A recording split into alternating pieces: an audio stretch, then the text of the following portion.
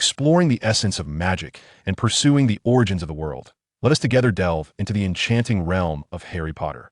Chapter 1. Which child does not yearn to be a student at Hogwarts? As the morning bells chimed 7 times, sunlight streamed through the window, illuminating the room, where young John, an 11-year-old boy, reluctantly opened his eyes and emerged from the warmth of his bed. If he lingered any longer, his mother's voice would likely echo through the entire street. How can a growing child thrive without ample sleep? Especially on a weekend morning, John mumbled while brushing his teeth. Parents never consider the feelings of their children. This rule evidently applies universally. At 11 years of age, John Smith was born in Greenwich, a town in southeast London renowned for its meridian, which is now transformed into a tourist destination following the relocation of the observatory. The Smith family had resided here for generations, and if there were indeed something that set them apart, it was a particular aspect that profoundly impacted John's worldview. His biological mother, Lynn Smith, the matriarch of the Smith household, was a witch. It was based on her statements that John firmly concluded he had truly entered the magical world crafted by J.K. Rowling. John Smith, originally named John, was a reincarnated soul. As a successor of socialism raised in the 21st century, he had diligently studied under the strict guidance of his parents. Though his talents were not exceptional, he believed that hard work would yield rewards. Just a month before his untimely demise, he received an acceptance letter for graduate studies from a university, much to his parents' delight, which led them to loosen their constraints on him, even permitting him to travel to England with friends. Then, misfortune struck, and he met his end in a car accident abroad. The Harry Potter series, being the most successful literary work set in a magical world, was something he could not overlook. Yet, this should not have been the impetus for his transfiguration into the magical realm. Of course, the die was cast. Lamentation would never resolve the predicament. At least, before his departure, he had secured an insurance policy benefiting his parents, and with a younger brother at home, he need not worry about their twilight years. Thus, after undergoing a series of worldview reconstructions during his infancy, John ultimately embraced this reality. He had been reborn as the child of a witch, and was on the brink of becoming a young wizard. "John, what are you doing? Come down now." His mother's voice pierced through his thoughts, prompting John to hastily rinse his mouth and don his shirt before descending the stairs. Mr. Love Smith was seated at the dining table on the first floor, enjoying his breakfast while perusing the newspaper, a stark contrast to his wife, a witch, as he was an unequivocally ordinary man, a sociology professor at Greenwich University. Mr. Smith, who has already attained status and wealth, exhibited a considerable degree of interest in the fact that his wife was a witch. He even entertained the notion of venturing into the world of sorcery. But alas, Mrs. Smith consistently thwarted such endeavors. "Father, has my letter not yet arrived?" "Oh, I apologize, dear.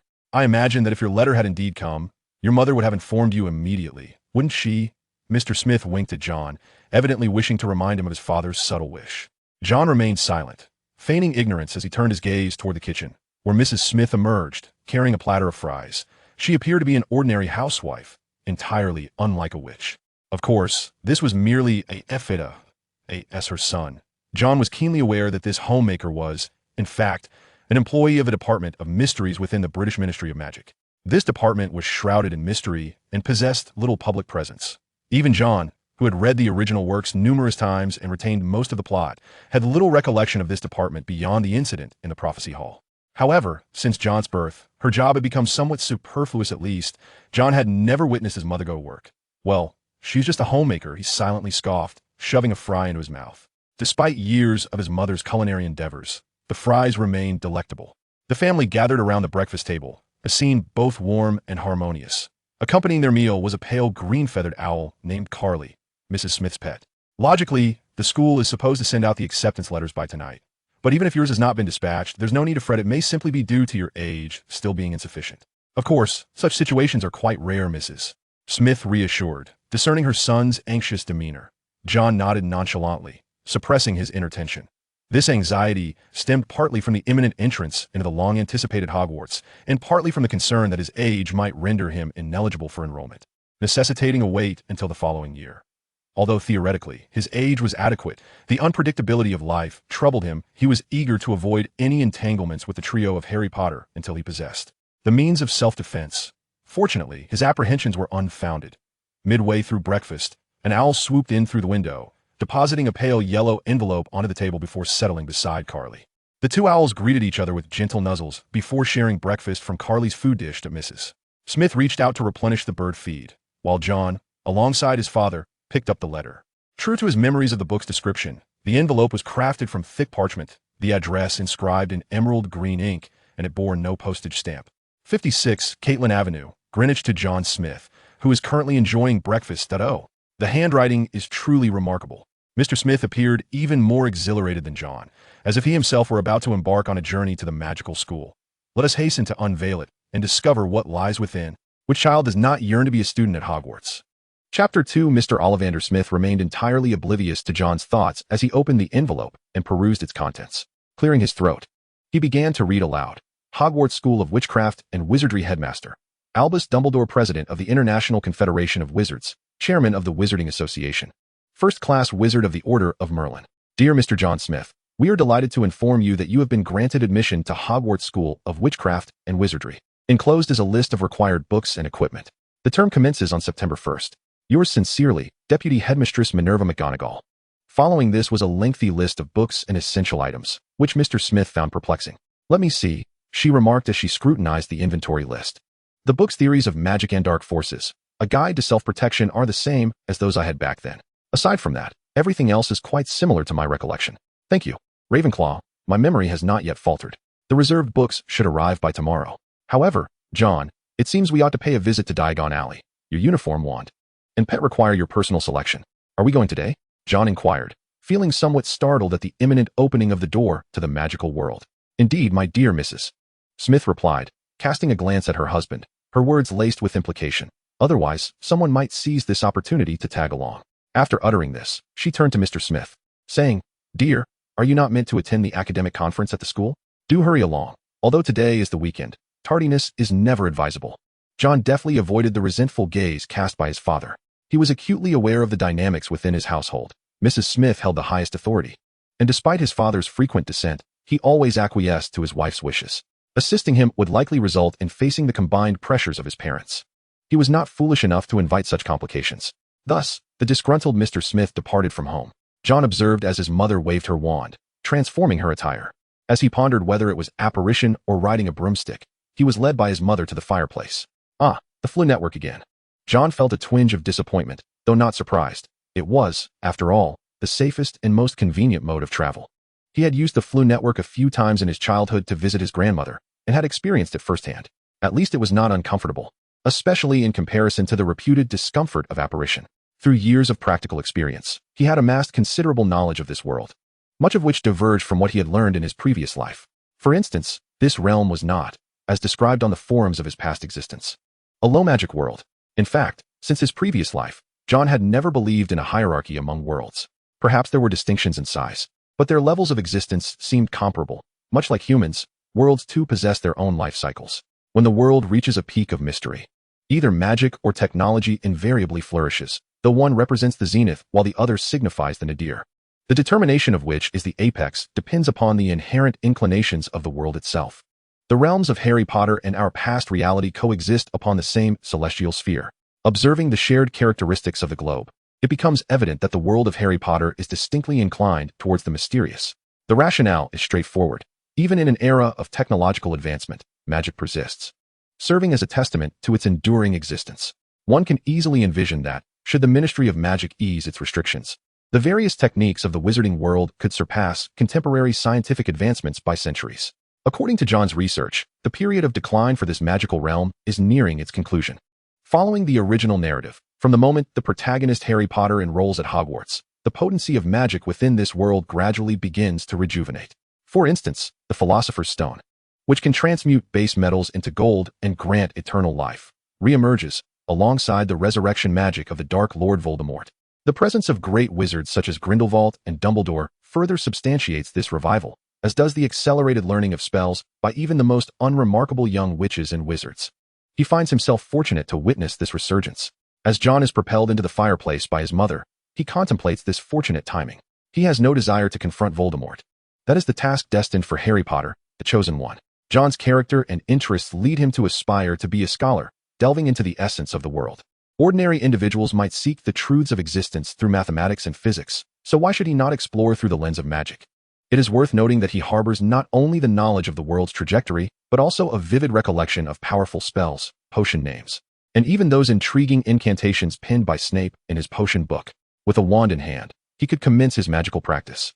He, John, is destined to become a grand sorcerer and a world-renowned scholar of magic. Meanwhile, a slight distraction arises as a lady named Mrs. Smith converses amicably with a witch shopkeeper nearby, seemingly oblivious to the fact that her son has not followed her. Perhaps it is the overwhelming safety of Diagon Alley that breeds such confidence. John pouts slightly, glancing at the departing figure of the elderly witch, before making his way to Mrs. Smith's side. "Oh, is this little John?" exclaims the witch shopkeeper. "What a handsome young lad." John smiles in acknowledgement, albeit feeling somewhat uneasy under her enthusiastic praise. Indeed, he has inherited his parents' good looks, but he is not particularly fond of being scrutinized. He anticipates that once he enters Hogwarts, surrounded by many attractive peers, he can maintain a low profile and likely evade excessive attention. Fortunately, Mrs. Smith soon notices his discomfort, offers a brief farewell to her witch friend, and leads John into the heart of Diagon Alley. Mrs. Smith had already pre-ordered the textbooks and other essentials for him. Due to the existence of owls, the delivery service in the Wizarding World was decades ahead of the mundane realm. Generally, only wizards from Muggle families would personally come to purchase their textbooks. However, clothing and wands still required a personal visit. After taking his measurements at Madame Morgan's robe shop, the mother and son proceeded to the wand shop. The only wand shop in Diagon Alley was not as dilapidated and cramped as described in the original text. In fact, a young witch was employed there. John's gaze fell upon the sign at the entrance, adorned with a familiar string of English. Ollivander, makers of fine wands since 382 B.C. Chapter 3, an invitation from Annie. John followed his mother into the wand shop, where a mother and daughter were exiting, evidently also selecting a wand for school. Mrs. Smith and the witch exchanged nods, despite their unfamiliarity. The young witch attending to them led Mrs. Smith to a bench on the side to wait, then guided John to a space partitioned by a curtain at the back of the hall. The renowned wand maker, Mr. Ollivander, was perched on a ladder, organizing wands. The attending witch softly instructed John to wait a moment before stepping out. John quietly observed the slender Mr. Ollivander floating about on the ladder, taking in the walls formed by tightly stacked, narrow cardboard boxes. Suddenly, he recalled a description from the original text. He whispered it aloud. The dust and silence here seemed to harbor a mysterious magic. Indeed, John mused that he could hardly conceive such a direct yet poetic description, but that did not hinder him from remembering the words from the book. Oh, what a novel expression. Mr. Ollivander had somehow descended from the ladder and approached John, greeting him with, "Good afternoon."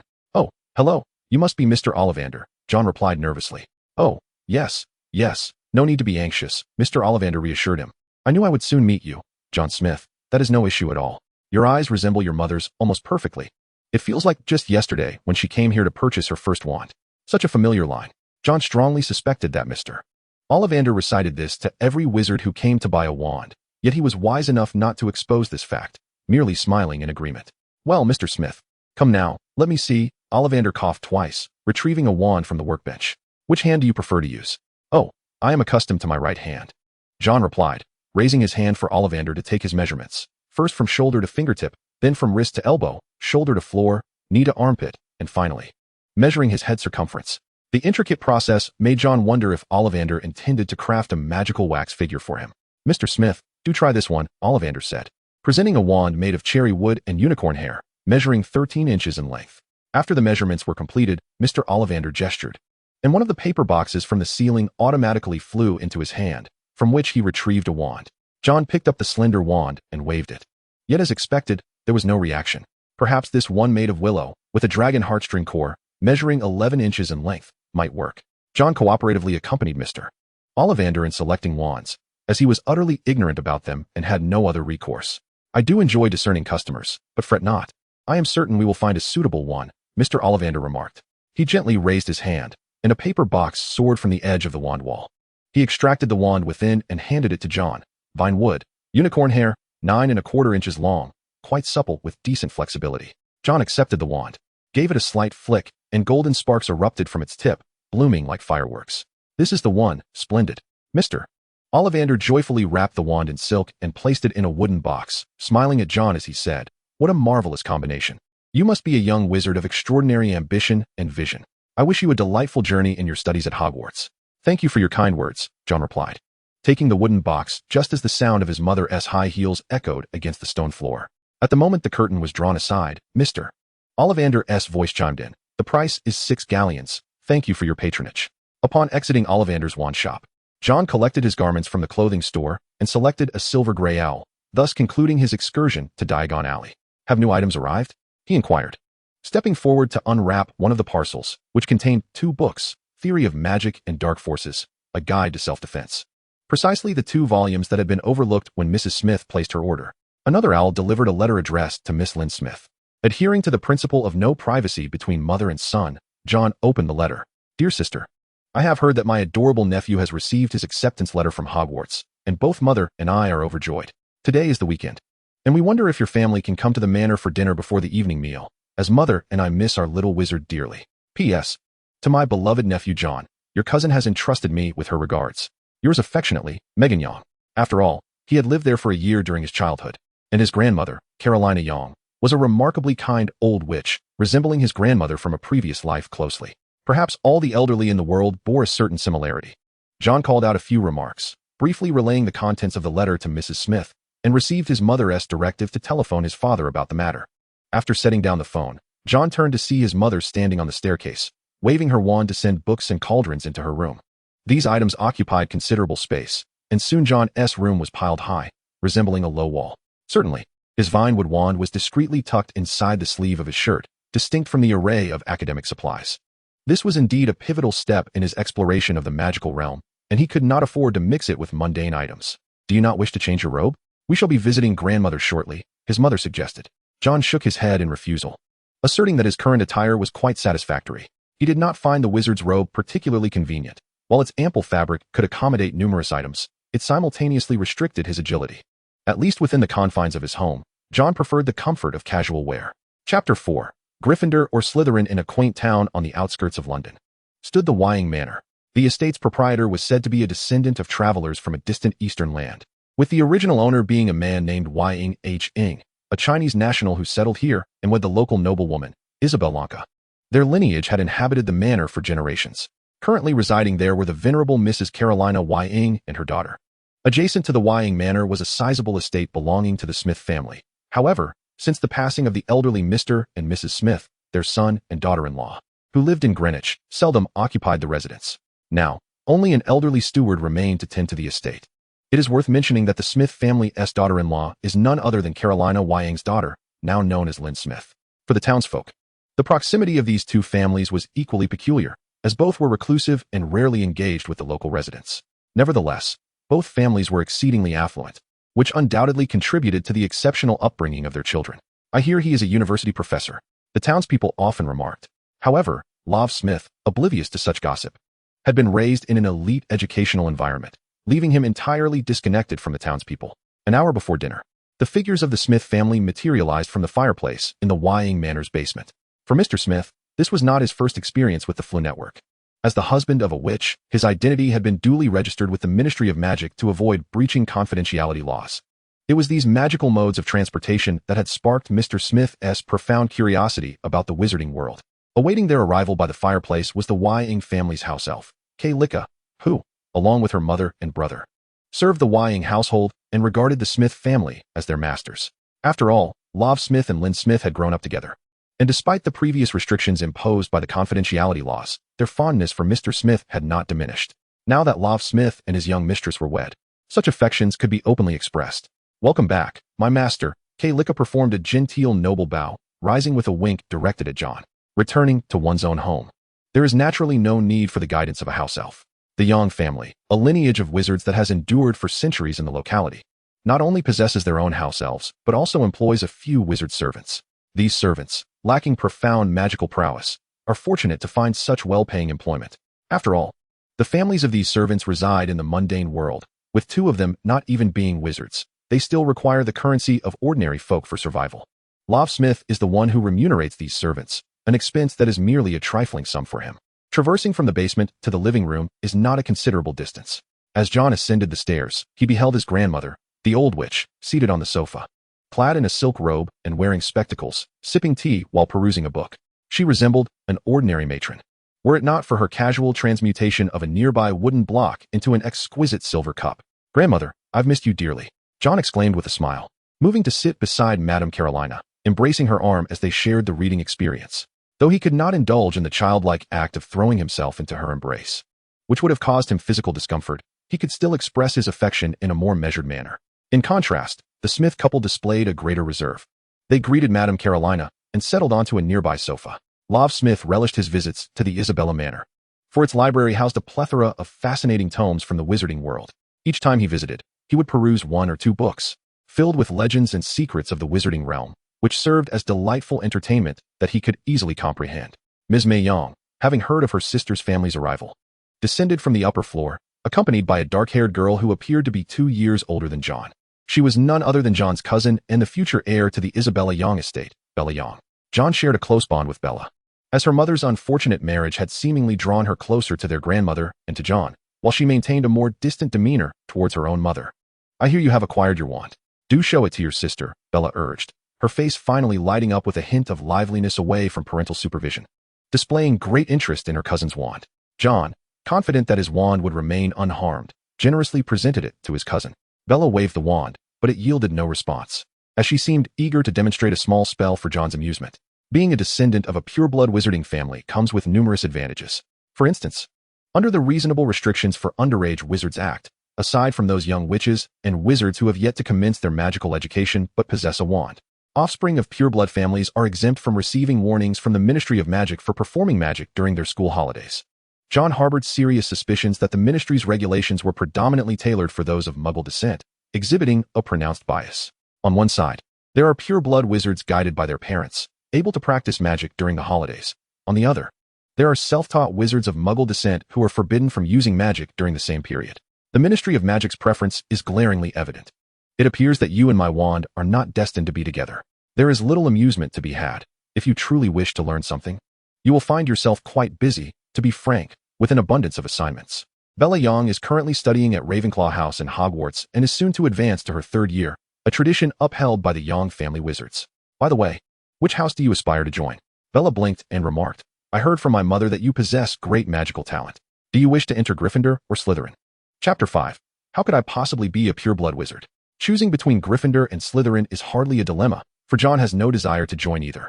Each house indeed possesses its own merits. Choosing Gryffindor would undoubtedly garner the favor of Dumbledore and the various advantages brought by the future enrollment of the savior, Harry Potter. Conversely, should he opt for Slytherin, John is confident he could quickly integrate into the circles of pure-blood wizards and thrive within them. Yet, neither house has ever crossed John's mind. The reasoning is simple. First, he wishes to avoid disrupting the established narrative. Dumbledore, the headmaster of Gryffindor, and Snape, the head of Slytherin, are both masters of legilimency. By not joining either house, the likelihood of confronting these two masters diminishes significantly. However, this would only draw more attention to him. Snape, being a master potion maker, is not someone John wishes to experiment with regarding the Veritaserum concocted by the Half-Blood Prince. Another reason for his reluctance to join either house is the difficulty of maintaining a neutral stance. Collective living fosters a peculiar sense of honor, and those immersed within it are easily swayed by the pronounced emotions of rivalry. John does not consider himself emotionally resilient. Once infected by such collective sentiments, he is likely to exploit his foresight of future events and other information to gain an advantage, thereby disrupting the original storyline, which would be far from ideal. He harbors no interest in engaging with Death Eaters or even uttering the name of the one who must not be named. It is absurd, having finally become a wizard. Why should he not devote himself to studying the enhancement of magical powers, pursuing longevity, and enjoying a splendid life instead of fixating on world domination? I wish to join Ravenclaw or Hufflepuff. Silence ensued. John detected a pause in his cousin's speech, likely contemplating a term like incompetent, but refrained from articulating it so bluntly due to his presence. John remains indifferent to the disdain subtly woven into his cousin's words. Such is the reality of Hogwarts. Hufflepuff House seems to accept all students overlooked by the other 3 houses, appearing much like a repository for the discarded. However, it is precisely this aspect of the academy that John cherishes. He welcomes all students overlooked by other institutions, providing these ordinary individuals with an opportunity to learn. This compassionate approach evokes memories of certain tales from his past life. Never mind, the Sorting Hat will ultimately make the decision. Your opinions hold little significance. Bella completely relinquished the topic, only to suddenly recall another matter, a smile gracing her features. I have heard that grandmother has a gift for you. A token to celebrate your emergence as a young wizard. Really? What kind of gift? John feigned great interest, for he could vaguely surmise the nature of the gift he might receive, yet indulging his cousin to elicit her happiness seemed far more important. After all, the unexpected decision he had just made appeared to have dimmed his cousin's spirit somewhat. I'm not sure, but it must be something precious. I overheard my mother and grandmother mentioning words like ancient and heritage. Bella expressed a tinge of regret for not providing an explanation to her cousin. Though this feeling quickly dissipated as she continued, "The answer will be revealed at dinner tonight. I wager that aunt and grandmother are surely discussing it as we speak. Then let us proceed to the dining hall and wait. I happen to be a bit parched." John proposed a sensible suggestion, which Bella readily endorsed. Upon their arrival at the dining hall, they found a long table already adorned with an array of delectable dishes. "Oh, Miss Bella, Master John.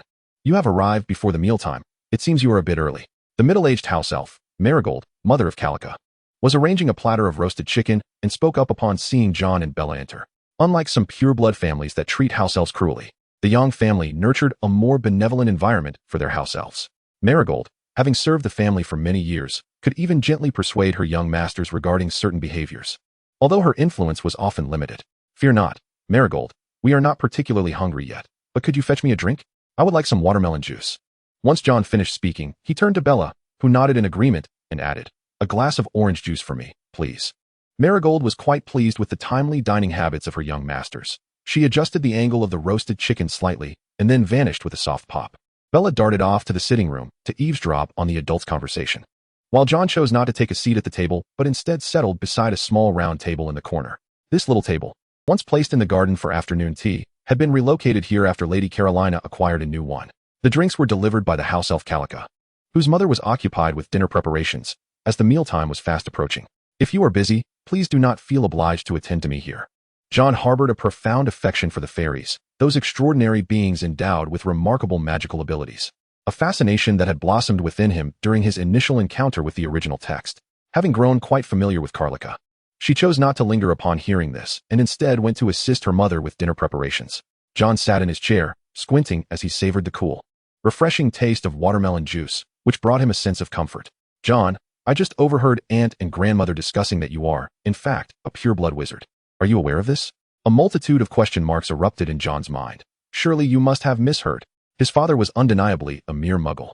How could he possibly be a pure-blood wizard? What a farce. Chapter 6. In the name of preserving the family bloodline. John approached the dining table burdened with immense uncertainty. His restlessness palpable. He felt a twinge of fear that his father might be a diminutive green creature, but equally, he dreaded the notion of having a father hailing from a pure-blood lineage. Or perhaps he was adopted? Oh heavens! John's mind raced as he endeavored to identify which of the sacred 28 families could possibly align with his unique characteristics, alongside another pressing concern. To his recollection, aside from his grandmother's sparsely populated pure-blood family, hardly any pure-blood families at Hogwarts were not inextricably linked to Slytherin, save for the Weasley family. He certainly could not be a member of the Weasley clan, for his hair was undeniably black. Heaven bear witness.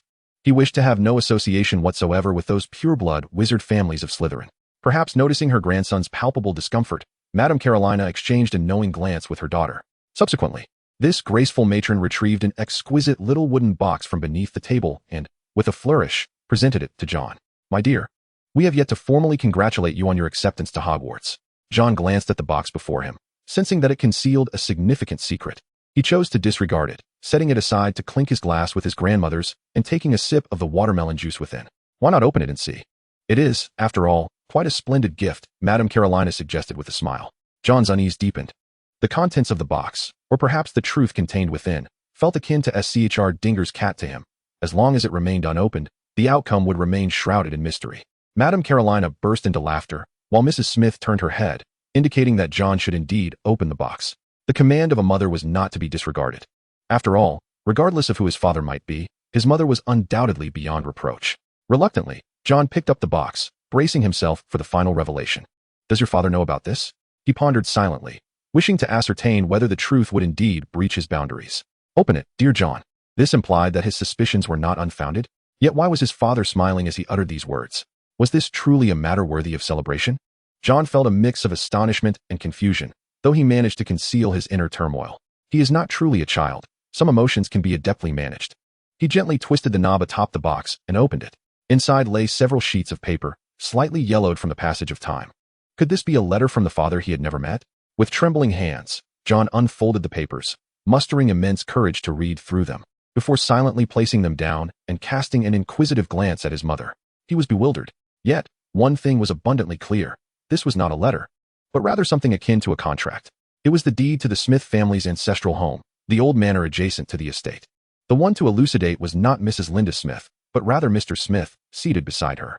His tone was elevated, clearly brimming with excitement.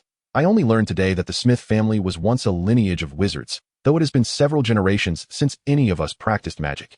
But John, my proud son, you have inherited the wizarding blood of the Smith family and are now a budding young wizard.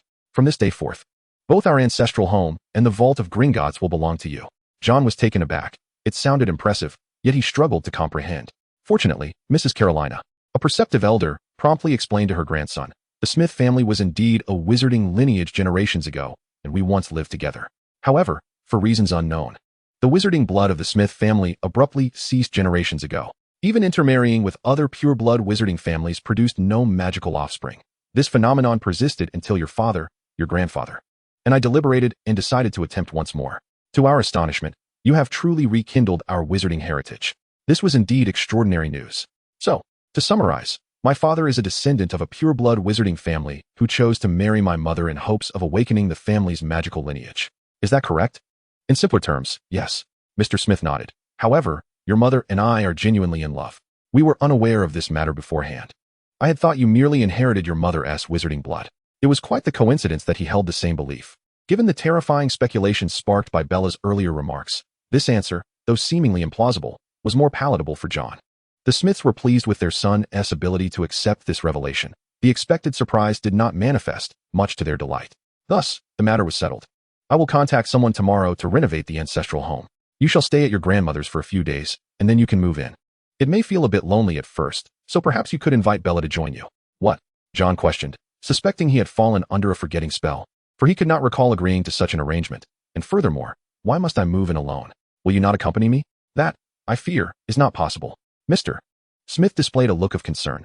You see, both your parents are employed, and residing in Greenwich is more convenient. Furthermore, living alone here is quite agreeable. I have heard your mother mention that residing here allows you the liberty to practice magic freely, without the Ministry of Magic sending you warning letters. Indeed, I am aware of that. John expressed suspicion that his father was not entirely truthful, and inquired, but Mother's job doesn't require her to go to work? Surely she could stay here with me. Rest assured, John, spoke Aunt May, who had remained silent until now. This middle-aged witch gently reassured him. I will take good care of you. Your family has finally reawakened its wizarding lineage, and I believe your parents ought to consider having a few more siblings for you. Chapter 7. The Grand House and the Little Elf. John did not perceive the notion of having more children as a spur-of-the-moment decision, yet he was merely an 11-year-old child. What could he truly decide? Observing the hopeful expressions on his parents' faces, John ultimately succumbed to the gentle gazes of his aunt and grandmother, as well as Bella's curious stare, and acquiesced to the request. After all, the population in England was relatively sparse, and to prevent the wizarding bloodline from vanishing entirely, procreation was indeed a significant matter, which he understood. As for his own living arrangements, he could stay at his grandmother's house, which was quite nearby. However, when school starts, you will come to see me off, right? Oh, of course, Mr. Smith nodded vigorously. We will accompany you and Bella to the station. After all, he was eager to witness what platform 9 3/4 was like. John nodded, aware that non-wizarding parents might not be permitted onto the platform, but theoretically, his father could be considered a silent observer. There were indeed discrepancies between this world and the original narrative. Much like the shops in Diagon Alley not being as dilapidated as described in the books, Bella was the most delighted, as her usual holidays were spent alone in the manor, devoid of any other wizarding families to keep her company. Now, having a cousin to accompany her, and knowing he would be by her side continuously, filled her with immense joy. Yet, John was not particularly inclined to entertain Bella. Playing with a girl in the throes of adolescence would surely be perilous for him. My dear sister, if you truly find yourself in need of amusement, why not discuss some matters regarding magical studies with me? Additionally, do enlighten me about Hogwarts. I am certain we have much to converse about in this regard. His mind was brimming with an entire compendium of Harry Potter spells. However, even practicing magic did not appeal to him today. After utilizing the Flu Network several times and wandering through Diagon Alley for the better part of the day, his youthful body was rather fatigued. Very well, you should rest. Bella acknowledged John's evident fatigue and reluctantly relinquished her plans for entertainment that evening. Then tomorrow, I shall teach you 2 simple spells, agreed? Mr. Smith was swift in his actions. Upon John's awakening the next day, he was greeted by the rumbling sound of machinery outside. What could possibly be happening out there? He donned his attire and made his way to the corridor, where Bella was perched by the window, observing the house across the street that was undergoing renovations. With the waning of the wizarding bloodline, the magical barriers of the Smith family estate had long since dissipated, leaving behind a mere ordinary manor devoid of its former magical energy. Given that the old residence was no longer suitable for habitation, it was only natural that it should be refurbished. This led John to ponder another concern. Without a steward, was he to inhabit such a vast estate all alone? Not quite, for his grandmother had arranged a rather substantial gift, though it could hardly be deemed a mere present. Bella's voice carried a tinge of envy as she remarked, "A portion of your family's inheritance lies with grandmother, but she has spent it on acquiring some rather precious materials. Thus, she has procured a house elf for you, effectively serving as your steward." A house elf? What an extravagant gift. John was skeptical that the inheritance was the true motivation. After all, a declining wizarding family with a diluted bloodline had only a modest amount of wealth left in their coffers. It was likely that his grandmother, feeling affection for her little grandson, had invested a considerable sum on the house elf. John was unaware of the actual value of a house elf, but considering the Weasley family, one of the Sacred 28, had never possessed one, it was undoubtedly a costly acquisition. Is this what it feels like to be wealthy? Suddenly inheriting a manor and a vault, with a grandmother who was a well-to-do matriarch, John Smith, an upcoming pure-blood wizard about to attend Hogwarts, felt an overwhelming sense of satisfaction. By the way, did Aunt mention how long the renovations would take? John was eager to move into his ancestral home and meet his new house elf. It should take about 3 to 4 days. Also, Uncle mentioned that if you have any ideas regarding the house's decor, you can discuss them with my mother, and the workers will assist you, Bella replied. John nodded and turned to descend the stairs in search of his aunt. Hey, don't forget we're playing together this afternoon. His mind was awash with thoughts about the house's design. In his previous life, he had been unable to afford a grand residence. Yet he had perused many design ideas. Adequate lighting was essential. He detested a dim atmosphere. A poorly lit room struck him as detrimental to one's vision. Just look at Dumbledore, who was also prone to myopia. He also envisioned replicating the magical practice room from the Room of Requirement, creating a similar space for spell work. The library for research and storage of books was equally important. He had not forgotten his aspiration to become a scholarly magician. He anticipated that acquiring books would entail significant expenses, so perhaps second-hand volumes would be prudent. Who knows? He might even stumble upon something extraordinary, akin to the Half-Blood Prince. With these thoughts swirling in his mind, John shared his ideas with his aunt. Mei-Yong was not particularly surprised by her nephew's imaginative notions. He had always been prone to articulating thoughts beyond his years since childhood, which was hardly unexpected. Moreover, the owner of this residence is John, and any renovations must align with his vision. However, the practice room you desire may take a bit longer to materialize, as such a chamber requires magical reinforcement. Once the Muggle workers have completed their tasks, Auntie will summon some wizards to enchant the house for you. John concurred with this. As most wizarding homes necessitate protective charms, such as Muggle-repelling spells, which he had read about in the original text, it would be best to expedite the completion. I wish to preview the magical lessons of the first year before the school term begins. John appropriately expressed his anticipation for magic and school, which delighted Mei-Yong even further.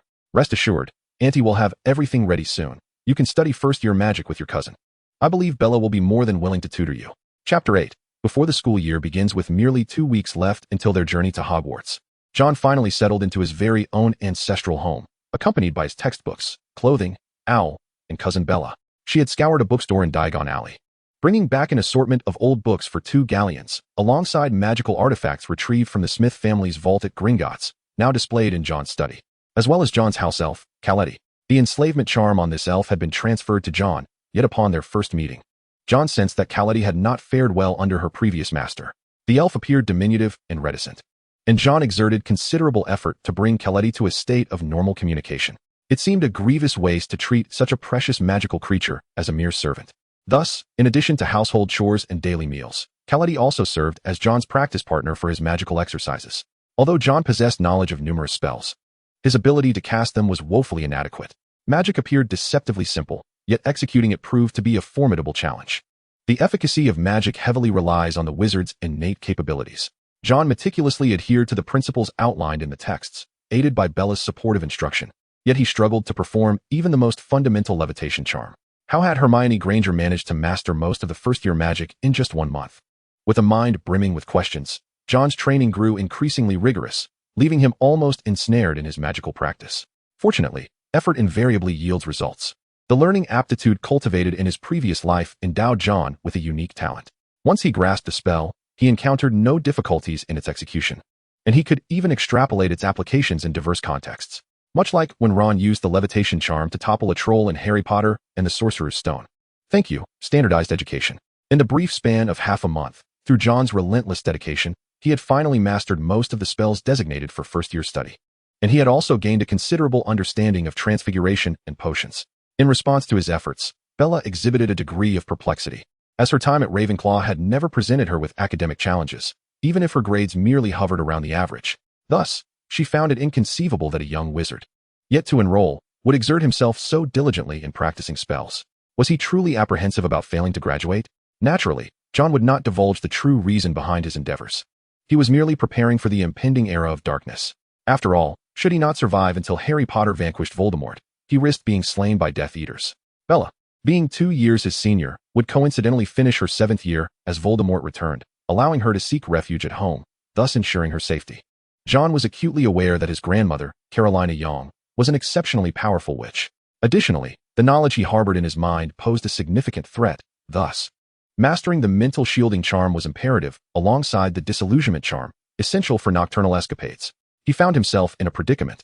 His pen halted on the paper, leaving a blot of ink as he attempted to organize his chaotic thoughts, ultimately tearing the soiled page from his notebook and discarding it in the wastebasket. His study was protected by enchantments, making it exceedingly difficult for anyone other than him and the house elf, Clyde, to enter. This was also a precaution against Bella discovering certain spellbooks, all of which pertained to the unforgivable curses. When Clyde tidied up the refuse, he would magically obliterate the trash to prevent any of John's writings from being uncovered, even if they were inscribed in simplified Chinese. In John's view, entering Hogwarts at this juncture was not particularly advantageous. After all, his knowledge of first-year students was limited, with the most notable being the Asian girl, Qiu Zhang, who was romantically involved with Harry Potter. Therefore, he needed to navigate interactions with his classmates cautiously to avoid revealing anything inadvertently. Thus, an image of a reclusive, eccentric young wizard, fond of peculiar tomes and possessing mediocre grades, materialized in John's mind. Was this not the very essence of the witch he had been in a past life? With a silent sigh, John stuffed his notebook into a small suitcase. This suitcase had been enhanced with spatial expansion and weight reduction charms, accommodating all the necessities for school and a few practical outfits, making it quite manageable and sparing him the hassle of lugging a large trunk to school. Bella possessed a similar suitcase, while John's had once belonged to his mother during her youth, proving both durable and timeless in design. The start of the school year was just a couple of days away, and despite the earlier vexations, John felt a flicker of anticipation. Setting aside those irksome matters, Hogwarts undoubtedly stood as a sanctuary for the study of magic.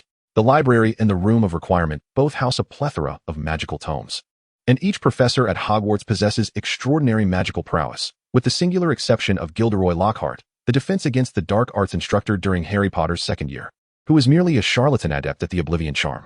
However, the success of such a fraud must surely stem from some exceptional quality. For John indeed sought knowledge from this professor regarding the intricacies of the Oblivion charm. The magic pertaining to memory is profoundly intricate, making self-study rather arduous. Of course, that was a matter for 2 years hence. After meticulously recounting the items he intended to bring along, John stowed several treasured volumes and an old cauldron within a ring upon his finger, an heirloom from the Smith family vault. This ring operates similarly to the storage rings found in ancient Chinese novels, featuring a minuscule hidden compartment atop its silver surface.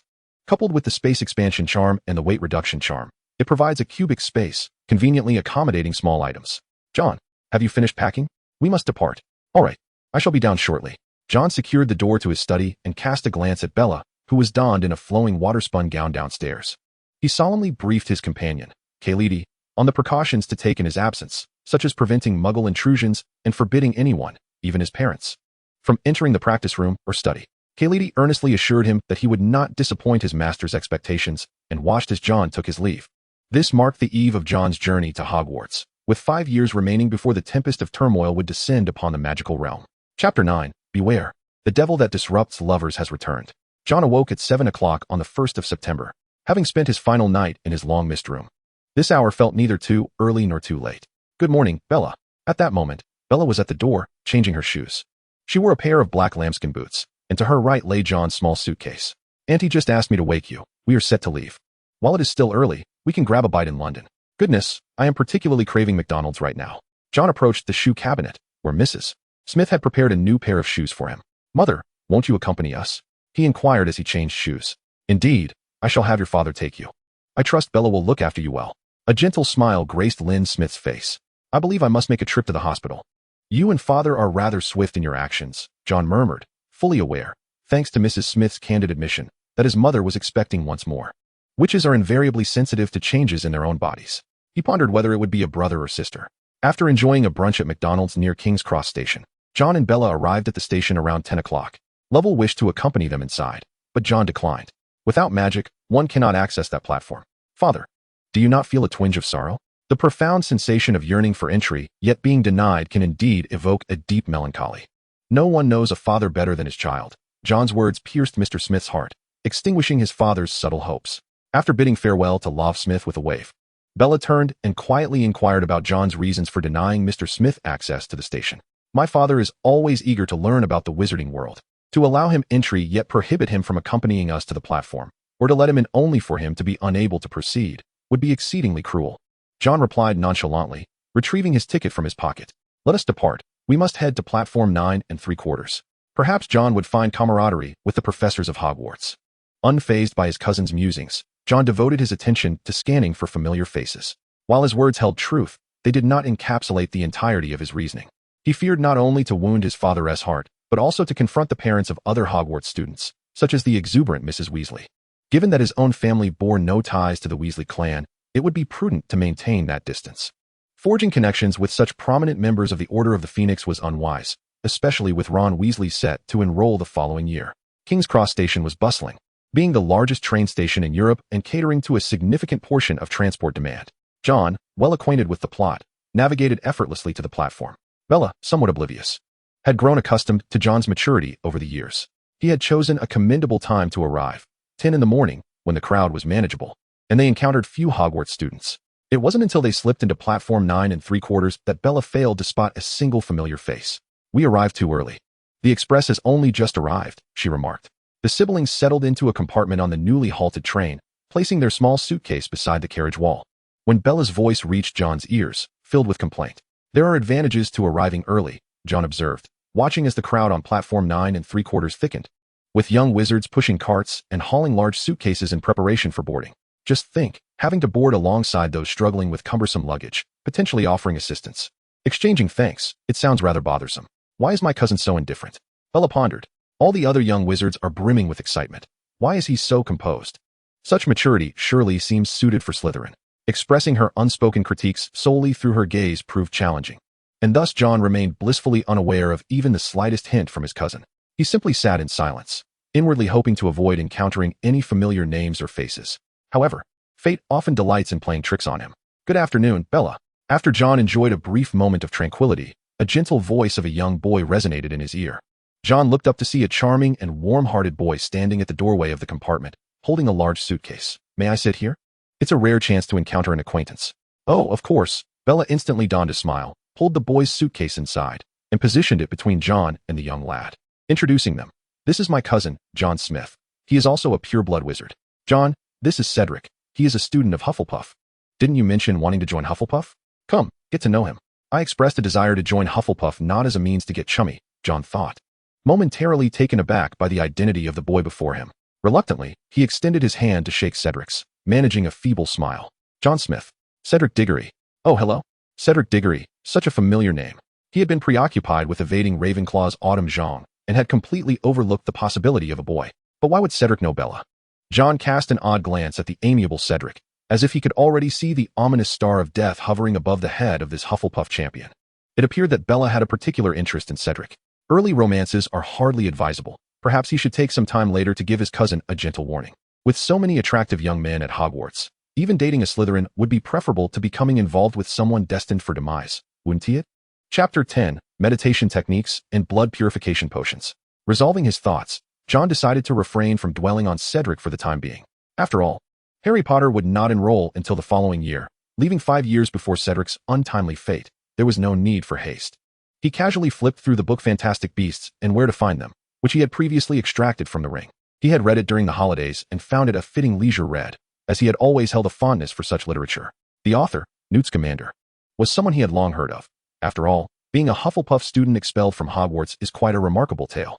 Casting a glance at the description of the basilisk, John quickly turned the page. The creature was featured in the Chamber of Secrets, and by that time, John was already in his 3rd year. No need to ponder that matter now. Cedric was quite intrigued by the first-year student flipping through Fantastic Beasts across from him. Yet he found himself engaged in delightful conversation with Bella, leaving him no opportunity to speak with John. Most troubling was the persistent feeling that the gaze of the first-year student held an inexplicable sympathy. Being subjected to such scrutiny was decidedly uncomfortable.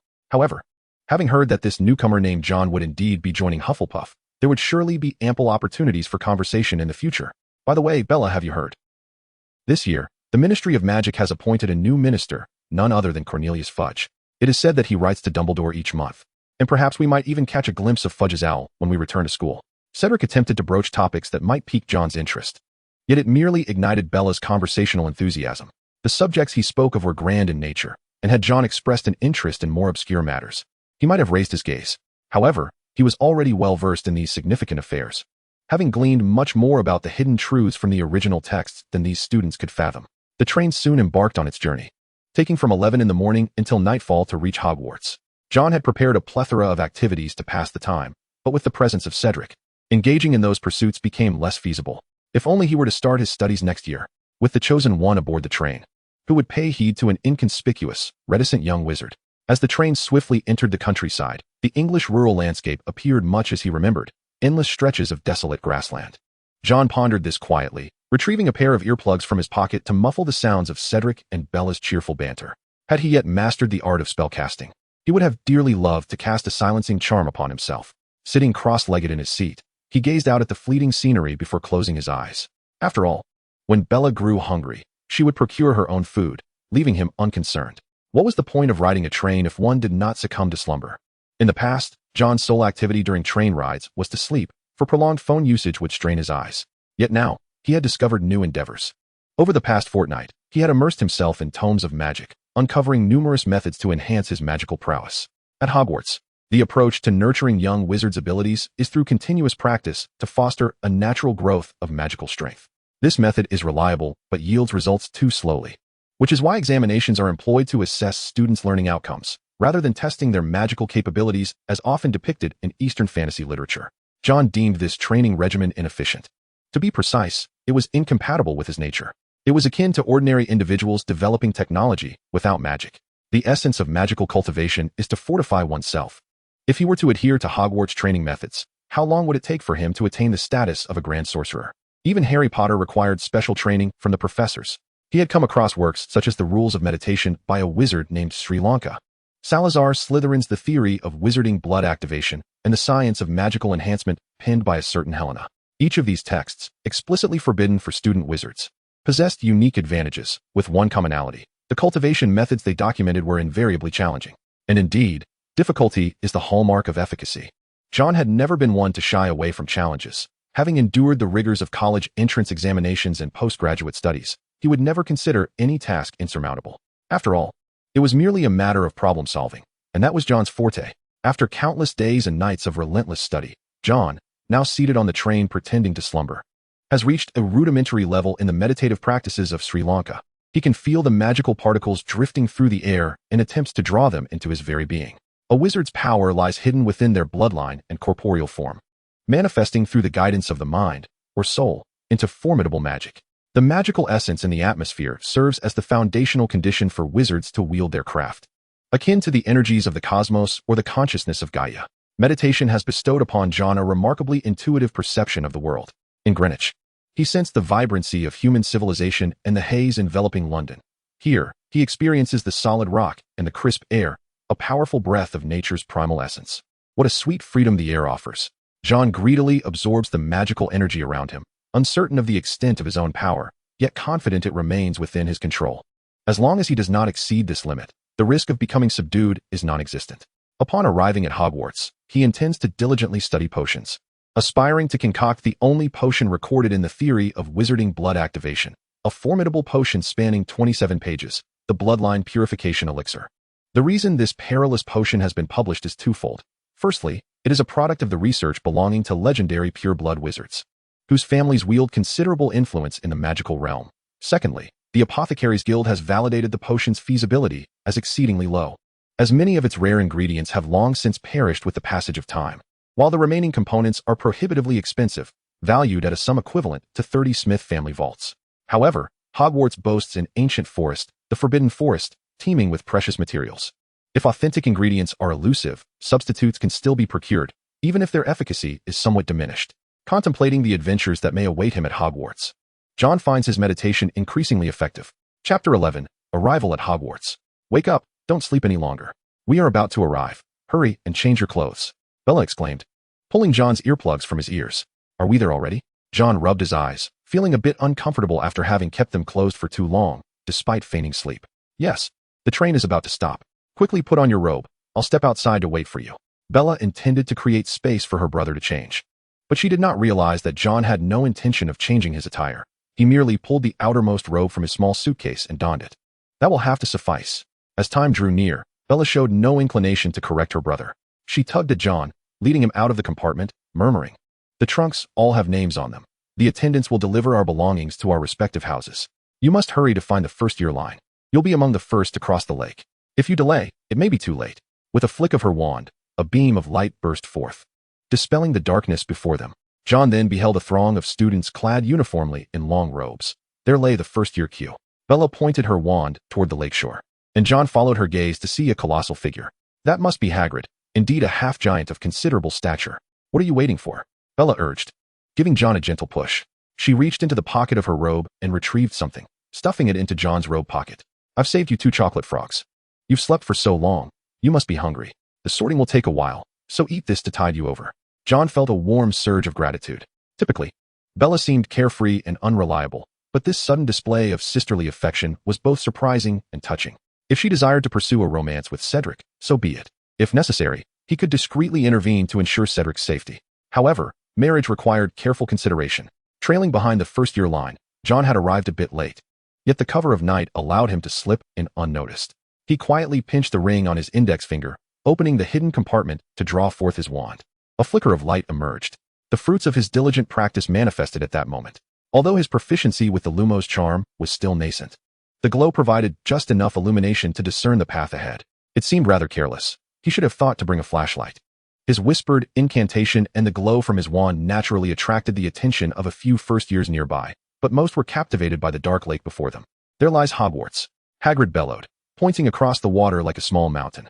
Upon the distant hillside stood a magnificent castle, its towers reaching high, with windows shimmering under the starlit sky. No more than 4 to a boat, Hagrid announced as John boarded one of the vessels, joining 2 unfamiliar boys. Is everyone aboard? Hagrid called, as he set off in his own boat. Very well, let us proceed.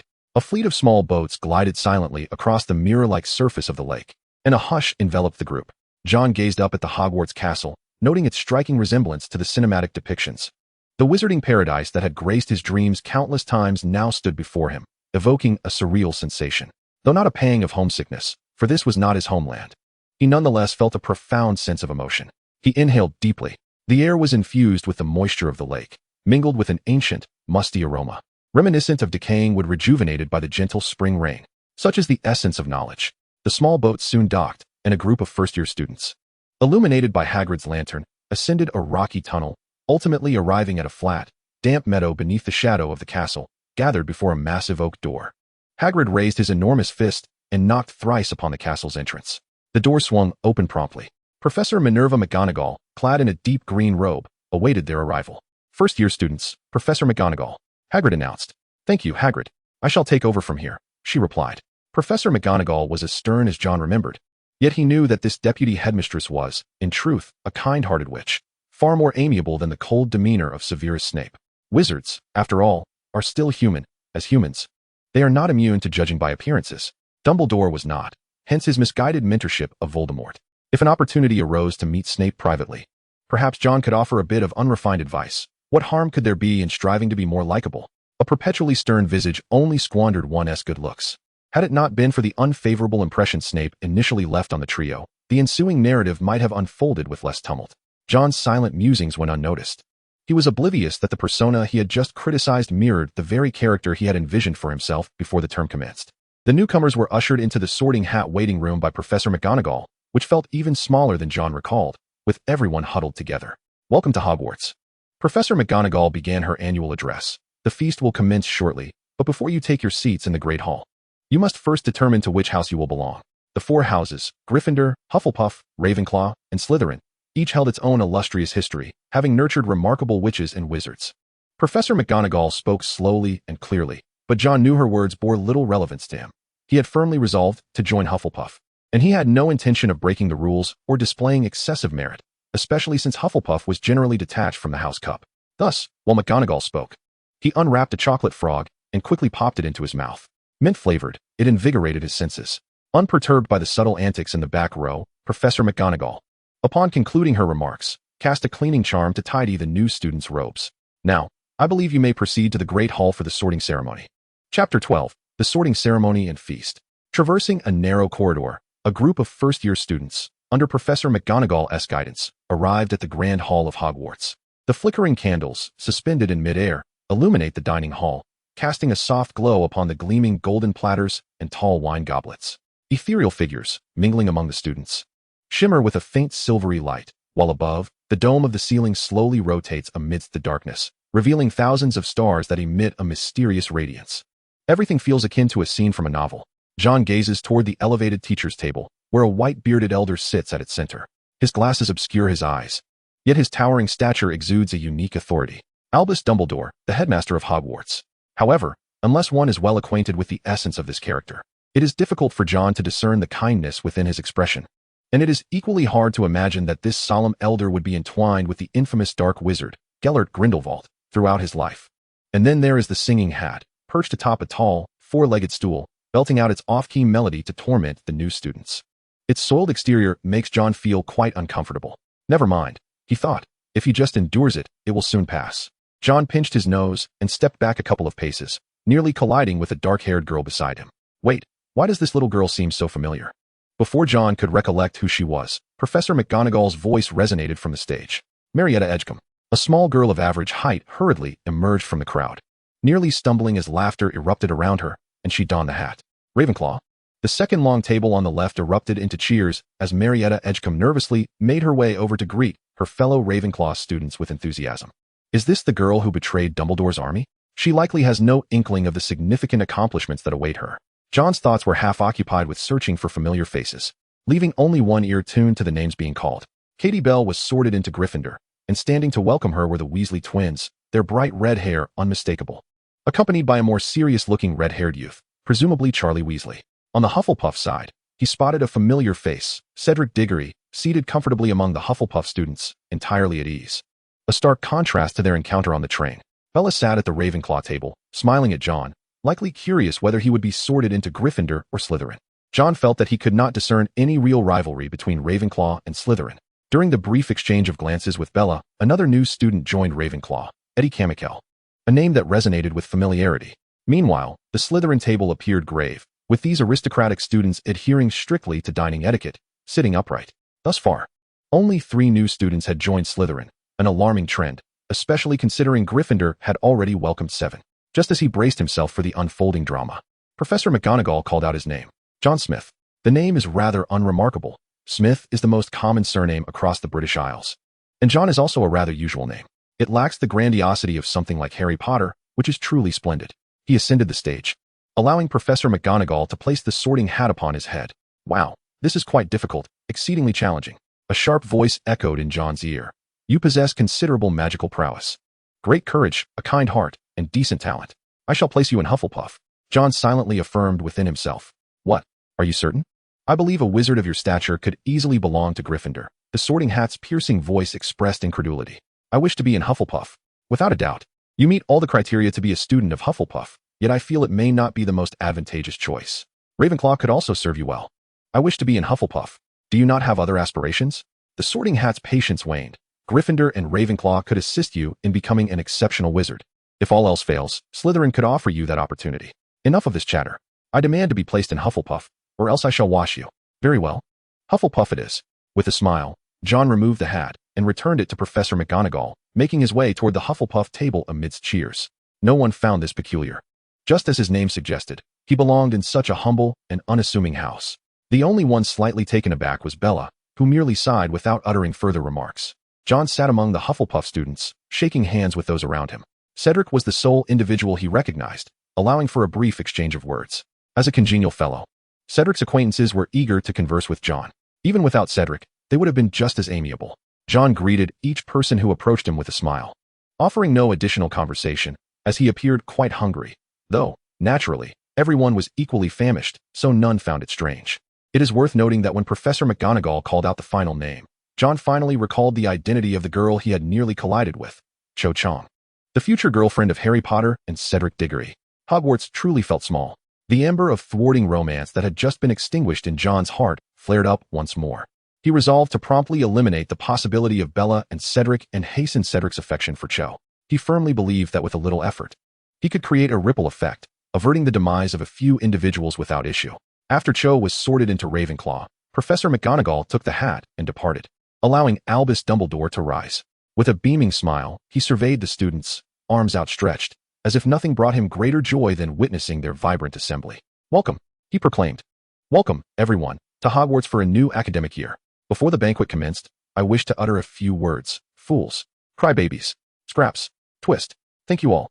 Upon finishing his declaration, the empty plates along the long table were suddenly filled with an abundance of food, and the hall was instantly alive with laughter and merriment. Perhaps this heralded a splendid beginning? John sliced a piece of pumpkin pie and placed it before him, indulging in the delightful feast. How wonderful. John smiled as he raised his watermelon juice to clink with Cedric's. Happy new academic year. Chapter 13, Hogwarts, a dreamlike interlude. The Hufflepuff common room was unremarkable. Save for its spaciousness, according to older students, it was twice the size of those of other houses. However, John could not fathom what merit lay in such pride. The Badgers' common room was situated in the basement, conveniently close to the kitchens, and not far from the entrance to the Slytherin common room. They say badgers are the natural foes of snakes, yet this seemed less than true in practice. Fear not, Slytherin. The badger shall never cower before the serpent. As John passed by the Slytherin contingent, he overheard the head of Hufflepuff remark, to which he could only offer a polite smile. While unafraid, it was primarily the young lions who engaged in skirmishes with snakes. Hufflepuff, in the original narrative, was scarcely present. Upon entering, he found himself in a circular chamber with a low ceiling, imbued with a faint, earthy aroma. The room was adorned with yellow drapes and furnished with numerous plush sofas and chairs. The passage to the dormitories resembled a series of barrel-like structures, 14 in total, flanking the fireplace, leading to the boys' and girls' dormitories. Above the fireplace hung a portrait of a smiling middle-aged witch, beneath which a silver plaque bore an inscription in elegant script: Helga Hufflepuff, 964-1032. One of the greatest witches in the history of British magic. I shall teach many and treat them all equally. John stood before the image of this legendary witch, her green eyes reminiscent of his own, evoking a sense of strange familiarity. It felt as though it had always been this way. How peculiar. John, are you not going to rest? Tomorrow is the weekend. I believe you could use a good night's sleep, Cedric's voice called from behind, causing John a moment of vexation. This kind-hearted fellow was admirable in many respects. Yet his inexplicable concern for others was quite irksome. Nevertheless, he could not assert that Cedric was mistaken, as the ancient Chinese proverb states. One should not strike a smiling face, and in the etiquette-conscious England, this was even more pertinent. Thank you. I believe I shall seek my dormitory now. John replied with a slight nod to the portrait, then turned to exchange a few words with Cedric before slipping into the wooden barrel to the left of the image. Meanwhile, within the common room, the portrait of Hufflepuff continued to smile gently, embodying the very essence of the house itself. The Hufflepuff student dormitories accommodated 4 individuals each. Yet each person enjoyed their own distinct space, separated by thick bed curtains and drapes, ensuring that everyone retained their privacy. The interior of the space resembled a quaint little tent, with beds reminiscent of the bunk beds from John's past life, albeit slightly lower. The table was positioned beside the bed rather than beneath it. Underneath the bed lay a row of storage cabinets, perfectly suited for stowing away belongings. The curtain at the entrance appeared to have been enchanted with a simple spell, significantly enhancing the privacy of this space, which John found quite satisfactory. A small trunk had been placed beside the table beneath the bed, and John opened it to arrange his textbooks, clothes, and cauldron within the storage cabinets. The modest space emanated an exquisite tranquility in the flickering candlelight. After tidying his belongings and placing his quill and pen in their respective spots, John disrobed and climbed into bed, looking forward to a restful sleep on the weekend. He stretched, momentarily blinded by the sunlight, feeling a touch disoriented. The next moment, realization struck him, and he quickly lowered his head to glance below. Lying on the lounge chair, he was fully dressed in a fitted robe, a copy of Introduction to Basic Spells in hand, seemingly having dozed off while reading.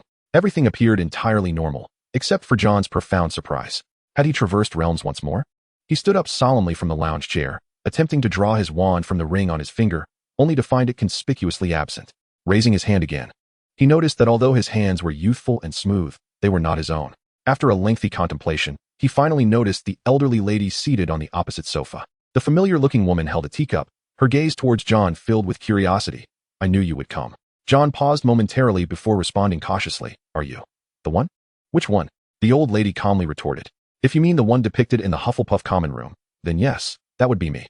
John's mind momentarily faltered as he awkwardly chuckled, realizing such laughter seemed impolite. So, you summoned me for? Oh, nothing much. It's been ages since I last saw my bloodline descendant. I thought it was time to lay my eyes upon you. Hufflepuff children often gravitate towards Ravenclaw and Gryffindor. Those innocent little souls even sold the family estate. You were the first to appear in Hufflepuff in nearly a century.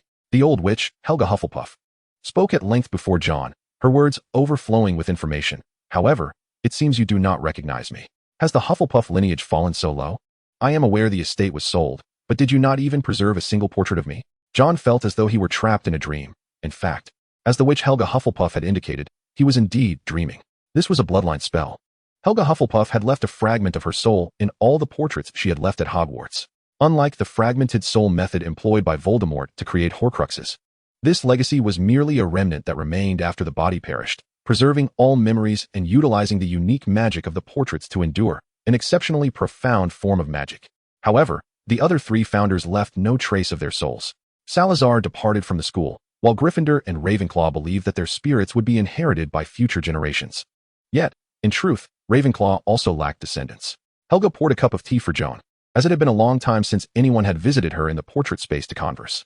This legendary which appeared somewhat loquacious. Joan demonstrated the qualities of an exemplary listener, quietly absorbing the elderly lady's words, akin to accompanying his grandmother, occasionally chuckling in agreement. He was quite adept at charming the old woman.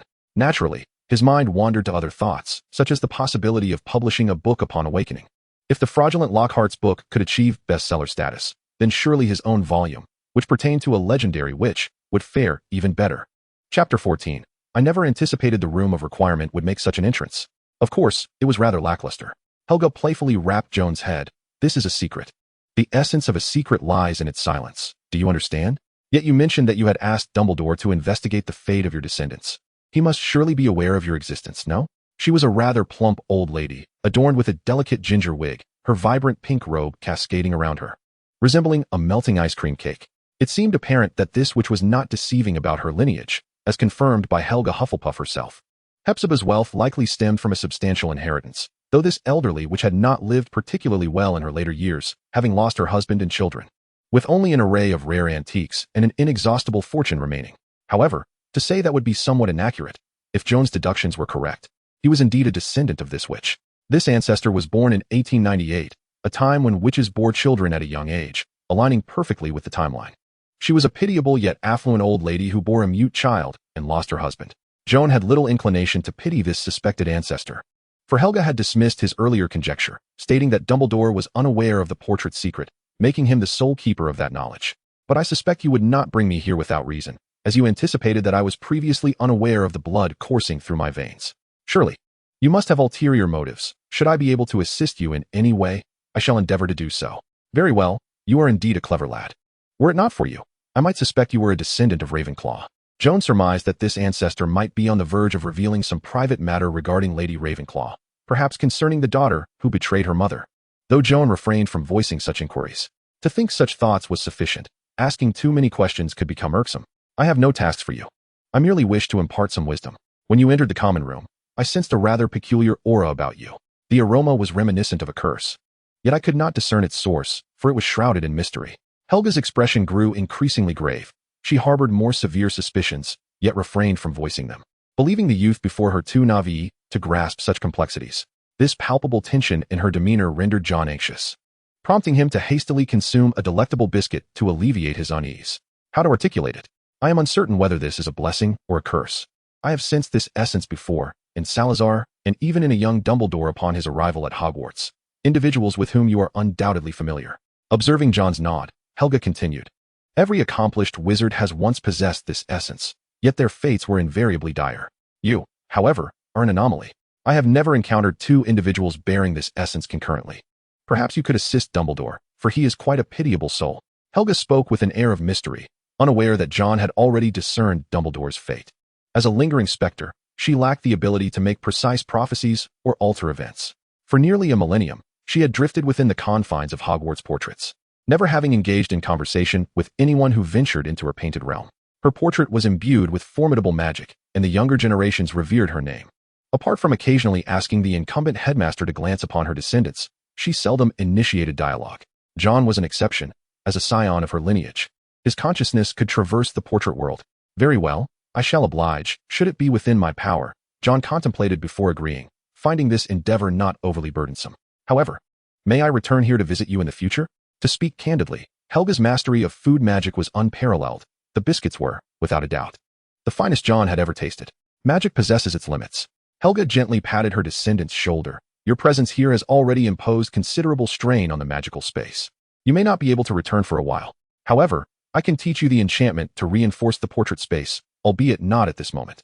John anticipated this response, but inquired further, might I take a portrait of you from Hogwarts? I possess an ancestral home, and perhaps then, we could converse freely.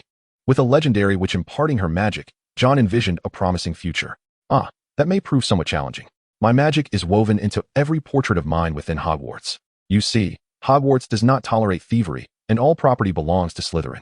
I suspect there is indeed one portrait that you could take with you. John's emotions ebbed and flowed like a roller coaster, and he soon heard Helga say, Ravenclaw has left behind a magical room for the school. This room possesses formidable transfiguration and spatial magic. A portrait of mine resides in her study, where originally the portraits of the four of us hung. However, due to certain events, only my portrait remains, still imbued with traces of magic. You may take that portrait with you. I will reveal the method to access the room shortly. But how will you manage to carry such a large portrait out? John smiled mysteriously. Well, I might just have a way. Chapter 15. A brand new version of the wish-granting room. John awoke from his slumber. He raised his wrist, and the luminescent hands of his watch indicated that it was well past 3 in the morning, approaching dawn. The mechanical watch on his wrist was a semi-magical item, enhanced with precision charms and anti-magnetic spells to shield it from the powerful magical field of Hogwarts that could disrupt this Muggle object. Of course, this watch contravened the prohibition of Muggle artifact misuse law. Yet, where in the world are there so many individuals seeking trouble? Those who enjoy stirring up issues, and those who are embroiled in them, are either loved or loathed. Coincidentally, neither sentiment pertained to John. Lying in bed, he found solace in the silence, the bed curtains muffling the breathing of others in the dormitory, rendering the small space exceptionally tranquil. He began to ponder. Having just dreamt of Hufflepuff, he still felt an air of unreality. If a deity truly existed, might this deity be laughing at him now? Could the divine enlighten him as to why? He had resolved to navigate his 7 years at school with honesty. Yet now he was told that Helga Hufflepuff was his ancestor, that he harbored an enigmatic, magical aura, destined for great accomplishments, only to meet an unfortunate end? Was this truly a fan's jest? The more John contemplated, the greater his headache became. He sensed an invisible hand orchestrating everything, leaving him to perform like a marionette, adhering to a predetermined sequence. However, it could merely be a dream, and there was no need for concern. He reassured himself, striving to calm his racing thoughts.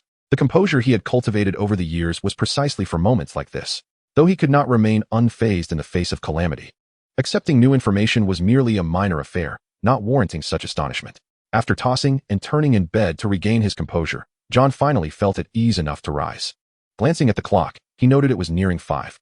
He retrieved some comfortable undergarments from his locker, designed for ease of movement, then donned his robe.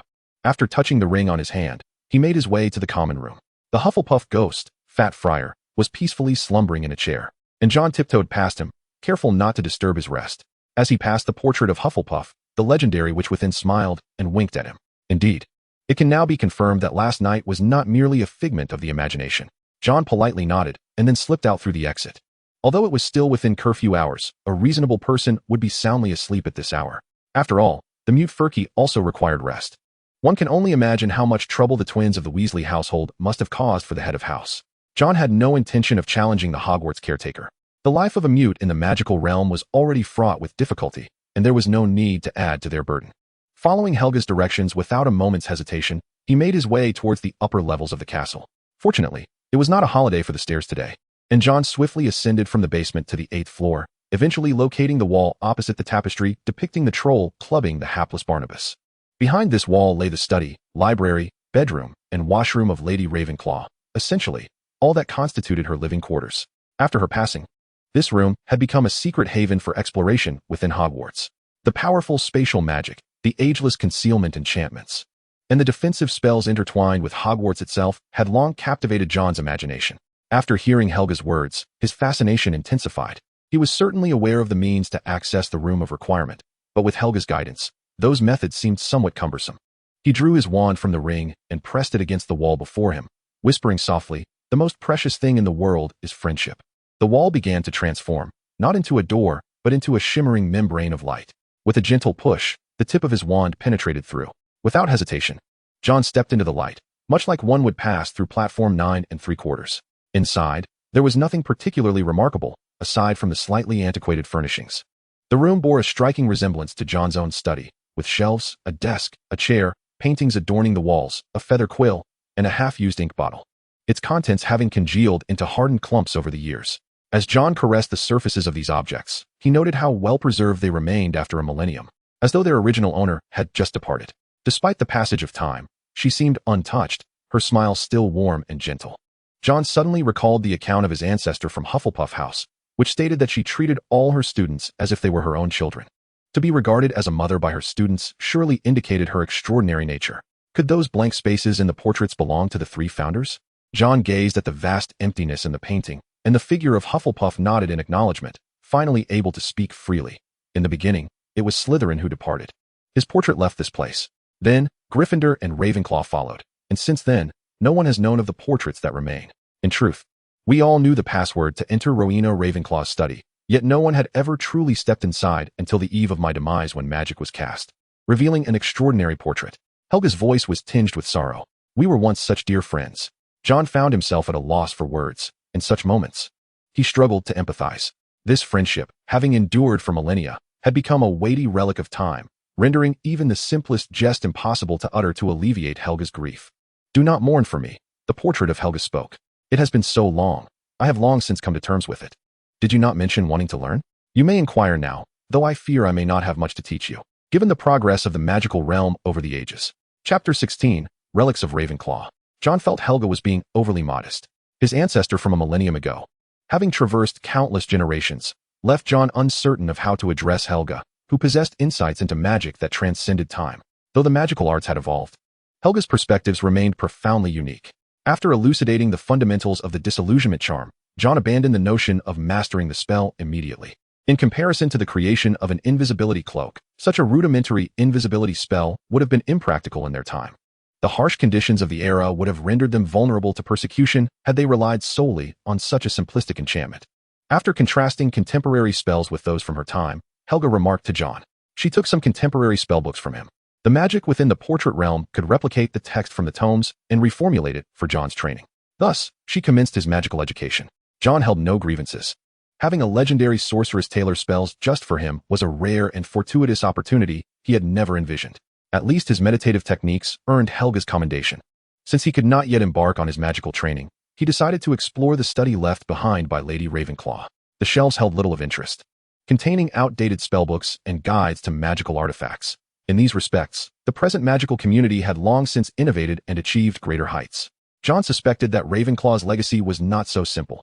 After all, the items utilized by such a legendary, which must be of remarkable quality. As he surveyed the room, his gaze settled upon Ravenclaw's desk. He sat in her chair and began to open the drawers on either side of the desk one by one. Locked. Having found nothing in the previous 3 drawers, John's spirits lifted.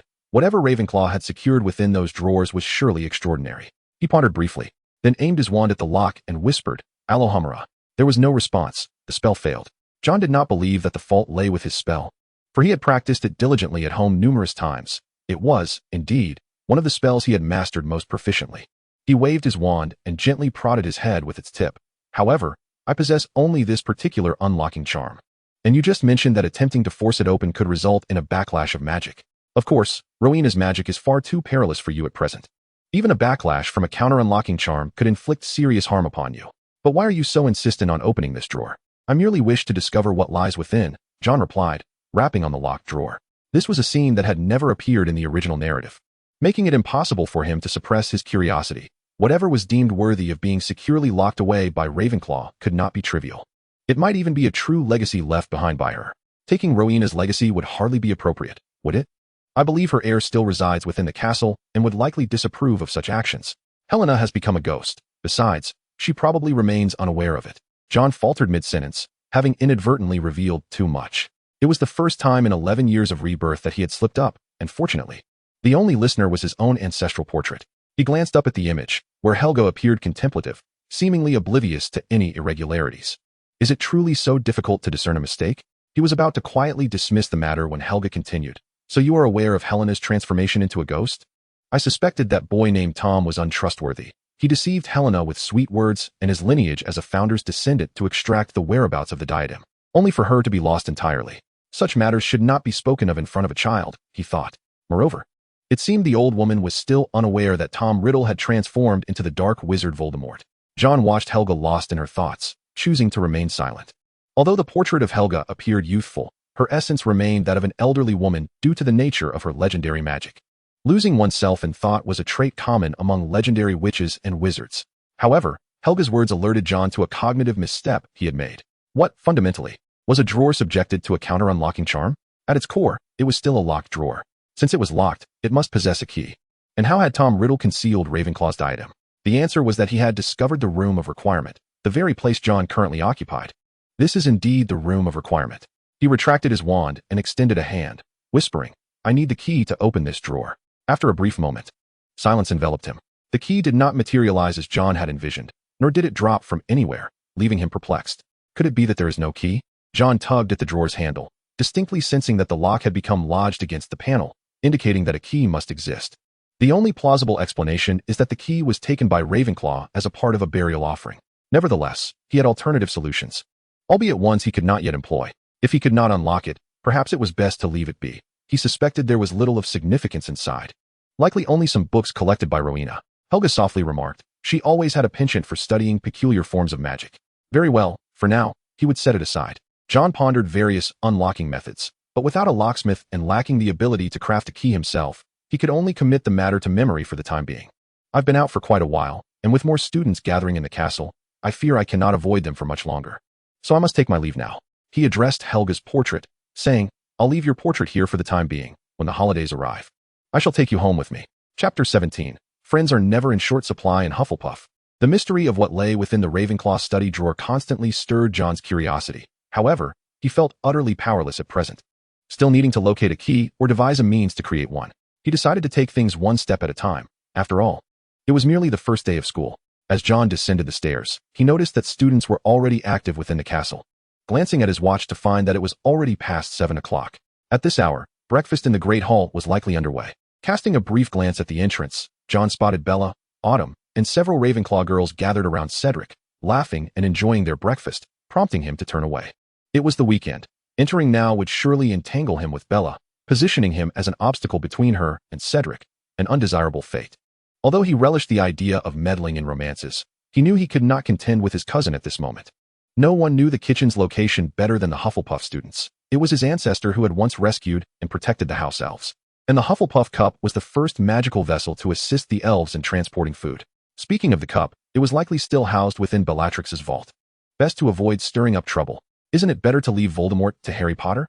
In this gradually reawakening magical world, who could say whether Voldemort, the former Dark Lord, might benefit from the resurgence of magical elements?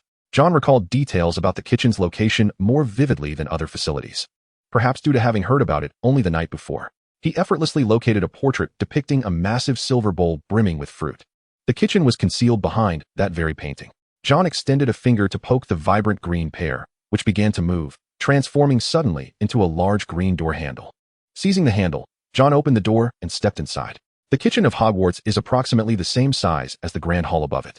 Numerous utensils adorn the cabinets, while 4 long wooden tables are arranged in the same manner as the tables for each house in the hall above. At this moment, the tables are laden with an abundance of food, which serves as breakfast for the students. John observes several house elves busily preparing additional dishes, indicating that they may not yet grasp the appetites of the new students. "Good day, sir." A house elf notices John and scurries towards him. "How may I assist you?"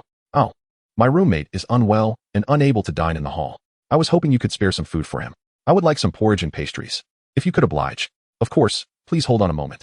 The house elf hastily departs, and shortly thereafter, several other house elves arrive, carrying pastries, pumpkin porridge, and milk neatly packaged in paper bags and silver containers, enough to feed 4 individuals. "Thank you ever so much. This is more than sufficient. You little ones are remarkable. Serving a descendant of Hufflepuff is always our honor and duty. There is no need for your gratitude," the elderly house elf replies, smiling warmly. John is momentarily taken aback and gazes at the aged house elf. "You need not be surprised," the elder house elf beams. "We possess a unique magic that allows us to discern the lineage of Hufflepuff. It is a privilege for all the house elves of Hogwarts to serve a true descendant." "Very well," John acknowledges, aware of the extraordinary nature of house elves and their potent magic. However, I would appreciate it if you could keep my identity confidential. I prefer to avoid drawing too much attention. Of course, your humility and modesty mirror those of your ancestor, the esteemed Lady Helga Hufflepuff. I, Treach, assure you that all house elves will honor your wishes and keep your secret. The elderly house elf, Treach, bows respectfully to John, and the other house elves follow suit. All right. My name is John Smith. I am currently studying in Hufflepuff House. If I require assistance, I will surely seek you out. Surrounded by the enthusiastic house elves, John nearly flees the kitchen, his robes and pockets brimming with the provisions they have prepared for him. At least he has garnered the friendship of these little beings, which is not too hard to accept, although he suspects that future visits to the kitchen for food may be curtailed due to their overwhelming hospitality. John muses to himself as he approaches the entrance to the Hufflepuff common room, where he is greeted by the smiling portrait of Helga Hufflepuff. It is hard to fathom the legacy this gentle witch has left at Hogwarts. Just as John intends to share a quiet word with Helga while the common room is empty, he is startled by the sudden emergence of a boy from the wooden barrel to his left. It must be a new student. John did not recognize him. At the sorting ceremony yesterday, he paid little attention to the new Hufflepuff members, as he had no intention of forging friendships. Being too social could hinder one's academic performance. John still recalled a saying from his previous life: being an outsider marks the beginning of one's success. However, he intended to disregard this newcomer. Yet the latter seemed determined not to let him be. Good morning, John. Sure. Stephen cheerfully pulled John into the wooden barrel, and behind them, the Hufflepuff emblem continued to smile. The wisdom from his past life no longer applied. In Hufflepuff, the only principle was that one would never lack friends. Chapter 18. Advice from Professor McGonagall. Sunday passed swiftly and simply, especially since there was no daylight in the dormitory. By the time John was reluctantly acquainted with his roommates, it was already noon. Speaking of which, tomorrow marks the first day of classes. John, have you prepared anything for your studies? Prepared? John shook his head. No? Have you all? Of course not. Stephen chuckled. I just heard that you performed the Lumos charm when you enrolled yesterday, and everyone thought you had studied in advance. Oh, that was taught to me by my family at home. How wonderful, remarked a freckled boy named Flindersley, also John's roommate, a wizard from a Muggle family. I envy the children from pureblood families like yours. There's nothing to envy, Flint. Sitting to Flynn's right was Scalalangi, a half-blood wizard with large eyes. You know, wizarding parents are often very strict. They believe you must attend Slytherin or Gryffindor, where purebloods are meant to go. Speaking of which, John, why did you end up in Hufflepuff? Well, actually, my parents don't regulate me much. They let me make my own decisions. Wow, exclaimed the three boys in astonishment, as they struggled to imagine parents allowing their children such freedom. It's a long story. Perhaps I will share it with you all someday. Strangely enough, whether by choice or not, John found himself with 3 friends on the very first day of school, a fact that genuinely surprised him. Given the lack of information in the original narrative, he had not anticipated that Hufflepuff students were so eager to make friends. After all, having a few companions was not a bad thing. They might even provide cover for him at times. What astonished John further was that since arriving at Hogwarts, Bella had not sought him out, as though he were not her brother at all. That woman, and he had once thought there was some warmth in her. Monday arrived swiftly, with his 3 enthusiastic roommates dragging him from his small room. Had it not been for John's habit of sleeping in clothes, he would have been exposed to their eager eyes. I told you, you don't need to come this early. Classes don't start until 9. And at ISNT even 8 yet. Transfiguration doesn't require any preparation. John was pulled into his seat by Stephen, and at present, no cat was visible on the podium. It appeared that Professor McGonagall had yet to arrive. Arriving early could secure advantageous seating, and it was rumored that Gryffindor students tended to come well ahead of time. Professor McGonagall, being their head of house, could potentially reward those who arrived before them with extra points. Fred and Scally were seated at a nearby table, directly behind John and Stephen. However, earning extra points was not a straightforward affair. The criteria were quite stringent.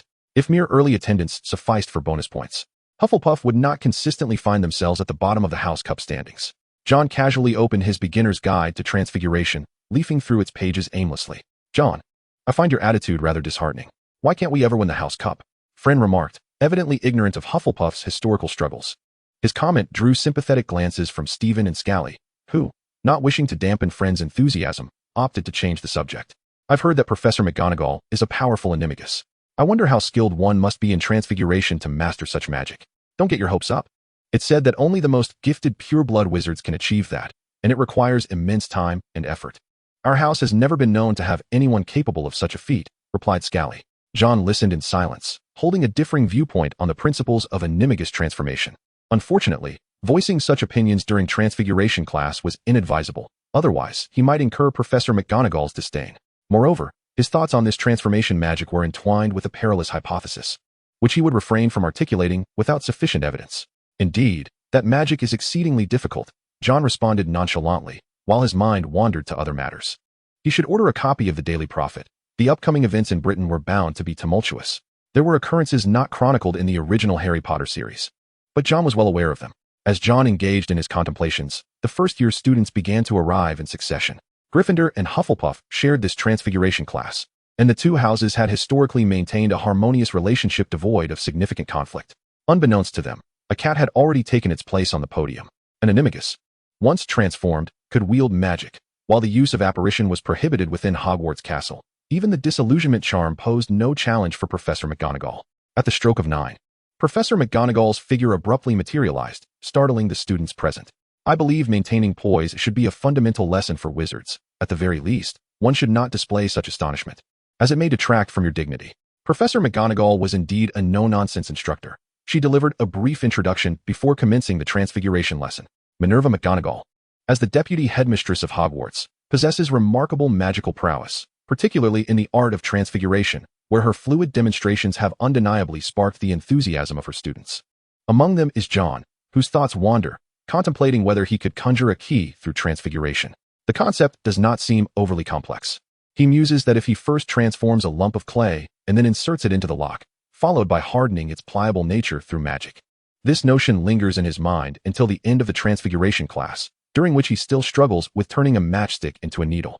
Your magical aptitude is beyond question, and your technique is quite precise, Professor McGonagall states, her gaze fixed intently upon John, causing him to feel inexplicably anxious. His mind races, constructing a chaotic array of intricate mathematical formulas in an attempt to deflect her penetrating gaze. However, McGonagall's scrutiny is not as daunting as John imagines.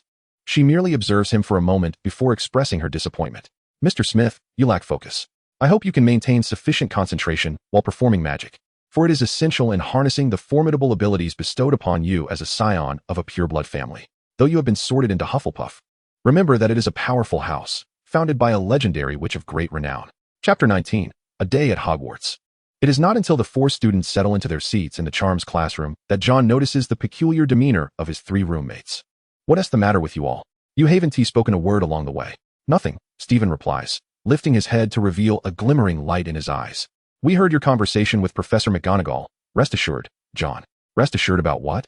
Your behavior makes me even more uneasy. Both Florine and Scaly raise their heads, adopting a tone akin to an oath. Indeed, Professor McGonagall is correct. Hufflepuff is a formidable house, and we must restore its former glory. John, we shall strive to do our best. John remains perplexed, wondering if he has suffered a bout of amnesia regarding any motivational words that McGonagall might have spoken. Not inclined to delve into the enigmatic thoughts of the boys, he considers that perhaps instilling a sense of determination in them to learn magic could be beneficial, especially with the tumultuous years ahead for the magical community. Yet, will the future truly unfold as depicted in the texts? John finds himself uncertain. The Charms professor, Phileas Flitwick, is of diminutive stature, requiring him to stand atop a stack of books to reach the lectern. Yet no one underestimates this diminutive instructor whose voice resonates with a high-pitched timbre. In contrast to transfiguration and potions, Charms remains the perennial favorite among students. Having recently been reminded by McGonagall to focus, John demonstrates impressive learning capabilities, having already mastered these rudimentary spells. The pedagogical methods employed at Hogwarts differ significantly from those John experienced during his self-study. The instructors guide students to harness their emotions to channel their inherent magical abilities, a technique that indeed facilitates rapid mastery of spells in the initial stages. However, as their education progresses, students must exert considerable effort to learn how to govern their emotions, ensuring that feelings such as fear and excitement do not interfere with spellcasting, a requisite for becoming a competent wizard. At present, John has bypassed the preliminary guiding steps, lacking a profound understanding of the essence of spellcasting. Although he has diligently compensated for this shortcoming, his direct attempts to advance in more complex magic have led him to encounter numerous challenges. For lunch, he had mashed potatoes and slices of bread, a vegetable salad, ham, chicken legs, and pumpkin juice. John found Hogwarts lunch rather unsatisfactory, particularly the beverages, which were excessively monotonous. While pumpkin porridge was bearable, he had a strong aversion to pumpkin juice. However, given that watermelons are not plentiful in England, it was unreasonable to expect Hogwarts to provide watermelon juice on a large scale. Opting for plain water instead, John resolved to write home for some tea leaves. At least Hogwarts offered hot water. He finally understood why Bella was so fond of McDonald's. After enduring the morning classes, he now eagerly anticipated the evening's dream lessons. Helga had promised to meet with him nightly for brief discussions, ensuring that his magical energy would be conserved. He was also curious about the results of the book he had given Helga for research. In comparison to the morning, the afternoon classes felt considerably tedious. Professor Sprout was a rather gentle witch, perhaps embodying the traditional warmth of Hufflepuff. She greeted every student with a cheerful demeanor and was generous in awarding points. Memorization was John's forte, so he found the classification of herbs to be no challenge.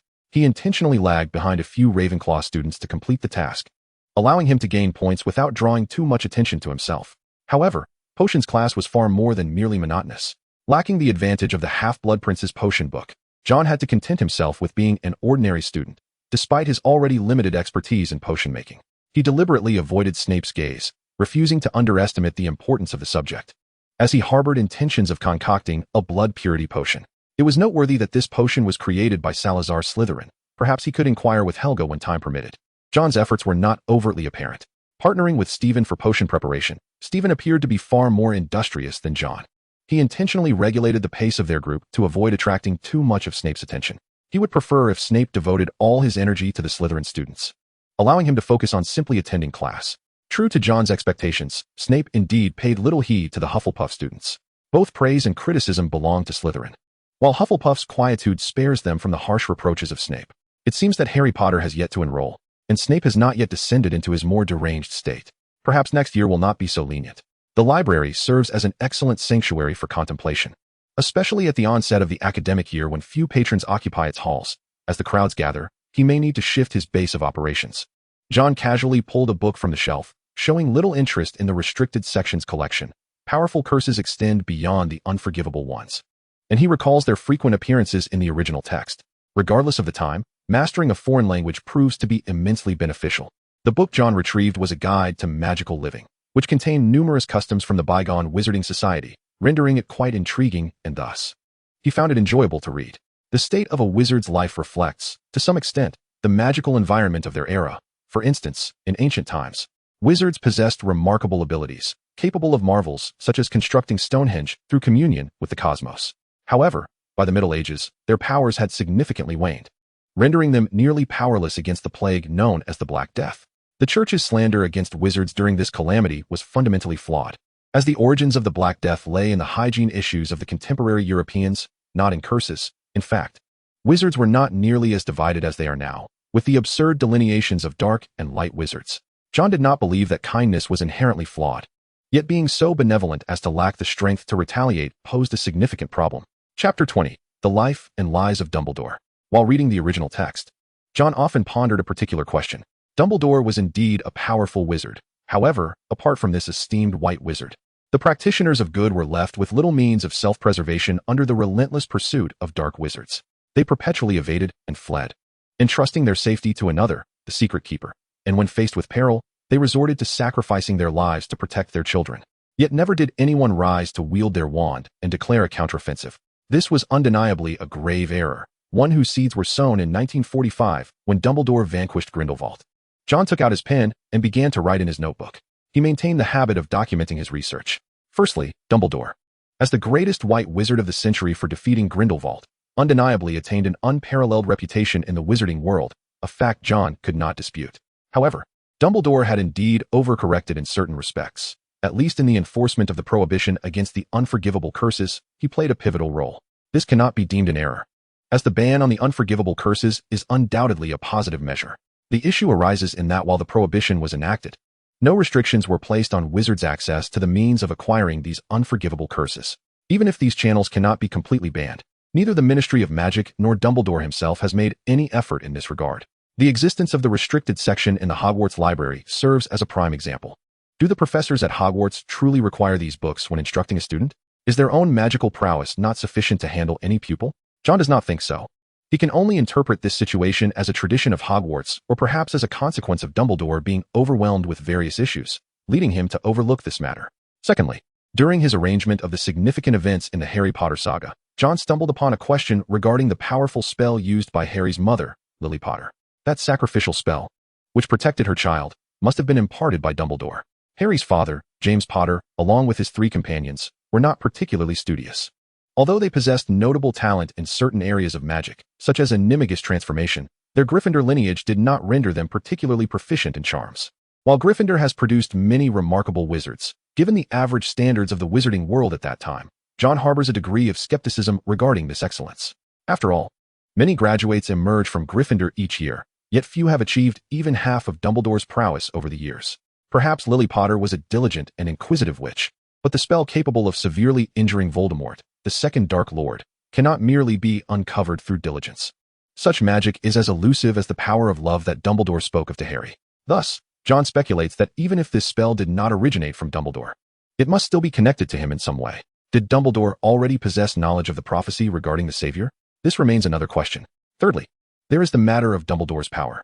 Gellert Grindelwald is considered one of the most formidable dark wizards in history.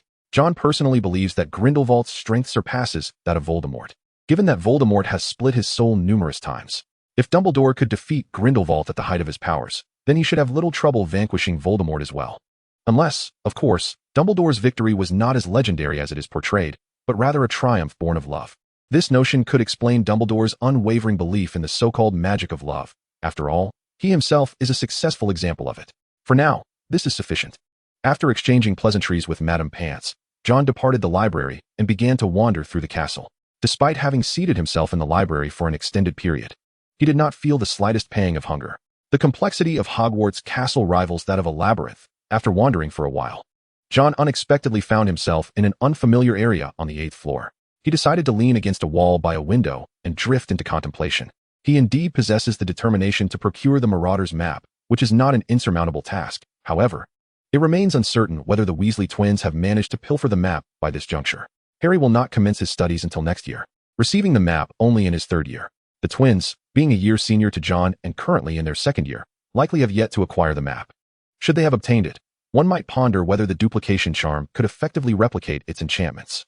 The vistas of Hogwarts are breathtaking, even more magnificent than depicted in the films, yet what holds paramount significance is the authenticity of this place. When the brisk, cool wind strikes John's face, he experiences a more profound appreciation of this reality. The Harry Potter series is a literary creation, yet John exists within a tangible world, presenting the very contradiction he grapples with. Literary works often suffer from excessive embellishment. Despite J.K. Rowling crafting an entire universe, such romanticization persists. The overarching narrative remains unchanged. Voldemort is still vanquished by Harry Potter, who will enroll next year. However, it is evident that the real world is far more ruthless than that portrayed in the books. The realm of magic is decidedly not merely a tale intended for children. Beyond the primary conflict between Harry Potter and Tom Riddle, the subplots absent from the text warrant greater attention. Grindelwald, imprisoned in the Tower of Nurmengard, despite his wand being confiscated by Dumbledore, cannot simply be held captive without question. Nurmengard, a prison of Grindelwald's own design, would not necessitate tunneling for an escape. Is his failure to emerge due to an inability, a lack of desire, or perhaps some other reason? This inquiry is likely one for Dumbledore to address. Yet, such matters are not for John to ponder at present. Snape was crossing the Guardian Stone statue, entering the room. Chapter 21, a brief exploration of the magical environment. No one knew the purpose of Snape's visit to Dumbledore's office, nor did John have any intention of inquiring. It was merely related to Harry Potter's impending enrollment next year. Concealing himself behind a pillar by the window, he waited for Snape to enter and closed the door before descending the stairs from the opposite side. There was no need to encounter the professors. At least not at this moment. He had a private lesson with Helga scheduled for the evening. How are you all still in the dormitory? I thought you had gone off to explore the castle with others. We were merely waiting for you. Oh, my apologies. I'll treat you all to dinner tomorrow. Then it's settled. Upon hearing of John's offer, Stephen was elated, only to quickly realize, but the food at Hogwarts is free, and we can't go off campus. What do you plan to treat us to? Florine and Scally also regarded John with puzzled expressions. Fear not. It's certainly one be the school-less fare. Even without this occasion, I intended to treat my roommates at least once. It is a habit I cultivated in my previous life. Frane's head then appeared, peering at John, who was busily occupied at his desk, and inquired, Are we planning to explore the castle? Would you care to join us? No, I'm a bit fatigued. You all go ahead, John replied, drawing the bed curtains closed. He uttered a command to seal the drapery, ensuring that no one could intrude upon him unnoticed. He then retrieved an old cauldron and the remnants he had discreetly collected during class from within his ring. The two sets of scraps had coalesced into this modest quantity. Fortunately, their groups had performed rather poorly, thereby escaping Snape's scrutiny. It was, of course, possible that their lack of prowess simply did not warrant the attention of Snape's disdain. He muttered to himself about the concoction of potions, deftly sorting through various ingredients. Although potion brewing may not be a domain strictly requiring the precision of the sciences, experimentation is a universal endeavor among students of the sciences. When it comes to steadiness of hand and meticulousness, John considered himself hardly inferior to a medical student. Moreover, while strict adherence to the book's intricate procedures was mandated in class, private practice allowed for more straightforward methods. For instance, pressing ingredients yields juice more readily than chopping them, a theory that required no further deliberation. It was perplexing that Snape, having identified such issues during his own student days, had ascended to the position of potions master without enacting improvements. At that moment, John was too preoccupied to indulge in critique. His focus remained on the potion's preparation. After a brief interval, he sighed. Another failure? He gazed into the cauldron, which contained a murky, viscous concoction, his brow furrowed in dismay. Well, I have no surplus materials left. I suspect a mistake was made at some step, and lacking adequate ingredients precludes any comparative analysis. As for the theoretical guidance, John glanced at the potion book beside him, which was riddled with inaccuracies, leaving him weary at the mere sight. Better not to consult it. Achieving success in potion making indeed requires considerable financial investment. John recalled that Snape, in his youth, had not been particularly affluent. His ascendance to a master of potions was likely due to his inherent talent in the field. Clearly, John did not possess such a gift. I believe you are gravely mistaken. No matter how diluted my lineage may become, it cannot entirely lack even a modicum of potion-making aptitude. Helga Hufflepuff expressed significant dissatisfaction with John's lack of initiative in this regard, a sentiment John fully understood, given that she had once been a highly esteemed potion master. Perhaps potion-making talent does not necessarily pass through bloodlines, or there may be other factors at play. In any event, my initial attempt at potion brewing was unsuccessful. Oh dear. I believe that no potion can be perfected on the first try. You may require further practice. Very well, I shall endeavor to study potion making diligently. Satisfied? Helga nodded in agreement. Given the constraints of time, the two quickly delved into the matter at hand. I have already perused the books I brought you today, and to be frank, these spells are rather impractical and possess minimal potency. It is quite normal. Perhaps you were initially unaware that, over time, the magical environment has indeed deteriorated. John shared his hypothesis with Helga, noting that a millennium ago, the magical atmosphere was likely quite favorable, as all four founders of Hogwarts were legendary sorcerers. In the present day, however, only Dumbledore and Grindelwald remain, with Voldemort perhaps being an exception. Yet, by the time Voldemort rose to power, Grindelwald had already met his downfall. Theory is invariably derived from practice, and John gleaned some pertinent principles from his readings, which could, at the very least, indirectly support the topic he was discussing. Helga sat quietly on the sofa, expressing her eagerness to hear more. John then organized his thoughts and began to speak. I have perused various records from a millennium ago to the present. From the Middle Ages to now, you, residing within your portrait, may not perceive it, but magical energy is indeed fluctuating. After receiving a nod of encouragement from Helga, he continued. The magical environment in which we wizards exist is constructed from the magical particles that permeate the world. The density of these particles determines the ease with which spells can be cast and the number of wizards in existence. When the magical environment is robust, the number of wizards, including the likelihood of new wizards awakening among muggles, also increases. Thus, even during your era, when wizards faced dire circumstances, they were still able to maintain their lineage and even resist the church. Chapter 22. Another day at Hogwarts. Throughout the night, John engaged in a profound yet straightforward discussion with Helga. The topics John broached were entirely new to her, who, despite her exceptional magical skills and profound understanding of the craft, lacked insight into the contemporary magical society. Therefore, when John began to articulate his perspectives, Helga exhibited immense interest, and they lost track of time in their conversation, leaving John utterly fatigued for class the following day. What's the matter with you? As soon as class ended, John's three roommates gathered around him, expressing concern. During their history of magic class, Stephen, Scally, and Friend formed a circle around John, allowing him to discreetly catch a few winks without being noticed by the professor, whose lectures were notoriously soporific. After all, they still had to attend flying class, and John could not afford to be lethargic. Nothing much, just stayed up too late last night, but I'm fine now, John replied, his voice lacking any persuasive quality as he bore the weight of conspicuous dark circles under his eyes. Friend, worried that John might struggle to control his broomstick in his current state, reminded him of the inherent dangers of flying at high altitudes. All right then, the three replied, somewhat skeptical, as they followed John, apprehensive of a potential mishap. Fortunately, such a scenario did not occur. John managed to maintain his composure in the wind, and Madame Hooch, their flying instructor, did not keep them aloft for too long. In truth, apart from a few students who had long since played with flying broomsticks at home, John had only played with a toy broomstick in his childhood. They had just learned to fly and were not suited to linger in the skies for too long. After class, the four of them ventured to the hall. Not for lunch, but to collect packages. The smaller one was for Bella. Although John had not sought out Bella during the first 3 days of school, he still thought of his cousin, and thus purchased 2 meals for her while buying McDonald's. After all, it was not as if they lacked the means at home. How had I not realized that my cousin possessed such magical talent, to be summoned by Professor Flitwick for assistance? John carried the large package back to the dormitory, while Stephen, Fran, and Scully followed behind, listening to his quiet mutterings, though they could not quite discern his words. Do you find John a bit odd? Fran whispered to Stephen, who walked a few paces behind. He has been talking to himself in hushed tones today. I wonder what he is saying? Perhaps it's due to a lack of sleep. When I went to wake him this morning, I found his potion book sprawled on the table. Likely read throughout the night, Stephen speculated. This thought conjured an image of John as a diligent and ambitious student in their minds. Indeed, being a pure-blood wizard yet placed in Hufflepuff must weigh heavily upon him, despite his outwardly relaxed demeanor. Scully stepped back a couple of paces and added, "The three of us have certainly come to an understanding of John's diligent nature." They nodded in agreement, only to quickly realize that their words had inadvertently placed Hufflepuff in a lower regard, and they hastily ceased their discussion. Otherwise, if John overheard, he would surely embark upon another lecture. Even though school had only commenced 3 days prior, they had already developed a profound awareness of John's penchant for monologues.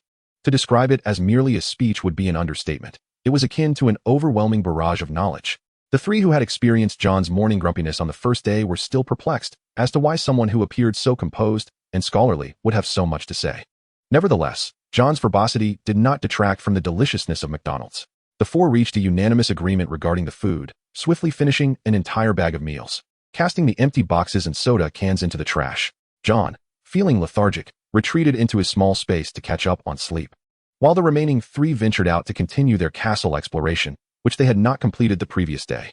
After running about all afternoon, Stephen and the others appeared somewhat fatigued during their evening class, whereas John, who had lacked energy in the morning, eagerly accompanied Professor Sinistra to observe the starry sky. The night sky over Hogwarts was truly magnificent. John, who had scarcely seen a handful of stars in his lifetime, devoted considerable attention to the celestial wonders during astronomy class, earning high praise from Professor Sinistra for his diligence. Yet, no one paid excessive attention to John's performance in astronomy class, for such subjects were not deemed worthy of significant concern. As long as they passed, that sufficed. The astronomy class is scheduled for after dinner. Stephen, aware that John had not dined, inquired at the end of the class whether he was hungry. If so, perhaps they could venture to the kitchen for a bite, and he could bring back some provisions for them. "Why don't you go yourselves?" John retorted. He had enjoyed a splendid afternoon rest and was quite invigorated at this moment. After all, was it not still before curfew? The kitchen was hardly a forbidden realm. Yet, he was reluctant to enter the kitchen, where the enthusiastic house elves would likely treat him like royalty. The memory of the elves bowing to him last Sunday still felt rather surreal. Regardless, they were all Hufflepuff students. It mattered little who fetched the food. "No, it is different," Fran replied, shaking his head. "We do not know where the kitchen is. It is just behind a painting of fruit near the common room. Just tell them you are Hufflepuff students, and the elves will welcome you warmly," John explained. He glanced around to ensure no one was eavesdropping and quietly advised his 3 roommates, "Do not reveal our acquaintance. Last time, when I mentioned that someone among you was unwell, you mustn't give me away. Just bring back 2 pies. Chapter 23, John's Speculation. Though he had been utterly fatigued that morning, by evening he was quite alert. He had spent nearly the entire night conversing with Helga, leading to the suspension of that evening's class. However, John was not seeking rest. He intended to organize the insights gleaned from his discussion with Helga. He pulled 2 sheets of parchment from his desk drawer and dipped his quill into the ink. He still felt somewhat awkward using the quill, but with more practice, he hoped to improve. Gently, he sketched a timeline on the parchment. "John, your pies," Scully announced, entering with a paper bag containing the pastries. "What are you drawing? Take a look. Can you comprehend it?" John replied, handing the parchment over, only to receive a shake of Scully's head in response. "What is this supposed to be?" Seeing Scully's bewildered expression, John shook his head and refrained from explaining. "It is a secret." "Well, you are always full of secrets." After ushering Scully out from behind the bed curtains, John bit into a pie and resumed his drawing of the timeline. The timeline and the magical fluctuation curve, the former to outline significant events over the past millennium, the latter to deduce the magical energy at those times. John had studied some Muggle history, and traditionally, significant occurrences in the Wizarding World often coincided with major events in the Muggle realm. This principle could also be reversed. The nadir of the Wizarding World coincided with the decline of European theology, leading into the age of scientific advancement. The beginning was marked by the bourgeois revolutions erupting in Europe. The first was the English Bill of Rights passed in 1689, which limited monarchical power and established a constitutional monarchy constrained by Parliament. That same year, the wizarding community enacted the International Statute of Wizarding Secrecy. The curve depicted by John has become increasingly distinct. At this moment, this curve continues its upward trajectory, albeit modestly, yet significantly improved from its lowest point. If one were to adhere to the timeline of the original narrative, Harry Potter, along with his two companions, future Minister of Magic Hermione Granger and her husband Ron Weasley, alongside some of their contemporaries, such as Neville Longbottom and Draco Malfoy, would possess magical abilities that have reached at least a secondary level of Dumbledore. The collective prowess is undoubtedly surpassing that of the two legendary wizards. As John contemplated this, he inscribed the name of Gellert Grindelwald upon the parchment. This legendary dark wizard was expelled from Durmstrang in 1899 and subsequently traveled to England that summer, where he formed a profound bond with the young Dumbledore, leading them to fall passionately in love, only to part ways later due to ideological differences. Nevertheless, it is irrefutable that Grindelwald loved Dumbledore exclusively throughout his life, and the same sentiment resided within Dumbledore. John, having limited romantic experiences and never having encountered such an all-consuming love, felt nothing beyond astonishment. It could be argued that Grindelwald's hidden influence propelled the will of Germany at the time, indirectly instigating 2 world wars, a notion not entirely unfounded. He circled this name, rendering a definitive conclusion. Indeed, he possessed such power. However, this conclusion bore little practical utility. Should he consider submitting an article to the Daily Prophet, hoping to publish a piece titled The Life and Lies of Albus Dumbledore before Rita Skeeter? Such an endeavor would likely lead to his expulsion from Hogwarts. He was not a historian, and there was no necessity for such historical scrutiny. The reason for devoting time and energy to this timeline was partly for Helga's benefit and partly to validate a personal hypothesis or perhaps to forecast potential developments in the wizarding world. To speak of current circumstances, the state of England and the broader international landscape were far from the tranquility depicted in the original text. Last year, in 1989, following the forced collapse of the Berlin Wall, a substantial influx of East Germans, controlled by the Soviet Union, surged into West Germany, resulting in a dramatic increase in the welfare and social security expenditures of the German Muggle government, which consequently led to a soaring fiscal deficit for the German government. Previously, John had not thoroughly grasped this situation, as he had only collected significant events from the Wizarding World prior to his enrollment, while his acquisition of Muggle historical events commenced only 3 days into his studies. This was due to the relevant memories residing in his mind, and Hogwarts indeed offered a Muggle studies course, thus making related texts accessible. John suspected that the collapse of the Berlin Wall was orchestrated by dark wizards within Germany. Although he remained uncertain whether these dark wizards were remnants of Grindelwald's followers or part of Voldemort's machinations within the British Isles, both possibilities were plausible, and Voldemort's influence was evidently more formidable than portrayed in the literature. Regardless of the circumstances, John firmly believes that a dark wizard is orchestrating events behind the scenes. Given that a dark wizard is involved, the objective is undoubtedly far more complex than merely facilitating German unification. Thus, John asserts that this matter holds significant importance. Whether or not this signals the resurgence of Voldemort, it is highly probable that the upcoming events in the British wizarding community may mirror the collapse experienced by British society in the previous life. At that time, the magical realm might struggle to maintain even a semblance of tranquility. Chapter 24, Predictions of War. The Daily Prophet, December 27, 1989.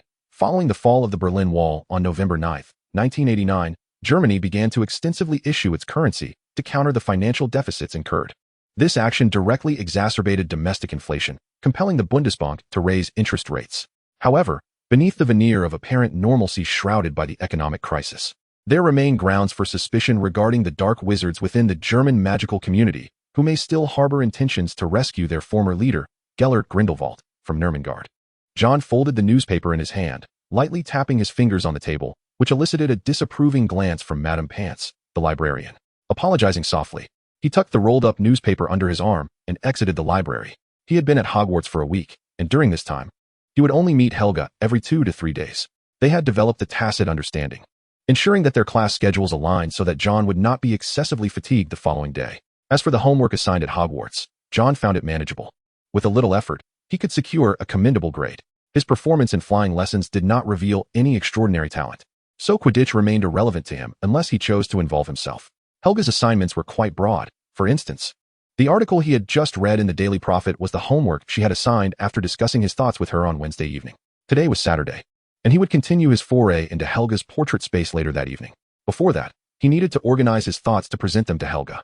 She would then draw various inferences, including potential scenarios, while it was John's responsibility to discern the most likely outcome. This, of course, transcended mere homework. It constituted an integral part of John's education. As Helga pointed out, a proficient wizard must possess keen judgment to navigate dangers as effectively as possible. Recently, John discovered a small corner on the 8th floor of the castle, where a window offered a panoramic view of Hogwarts. Although students were not prohibited from accessing this area, its elevated position meant that few ventured there. John often frequented this spot, primarily for meditation, as the magical ambience of Hogwarts greatly facilitated his contemplative practices. During the remainder of his time, he would often find himself in a state of reverie, akin to meditation. However, during his moments of contemplation, John found himself mulling over far more thoughts than usual. Nevertheless, choosing to publish this conjecture in the Daily Prophet would be an egregious error, for the staff of that publication had long since squandered their credibility. While it is true that this newspaper holds a prominent position in the wizarding community of Britain, it has regrettably devolved into a realm where, aside from a few factual reports, no one believes such speculations. The lack of belief is not the gravest concern. At the very least, John retained a memory of the matter, yet he failed to react promptly. Who could have anticipated that the violent dark wizards would begin to employ cunning, attempting to mask their true intentions with an economic war from the Muggle world? In the wizarding realm, a significant issue lies in the insular nature of wizards. On one hand, pure-blood wizards harbor disdain and contempt for Muggles. On the other, they possess an inflated sense of self-worth, oblivious to the fact that modern Britain is no longer the formidable empire it once was. The situation within the wizarding world is scarcely better than that of the Muggle realm, as emerging wizards from various nations sprout like mushrooms after rain.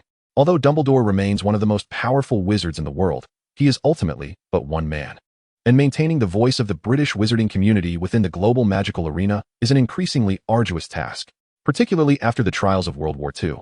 The nation across the Atlantic, under the strategic leadership of a wheelchair-bound figure, has successfully wrested significant influence from the once mighty British Empire.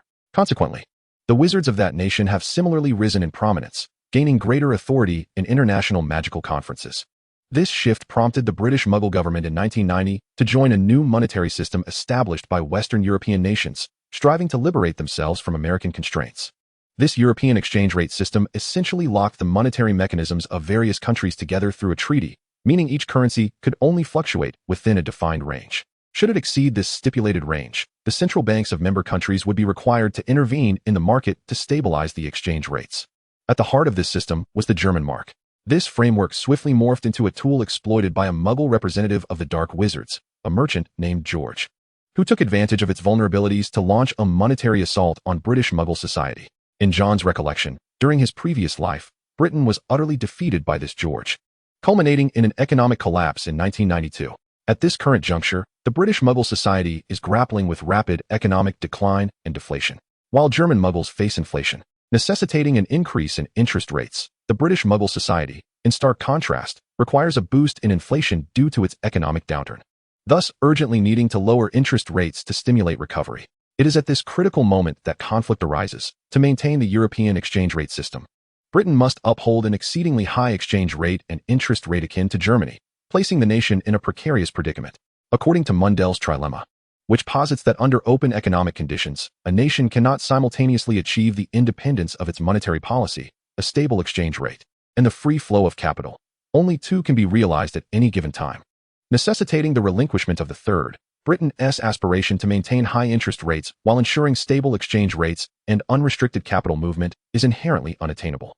John is acutely aware that George, the representative of the German Dark Wizard, is wagering on the inability of the British Muggle government to sustain all three objectives, compelling them to forsake exchange rate stability and withdraw from the European exchange rate mechanism. Consequently, the British currency, the pound, would inevitably face a catastrophic decline. John's understanding of economics is limited, yet one truth is unmistakable. A financial collapse would undoubtedly incite societal panic. At that juncture, the British wizarding community, reliant on the Muggle society, would transform into a vast sieve, susceptible to disintegration from the infiltration of dark wizards. That would indeed be a true calamity, John murmured, sitting by the window. Chapter 25. Striving forward from now on. Helga maintained an affirmative stance regarding John's conjecture. But have you truly considered informing Dumbledore? She inquired, closing the parchment in her hands. Such a revelation would serve as a valuable warning. That may not be necessary. John hesitated, refraining from divulging his memories. Altering his words to state, economic warfare is not akin to total war. I perceive this as a mere test. though I cannot discern whether it is a probe by Voldemort's minions or an attempt by the German dark wizards to liberate the first Dark Lord. What are your thoughts? I would like to hear them. Helga had largely affirmed John's reasoning of late, for he consistently managed to intuit the correct direction, much to her astonishment. In their era, every surviving wizard possessed such foresight and judgment, ensuring they did not place themselves in peril. Yet, such wizards are now a rarity. After years in the castle, Helga seldom encountered young wizards excelling in this regard. Most students seemed preoccupied with Quidditch and nocturnal escapades within the castle. The last student she admired, Tom Riddle, had become the second Dark Lord, as John had informed her. Should it be the latter scenario, it would not pose a significant concern. Dumbledore had once imprisoned Grindelwald in Nurmengard for the greater good. Thus, no matter how fervently the German dark wizards might struggle, their efforts would ultimately be futile. As long as Dumbledore undertook a visit to Nurmengard, no substantial crisis would arise. John cleared his throat and continued. If Voldemort has indeed enlisted the German dark wizards, there is no cause for alarm. As long as Voldemort remains unrevived, those dark wizards will not genuinely threaten the British wizarding community. Helga nodded, unconcerned about the dark wizard's potential aggression. After all, she now resided within a portrait, impervious to external threats. Her primary concern lay with John's safety. There exists but a single thread of bloodline, and she must devise ways to safeguard John. Even if those adversaries do not truly breach their defenses, minor disturbances are undoubtedly unavoidable. Thus, beginning next class, I shall impart to you some combat spells that I mastered in my youth. Combat spells? Yet, you mentioned that many incantations in the wizarding world have undergone modifications. Are the spells you learned still applicable today? John's inquiries always strike at the crux of the matter, and Helga had indeed contemplated this. Do not fret. The modifications I speak of do not arise from obsolescence, but rather from the overwhelming power of these incantations, which the contemporary magical environment cannot sustain. Otherwise, do you believe that the only lethal spell is the killing curse? Very well. Although I foresee a challenging path ahead, for the sake of survival, this is a choice I must embrace. When shall we commence our studies? Helga waved her hand dismissively. No rush, no rush. We shall conclude here for today. I need to rekindle the feeling I had while teaching students back in the day. Next Tuesday, we shall practice in the Ravenclaw common room. Did you not mention discovering a method to open the drawer? We can attempt to unlock it this time. Very well, I shall take my leave. Glancing at the clock, he noted it was already 5 in the morning. John felt no inclination to return to sleep. After meditating for a while, he sensed a slight improvement in his spirit and climbed out of bed. It was Sunday, devoid of pressing studies, as he had completed his assignments long ago. Now, John's task was to delve into the theory of magic. His initial motivation for studying magic was survival. The second was his aspiration to become a scholar of the arcane arts. The necessity of learning combative spells was a matter of obligation. Yet the pursuit of magical research was what truly delighted John. Science and magic are both pathways to unraveling the essence of the world. To paraphrase a physicist, the culmination of science in this world is magic. John felt that his journey into the realm of magic was only just beginning. The essence of a wizard casting spells lies in harnessing the magical energy within oneself and manifesting it in specific ways to achieve desired outcomes. From this perspective, John had his own experiences during meditation. In this realm, the errant magical particles between heaven and earth are essentially indistinguishable from the magical energy within a wizard's body. These magical particles are absorbed into the wizard, thereby becoming magical energy. Areas with a high density of magical particles are what John termed a strong magical environment, while those with lower densities are weak magical environments. The vast majority of the world consists of weak magical environments, rendering the emergence of a wizard in a purely muggle area reasonable, whereas the simultaneous birth of multiple wizards would be less so. If magical particles can integrate into a wizard's body, then conversely, a wizard's soul can exist solely reliant upon magical particles. John suspects that Voldemort's existence in a spectral form is a consequence of this phenomenon. Although the Horcruxes ensure Voldemort's immortality, without the protection of magical essences, his soul can only manifest through inhabiting others. Thus, the Albanian forest must possess a magical environment akin to that of Hogwarts Castle. This implies that Voldemort's situation is not as dire as it appears. Since he can conceal himself in Albania, John's earlier hypothesis might indeed hold merit. The most plausible explanation seems to stem from the limitations of the resurrection spell, which necessitates the presence of the one whom the resurrector loathes most. Furthermore, due to the ancient spell's potency, Voldemort is rendered incapable of personally seizing individuals or utilizing another's hand to extract Harry from the protection of the Order until Harry reaches adulthood. After all, he himself has been vanquished by Dumbledore. Consequently, John finds himself increasingly intrigued by the Albanian forest. The diadem of Ravenclaw, now a Horcrux, is concealed within the room of requirement at Hogwarts, and should John desire it, this Horcrux could easily fall into his possession. Once Voldemort is entirely eradicated, A visit to this location will be imperative. Chapter 26. John's adaptability. The weather on Sunday is rather dismal, with a light drizzle beginning to fall outside the castle. At 7 in the morning, the sun casts a faint glimmer of light. John's mood seems equally gloomy. He awakens feeling slightly irritable, burdened by the multitude of recent events. After attending to his personal grooming, he emerges from the washroom, dressed neatly, and makes his way to the common room. At this hour, few have risen. As fate would have it, he encounters Cedric and Gabriel Dumbledore, the head of Hufflepuff, engaged in conversation on the couch. "Good morning, upperclassmen," John greets them, intending to pass by, but Cedric intercepts him. "What's the rush on this Sunday? Is there something urgent? We might be able to assist." Caught by Cedric's inquiry, John hesitates to admit his pressing urgency and forces a smile, shaking his head. "Nothing too urgent. I merely wish to visit the library. I have a book I didn't finish yesterday." This reasoning may not be entirely convincing, as it stems from the persona John has crafted for himself. Yet it does not seem inappropriate to share with these two unfamiliar individuals. "I meant to speak with you yesterday. Senior Bella mentioned you haven't sought her out lately. She suggested you pay her a visit." Oh, John had anticipated some significant matter, and upon hearing this, he merely nods. "I'll go see her now to avoid her grievances." With that, he turns on his heel, leaving no opportunity for further conversation with the two behind him. "I told you, he's a bit peculiar," Cedric remarks, glancing at the head of Hufflepuff with a resigned smile. Gabriel, too, is taken aback. After spending many years in Hufflepuff, he finds such a student to be a rare occurrence. Nevertheless, it is to be expected. He shrugged and remarked, "He truly resembles a student from Slytherin. Being a pure-blood wizard, I cannot fathom why he has come to our academy. The Sorting Hat must have its reasons, and in any case, he is one of us now. If he performs well, it will only reflect positively on our house." John was entirely unconcerned about whether Cedric and Gabriel were discussing him behind his back. Even if he were bothered, could he truly silence them? Their words belonged to them. Let them say what they wish. John had not extensively explored the castle, yet he was aware of the location of the Ravenclaw common room. He wound his way into the Ravenclaw Tower. On this dreary Sunday, Hogwarts students were generally reluctant to rise, and John encountered very few along his path. After climbing the staircase for a while, he found himself before the grand entrance of the Ravenclaw common room. The eagle head on the bronze knocker was dozing with its eyes closed. After waiting for a moment without seeing any Ravenclaw students emerge, John reached out and tapped the knocker. Surely, the question posed by the Ravenclaw common room would not be exceedingly difficult? As John made this motion, the eagle's eyes slowly opened, and a melodious female voice resonated from beyond the door. "A good answer." The eagle closed its eyes once more, and the door creaked open. John stepped into the circular chamber, where several elegant arched windows adorned the walls of the Ravenclaw common room. The room was draped in blue and bronze silk. Surrounded by towering bookshelves, students could gaze out the windows at the lovely scenery. If one considered today's rain to be beautiful, stars were scattered across the ceiling, and the deep blue carpet below also bore celestial motifs.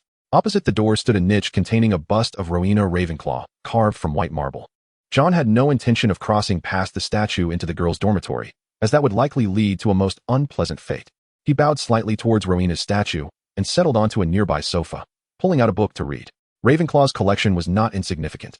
Although John had yet to visit the storage room, it was likely that the quantity of books there was comparable to this space, albeit containing more tomes that were forbidden for student perusal.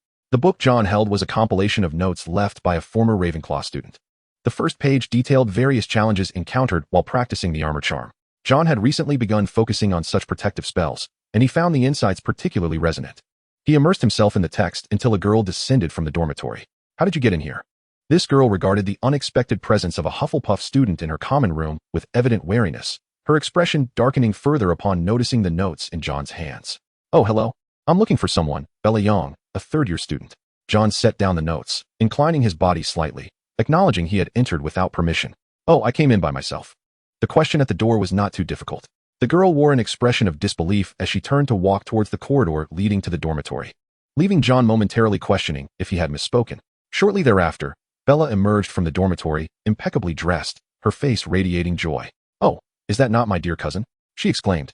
"Come here, let me have a look at you." John had already taken several steps back upon seeing Bella's beaming smile. Something was amiss. Bella's cheerful demeanor suggested either mischievous intent or something even more sinister. "Spare me the pleasantries. If there's something to discuss, just say it. We are well acquainted enough for that," he remarked, but Bella was not swayed by his words.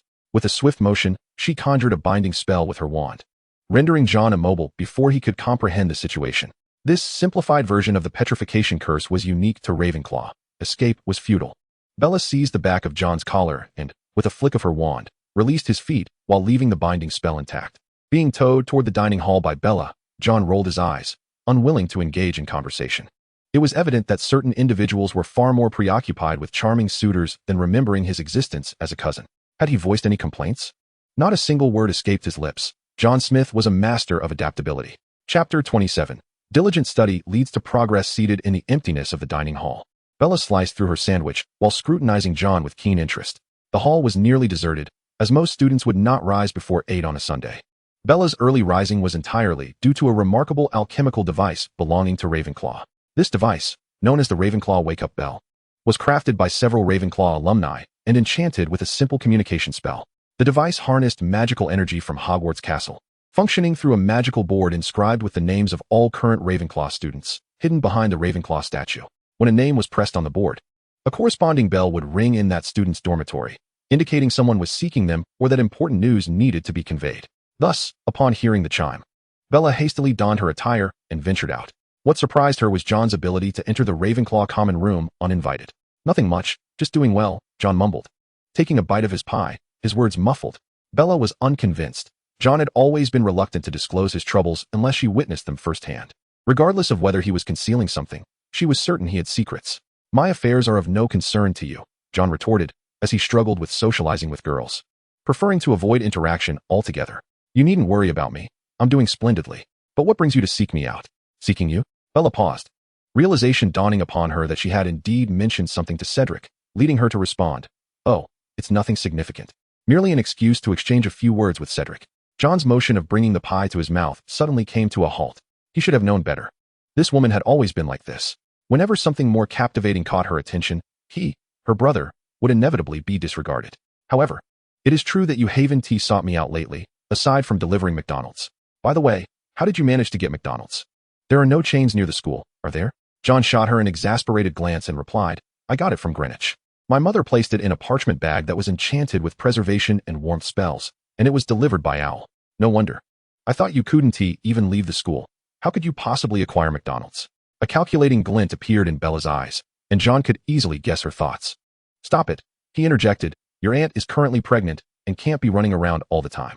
He poked at the mashed potatoes on his plate with the silver spoon. Besides, isn't the food at school quite palatable? You may find it enjoyable now, but eating the same few dishes repeatedly for 2 or 3 years would bore anyone. Well, that's just perfect. It can serve as a means of dieting. Silence ensued. After a while, John heard a chilling voice from across the table. Oh, are you implying that I am overweight? No brother escapes the reprimands of his sister. John rubbed his waist as he walked toward the library, having ventured out primarily to request Bella's assistance in purchasing some items. As third-year students were now permitted to visit Hogsmeade.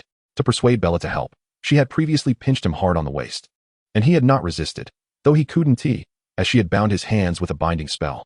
Thus, this time, Bella not only inflicted considerable pain on John, but also showcased the prowess of Hogwarts students, which exceeded his expectations.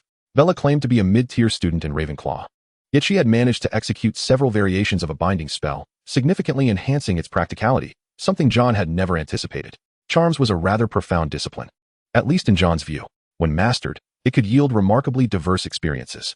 Of course, it was not akin to Harry Potter's mastery of disarming spells. That was merely a case of practice making perfect. Helga had once told John that a skilled wizard, even with the simplest of spells, could create extraordinary effects, whereas a foolish wizard, despite mastering all-powerful spells, would still be unable to transcend the limitations of their own understanding to become a top-notch wizard. John comprehended this concept thoroughly. It was akin to studying. Some might achieve good grades through rote memorization, while others could extrapolate knowledge. Though their grades might be the same, the insights they contained could be worlds apart. Good morning, Mrs. Pants. John smiled at the yawning Madame Pants, undeterred by the exasperation she displayed. Shouldn't a fervent learner like him be welcomed by his teachers? Do you wish to peruse those advanced spell books once more today? I must inform you that it is not permissible. Madame Pants regarded the little imp, who was slightly shorter than herself, with a discerning eye. Having overseen the library for many years, she had never encountered a student as obstinate as him. For an entire week, he had attempted to clandestinely access books meant for higher years, and on several occasions, he had succeeded. Were it not for the locked nature of the restricted section, Madame Pants would have suspected that this young wizard sought to delve into those tomes. No, madam, I merely came to browse some history books today. John replied with a charming smile, which, it must be said, was quite persuasive on his countenance. Let us hope it remains so. John said little more and swiftly entered the library. During the first week of school, the library was sparsely populated, but soon, more students would arrive, making it more challenging to pursue his clandestine activities. John's surreptitious readings of advanced texts were primarily for the purpose of honing his transfiguration skills. Recently, he had made considerable progress in his practice, so his visits would soon diminish. Moreover, in 2 weeks' time, when Helga began teaching him the disillusionment charm, he would be able to visit the Ravenclaw common room each evening to embark on his magical studies. The prospect was indeed exhilarating, as receiving private instruction from a legendary wizard was a privilege usually reserved for Harry in the later stages of the narrative. Today, John had come to the library mainly to examine a spell documented in the history of transfiguration. He placed the hefty tome on the table and, using its cover for concealment, retrieved his notebook and pen from within his ring, then fished a copper coin from his pocket. This coin served as a tool for contemplation. John had a habit of twirling his pen while pondering, but since he possessed only one fountain pen without a spare, he had taken the coin as a substitute to avoid any unfortunate accidents. As he prepared to conclude his musings and delve into his reading, the raucous voice of Peeves echoed throughout the castle, causing considerable irritation among the students who had just finished their classes. Time at Hogwarts seemed to pass swiftly, heralding the onset of a demanding term. The weather in the Scottish Highlands grew increasingly cold, with damp chills seeping through the castle's windows and permeating its halls. There were always a few days each week when the corridors echoed with the gusts of wind. Madame Pomfrey, the matron of the hospital wing, had taken precautions and prepared a variety of potions to ward off colds. John consumed a small dose daily. Although it was not the era of the Black Death in medieval Europe, influenza remained a significant concern. After tending to 2 or 3 students who had caught colds and developed fevers, Madame Pomfrey instructed the heads of houses to advise students to avoid the upper levels where the winds blew fiercely, even reducing the time allotted for flying lessons. As a result, John found himself with considerably more time to study and practice spells in the Ravenclaw common room. With fewer individuals traversing the 8th floor, he could access the secret study without undue caution. At this moment, Dumbledore must surely be aware and preparing to gather Voldemort's Horcruxes, wouldn't he? In response, the regular classes continue as usual. The Transfiguration course remains unchanged. His performance is not particularly remarkable, although he has made considerable progress in private. His classroom performance only reflects an average level, not exceptional, but still slightly better than most. In truth, maintaining such composure is often more challenging than showcasing one's true abilities. Yet, isn't this a good thing? Who decrees that effort must be demonstrated for others to see? John has long since outgrown the phase of seeking validation as a top student. Quietly amassing knowledge is the prevailing trend. Diligently striving each day is both a sufficient and necessary condition for becoming an exemplary scholar. After experiencing this several times, John ceased pretending he was incapable. During one particular class, his proficiency in spells surged dramatically, successfully igniting the enthusiasm of his 3 roommates. However, there are downsides. His name has shifted from being overlooked among students of other houses to being referred to as that Slytherin from Hufflepuff. John does not mind nicknames, but this one is rather unflattering. The history of magic remains as tedious as ever, with students dozing off during lectures. Though John is not sleeping, he is not paying attention either. The first-year History of Magic course is something he can manage by reading on his own. In class, he often doodles on paper, and students nearby occasionally catch glimpses of his incomprehensible curves and diagrams, leading them to believe he is engaged in some arcane dark magic. Particularly peculiar is his habit of running alone to the 8th floor daily. Recently, students from their house have begun to notice him. It is said that several have sought him out on the 8th floor, only to find him absent, prompting speculation that he harbors some secret, clandestinely practicing dark magic within the castle. During dinner, the 4 friends sit in a small corner of the Hufflepuff table, whispering. Stephen has just finished speaking when Friend immediately interjects. Indeed, they also say your proficiency in the spell class has suddenly become abnormal, claiming you have been seduced by the devil and thus acquired powerful talents. Moreover, they say you sneaked into the Ravenclaw common room to spy on their girls. John furrows his brow in frustration. Who is spreading these rumors? I don't know about the others, but I overheard that last bit when I was listening to your sister and Cedric, Scaly replies innocently while chewing on salad. It is hardly surprising. John dismisses the last rumor, as he has no intention of pursuing romance at Hogwarts. If his reputation suffers, so be it. However, the first 2 rumors merit consideration. Is the workload at Hogwarts not sufficient? Why do these young witches and wizards have time to investigate his whereabouts? It seems careless. Besides, Hufflepuff is not devoid of other pure-blood wizards. Why the heightened scrutiny? Perhaps it would be prudent to explore at night. Even though he is still clumsy with the disillusionment charm, it is preferable to being followed. John shovels another spoonful of mashed potatoes into his mouth, sighing silently, before abruptly raising his head as though a thought has struck him. Please, you all eat first. I shall make a brief visit to Ravenclaw. As John hastily departed, Stephen and his companions exchanged glances, shaking their heads in disbelief. John's destination was indeed Ravenclaw to seek Bella, but not for a quarrel. He feared a familial intervention in the form of a mixed doubles match. His purpose was to retrieve an item. Previously, he had requested Bella to procure some peculiar items from Hogsmeade, but with time elapsed, he was uncertain whether she had succeeded. Alas, she had not. Bella bluntly expressed, "The items you seek are too bizarre, fluid yet impermeable, must not easily detach, should be easily compressible, and ideally possess remarkable malleability. Where do you expect me to find such advanced materials? Hogsmeade is not operated by Santa Claus. You ought to be more realistic." John was rendered speechless. "Pray tell, how is this item advanced? Is it not merely a slightly loose form of modeling clay? Are the imaginations of wizarding children so limited?" Choosing not to continue his complaints, John resolved to abandon the convenience of assistance and take matters into his own hands. October was fast approaching, and he had yet to attempt unlocking the drawer in his study. If he did not act soon, the Christmas holiday would arrive before he knew it. Chapter 29. The Contents of the Drawer. One should endeavor to act rather than procrastinate. While violent methods of opening boxes are discouraged, a modicum of ingenuity may suffice. When he first encountered the bloodline purification potion, the rare materials that came to mind were merely substitutes. In this world, nothing is beyond replacement. Humans can be substituted, and so too can objects. Clutching a lump of soft clay he had discovered outside the Hufflepuff common room, John examined it closely beneath the light of his wand. Satisfied that it was indeed a unique specimen, he cautiously placed it into a small box, confident that this lump of clay would suffice for his lock-picking endeavor. Although he had never engaged in lock-picking before, he surmised that the principle should be similar. After all, the goal was merely to disengage the lock spring. He decided to take a chance. If it did not work, he would cross that bridge when he came to it. What if it did succeed? John waited patiently for the clock's hands to pass 9 o'clock before sliding the box containing the clay into his ring and raising his wand to himself. The disillusionment charm, refined by Helga, had become significantly more challenging, yet the enhancement in potency was evident. This improved version of the charm offered greater stability and concealment, according to Helga. It involved a slight alteration in the flow of magical energy, incorporating elements of the vanishing spell. The specifics of the modifications could fill an academic paper, though John did not fully grasp them. However, as long as it was effective, that sufficed. After ensuring that the concealment spell had no flaws, John exited the dormitory. At this hour, he was surprised to find someone still reading in the common room. Realizing that waiting was not an option, he swiftly cast a silencing charm at the entrance. While its effectiveness was limited and its duration fleeting, John was merely stepping out and would not require much time. Mr. Filch apprehended a couple of unfortunate souls who were still meandering about the castle. Oh, indeed, it was the Weasley twins, cleverly concealed by a disillusionment charm. Their capture indicated they had yet to acquire the Marauder's map.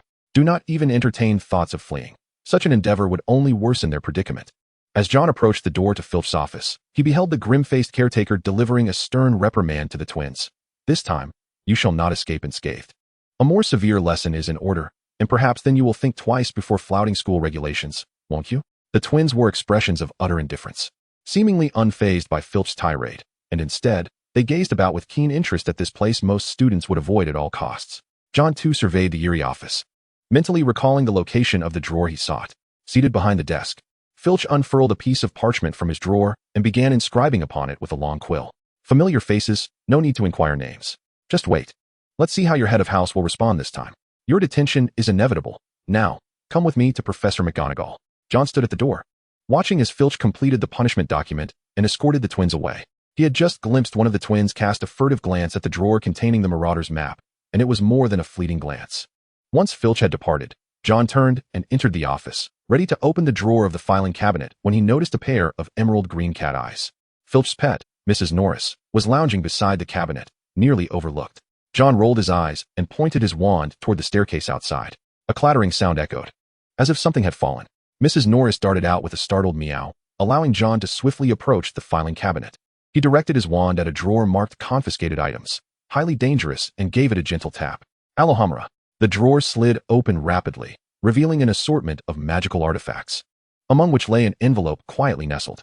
Duplicating it, John quickly produced a copy of the envelope, leaving the question of whether the map within had been replicated for another day. Without further delay, he hastened to the 8th floor, first dispelling his invisibility with a revealing charm before entering Ravenclaw's common room. Helga had already emerged from the portrait world and awaited him. "Ancestor, you are late," Helga softly remarked. "Has something occurred?" John shook his head, retrieving the small box and envelope from the ring, placing them on the desk. "Nothing alarming, just a small acquisition. Let's unlock this drawer first." John opened the small box and deftly pressed the soft clay he had excavated against the lock, simultaneously waving his wand to cast the spell. The tiny lock hole was quickly filled with the malleable clay, which soon firmed and solidified. With a gentle twist, he heard a satisfying click. The lock was opened. With a determined effort, John extracted the key formed from the compacted earth, yet the drawer remained resolutely shut. An overwhelming sense of awkwardness enveloped him. He gazed in confusion at Helga, the witch depicted on the wall, who seemed to comprehend the underlying issue. It was the new spell. The drawer was ensnared by a binding enchantment, requiring either a forceful tug or a specific incantation, an arcane secret known only to the four of us. As Helga spoke, a wave of melancholy washed over her. John had grown accustomed to such scenes. Had the other three founders left even a fragment of their souls to accompany her, perhaps she would not have been reduced to this state. Alas, Slytherin had departed. Ravenclaw was consumed by sorrow over her daughter's plight, leaving only a room that grants wishes, while Gryffindor left behind the sword and the sorting hat. Speaking of which, the sorting hat too could serve as a vessel for a soul. Perhaps that legendary wizard had never contemplated such a notion. Indeed, apart from Helga Hufflepuff, who could not bear to part from her students, few would think of leaving a remnant of their spirit upon death. He listened intently to the incantation and began to practice the spell. Chapter 30. The Despairing Wizards. Inside the drawer, there was nothing particularly extraordinary. A monocle? Had spectacles already been invented in Ravenclaw's era?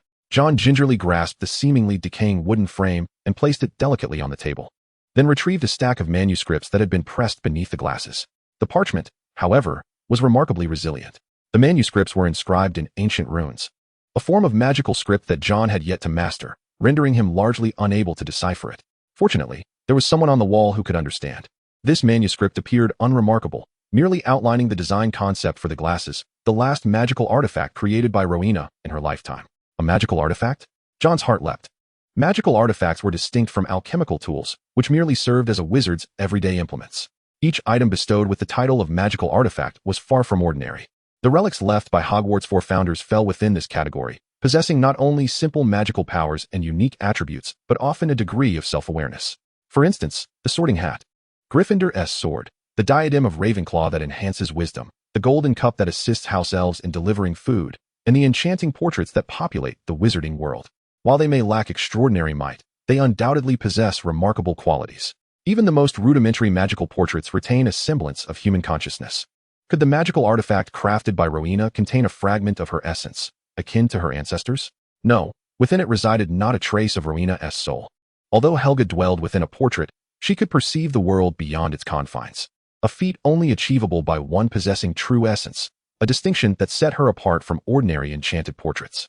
Had Rowena truly wished to linger, even in her frail state, she would not have truly perished. Helga's voice suddenly took on a grave tone. She was a master of curses and had delved deeply into the intricacies of life-affirming spells. If she wished to avoid death, she could even transform into an undead being, far superior to the phantoms within the castle or the Horcruxes of that Voldemort you mentioned. So why did she not choose to remain? Surely, living must be preferable to dying. Helga shook her head. Some live out of attachment. However, from our vantage point, one's perception and understanding of the world shift dramatically. Yet, even the lowly ant clings to life. What? An ancient saying from Huaxia. Even ants strive for survival. Thus humans cherish life all the more. John caressed the frames of his glasses. You see, I have some ancestry from the East. The East is indeed a wondrous realm, filled with many philosophers, though I regret never having visited. Helga nodded, choosing not to pursue the topic further. But Rowena was not an ant. She too was a witch who had gazed upon the world from its pinnacle. When you view the world through the lens we once did, you realize that life and death are merely two sides of the same coin. To live or to die is not a dilemma. John, seated behind his desk, wore an expression of rapt attention, for Helga seldom spoke of the legendary witches of their time. He shook his head, clearly perplexed. The philosophical quandaries were too convoluted for him. He was simply not adept at such musings. Why ponder over questions like who am I? I am simply myself. And that suffices. This is a world of magic. What use is there in excessive dialectics? You are who you are now. What of your past life? John was taken aback. Imagine, after your death, your soul is ground into nothingness by the will of the world, and then this energy is scattered and reformed, ultimately giving rise to a new soul. Could such a possibility exist? Yet it might only be a possibility. For neither wizards nor muggles have ever proven that there are beings more advanced than humans. But has anyone ever proven that they do not exist? John fell silent. When I became a legendary witch, my own research into the essence of magic was not remarkable. However, Rowena and Salazar were different. They witnessed their own magical limitations. akin to a lock that firmly binds wizards from ascending further. It is a most sorrowful fate. Yet what hope does choosing death offer? John could not comprehend this matter. Having died once, according to Helga, his memories were merely remnants of the previous life, not entirely cleansed, thus fueling his obsession with existence. If one can live, one should strive to avoid death. This world is too marvelous to miss. If it were possible, he would even wish to venture beyond the confines of this world. There was no need for hope, for at that time, they had already descended into the depths of despair. Aside from those wizards blinded by desire, few legendary sorcerers genuinely aspire to educate their pupils. Though I am somewhat unique, I harbor a profound yearning for the pinnacle of wizardry, especially in regard to the likes of Rowena and her exceptionally gifted peers. The ultimate ambition of a wizard is to attain eternal magic. Upward lies the celestial stars, while downward stretches the boundless abyss. The higher one ascends, the more unknowns one encounters. The establishment of Hogwarts was intended to provide wizards with safer conditions for their research. For sometimes, an individual's strength is insufficient. Even a legendary wizard may find their power waning at certain moments.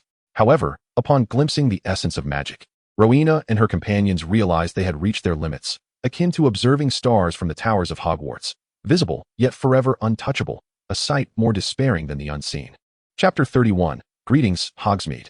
Salazar felt they had taken a wrong turn, leading to a heated dispute with Rowena, which swiftly froze their relationship.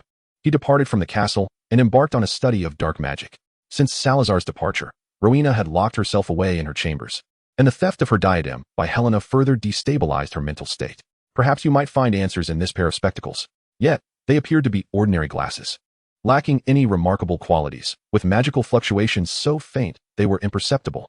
Your magical prowess is still insufficient. Rowena's artifacts are beyond your current understanding, John remarked. Well, it seems I am indeed too weak, he conceded. John's magical abilities had improved considerably after a month of diligent study at Hogwarts, yielding some results. While he still struggled with the disillusionment charm, he had made commendable progress with other spells. Perhaps my modifications to the charm have made it somewhat more challenging. Would you like me to adjust it again? Helga's well-meaning suggestion, however, fell flat. John shook his head. No need. I haven't practiced the disillusionment charm long enough, and my limited applications may be the reason for my ineptitude. I will strive to master it in due course. Suit yourself, such trivial matters are not worth my concern. Where has all the time gone? He pondered, realizing he had been oblivious to its passage. He had arrived later than intended, and opening the drawer had consumed more time than he had anticipated. He had been so engrossed in performing transfiguration that he hadn't noticed how long he had been at it. Fortunately, Helga had the patience to observe him engage in such mundane tasks. It seems that the legendary figures I encounter in my life are predominantly women. For instance, in the realm of wizards, my ancestral lineage and the esteemed founder from whom I inherited a portion of my legacy are both legendary witches. In the Muggle world, the most revered monarch is a kindly old lady who traverses the crevices of time. Could it be that Her Majesty is also a witch? It is unlikely, for the royal bloodline has been passed down through many centuries. If they were all of wizarding lineage, they would not have been so cruel to the sorcerers of the Middle Ages. Yet, one can never say for certain. Conflicts of that nature are prevalent everywhere. At midnight, Hogwarts Castle was eerily silent, devoid of students wandering the halls, and even Filch, the keeper of the castle, had succumbed to slumber. An enveloping stillness blanketed the entire castle. John relished the tranquility. It resonated with his nature. His aspiration to become a scholar rather than a formidable wizard stemmed from the understanding that powerful wizards, like Dumbledore, were perpetually engrossed in myriad affairs, with little time to attend to their own matters. Such a life might be sweetened for Dumbledore, perhaps perceived as a delightful burden rather than a frantic endeavor to assuage guilt towards someone. Yet John found himself incapable of embracing that existence. It was not a matter of ability, but rather a matter of willingness. There are countless paths to a vibrant life, yet none should entail the confinement of one's existence to a singular pursuit. That is not living. Standing on the staircase, John softly remarked, that is self-imprisonment. It will drive one mad. Certainly not. This was a perfect opportunity to visit places he typically could not. He recalled how, during Harry Potter's third year, he had been unable to obtain his guardian's signature to visit Hogsmeade, and it was only through the aid of an invisibility cloak and a secret passage that he had stealthily entered the village. Now, armed with a powerful disillusionment charm and the Marauder's map in hand, he had a vague memory of the secret passage's location. It lay concealed behind a statue of a one-eyed witch in the corridor of the fourth floor, leading to Honeydukes. However, the condition of the fourth floor was far from ideal, with numerous staircases shifting restlessly. Fortunately, the Marauder's map was a treasure. Dumbledore was not in his office. John glanced at the location of the headmaster's office on the map, yet he lacked the inclination to investigate further, as entry was beyond his reach. Moments later, Despite the assistance of the Marauder's map, John found himself thoroughly disoriented by the maze of staircases until he finally arrived before the statue of the hunchbacked witch. The incantation was clear in his mind. John extended his wand and gently tapped the statue, separate left and right. The statue's hunchback immediately parted, creating an opening wide enough for a slightly slender adult to enter. For a child of John's stature, it posed no challenge. With a crisp sound of impact, the statue closed behind him, and John, caught off guard, stumbled forward. After an indeterminate slide, John finally landed on the damp, cold ground. He rose and surveyed his surroundings. It was pitch black, so he raised his wand and intoned, Lumos. A silver light burst forth from his wand, illuminating the surrounding darkness. Before him lay a narrow, low passage. The air within the tunnel was stifling, and the surrounding darkness rendered John somewhat uncomfortable. After all, the Hufflepuff tunnels were typically warm and cozy. John had traversed the tunnel for nearly an hour, and had it not been for the abundant magic coursing through him, he would have found it challenging to maintain the Lumos charm along the way. The duration of his invisibility spell had already expired long ago. After reapplying the charm, John emerged through the trapdoor, ascended the staircase, and finally arrived at Honeydukes. Chapter 32. Choices. Although it was not particularly late, the usually bustling Honeydukes, filled with Hogwarts students, had succumbed to the quiet of rest. Nevertheless, John could still see shelves brimming with an assortment of confections that would undoubtedly delight children. Rows of peanut brittle, various chocolates, and puddings were neatly arranged, while an array of beverages lined the opposite side. However, the entrance to the shop was firmly shut. The door was inaccessible, but the windows remained an option. John glanced at a window that had been blown open by the wind, wrapped his cloak around himself, and clambered out onto the windowsill. He had underestimated his own height, and nearly stumbled as he exited. He ran a few steps and ducked behind a nearby house, lightly tapping his wand to dispel the charm that cloaked him. Upon emerging from the tunnel, he had overlooked the fact that his invisibility spell had nearly drained his magical reserves. The recent spell had almost caused him to lose control while climbing through the window. It seemed prudent to engage in some physical exercise, lest he exhaust his magic and find himself utterly incapacitated. John shook his head, hoping to ease the dull ache in his temples. Leaning against the damp wall had left his hands and feet cold. He sighed in resignation. Fingering the ring on his hand, he retrieved a peppermint and popped it into his mouth, relishing the coolness that gradually alleviated his chill. At last, he felt a resurgence of energy. Resorting to such remedies was hardly advisable. He would need to rely on them less in the future. Exhausted, John leaned against the wall, lost in thought as he gazed at the shadows across the way. It was his first glimpse of Hogsmeade, and it was far more vibrant than the descriptions in the books. Even though night had fallen, the remnants of daytime splendor were still evident. Truly, this was the most bustling locale in the British wizarding world, adjacent to a prestigious academy that undoubtedly facilitated prosperous commerce. With the proximity to the school, it was a universal truth that business thrived. Adjusting his wizarding robes, John strolled slowly along the street, keeping close to the wall. The tranquility here differed from the stillness of Hogwarts Castle, imbued with a lively atmosphere rather than the weight of scholarly pursuit. In Hogsmeade, where curfews did not prevail, a dark wizard could easily blend in without detection. The buildings flanking the street, though somewhat antiquated in style, retained a distinctly Muggle aesthetic, evoking the sensation of wandering through a medieval town. After all, wizards were born of Muggles, and at their core, they remained human. It is indeed peculiar that, amidst the unfolding economic warfare of the human realm, the wizarding community in Britain remains utterly silent. John does not believe his deductions to be erroneous. Rather, he perceives a troubling lack of vigilance within the British wizarding society. Should war be on the horizon once more, the German wizards, having learned from past experiences, would undoubtedly opt to gather in secrecy rather than expose themselves. Across Europe, following a previous great conflict, the victors inevitably become the targets for the next bout of hostilities. The bureaucrats at the Ministry of Magic, ensconced in their complacency and dreaming of tranquility, are wholly disinclined to acknowledge the potential for renewed warfare, particularly the newly appointed minister, whose actions are simply beyond critique. John shook his head. History has always been astonishingly repetitive.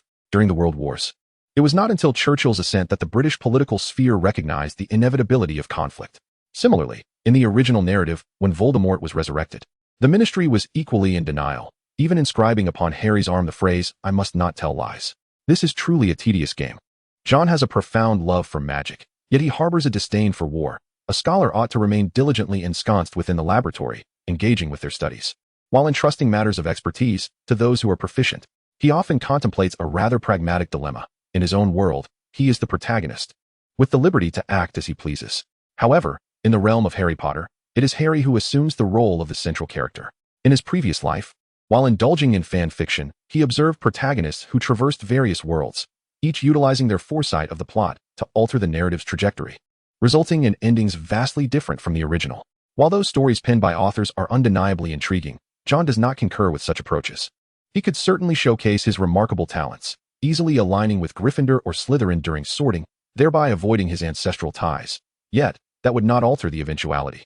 As long as he proves to be sufficiently exceptional, his lineage would inevitably be unearthed. He could assist Dumbledore in redirecting the course of events, eliminating the necessity for Harry to exist in such safety, nor would he require extensive training. The focus could simply be on destroying the Horcruxes, subsequently devising a method for Voldemort to resurrect using Harry's blood. Coupled with the protective enchantment left by Lily Potter, as long as Voldemort remains alive, Harry too shall survive. If John were to harden his heart, transforming Harry Potter into a mere tool, he could attain fame, status, and power, if he so desired. And with a measure of ruthlessness, all of this could be within his grasp. Moreover, is it truly so difficult for one who has already faced death, once to be unyielding? Not in the least. John is acutely aware that this dilemma is not complex. It is merely a straightforward choice. In a situation of duality, who would falter in their selection? John would not. Thus, he chose the latter option. Utilizing one's strength to accomplish tasks is undoubtedly a commendable choice, provided that the endeavor is executed well, yielding a result that delights all parties involved. However, the individual, Harry Potter, who is merely regarded as a tool, seems rather discontent. This particular aspect weighs heavily on John's mind. He once held a profound affection for the tale of Harry Potter, cherishing the characters within, including the protagonists and even the antagonistic Slytherins, whom he did not particularly disdain. Such fondness is a rare treasure. It embodies the emotional connection between individuals and the world. Thus, John had long devised a plan for himself, since he could leverage his own abilities to become the person he aspired to be. There was no need to alter the fates of others or intrude upon their lives. Otherwise, what would his previous affection for this narrative and its characters signify? He might influence minor aspects of this world through prophetic insights, but he would never aspire to be a new savior. The grievances and tribulations were left to Harry Potter. John merely sought to be John. This was his choice. Chapter 33, Professor Sprout. The following day, when John yawned his way into the dining hall, Stephen and his companions no longer displayed surprise. They had discovered John's nocturnal escapades one morning when they awakened him. After several days of surveillance, they ascertained that John indeed often slipped away at night. Initially, Stephen and the others were taken aback, for it was not customary for Hufflepuff students to wander the castle after dark. They had even entertained the thought of accompanying John. However, they soon recognized their limitations. And after John requested they learn the disillusionment charm, they abandoned that notion. Where did you go yesterday? I noticed your robes in the laundry basket were soaked this morning. The quartet habitually nestled in a quiet corner of the dining hall, engaging in hushed discussions. Would you believe me if I said I ventured outside the school? Really? We wish we could go too. When Flynn uttered this, his freckles danced upon his face, revealing his insincerity, prompting John to roll his eyes. As long as you learn the disillusionment charm promptly, I shall take you to Hogsmeade. You truly went. Scaly had long heard of Hogsmeade, yet regrettably, first-year students were not permitted to visit, leaving his dream unrealized. Why would I deceive you? Stephen, ever thoughtful, handed John a sandwich and remarked with a knowing tone. Whether he went or not is of little consequence. What matters is that we cannot go. He typically maintained a closer rapport with John, thus perceiving his thoughts, and they had long since been left behind by John on their academic journey. Although he was unaware of John's intense dedication, they were aware of John's cousin in Ravenclaw, and the scope of John's studies far surpassed that of a first-year student. At the very least, they could not keep pace. It is clearly your lack of effort. A sandwich was swiftly devoured by the famished John, thus liberating his voice once more. Can you believe that if I disseminate this knowledge among the students of our college, many of them would surely complete their studies ahead of schedule? Do you believe it? Scully, typically reticent, spoke with gravity. The prerequisite is that you can convey it without being confined by the professors. John pondered this matter earnestly. In terms of student organizations, the professors would likely impose minimal restrictions. After all, Hogwarts does not require any formal applications. John kept this matter in mind, intending to find time to inquire with Professor Sprout. If he could indeed establish an academic organization, he would finally have a source for those spells that were far beyond the syllabus. Seeing John deep in thought, Stephen and his companions instinctively fell silent, focusing on their meal. Whenever John began to contemplate, it signified that something consequential was about to unfold, and typically, any events initiated by John would provide his three roommates with first-hand news, along with the inevitable feasibility experiments that followed. I feel like I've just caused trouble, Scully muttered, his expression indicating he was contemplating something significant. What significant matter could there be? John's major concerns rarely affect us, Fred reassured him, though he himself felt uncertain. In contrast, Stephen remained composed. They had already firmly attached themselves to John's academic pursuits, and the other students had grouped them together in the college. This situation had become a reality, leaving no alternative paths. Regardless of what John undertook, they were always among those affected, since they were perpetually influenced. What was there to worry about? If John were aware of Stephen's thoughts, it would undoubtedly elevate his impression of him. Such a laid-back attitude is something many adults struggle to achieve. Thus, throughout October, the quartet's academic life remained quite engaging. The only dilemma was that John had yet to find an appropriate opportunity to discuss the organization with Professor Sprout. The primary reason, of course, was his overly packed schedule, leaving him with no spare time. Heaven knows why first-year courses assign so much homework. Fortunately, Professor Sprout happened to be in the greenhouse, tending to a herb that appeared on the verge of wilting. "Professor, may I enter?" John inquired softly. Observing the busy Professor Sprout in the greenhouse, gently knocking on the door, it seemed she had not heard him, so John raised his voice slightly. One must not raise their voice in the greenhouse, lest they provoke some peculiar plants, for it is indeed a perilous environment. Thankfully, this time he finally managed to capture Professor Sprout's attention. Upon seeing that it was John seeking her, Professor Sprout's round face broke into a gentle smile. The voice of this head of Hufflepuff was soothing as she retrieved a pair of earplugs from the patchwork pockets of her attire and handed them to John at the door. "Of course, but you must wear these first." John immediately hesitated to enter, for upon receiving the earplugs, he had already surmised the nature of the delicate seedling being nurtured within the greenhouse. Even if it were merely a wilting mandrake, it was far beyond John's capacity to endure. This creature was perilously dangerous. Yet, with an arrow knocked, he had no choice but to shoot. Since Professor Sprout had permitted his entry, surely there was no imminent danger inside. Chapter 34, Halloween. The cultivation of mandrakes is indeed an intricate art. Yet this art was not something John felt connected to at this moment. Perhaps Professor Sprout wished for him to learn, yet John held no desire to do so. What purpose did cultivating mandrakes serve? To commit murder? "Professor, you may simply call me John," he insisted, feeling uncomfortable being addressed as Mr. Smith, which seemed to evoke the atmosphere of a classroom. "Very well, John," Professor Sprout replied with a kindly smile. "What brings you to me?" John nodded, a hint of nervousness in his voice as he spoke. "Professor, I wish to consult you on a matter." "What matter? Speak freely." "Well, Professor, I feel that the academic environment in our college is somewhat lacking in vigor, hence I wish to establish a club." "A club? What is that?" "It is an organization for students to interact and share the challenges they face in their studies." Professor Sprout appeared intrigued. "So, akin to a society?" "Quite so, though I am uncertain of the exact distinctions between the two. In any case, it is an interest-based group that welcomes students from all years, allowing us to exchange knowledge, be it regarding spells we find difficult or other areas of study. Indeed, that is a splendid proposal. If you were a senior student, I would be delighted by your initiative. However, John, you are still quite young. I recognize that your transfiguration and charm skills are commendable, but I believe you should solidify the knowledge you have acquired. Advanced spells will inevitably come your way. There is no need to rush." Professor Sprout regarded John with a smile. "Professor Flitwick has mentioned your remarkable talent in charms." "Is that so? That is rather encouraging." Typically, John's character would dictate that he take this compliment and withdraw, yet the pressing issue was that he needed to justify the exceptionally powerful spells he had mastered. Otherwise, no matter how discreetly he conducted himself, there would inevitably come a day of exposure. With so many formidable instructors within the walls of Hogwarts, once discovered, he would find it impossible to exonerate himself. Even revealing his lineage would not suffice to explain how he had managed to enhance so many spells. This is indeed an enhancement of the legendary wizardry, no matter how gifted John may be. Achieving such a feat with his current level of magic would necessitate at least another decade of study. "You see, Professor, you have misunderstood me. I do not wish to advance to higher-level magic prematurely.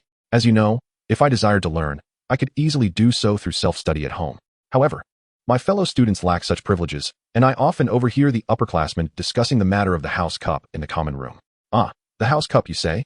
A flicker of change finally crossed Sprout's face, which relieved John somewhat, for he was not one to excel in deception. "Indeed, when I mentioned the establishment of this association, it was not under my name that I intended it to be founded." To avoid further interruptions, he spoke candidly. "I hope that you, Professor, will take the initiative to establish this association. As the head of Hufflepuff, it would hardly violate school regulations for you to do something for the benefit of your students, would it?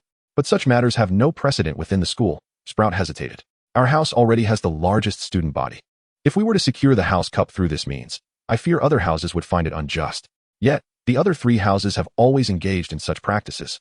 John replied innocently. "The Ravenclaw common room is filled with notes and insights left by previous students for all Ravenclaw members to peruse." "Very well, if that is the case. I shall take my leave for now," John said as he rose from his seat, confident in Professor Sprout's commitment. "Wait a moment." Since this proposal for the association originated with you, do you have any suggestions for its name? I indeed contemplated this matter initially. What do you think of this name? John produced a slip of paper from his clothing and laid it upon Professor Sprout's desk before exiting the office. Before he had even reached the Great Hall, John caught the tantalizing aroma of delectable food, reminiscent of his first day at school. Reflecting upon it now, it seemed as if it were just yesterday. Upon entering the Great Hall, he was greeted by a ceiling transformed into a starry sky, adorned with countless floating candles, while a multitude of bats flitted about, occasionally swirling above the dining tables.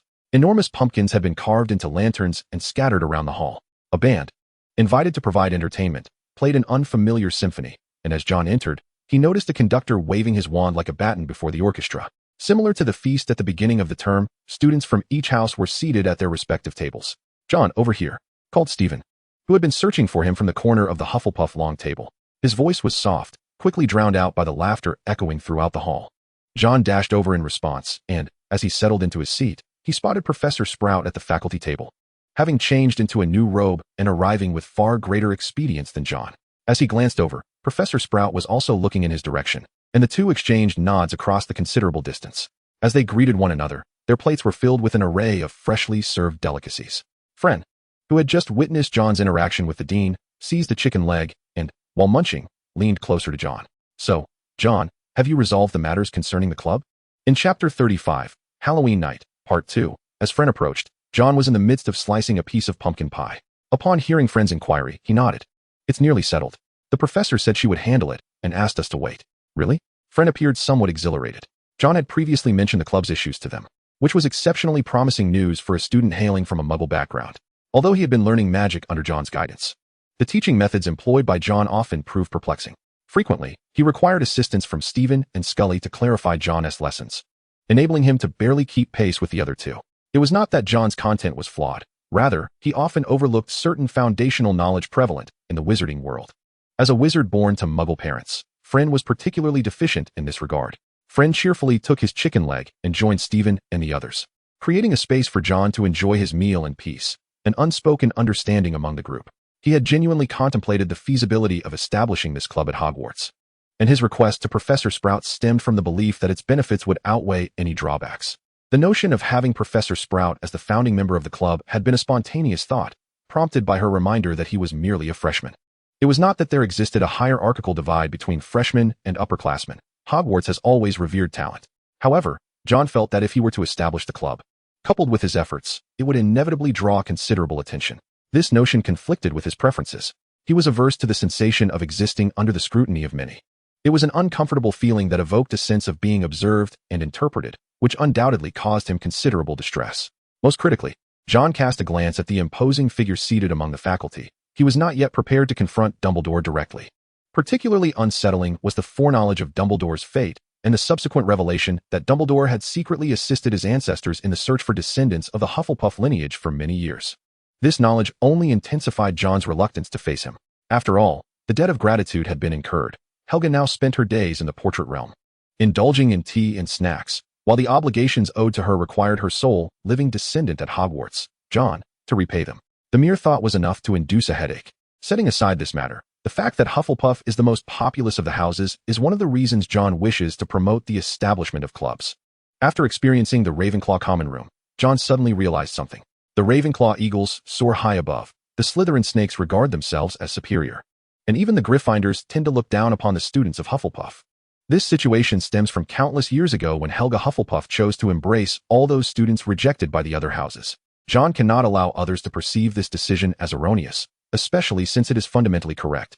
Every wizard is a treasure, regardless of their origins, in the British Isles. These wizards represent a formidable force. Particularly now, with the continuous increase of magical elements in the world, the forthcoming magical realm may undergo a transformative resurgence. A change that will benefit not only the magical community in Britain, but also the global magical community. Naturally, the beneficiaries will not be limited to virtuous wizards. Dark wizards will also reap the rewards. Ultimately, it boils down to a single truth. The essence of a wizard is human. And what is the essence of humanity? Certainly, it is not purely benevolent. The strength of wizards lies in the individual. When individual power becomes excessively potent, it can lead to extremities, manifesting as dark wizards like Voldemort or as figures like Dumbledore, who suppresses the Western magical world with his solitary might. Both are expressions of extremity. and John's concerns are indeed justified. Helga, within her portrait, absorbs magical energy through the magical array of Hogwarts to maintain the stability of the portrait space. Thus, she is most acutely aware of the increasing concentration of magical energy. Having lived in that space for nearly a millennium, she can detect even the slightest refinement.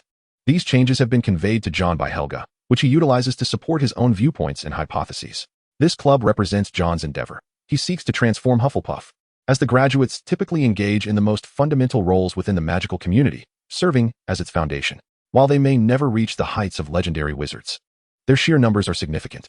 In any realm, the majority led by certain individuals are destined to emerge victorious in the end. Currently, John cannot yet be one of those individuals, but it is his ambition to become a catalyst, propelling the entire magical community forward, rather than merely vying for power in isolated spheres. His greatest distinction from Voldemort lies in his aspiration for peaceful development and order. Oh, it seems that the guiding principle of the Hufflepuff legacy embodies this very notion. When did he last hear Helga speak of it? He cannot quite recall. As John pondered these thoughts, he popped the final spoonful of pudding into his mouth. At that moment, the music began to play once more. Hogwarts, Hogwarts, Hogwarts, Hogwarts. Grant us knowledge, regardless of whether we are balding elders. The child who had injured his knee remained, as the Hogwarts school song resonated, heralding the conclusion of the evening feast. This lively banquet had persisted for over 2 hours, undoubtedly marking a splendid night. As his words faded, students began to stream out of the hall. John felt an odd sensation, for he had not noticed Professor Sprout among the faculty seating. Where had she gone? Chapter 36, Halloween, Part 3. Professor Sprout had prepared a delightful Halloween surprise for John. After much effort to squeeze into the common room, John finally discovered what had transpired. The professor, having departed early from the feast, had arranged a magical board inscribed with a notice that not only contained some congratulatory words, but also addressed a particular matter. How would Professor Sprout assist us in obtaining the house cup?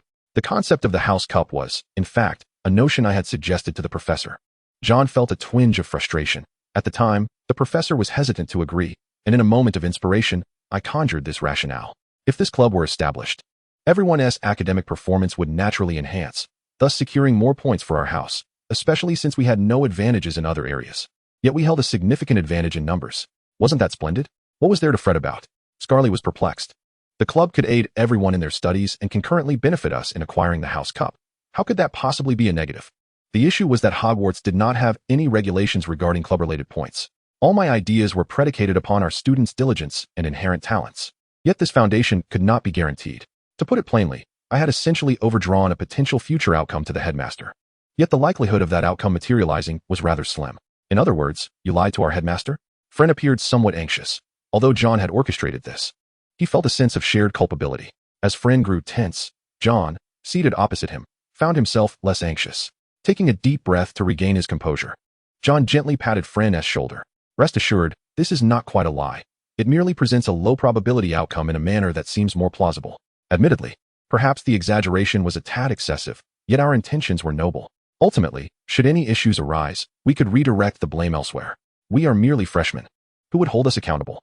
The three anxious individuals failed to detect the hint of guilt in John's tone. That reasoning does have merit, Stephen mused, resting his chin on his hand, adopting a serious demeanor.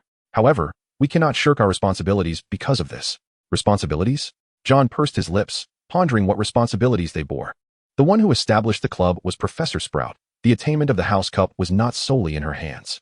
This benefited all the students of Hufflepuff. Powerful spells, not to mention, would ensure one's self-preservation in battle. In John's world, the adage "there is strength in numbers" is not merely a saying, but rather an undeniable truth. By that time, the spells that had been refined were ubiquitous, with John playing the role of the initial disseminator of these enchantments and, ultimately, the beneficiary. He did not intend to reveal himself. Stephen and the others would not voluntarily expose the matter either. They were no longer children, especially when compared to their peers, as they had already become wizards. At their age, they were well aware of the intricacies of life, and the realm of these young sorcerers was decidedly pragmatic. They might boast about certain trivial matters, yet when they unexpectedly found themselves as stakeholders in a significantly consequential affair, discretion and concealment, even maturity, would instinctively transform into a survival instinct. As John's roommates, Stephen, Flynn, and Scully had long recognized the remarkable abilities of their companion and aligned themselves with him. When contemplating matters related to John, they would instinctively seek his counsel, rather than approaching their own affairs with casualness. John adeptly capitalized on this instinct and could manipulate it to his advantage, all while ensuring that their friendship remained unscathed. The camaraderie among wizards is a serious affair, akin to the profound trust Harry Potter's parents placed in Peter Pettigrew, which represented a significant degree of absolute trust. The distinction, however, lay in John S.'s ability to retain sufficient cards close to his chest, rendering him unafraid of betrayal from friends, while simultaneously possessing enough goodwill to place faith in them. Yet, his goodwill was not so easily afforded as to encompass the entirety of Hufflepuff House's responsibilities. This responsibility was not merely about obligation. It was about assisting Professor Sprout and ensuring she was not put in an awkward position. Indeed, they should be among the first to respond to the professor, as this would surely enhance her impression of them. John conceded that Stephen's reasoning held merit. After all, it was John who had initially suggested this idea to Professor Sprout, and he could not allow himself to hinder her efforts. They still had several years to spend within the halls of Hufflepuff. It was not fear of Professor Sprout's judgment that concerned him. This professor, like her ancestor Helga Hufflepuff, was inherently kind. However, he felt a twinge of guilt for having leveraged her concern and goodwill towards her students. Thus, it was settled they would present themselves with enthusiasm when the time came. Since arriving at Hogwarts, John had encountered numerous unforeseen circumstances. Even with his continuous efforts to fortify his mental resilience, he could not evade the arrival of these unexpected events. They decided to let things unfold naturally. Every problem has a solution, and worrying unnecessarily serves no purpose. Tomorrow's matters could wait until tomorrow. For now, a restful night's sleep awaited. Chapter 37. Preparedness. Following the conclusion of October, a cold wave swiftly descended, perhaps due to its elevated latitude. The coldness of Hogwarts merely inflicts physical discomfort. The damp air transforms into snowflakes gracefully descending from the heavens before it even has the chance to settle. By mid-November, winter has firmly established its presence, heralding the commencement of the Quidditch season. John harbors little enthusiasm for this sport. Although his performance in flying lessons is commendable, he possesses an aversion to physical exertion. The notion of soaring through the air to strike a ball strikes him as rather mundane. He would rather devote his time to unraveling the mysteries of the single lens left behind by Ravenclaw. In any case, the abundance of Quidditch enthusiasts among Hufflepuff students renders his absence inconsequential. Stephen and his companions, however, are positively exhilarated. They, along with Fren, are ardent fans of Quidditch. Even if they cannot participate in the matches, they ensure their presence is felt at every game. John, of course, finds himself in attendance, albeit dragged along like a mere puppet, sitting amidst the audience. As the players dart through the sky, John remains sandwiched between Fren and Scally, lost in thought. Meditation proves impossible in the cacophony of noise. Any attempt to concentrate is effortlessly disrupted. His gaze wanders towards the Slytherin section, where he recalls, due to Helga's insights, that a few students possess a magical training method unhindered by environmental distractions, arguably more convenient than meditation.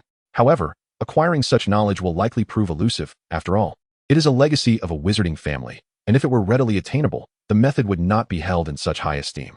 This, indeed, exemplifies one of the advantages of wizarding lineage. Their training techniques surpass John's meditation practice. Furthermore, John's method is applicable only for a limited duration. Even now, he feels the pace at which he absorbs magical elements has noticeably slowed. It is likely that by the time he reaches his second year, meditation will no longer serve as a boon for his magical development, though it may still aid in mental rejuvenation.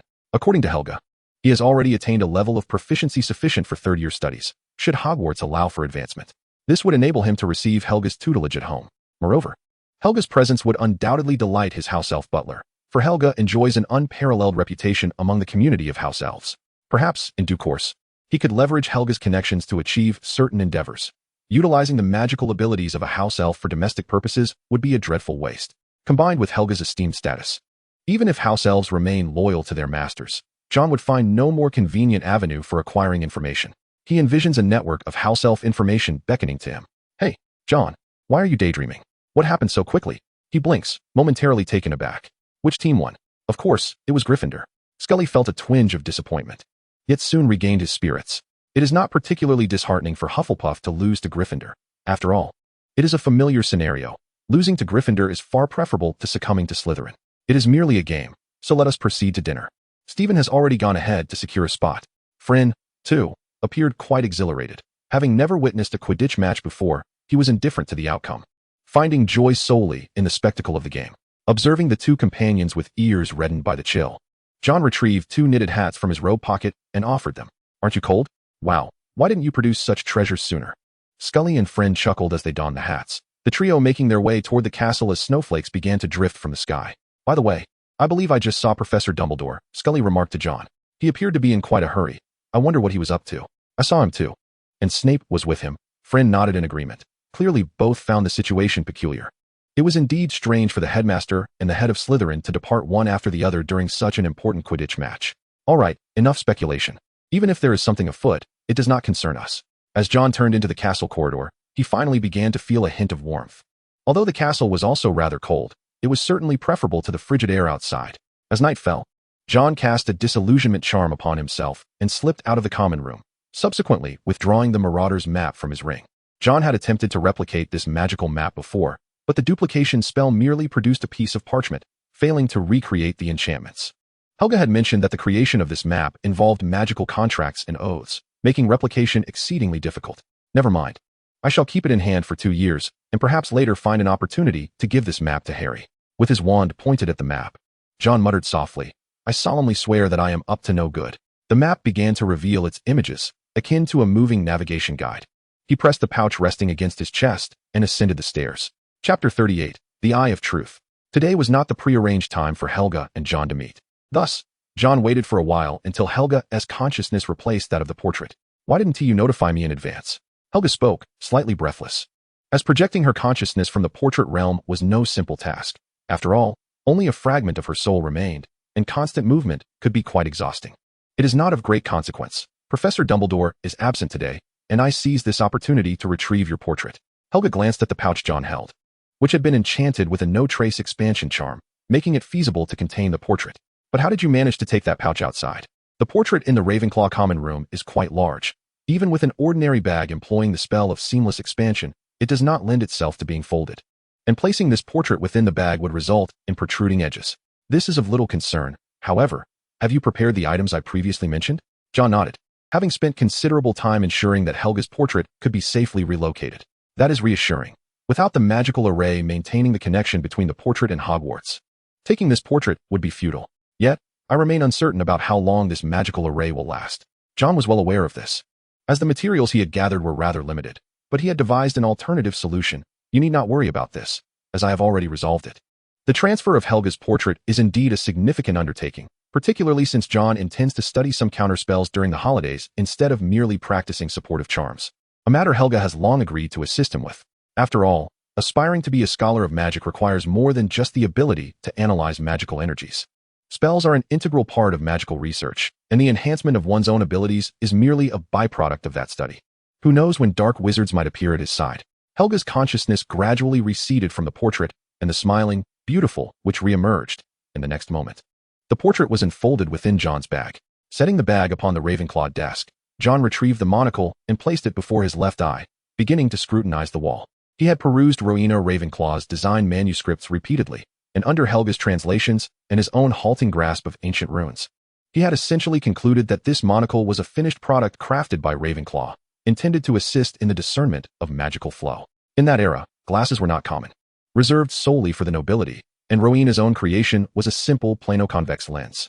It was neither a nearsighted lens nor a magnifying glass, merely a straightforward, circular transparent lens. However, when John acquired it, this magical item had become inert due to prolonged disuse, presenting a vexing predicament akin to inheriting a substantial fortune only to be informed that a password was required for access. Helga had spent several days attempting to deduce the activation method, ultimately sharing with John some insights into Rowena's habits, encouraging him to seek the unlocking mechanism himself. Of course, she also advised John to engage in frequent communication with the monocle. What is there to communicate with a lens?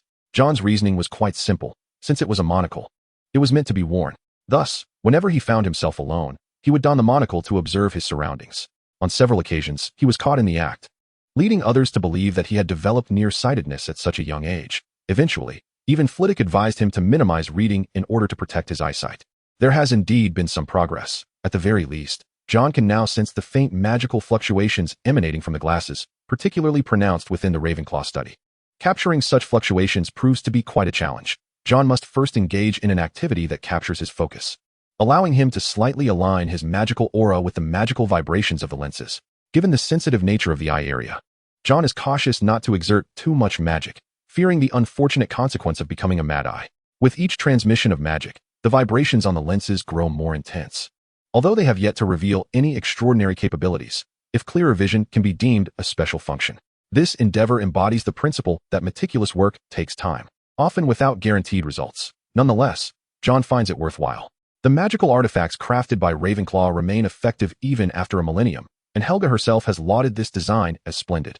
Currently, John merely invests a modicum of time and effort to potentially gain both usage and ownership of this remarkable item, making it an undeniably advantageous exchange. After dedicating such an extensive period to the lenses, John estimates that today may very well be the moment to fully activate this magical object. After all, he has thoroughly surveyed everything visible within the study, even examining the 93 tiles that adorn the floor. He certainly does not wish to scrutinize the minute cracks in the stone tiles a second time. Perhaps his prayers have truly borne fruit. Or perhaps his diligent efforts have culminated in this moment. Just as John begins to feel fatigue in his eyes, the lenses before him finally respond. Blue and purple lines abruptly materialize within his field of vision, intertwining with one another, and then two lines of ancient script emerge before him. One half of the phrase is in Latin, interspersed with a word of runic origin. With his limited knowledge of magical linguistics and medieval grammar, John struggles for a while before deciphering its meaning. It is an inscription. The exploration of magic knows no bounds. This is the eye that sees the truth. Rowena Ravenclaw. Chapter 39. You crave the unicorn's form. Though the magical glasses have finally reacted, John feels less elated than expected. Just the sight of this inscription suggests that these are no ordinary magical items. Artifacts left behind by a legendary wizard of Rowena's caliber are not something John feels equipped to master or utilize at this moment. Mastery of medieval grammar and runic language remains a knowledge he must continue to pursue. It is surprising that, after all these years, he can still experience the arduous sensation of learning a foreign language. As he stows the glasses into his pocket, John senses the dissipating magical vibrations, his brow furrowing slightly. He has an inkling that these glasses are far from simple. He wishes to avoid troubling his aunt and grandmother, and while his mother possesses knowledge of these magical scripts, her current pregnancy makes it imprudent to disturb her frequently. If only he could peruse the notes from Ravenclaw Academy. How could I forget this? John exclaimed, tapping his forehead as he pressed his hand against the wall in front of him. I need to find a place to hide something. Moments later, a door opened before John. Behind it lay a space he had always known about but had never explored, a place that housed a Horcrux. However, John was not there for Ravenclaw's diadem. He sought the books and notes discarded by former students. With such an abundance of tomes, surely one would suit his needs. As he crossed the threshold, the door closed automatically behind him. The room was vast, akin to a cathedral, and the surroundings resembled a city, with towering walls composed of countless items left behind by students long departed from this world. As John wandered through, he passed by a troll specimen and spotted a tall mirror standing in a corner, draped in dark red satin, with a small portion exposed. Just as he was about to approach it, he hesitated. The mirror of Ariste was a highly sophisticated magical object, yet he was not inclined to confront his own desires. Human longing is the most grotesque of things, and John did not wish to gaze upon what his desires truly were. After all, was his goal not clear? In short, it was elusive. John muttered to himself, not this one, nor that one. He delved deeper into the labyrinthine chaos, his own breathing and footsteps echoing in his ears, creating an eerie sensation as if someone were trailing him. The notes atop the bookshelves were filled with transformations and spells. He even encountered manuscripts of sinister magical experiments. Yet he found no notes pertaining to runes. How unpopular could this course be among students? After an extensive search, John managed to unearth only 2 old textbooks on runes, which contained scant notes that he deemed barely useful. Forget it, he sighed, feeling the strain in his back from searching so intently.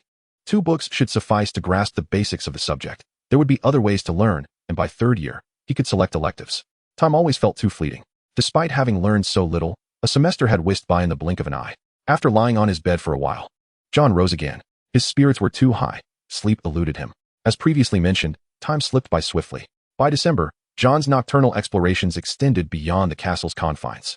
Hogwarts was vast. While patrols roamed within the castle, the outside was devoid of oversight, and with the disillusionment charm, he felt considerably safer.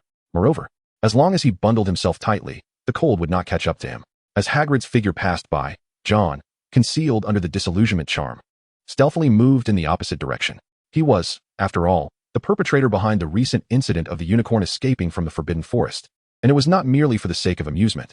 Helga instructed John to prepare a magical array, which required the establishment of a magical link to Hogwarts. This endeavor necessitated the use of some rather precious magical materials to stabilize the array. While most items were relatively easy to procure, the final requirement, unicorn hair, proved to be quite elusive. John had contemplated purchasing it, but the unicorn hair available on the market was sourced from deceased creatures and did not meet his specifications. The list provided by Helga explicitly detailed, 2 strands of hair from the forehead and tail of 3 living unicorns, totaling 12 strands. Although living unicorn hair could be acquired, John, after inquiring with an illicit shop in Nocturne Alley based on a tip-off, promptly abandoned that notion. The price of 10 galleons per strand was exorbitant. They might as well rob Gringotts.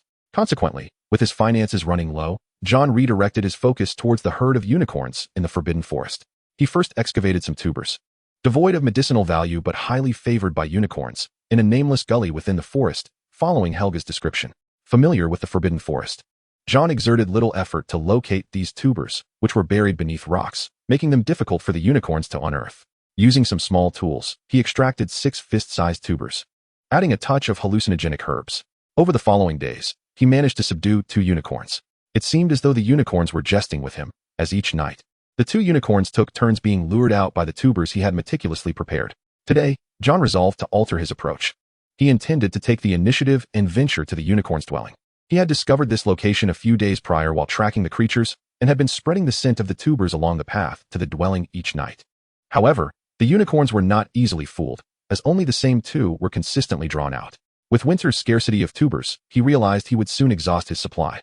"It's you," John exclaimed, spotting a solitary unicorn lagging behind, and he waved his wand gently. Chapter 40. Conclusion. Engaging with unicorns in the Forbidden Forest is a perilous endeavor. These mystical beings possess formidable magical abilities, and should they become serious, a single unicorn could easily best John multiple times. Thus, he had to devise some less conventional methods. In truth, Snape's disarming charm is quite effective. If mastered, it could silently sever a few strands of hair from a unicorn.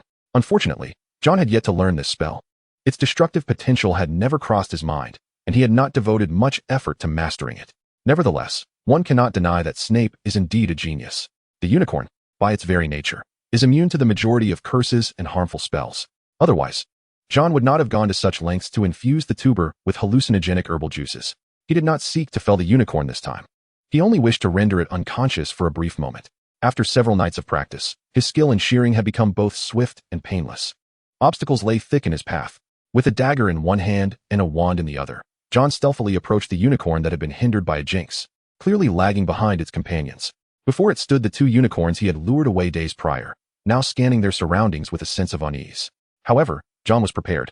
He deftly tapped his wand, causing the tuber he had set up nearby to fall from the tree, landing softly in the snow. It was no wonder he could consistently entice the unicorns away. They felt secure with the mature unicorns watching from a distance. Had it not been for Hagrid's discovery of a unicorn resting on the ground during his nightly patrols, John's plan would have progressed without a hitch. The reason for Hagrid's discovery was that John had unwittingly lured the same unicorn as the previous night, neglecting to collect its hair in the process. As he departed, he inadvertently created some noise, which drew Hagrid's attention to the fallen unicorn. The poor caretaker mistakenly believed that a dark wizard had stealthily infiltrated Hogwarts, prompting him to patrol the grounds every night, forcing John to change his hiding spots multiple times. Of course, had the unicorn he had collected hair from not been marked with his light blue dye, John would not have realized he was dealing with the same creature. Squinting, John observed the 2 unicorns as they fled, and the tuber he held soon fell beside the unicorn that remained behind. According to Helga, unicorns possess little resistance to such delectable tubers. His previous attempts to lure them with mere scent had failed, but surely, this time, with the actual food, it would succeed. Everything proceeded smoothly. The unicorn John had set his sights on ultimately succumbed to the allure of the food, bowing its head to nibble at the tuber buried in the snow and swallowing it whole. Before long, the unicorn began to sway unsteadily. John was acutely aware of the potion's potency. For a unicorn of this apparent age, dizziness might be its only limit. He hastily cast a disillusionment charm upon himself and swiftly approached the unicorn. A gentle breeze stirred. The tip of his wand conjured a small gust of wind, lifting the unicorn's tail hair, and with a precise motion, John severed 3 strands from the central part of its tail. The hair on its head proved more challenging. John cautiously grasped 2 strands, wary of causing the creature any pain. He was uncertain whether his disillusionment charm would deceive a waking unicorn. Perhaps the unicorn hair within his wand played an unknown role, as the unicorn before him did not regain consciousness before John had gathered the hair. After he carefully stored the strands in his ring, the unicorn even knelt down.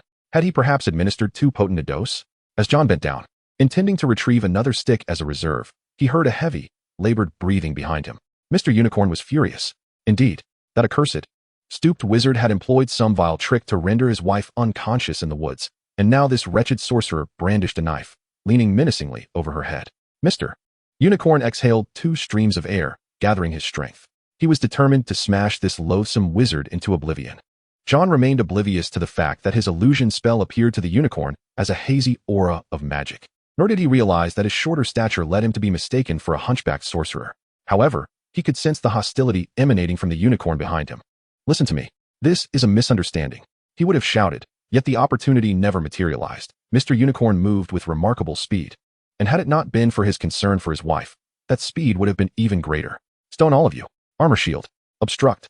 The first spell fell short. As the unicorn was completely immune to John's petrification incantation, the ironclad and obstruction spells momentarily hindered the unicorn's charge, allowing John a fleeting moment to react. He ducked low, narrowly avoiding the unicorn's most lethal horn, only to be sent flying by a collision with the unicorn's head, burying him into the snow, the illusion spell forcibly dispelled. Had John not been adequately bundled up and the snow not sufficiently soft, he would likely have suffered broken ribs from such an impact. He uttered the command to open the study and dashed inside, leaning against the wall. "Provide me a place for healing," he gasped. In the next moment, the study transformed, and a small table adorned with bandages and pain-relieving potions extended from the wall. Chapter 41. The Hufflepuff Magical Research Society. After resting against the wall for a while, John picked up a roll of bandage and wrapped it around the bruised area on his arm, then swallowed a small vial of pain relief potion. Fortunately, he had only sustained superficial injuries. Otherwise, he would have had to visit the infirmary. As the pain gradually subsided, John stood up, allowing the room of requirement to conjure a new set of Hufflepuff robes for him to don before departing. John was a person of remarkable resilience.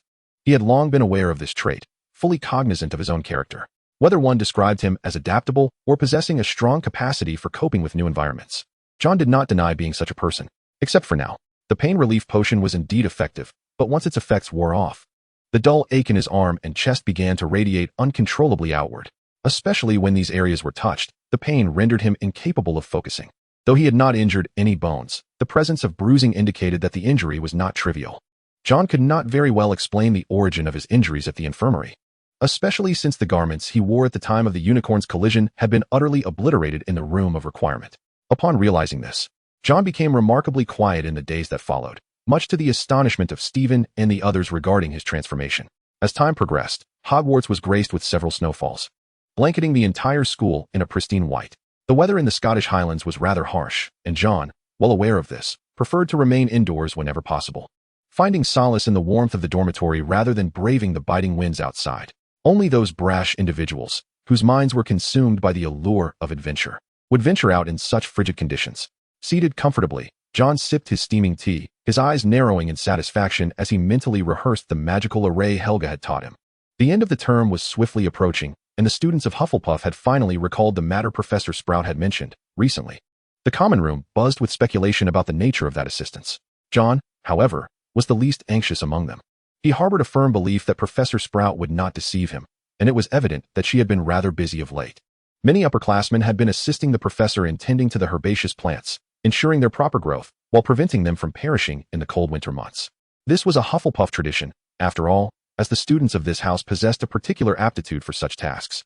After nearly 2 weeks of recuperation, the bruising on John's arm had finally faded, and the dull ache in his chest had subsided, restoring him to his prior physical condition. His recent indulgence in food had not been in vain.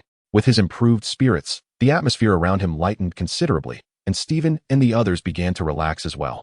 Throughout the days, John wore a serious expression, approaching each task with caution, which, though unspoken, caused a slight unease among them. The letter came from Professor Sprout, who had taken the initiative to inform John about the arrangements for the club, given that he was the one who had proposed it.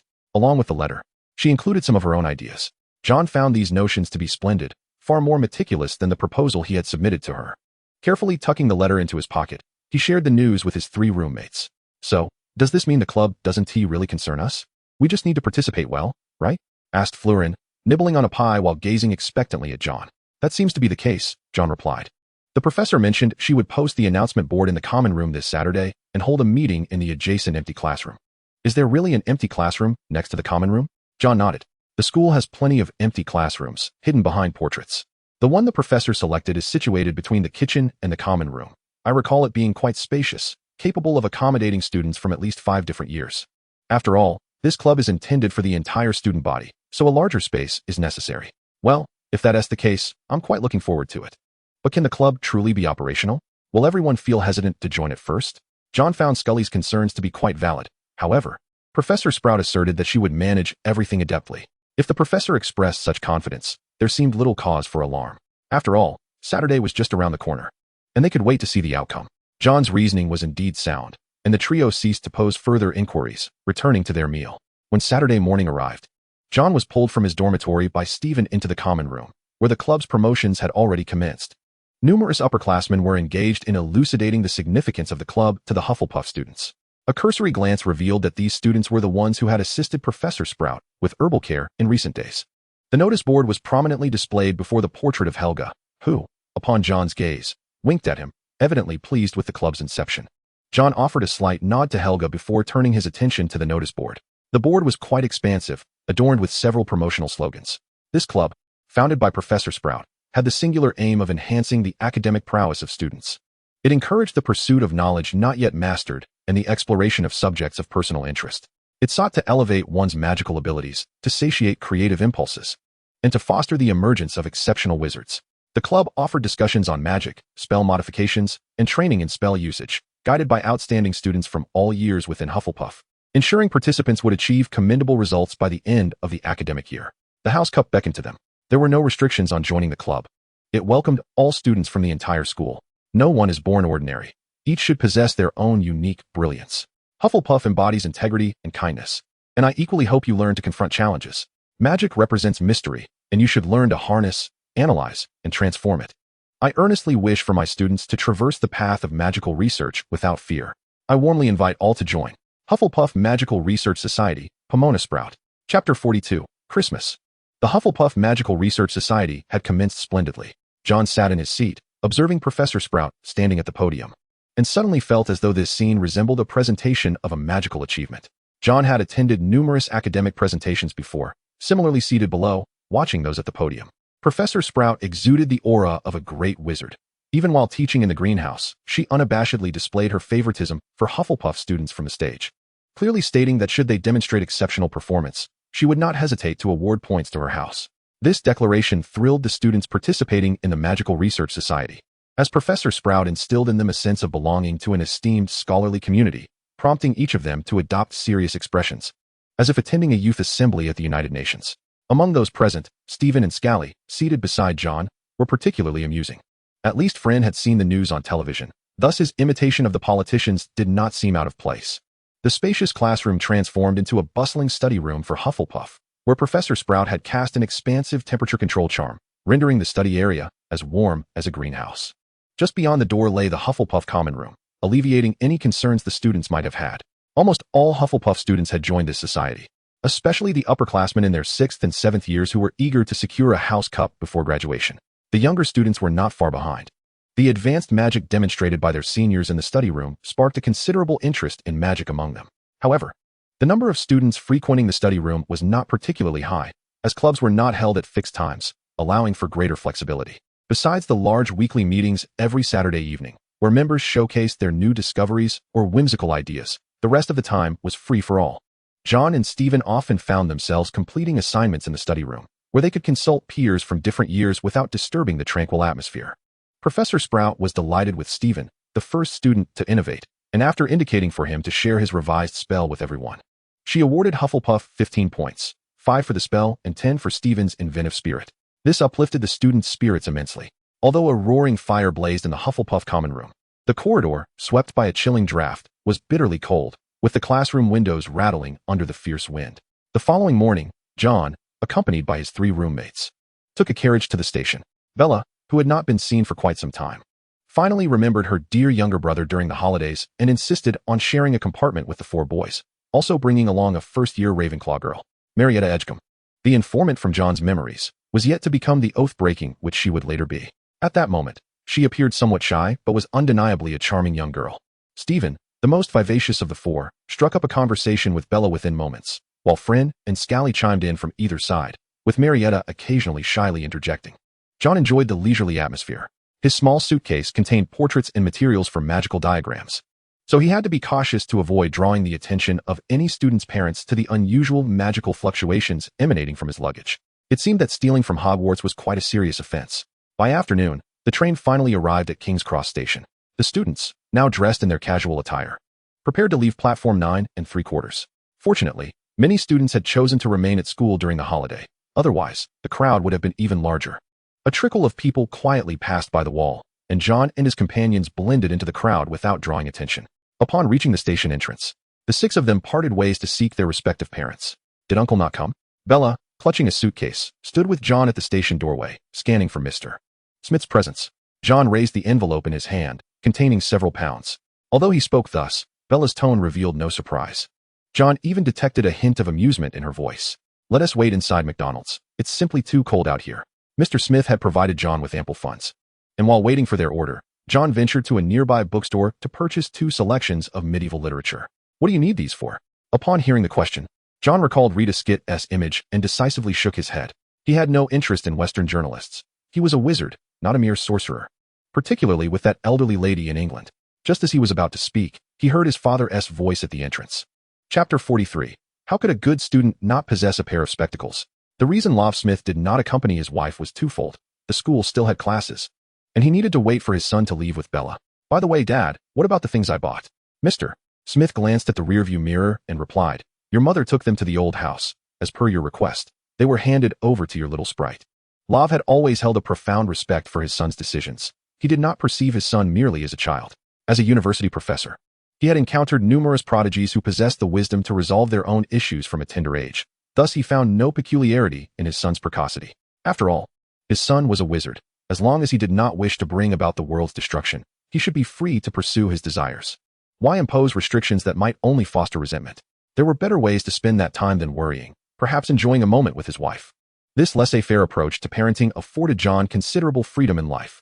Can you imagine the joy of living a life unrestrained by parental limitations, with unwavering support from one's parents? No, such happiness is beyond your comprehension. By the way, Dad, John inquired, rubbing the ring on his finger, how much pocket money do I have left? No one has touched your pocket money. It remains intact in your account. Mr. Smith turned the steering wheel into their garage, parking the car before asking, Why do you inquire? I wish to commission a Christmas gift for myself. John offered no further explanation regarding this matter. There was no need for him to assist in decorating the home. Mr. Smith could manage with just a bit of ribbon. While his father enjoyed dinner, John discreetly slipped out with his wallet. However, the bustle held little allure for him. He had already experienced the chaos of Singles' Day. After strolling down the street for a while, John clutched a cane-shaped candy in his hand and entered a quaint, handcrafted store that appeared to have few patrons. This establishment had been in business for many years, run by a skilled elderly huaxia artisan. John had frequented this place as a child, often watching the old man at work, leaving a lasting impression on him. As the name suggests, the bespoke shop could craft anything, provided the requests were reasonable. John's purpose for visiting was to procure a new frame for his monocle and transform it into a pair of spectacles. Although he was not nearsighted, wearing a single lens had become an oddity, especially as the world of magic evolved and monocles had long been rendered obsolete. Pushing open the door of the custom shop, John approached the counter and gently roused the dozing shopkeeper. The old man bore no ill will towards being awakened. Elderly individuals often hold a fondness for children, and as an old acquaintance, he was quite fond of John. Is young John here to wish Grandpa a Merry Christmas? The old man inquired, adjusting his glasses and squinting at John. Not quite, John replied with a gentle shake of his head. I've come to ask for your assistance in crafting a new frame. He retrieved his monocle from his pocket and carefully placed it on the silk cushion atop the counter. Oh, what an antiquated style. Is it an heirloom from your family? The elderly artisan donned a pair of gloves and delicately grasped the supporting frame of the lens. What kind of new frame do you envision? Are you merely seeking maintenance? I have numerous frames for you to choose from. John had no particular desires. He simply sought an ordinary pair of glasses, nothing extravagant, just sufficiently unremarkable. You certainly know how to challenge an old man. The shopkeeper chuckled, sliding a small box that fit the lens dimensions toward John. Come, take a look at these frames and see if any catch your fancy. After perusing, John selected a frame that was anything but ordinary, amber in hue, adorned with intricate carvings, and most importantly, featured a small clasp that could be opened without risking damage to the lens during installation. Though the lens appeared unassuming, it was inscribed with multiple magical glyphs and filled with a gel derived from enchanted flora of the Forbidden Forest, making it exquisitely delicate. Should it sustain damage, only Helga could repair it, and even then, it would require considerable time and effort. Thus, John was immediately drawn to this frame, finding it both unique and appealing. So, how much does this frame cost? John inquired, playfully handling the brown frame, which emanated a hint of magic as he allowed a tendril of his essence to seep into it. There was no immediate reaction. The magic merely swirled within the frame before dissipating into the air. As expected, the old shopkeeper had not anticipated that John would select this particular piece.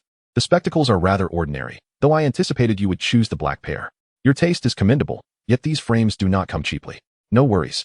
I have brought money with me. John waved his wallet. However, I would still require Grandpa Jin's assistance to fit another lens. Certainly, certainly. The elderly shopkeeper, swift in his movements, had already taken a round lens to compare with the one John had brought and began to grind it. The sole advantage of a handcrafted store was that John could vigilantly oversee the process, ensuring his lens remained undamaged, and he was not overly concerned about the broken frame. Nevertheless, having a suitable option was indeed favorable. The shopkeeper, skilled in his craft, quickly finished the lens, as it was merely a plain one, requiring little effort. After 2 hours of waiting, John finally donned his new glasses. He remarked to his reflection, "I look quite like a diligent student." Chapter 44, Christmas Vacation. The house twinkled with colorful lights. Mr. Smith had finished his meal and sat before the television, watching the international news. He expressed some surprise upon seeing John's glasses. "When did you become nearsighted?" John removed his glasses and tucked them into his pocket. "They are plain lenses, worn merely for aesthetics." He glanced at the television screen. Where reports on Germany's financial issues scrolled by, the journalist's tone tinged with a hint of schadenfreude, prompting John to shake his head inwardly at some of the comments. They would have their moments of despair soon enough.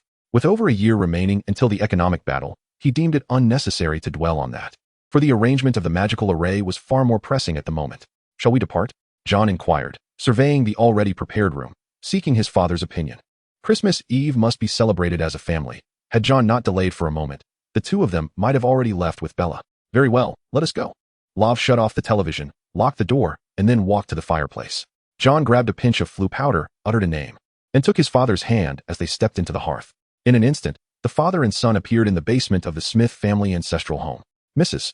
Smith had utilized a modicum of her connections within the Ministry of Magic. However, since both Smith and John's names had already been claimed, their flue network was designated as Biro Manor according to the ministry's registry. John S. Biro Manor, or more succinctly, Joby Manor. When John first encountered this name in a letter, he felt no inclination to mock it.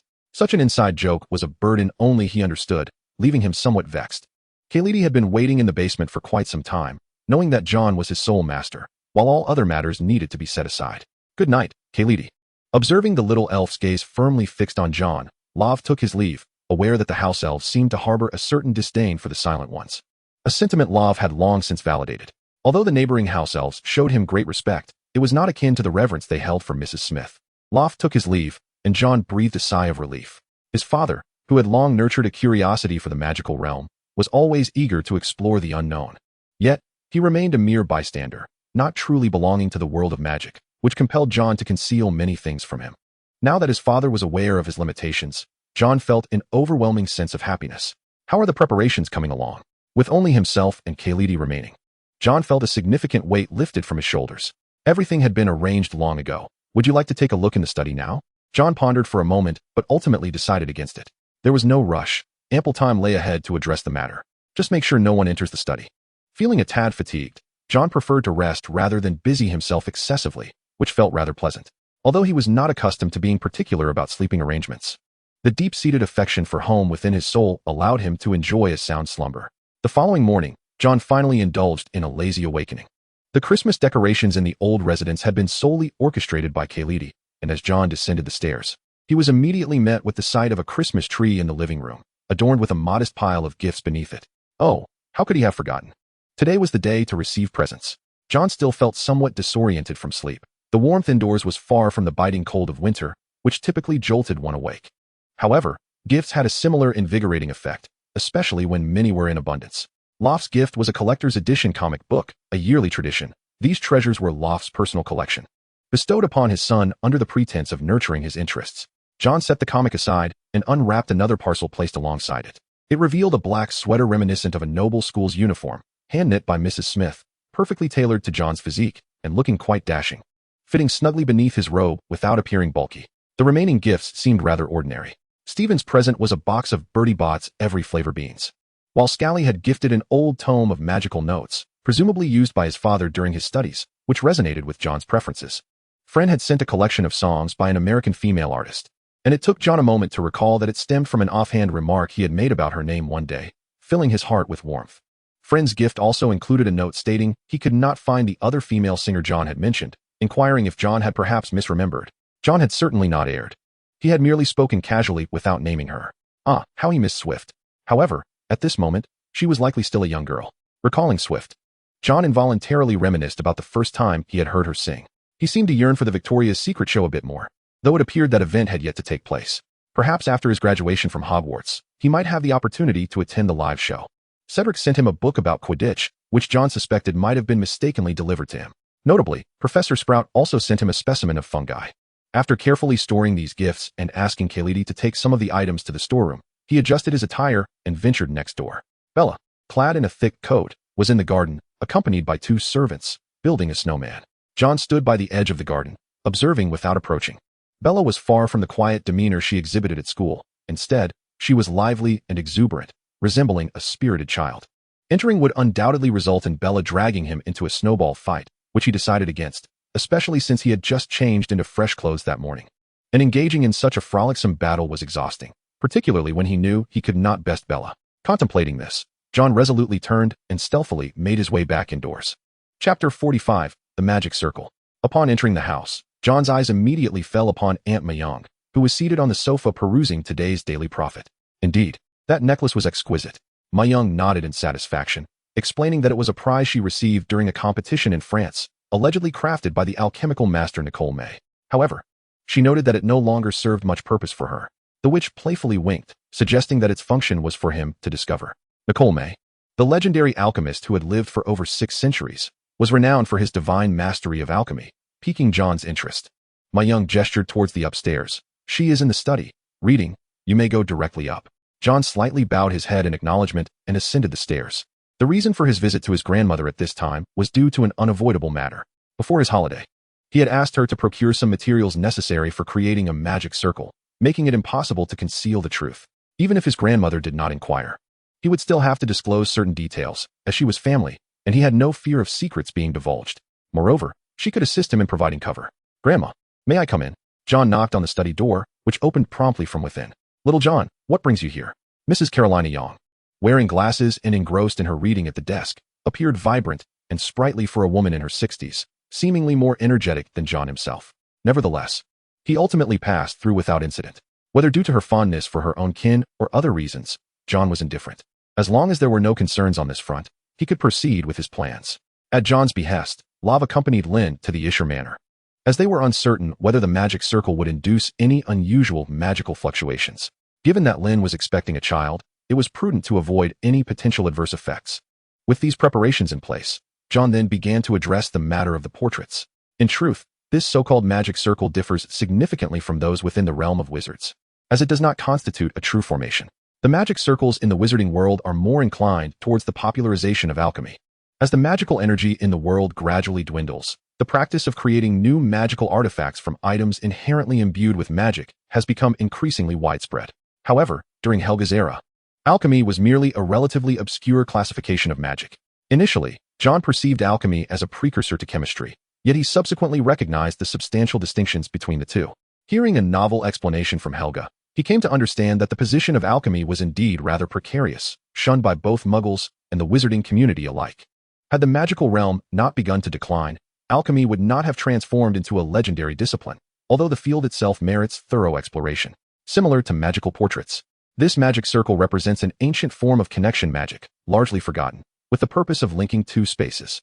Any magic involving concepts of space and time is beyond John's capabilities to cast. However, Helga, utilizing the special magic of the portraits, was able to construct the world within the image, showcasing her unique talents. The magic circle, as understood by John, is one of the exclusive magics mastered by Helga. Essentially, it involves transferring the completion of this grand spell from within the wizard's body to the external realm, contingent upon having sufficiently comprehensive materials and adequate magical energy to achieve the highest degree of completion. Yet, while the principle may seem straightforward, the execution proves daunting. John even endeavored to replicate such a magic circle through imitation, but he evidently failed. The casting of magic from within a wizard is instinctual. However, externalizing this process presents considerable challenges. Lacking the requisite skill, one cannot force a solution. Piecing together disparate elements yields no favorable results, particularly in the realm of the arcane, where a moment's carelessness can trigger a significant chain reaction, necessitating utmost caution. For the time being, it is wise to remain a mere tool.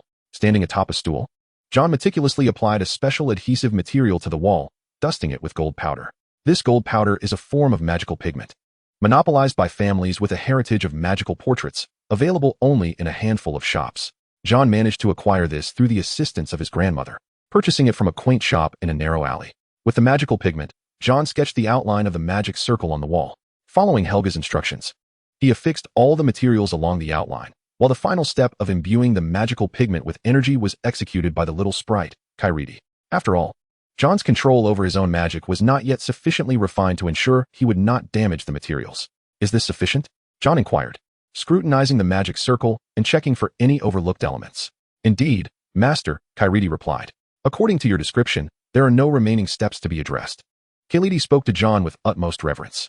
However, John understood that the deference displayed today was not merely a reflection of his status as Kairidi's master, but rather due to his lineage as a descendant of Helga Hufflepuff. Since he had presented the portrait to Kairidi earlier that morning, the little elf had been exceedingly agitated. John had underestimated Helga's influence over the elf. Chapter 46, The Night Falls. Kairidi exhibited profound respect for Helga's portrait, meticulously positioning it with an almost excessive precision. As John observed Kairidi hanging the portrait, he noted how it obscured the magical array on the wall, leaving just a slender margin for John to channel his magical energy. The magical portrait of Helga smiled gently, yet it lacked a soul, appearing rather expressionless. As a participant and executor of the plan, John was well aware of the reasons behind this phenomenon. Helga's magic was woven and manifested within the confines of Hogwarts Castle.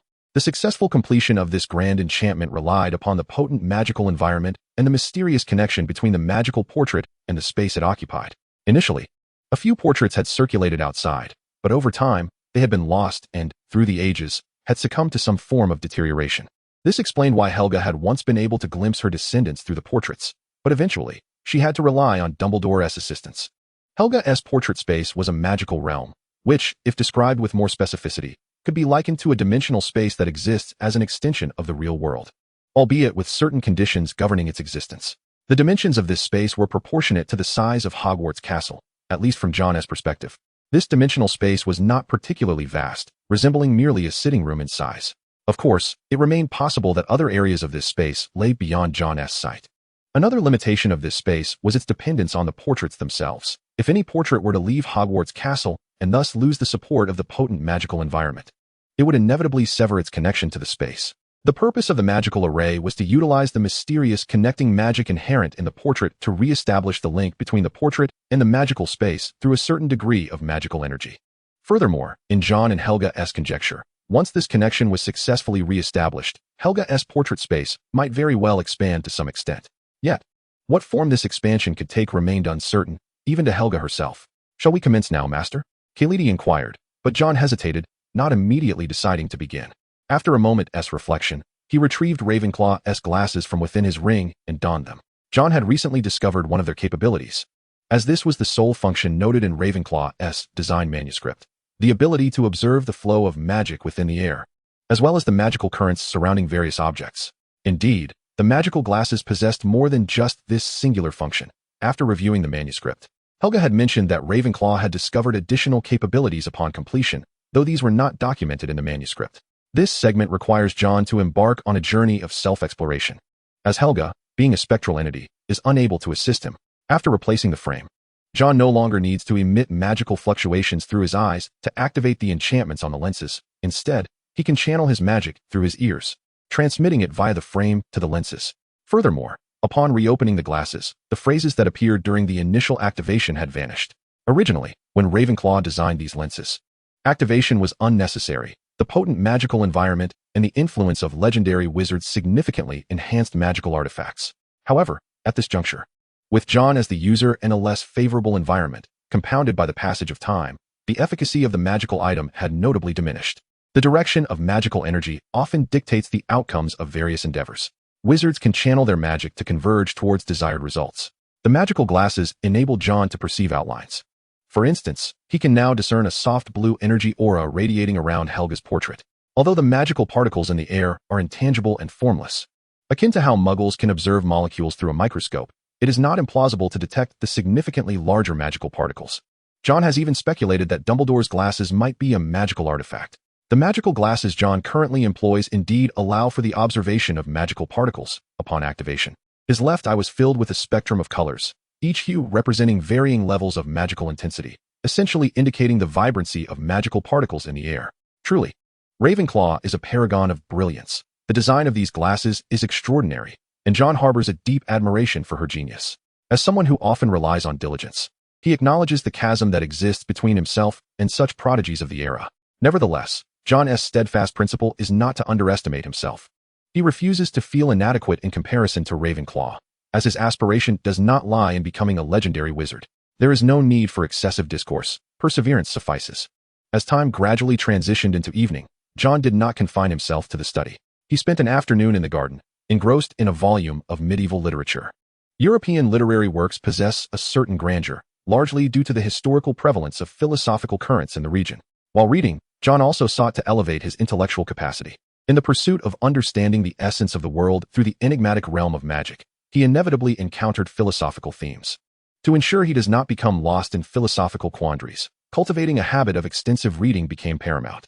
Just as John did in his previous life, he ensured that he frequently engaged in reading various books, including insights offered by authors and online novels about the world. He would select these reflections to enrich his own worldview.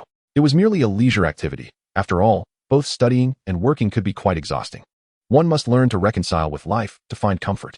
As nightfall enveloped the surroundings, Chapter 47, The Radiance Blossoms commenced. Khalidi had long awaited at the door of the study. The dining table downstairs remained silent, although John had instructed everyone to dine next door. It was evident that Khalidi had been waiting for quite some time. Why the haste? I shall fulfill my duties, John remarked, ever casual in conversation with Khalidi. Yet the latter perpetually maintained an air of formality, resembling a medieval noble steward, which made John somewhat uncomfortable. In their previous residence, he had not experienced such stiffness with the three little sprites. Although Kalika's brother, Laurie, also served as a steward, he was far less rigid than Khalidi. Ah well, rigidity can be earnest. There is no need to be overly critical of this. If I were to voice it, who knows how this little sprite might chastise himself in private, John mused, as he reached for the study's door lock. Channeling his magical energy, he dispelled the enchantment that barred entry and stepped inside.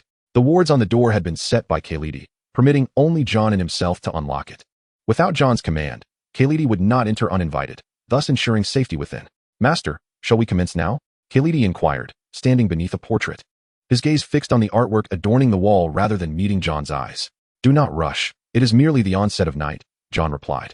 Positioned by the window, the glass reflected his visage against the darkened exterior, while the study's light danced upon his raven hair, bestowing an aura of eerie beauty upon him. An afternoon spent in reading had granted him a fresh understanding of the text upon the manuscript. The nature of written words is indeed enigmatic. Ravenclaw's records revealed that following the completion of the glasses, the abilities acquired far exceeded her expectations, transforming what was initially a mere tool for detecting magic into an instrument endowed with numerous newfound capabilities, each necessitating exploration. John had never shied away from discovery. After utilizing the glasses for some time, he had, to a degree, acquired certain permissions that allowed the device to document his thoughts, enabling him to re-access the magic stored within the lenses. He discerned that the manuscript's notation of exploration might also imply transformation. Altering the application of magic could yield unprecedented effects. After all, even among legendary wizards, differences existed, and considering the formidable power of legendary wizards from that era, even their casual creations were undoubtedly extraordinary. He donned the enchanted spectacles, and as the magic commenced, a radiant brilliance illuminated his left eye's field of vision. The crystalline lenses reflected the external scenery, projecting the magical fluctuations within his sight directly into his consciousness, ultimately forming a vivid chart in John's mind.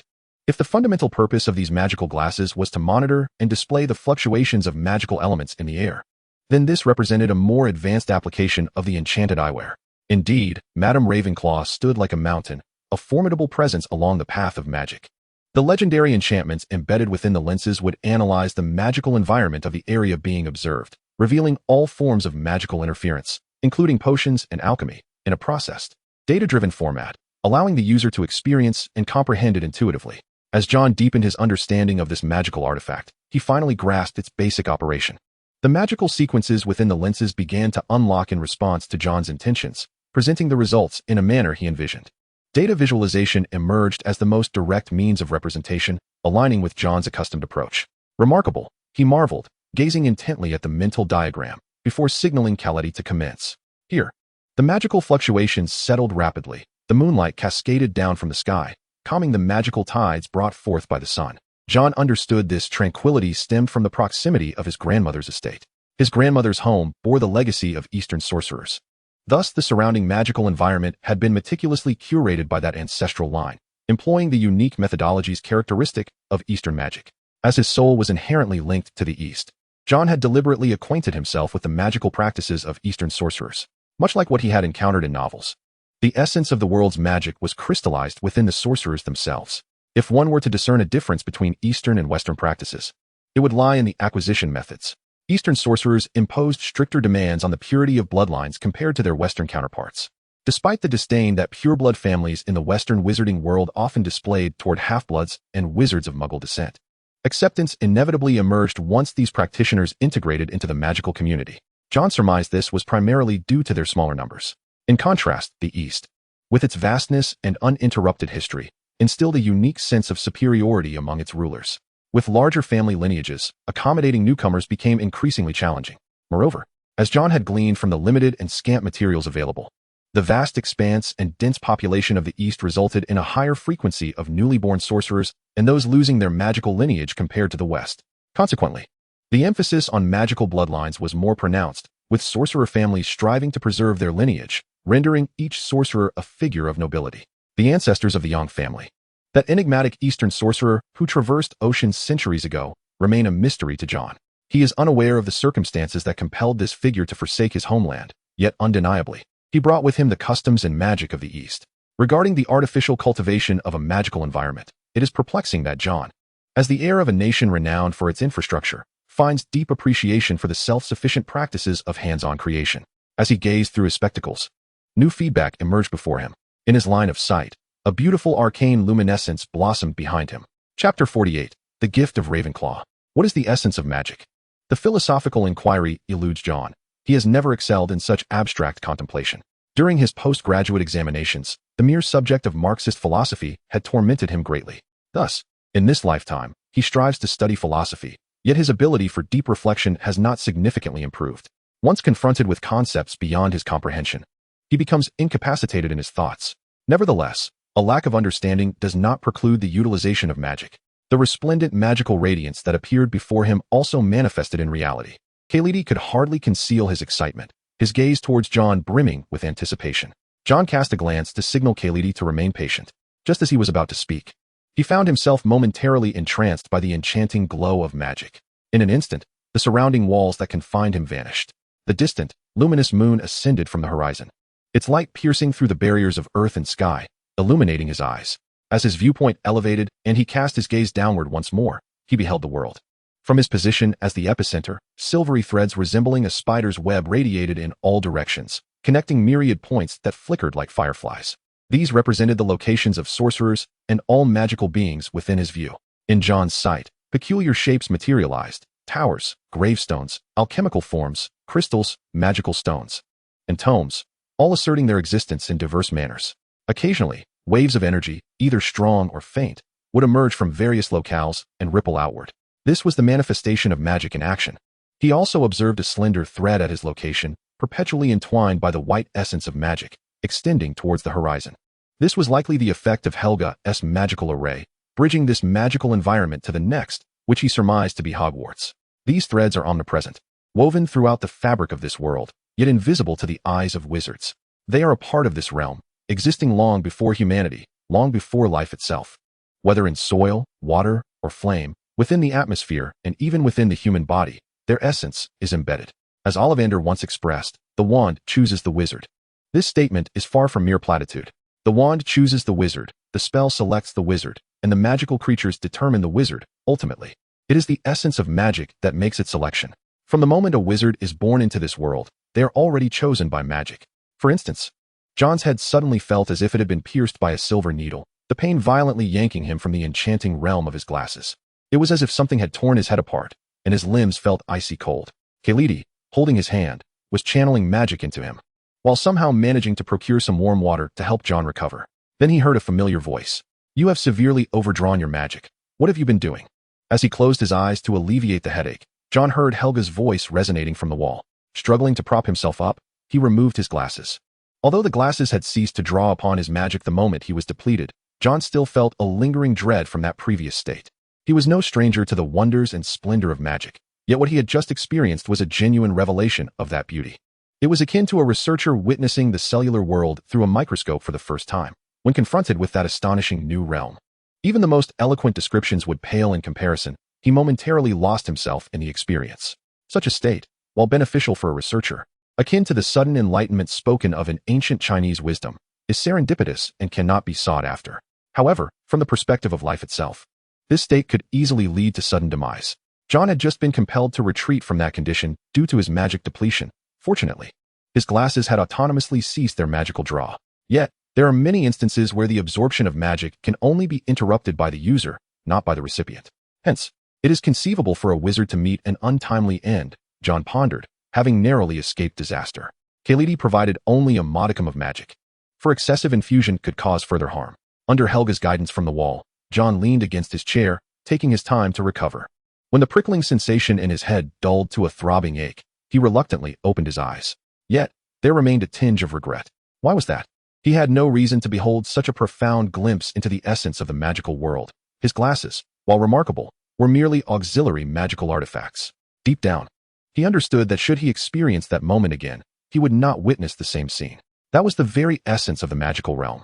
And even though he viewed it through a hazy lens, it was a sight beyond his current capability to perceive. Otherwise, the observation would not have been forcibly halted due to his magical exhaustion. What had that scene resembled? It was akin to the moment he discovered his lineage. When Helga revealed to him that he was, in fact, a descendant of Hufflepuff, despite the undeniable truth, it was still rife with a sense of unreality. Just as it had been moments before, it was as if he had borrowed another's eyes to observe the world. What he beheld was, in truth, a gift made possible through the assistance of another, allowing him to glimpse the visage of existence. The identity of this benefactor was, evidently, self-evident. Thus, with a mixture of amusement and exasperation, John turned to Helga and remarked, "I have just received yet another gift from the esteemed Lady Ravenclaw." Chapter 49, Ravenclaw. I have seen. John truly did not expect that, having already acquired a portion of Ravenclaw's legacy, he would inadvertently receive yet another boon at this moment. After all, the spectacles had already bestowed upon John considerable benefits, their assistance being both significant and enduring. This latest gift was entirely unforeseen, likely a consequence of Helga's magical circle inadvertently unlocking the enchantments embedded within the glasses. However, John suspected that Ravenclaw herself might not have anticipated that her final creation would be bestowed upon an 11-year-old wizard many years later. Consequently, John felt that Ravenclaw, upon deciding to depart from this world, still harbored goodwill towards it, or perhaps, more specifically, towards her friends. Had her companions entered her study afterward and donned the spectacles, they would have glimpsed the discoveries and visions she had once beheld. Yet, the tireless seeker of magical truths, Rowena Ravenclaw, had not lived long enough to witness this unfolding. If one were to put it this way, it was not entirely implausible. Upon hearing John's account, a trace of sorrow resurfaced on Helga's face, her voice remaining gentle. Yet John discerned a hint of hoarseness within it. He remained silent, uncertain of what words might be appropriate in that moment. At this juncture, nothing seemed fitting. Rowena had devoted her life to unraveling the essence of magic, with her understanding. It would have been exceedingly easy to leave behind her soul through alternative means before her passing. Both Gryffindor and I had once found this perplexing, yet we never questioned it, fully respecting Rowena's decision, for the world had already burdened her with an abundance of sorrow. As Helga reminisced, she transformed into a veritable elder. However, this state did not endure long, as she soon recognized that John had just experienced a depletion of magical energy and was in urgent need of rest. "Of course, I believe it is time for me to rest as well," she stated. John was momentarily taken aback by Helga's suggestion. He had expected her to guide him into the portrait space to witness any changes that had transpired. However, given his current condition, he acknowledged that rest was indeed warranted. Before departing, he added, "The memories of the world I perceive through the glasses are beginning to fade. I wonder if there is a way for you to retrieve this portion of memory. While the insights are mine, they are, after all, a gift from Lady Ravenclaw to her friends." John spoke sincerely, not uttering a falsehood. His foundation is solid, yet when confronted with the vastness of magical essence, it appears as flimsy as a delicate sheet of paper. Entrusting the vivid memories to Helga ensures that she can always perceive and retain them. Helga was momentarily taken aback by this notion, but she eventually nodded with hesitation. In John's unconscious state, she could indeed transport a fragment of his soul into the realm of imagery, allowing the extraction of some memories.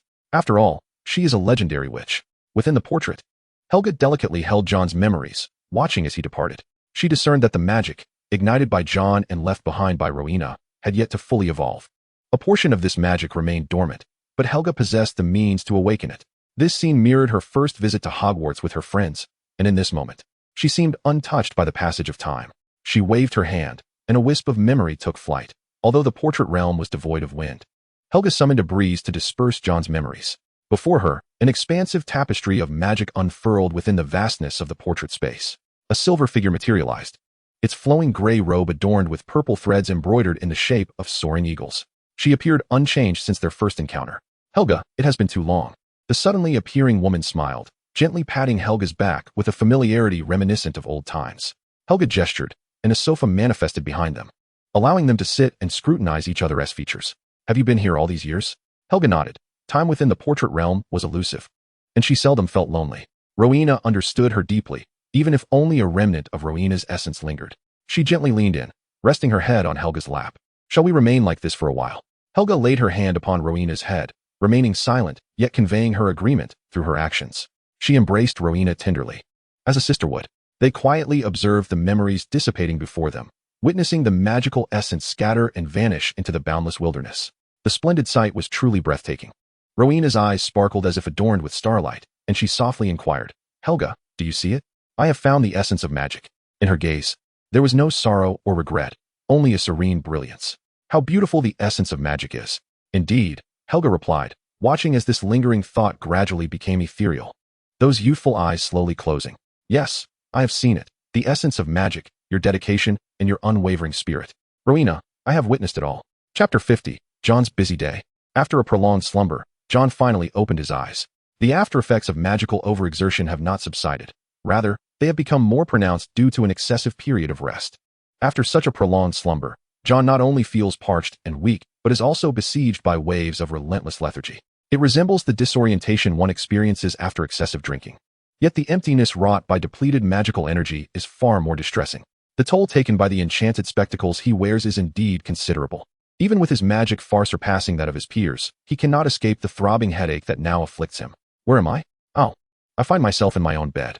As he gazes upward, he is met by the familiar ceiling adorned with undulating blue-violet patterns. These patterns were meant to have a soothing effect, yet now all John can think of is nausea. This must be a residual effect from last night. It feels as though he has been reborn after such a deep sleep. With a determined effort, John begins to meditate, hastening the replenishment of his magical energy and alleviating some of the throbbing in his head. He should have meditated before sleeping last night. After resting in bed for a while and allowing his mind to clear, John finally emerges from his room. To his surprise, it is already past 2 in the afternoon. Descending into the living room, he finds his house elf, clad in an apron, peeking out from the kitchen. "Master, you are awake. I have just prepared afternoon tea. Would you prefer coffee or pumpkin juice? Or..." Before the elf can finish, John raises his hand to halt his words. "No need for that.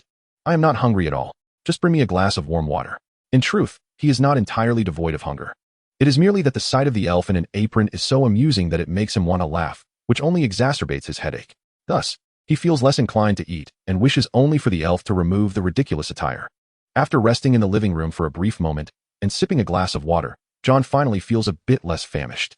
He ascends the stairs and finds the door to his study ajar. There are fresh cleaning marks on the floor, indicating that the elf has recently tidied up, leaving no place untouched by cleanliness. Well, one must become accustomed to it. Upon entering the study and closing the door behind him, John's mind begins to whirl once more. The portraits on the wall are devoid of life. The youthful version of Helga Hufflepuff, who should be smiling from the canvas, is not present, leaving John unable to inform her of his arrival. This is rather inconvenient. He cannot actively enter Helga's magical space and must instead wait for her to appear. Oh well, let me attend to other matters for now. John retrieves the manuscripts locked away in his drawer and begins his calculations. In a strong magical environment, intricately designed electronic devices can be affected by magnetic fields, leading to malfunctions. Given the Ministry of Magic's strict prohibition against the misuse of Muggle items, many wizarding households situated in areas of intense magic have retained only the simplest of Muggle-produced objects, such as clocks. In the realm of wizards, poverty is virtually non-existent. The conveniences of magic ensure that even those without specialized skills can secure the sustenance of themselves and their families. Houses can be conjured through spells. Food can be magically produced, and every necessity of life can be addressed by magic. Thus, it is primarily the young wizards hailing from mixed blood or Muggle families who have had any exposure to the electronic devices of the Muggle world during their childhood. The locale in which John currently finds himself cannot truly be classified as a strong magical environment, as it has been artificially created. Utilizing techniques unique to the East, John, despite possessing some knowledge of feng shui from his past life, lacks the ability to effect any changes. Consequently, his desire to watch television must be relinquished. Fortunately, newspapers are still delivered daily. In addition to the Daily Prophet, there are local newspapers within the town. The Wizarding newspapers offer little of intrigue, whereas those from the Muggle world are quite captivating. Various commentaries fill the pages, with voices from all sectors of society expressing their opinions on current affairs, extending from Europe to Eurasia and beyond, each more sensational than the last. These Western journalists are perpetually in pursuit of grand headlines. Yet the reality often falls short of their ambitions. Given that it is already January 1991, John, aware that a certain superpower is on the brink of collapse, is disinclined to involve himself in the Muggle world's dynamics, nor does he possess the means to do so. Nonetheless, earning a modest sum remains a feasible endeavor. While his reach may not extend far, he feels no burden in England. Perhaps, he muses, fortune may smile upon him, allowing for a significant financial windfall. Cautiously noting this matter, John retrieves a fresh sheet of paper and begins to compose a report titled Infeasibility Analysis of Simplifying Protective Charms. This report is intended for Professor Sprout, as in the early days of their club's formation, it is essential for members to acquire knowledge. After careful observation, John has identified a concerning trend among the members of the Hufflepuff Magical Research Society. They lack the initiative to conduct independent research. It is invariably the older students who yield results, while the younger students merely bask in the benefits. While this is not particularly alarming, given that their time studying magic is still limited, what is troubling is the guilt that the younger students feel for their passive participation. Guilt, a quality so beautiful that John has not encountered it in many years. However, this admirable trait, present in the current society, can lead to detrimental outcomes. Excessive politeness is not always advantageous when others offer their findings for your use. It is with the hope that you will innovate rather than accept passively and neglect their contributions. Thus, John has begun to implement changes within his capacity. After guiding a few first and second year students to propose some hypotheses regarding the simplification of defensive spells, he has decided to take a more proactive stance by publicly sharing the refined incantations, attributing them to the collective efforts of his classmates. He believes that such an approach will undoubtedly inspire a greater enthusiasm for research among the students, even if these efforts do not become pivotal in magical experimentation. Surely they can follow the precedents set forth, John wrote fervently, and by the time he completed his entire paper, the sky had begun to darken. Kaeliti came to convey a message, stating that Bella was waiting for him in the living room for dinner. John made several copies of the letter he had written on the table and instructed Kaeliti to send them out before he turned and headed next door. A busy day had only just begun. Chapter 51, Helga's Magical Castle. As it was already evening and they could not play too late, John had his own matters to attend to. When there were no household chores to manage, Kaeliti always appeared busy, yet it was unclear what he was preoccupied with. Following John's suggestion, he ceased his apparent busyness and began to prepare tea for John instead. Understanding that change comes gradually, John relinquished the notion of instantly molding Kaeliti into shape and entered the study. At last, Helga appeared in the portrait. "What have you been doing today? I haven't seen you all day." As John approached the desk to stow away his belongings in the drawer, he heard Helga's voice from the portrait. "Actually, I did not leave this morning. I heard Kaeliti mention that you were sleeping, and I thought it wise for you to rest well after exhausting your magical energies. So I busied myself with my own affairs." "Yes," Helga paused for a moment. "I believe it would be better if you came in to see for yourself." Moments later, John locked the study door, informed Kaeliti upstairs, and went straight to bed. Otherwise, when Kaeliti brought up the tea, he would no longer feel drowsy. It was best to lie down while still somewhat sleepy after finishing his meal. Hearing sounds from upstairs, Kaeliti did not pause in his actions, merely fetching a new cup to pour himself a cup of tea. This had become his routine. Since being brought here by John, he had scarcely seen his master, who preferred to remain in the study, especially since it wasn't long before John departed for Hogwarts. However, he had heard that many wizards had such habits, relishing solitude. Besides, his master was a descendant of Hufflepuff. What luck for a house elf. Perhaps he was one of the luckiest house elves indeed. Kaeliti drained his cup of hot tea and wiped his mouth. Well then, the fortunate little elf is about to start working. John was oblivious to what his house elf was doing while he slept, as he himself was quite occupied. "Helga, is there any way for me to enter this space on my own?" Sitting on the familiar sofa in the portrait space, John inquired of Helga, who sat across from him. "Waiting for you to pull me in every time feels rather cumbersome. There is a way, but you are not yet capable of it," Helga replied calmly, dressed in her home robe. "If you wish to enter on your own, you must at least learn the art of soul capturing. Forget it. Let's pretend I didn't ask." John abandoned the idea, which was beyond his current reach, and shifted his question. "Wasn't it said that the space would change? I don't seem to notice any differences." After scrutinizing Helga for a moment, John reached a renewed conclusion. It seems you appear clearer now. There is no mistake. The change in space has indeed fortified the essence of my soul, yet that is not the crux of the matter. Helga gestured toward the door behind John. You should open the door and take a look. The door? It can be opened? The splendid blizzard-touched plains and the majestic mountains of the north would unfurl behind the window for Helga to behold. However, that was not the reality. The phantoms of the soul exist solely in the window, not behind the door. Nevertheless, John complied with Helga's directive and opened the door. Contrary to expectations, there was no abyss of darkness. Instead, a resplendent spectacle of rainbow light awaited him. What is this? The aurora? It was the manifestation of magical factors after their homogenization. The final gift bestowed upon me by Roiner the night prior. Standing tall, Helga was half a head taller than John, and with her extensive reservoir of knowledge, she exuded an air of reliability. John refrained from inquiring about Roiner's appearance. That was the realm of a legendary sorceress, and he had his own speculations, which prompted him to transfer that particular memory to Helga yesterday. Departing early was merely to allow Helga and her old friend to savor their final moments together. It seemed that Helga's calm recounting of the event indicated she was no longer engulfed in sorrow. After living for so many years, such emotions had long lost their significance. Helga gently patted John's shoulder and whispered, You must understand, Roiner left willingly. She fulfilled the greatest dream of her life, and there is no reason to mourn for her. Will you face this step as well? John asked, for he was rather concerned about this notion. If Helga too would eventually confront death and dissolution, he suspected it would deeply sadden him. Helga did not provide an answer to his question. I do not know either. When I initially conjured this space through magic, I was unaware of what might transpire. I am not entirely certain myself. The witch spoke as if discussing a trivial matter, her tone remarkably serene. I do not possess the clarity of vision regarding the essence of magic that Roiner had. However, I may be more adept at utilizing magic in certain aspects. The earth has bestowed numerous gifts upon me. I have lingered in this space for centuries, and now, thanks to you and Roiner's assistance, this realm has undergone new transformations, benefiting my soul in the process. Perhaps, when this world is devoid of magic, I shall fade away along with this space. John nodded slowly, continuing to gaze at the magical realm before him.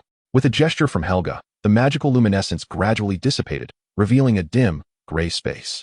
What would you like to do here? Helga tilted her head, blinking, as a starry light slowly coalesced in her palm, revealing the semblance of several castles. It was the miniature form of Hogwarts Castle. I cannot say for certain. What do you think of constructing a castle? Chapter 52. There is a legend about a. In Helga's realm, John could only offer suggestions, unable to enact any real change. Though he remained unaware of Helga's motivations for constructing yet another castle within the realm of imagery, he would never dare to inquire. Not only was it deemed impolite, but it was also Helga's personal secret. If she wished to divulge it, she would do so without prompting. Helga gently patted John, who then moved aside to allow her passage. He observed as she stepped gracefully upon the void, entering the misty expanse with poise, reminiscent of a goddess from ancient myths.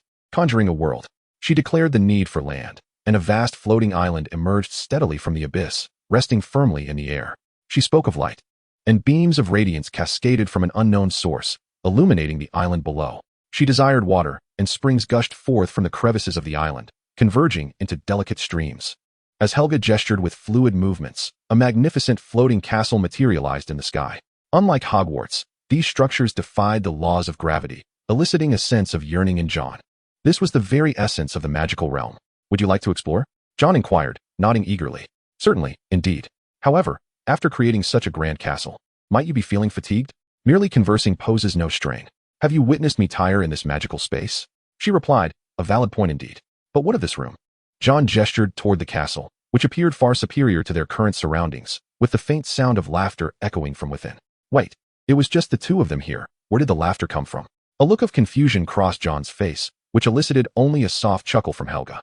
Realizing the hour was late, John reflected on how engrossed he had been in watching Helga conjure the castle, oblivious to the passage of time. Time flies too swiftly. I have so much more to share with you. Whatever you wish to discuss can wait. There is no rush. When you return tomorrow, you can explore at your leisure. That sounds agreeable. We shall speak then. I shall take my leave. As John's figure gradually faded from view, Helga sighed and waved her hand to dissolve the room, leaving behind only the solitary sofa. John was correct. She felt a pang of sorrow due to the matter concerning Roiner. After all, it had been many years since she had seen her old friend, and their brief reunion was undeniably bittersweet. Moreover, her ability to manipulate this space so effortlessly was a gift bestowed upon her by Roiner's essence. Thus, she could shape the realm with her very soul, attaining a divine status within this domain. After all, she could not venture beyond it. Yet, when it came to John, she couldn't shake the feeling that the boy bore the weight of the world upon his shoulders. Each day was a struggle filled with myriad concerns, while she observed other children his age living joyfully and with ease. Yet, this was a life chosen by John himself, and Helga could not intervene recklessly. In any case, she thought it best to assist him as much as she could. Helga soared above the castle's gardens, descending gracefully into a realm adorned with an abundance of blossoms. Beneath the towering trees swung a swing, and amidst the vibrant flowers danced tiny fairies, no larger than a thumb, their wings resembling those of butterflies. The laughter that John heard emanated from these enchanting beings. The flowers and fairies, conjured by magic, appeared somewhat surreal. Yet their laughter undeniably infused this otherwise dreary space with a lively spirit. The creation of a new castle was a cherished desire of Rowena. In the early days of establishing the magical school, the wizards faced considerable hardships, leaving them little time to relish life. However, the ability to enjoy life peacefully while delving into the mysteries of magic was their original aspiration. Initially, Rowena had envisioned a stunning castle. Yet the environment of Hogwarts merely met the standards of an excellent magical institution without fulfilling Rowena's vision of beauty. Alas, during that era, such simple dreams remained unattainable. As Helga gazed at the swing swaying beneath the trees, memories of the joyful Rowena Ravenclaw flooded her mind. If Rowena's spirit had not dissipated, her presence here would surely have brought her immense joy. Helga sauntered out of the garden and entered the great hall. The candles flickered to life at her behest, illuminating the hall with a warm glow. There had been nights at Hogwarts when the hall was aglow with light, where the laughter of wizards mingled with the fragrance of flowers and fine wine, forging deep bonds among the young sorcerers. The hall was adorned with exquisite hand-woven carpets, embroidered with the tales of Merlin and King Arthur in golden threads. Then, the flames extinguished once more, and the tightly shut windows swung open, with heavy curtains gracefully lifting from their rails, allowing the gentle breeze and sunlight to pour in. The brilliant rays cast a luminous beam upon the spacious hall, illuminating the carpet and revealing the faces of legendary figures, their gazes cold and piercing, serving as a constant reminder to the wizards of the scars left by the era of war. For Helga, these were memories worth cherishing. A name for the castle should be bestowed. Helga murmured to herself, recalling that Rowena had originally named it. What might it be called? After a moment of contemplation, she resolved to inquire with John the following day. With a shift of thought, the space twisted, and in the next instant, she found herself in a grand chamber. What place could be more suitable for testing a wizard's magical prowess than a magical space? What? A magical test? John, just awakened from a restful slumber, furrowed his brow. Naturally, one must understand their abilities to facilitate subsequent instruction. Helga briefly outlined her intentions and posed her query. The name for the floating castle? John, afflicted with a naming dilemma, felt momentarily perplexed. However, a name surged forth from his heart, and he uttered 3 words to Helga. Magic, fairy, castle? Helga pondered for a moment. The name is rather appealing. Does it hold any significance? Chapter 53, A Grand Proposal. It bears no special meaning. Rarely did John hear such an intriguing explanation from Helga, and he felt a flicker of joy at the compliment. Very well, let us settle on this.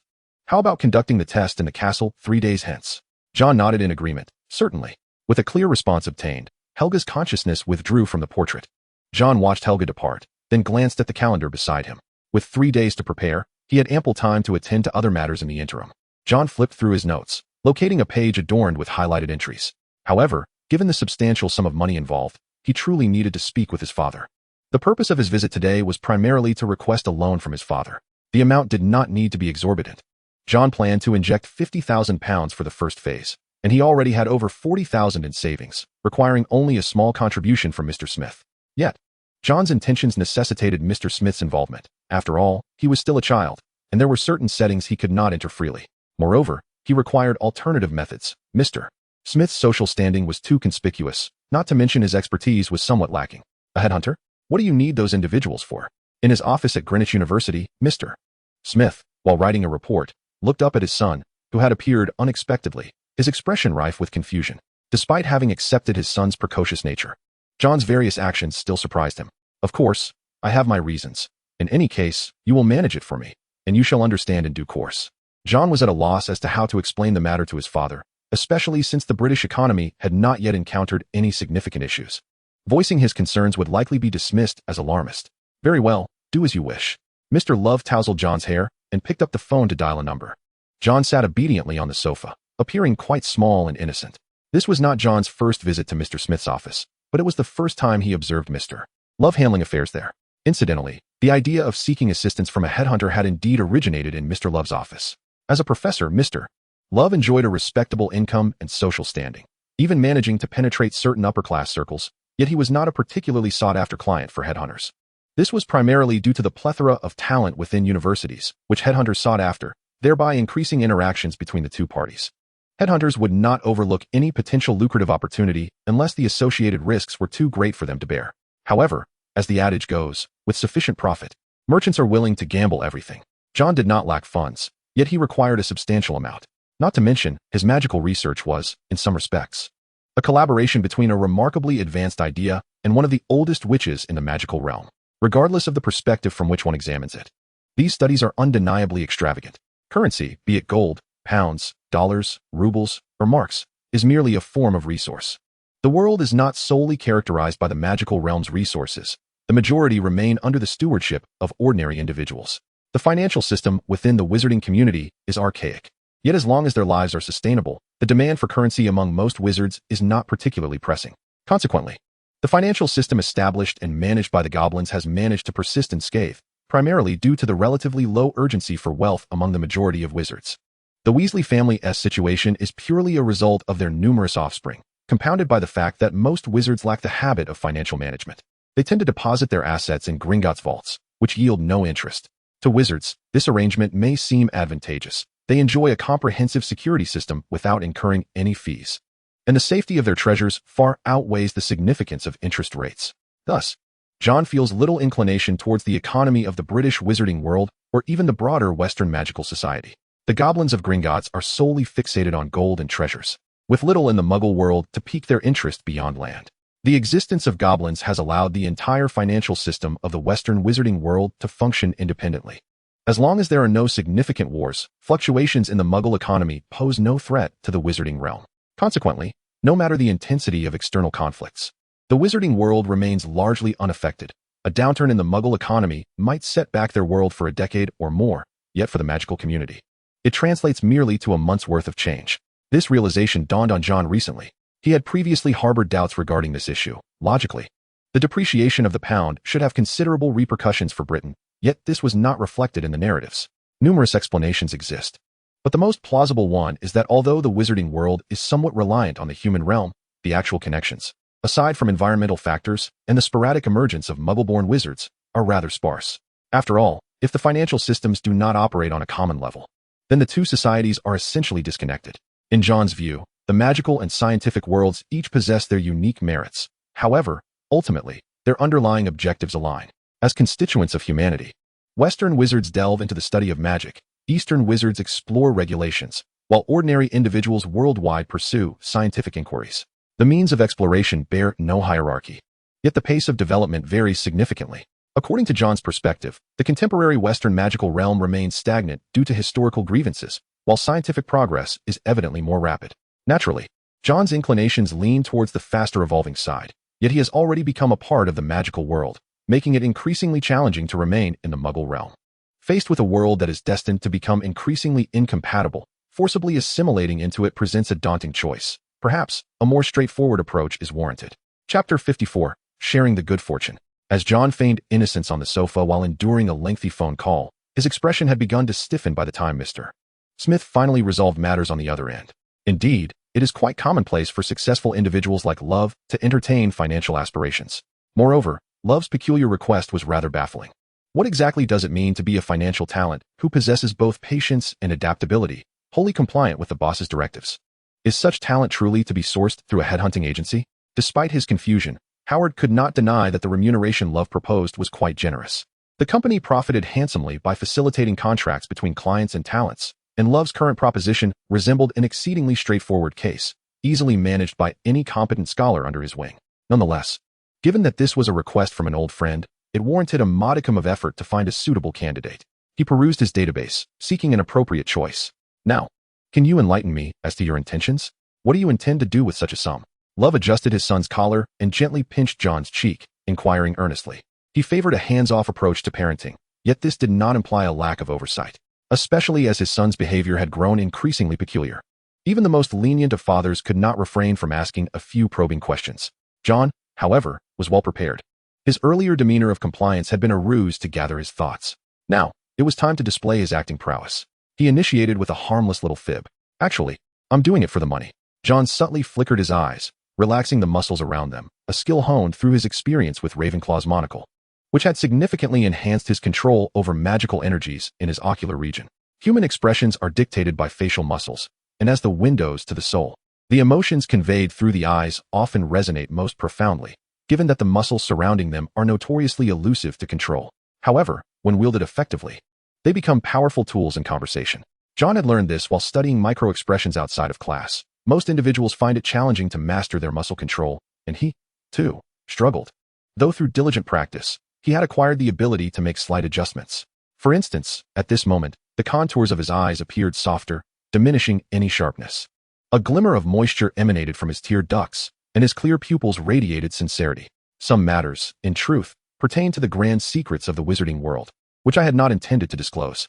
John observed Mr. Smith's face instantaneously contort into an expression of resolute resistance, embodying a stance of, if you cannot speak, then I shall not listen. Yet he dutifully closed and locked the office door, a clear indication that John's plan had succeeded. Fabricating a source for his information, John spoke only truths. Mr. Smith, having a fair understanding of the magical realm, could likely infer the significance of such matters with just a bit of deduction. However, his data updates appear to be somewhat outdated, and surprisingly, the first person he guessed was Grindelwald. No, it was someone else. Voldemort? Lovett nearly uttered that name, but his long-standing discipline swiftly restrained him. It should be so. Even so, what does this have to do with your financial management? John promptly addressed the matter at hand. This time, it is not just the dark wizards of Britain who are stirring. It seems that the entire cadre of dark wizards across Europe has been incited. During my time at school, I indirectly encountered dark wizards. If one counts the incident where I attempted to purchase the hair of a living unicorn but failed due to its exorbitant price. Dark? Lovett inhaled sharply. While John spoke casually, he was acutely aware of how perilous a dark wizard could be for a student like John. How did you come across such individuals? It was not a direct encounter. As I mentioned, it was indirect. Father, please do not be so anxious. At that time, I was. Wait, where was I? In any case, the situation is precarious. The dark wizards of the American magical community have been gaining power in recent years, yet the most formidable legendary wizard remains Dumbledore. As long as he sits firmly in the headmaster's office at Hogwarts, those dark wizards will not dare to easily encroach upon British territory. Are you suggesting that they wish to exploit the chaos? Quite so. Perhaps they intend to seize a profit amidst the turmoil. Dark wizards likely do not care much for the wealth of the ordinary folk, do they? They do not require it. John shook his head. The capital of the Muggle world is still capital. Just because the Dark Lord looks down upon the Muggle realm does not mean his followers share the same sentiment. The individuals from Germany, for instance, currently appear to support him, yet that is largely because Grindelwald has no intention of emerging from Nurmengard. Rather than loyalty, these dark wizards naturally prioritize their own interests. As for those in America, one cannot rely on them for much. Those fellows have always preferred to observe from the sidelines, seizing opportunities to profit amid conflict. Hence, while a war within the magical world may not erupt, the likelihood of an economic battle in the Muggle world remains significant. Should such a conflict genuinely arise, one side must inevitably falter for it to conclude. Lovett nodded. Which side do you believe will prevail? John shrugged, indicating his stance was quite evident. Although he is presently a British citizen, he felt no qualms about profiting from his country's tribulations. Firstly, the outcome would merely be a regression in the economy, which is not difficult to accept. Secondly, as an individual, he could accomplish little. It would be more prudent to utilize his current assets to secure future capital. Ultimately, it is all about making money. The spoils can be shared. Can the opposing sides still be friends? Lovett harbored reservations about the notion of sharing, yet John was indifferent. This line of thought is, in fact, rooted in Eastern philosophy, yet its applicability can extend across the globe. An ancient sage once proclaimed that all under heaven thrives for the sake of profit. As long as there is gain, absolute enmity does not exist. Furthermore, who exactly is John at odds with? The Dark Wizards? Voldemort? That group of dark wizards does not even know who he is. Is the government in opposition to the underlying economy of the United Kingdom? Apologies, but I am equally unaware of his identity. Presently, he is merely an inconspicuous figure, virtually untraceable. He is not one caught in a battle between two opposing forces. Rather, he plays the role of the opportunistic fisherman. By the time this conflict concludes, he will have already reaped his rewards and withdrawn from the scene. Who would genuinely place themselves in peril? Accordingly, as per our agreement, Anthony will take over the proceedings from here. Greenwich University, the campus CAF. Indeed, time is of the essence. Howard regarded the father and son duo seated across from him. Love appeared distinctly disinterested, while beneath John's calm demeanor lay a hint of anticipation. No wonder the telephone conversation was so ambiguous. It turns out this was not Love's own inclination. After exchanging subtle glances with John, Howard cautiously inquired, "Mr. Smith, do you have any thoughts you wish to share?" John, having presented himself in this setting, had no intention of concealing his identity. The secrets he needed to protect far exceeded the mere fact of his identity. He remained uncertain whether his father could completely obscure the truth from the man named Howard. Love certainly possessed trustworthy capabilities, yet correspondingly, he harbored shortcomings, particularly in the art of deception. Some truths, no matter how frequently heard, cannot rival the clarity of one's own thoughts expressed with fluidity. For John, the limitations of age had been significantly mitigated by his apparent maturity, further aided by Love's presence beside him, ensuring that the negotiations proceeded smoothly, just as he had anticipated. After verifying that the contract and agreement were without issue, the lawyer promptly exited, leaving the space for the parties involved in the agreement. Anthony, a tall young man with blonde hair, appeared even more serious than Mr. Smith, having merely nodded at John since their introduction. Upon the lawyer's departure, he seemed slightly more at ease, though he exhibited a hint of surprise at Howard's sudden shift in demeanor, which was evident in his expression. "Hello, boss," he greeted. And after receiving a nod from Howard, he turned to John with a smile. "I hope we will have a pleasant collaboration." With control firmly in his grasp, John was eager not to squander time. As Howard had aptly noted, time is indeed money. He swiftly retrieved a stack of confidentiality agreements from Mr. Smith's bag and presented them across the table. "This is a confidentiality agreement. Perhaps you two should review it before we commence our discussions. Whenever confidentiality is at stake, curiosity inevitably arises, and Howard and Anthony were no exceptions." After perusing the terms outlined in the agreement, it was clear to all, seasoned as they were in matters of contracts, just how stringent this particular agreement was. "I am certainly prepared to sign this confidentiality agreement, but I am curious about what exactly you wish for me to do for you." The speaker is Anthony. Since the employment agreement was signed moments ago, the relationship of subordination has been established. Howard, as a third party, has no objections to the agreement itself and has already affixed his signature. His presence here is purely due to the headhunter's obligation to his client and his curiosity regarding John. John is indifferent to whether Howard remains. It is a trivial matter. His father sits nearby, yet John's primary interest lies in discerning the true nature of Anthony. Howard sent numerous materials yesterday, and it was John who chose Anthony. Though this decision lacked a substantial rationale, if one must cite a reason, it would simply be that he found him visually appealing. With his blonde hair and blue eyes, Anthony embodies the quintessential American, seemingly well-suited to assist John in executing his forthcoming plans in Siberia. Although the Cold War persists, many in the Soviet Union have recognized the looming dangers and are contemplating their escape. What could be more dependable than a Western elite bearing substantial funds and conversing in English? Most importantly, according to Howard's notes, Anthony possesses a remarkably forthright disposition. Such individuals, regardless of their intellect, often inadvertently offend others. Nevertheless, John appreciates this trait. He observes Anthony sitting across from him, delicately savoring cake with a small spoon. At last, a semblance of a smile graces Anthony's face, a stark contrast to his earlier unease. Does this man perhaps suffer from a touch of social anxiety? In the realm of ordinary individuals, John is inherently averse to complications. Thus, he gravitates toward simplicity. His fondness for magic stemmed from the convenience it afforded him. His preference for uncomplicated matters and straightforward individuals constitutes his guiding principle in the mundane world. The realm of the ordinary is far more pragmatic than that of magic.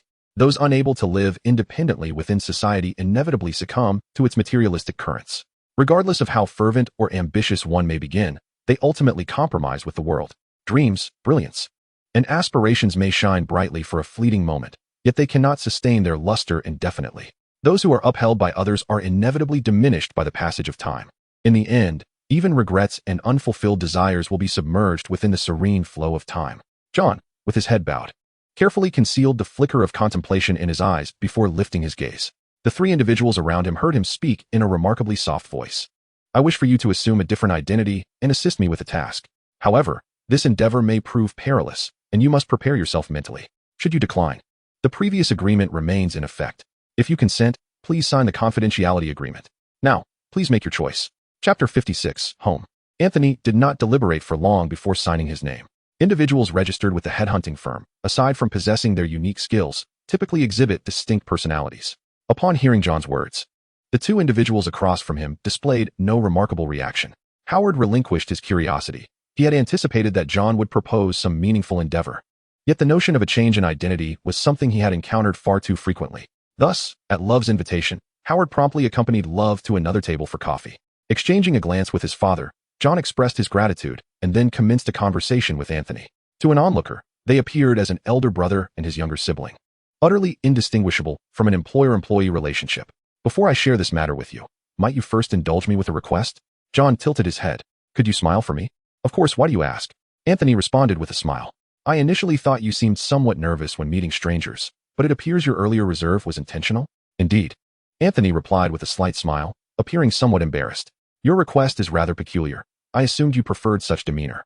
Do you misunderstand composure and adaptability, as well as obedience? It seems you may have misconstrued something. My primary objective for this trip is to enlist your assistance with certain tasks. The need for obedience and adaptability arises from my desire for you to execute my plans thoroughly while safeguarding yourself, rather than being rigid, John jested. However, you currently embody my requirements splendidly. I shall communicate the subsequent actions to you via letter or through my father. I hope this is acceptable. Anthony nodded. Certainly. Everything shall proceed as you wish. No one genuinely opposes financial gain.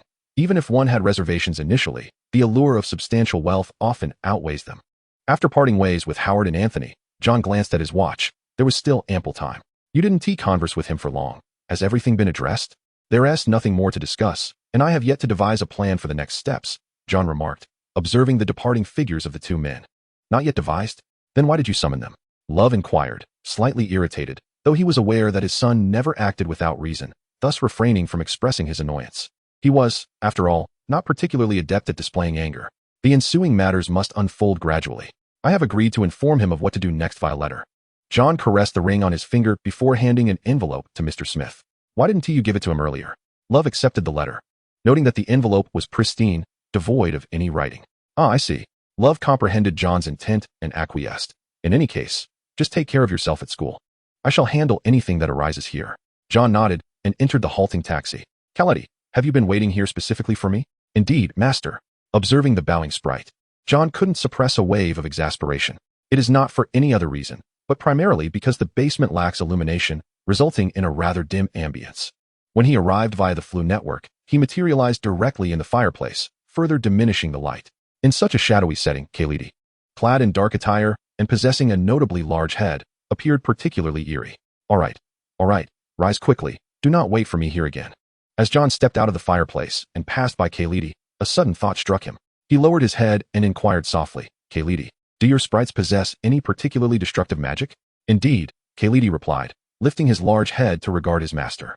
There are many such spells, yet we seldom employ them, as they may even harm a wizard. Are there any that could be lethal? Perhaps something akin to the killing curse? Kaledi nodded. However, I do not recommend that my master pursue such knowledge, as the magic of sprites differs from that of wizards. Mastering it could lead to self-harm. I have no intention of learning it, merely curious, for precautionary reasons. John ascended the stairs, with Kaledi closely trailing behind. While I am away these few days, has my mother visited? Not at all. The lady rarely comes by, especially in your absence. Miss Bella visited once on the first day, but she seemed to have company, thus did not return. Who came? Several young witches, Penelope, Chio, and another named Marietta, those three. Chio Zhang, Marietta Ekmo? And who is this Penelope? Never mind. They are merely Bella's acquaintances. As long as they do not trouble him, it matters not who arrives. Indeed, master. Aside from John's unconventional requests, Kaledi was utterly obedient, complying with every command given. Closing his eyes, he meditated, allowing the tranquility to envelop him, swiftly drifting into slumber. Subsequently, the space shifted. Within the grand hall stood a monumental stone tablet, and Helga, seated atop the central dais, regarded John's arrival with a slight nod of acknowledgement. Helga, my ancestor. It has been quite some time. Chapter 57, War. Do you intend for me to remain standing here indefinitely? After standing beside the stone tablet for half an hour, John could no longer contain his curiosity. Why not simply reveal what you have prepared? I would prefer to be mentally prepared. Helga pinched her brow, her form flickering as she materialized beside John, placing a single hand upon the stone tablet. In the next moment, the tablet erupted with an infinite radiance, dazzlingly brilliant. The reverse side of the tablet revealed a line of words, which John glanced at briefly, reading aloud. Born to shine, I am deeply sorry. John, has our ancestral matriarch been subjected to some malevolent influence? In truth, this stone tablet serves to gauge the vitality of the soul. Through this means, one can ascertain your magical affinity. However, it appears ineffective for you. Of course it would be ineffective. Much of his soul remains tethered to his corporeal form. This stone is entirely a manifestation of the soul, and if it can discern anything, it is indeed troubling. Perhaps Voldemort could give it a try now. Thus, it appears that today's examination is indeed unfeasible.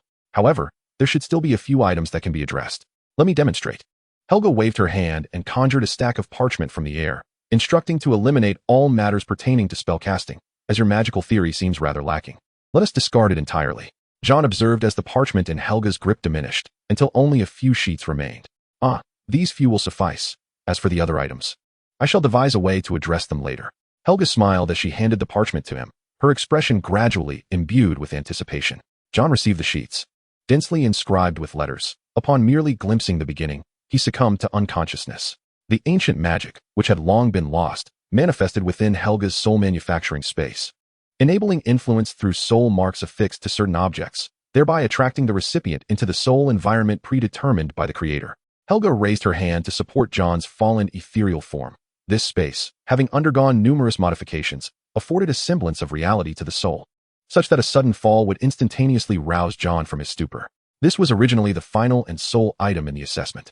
Yet its abrupt onset rendered the preparatory process for John obsolete due to environmental discrepancies, necessitating its immediate execution. Fortunately, this item was inherently directed towards the soul and bore no adverse implications. The world grew dim. A darkened cloud, suspended by some unseen force, resembled layers of dust amalgamated into peculiar shapes within the sky. It shrouded the sun. The rivers upon the earth were nearly bereft of water, resembling flowing sludge, entangled with countless corpses. Between the heavens and the earth, numerous castles stood resolutely atop the hills, forming a defensive ring. Occasionally, flickers of phosphorescence illuminated the scene, as robed sorcerers hurriedly traversed between the fortresses. In the distance, a vast city resonated with a thunderous roar. Flames atop its walls radiated brilliance, refracted through the clouds above, illuminating its silhouette.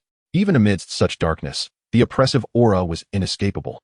They proclaimed to the inhabitants of the city beyond that even without the sun's reflection, the world remained enveloped by the will of the master. John lingered in midair, gazing at the city. In the obscurity, he perceived the city quaking, occasionally emitting a rumble. Like that thunderous sound, a similar reverberation echoed in John's ears and before his eyes. A wisp of ghostly light darted past nearby, and soon after, a castle behind John crumbled to ashes, taking with it the sorcerers stationed within, reduced to mere dust beneath the darkened firmament. Then, retaliation ensued. Thunder roared as shock waves erupted from the earth, battering against the city's defenses like a tempest. Subsequently, a fissure appeared in the city's fortifications, revealing a breach. The vicinity closest to the heart of battle is often the most serene. At this moment, there stands John, gazing down upon the war-torn city below. As he passively occupies this space and accepts this vantage point, he meticulously observes the scenes Helga has shown him.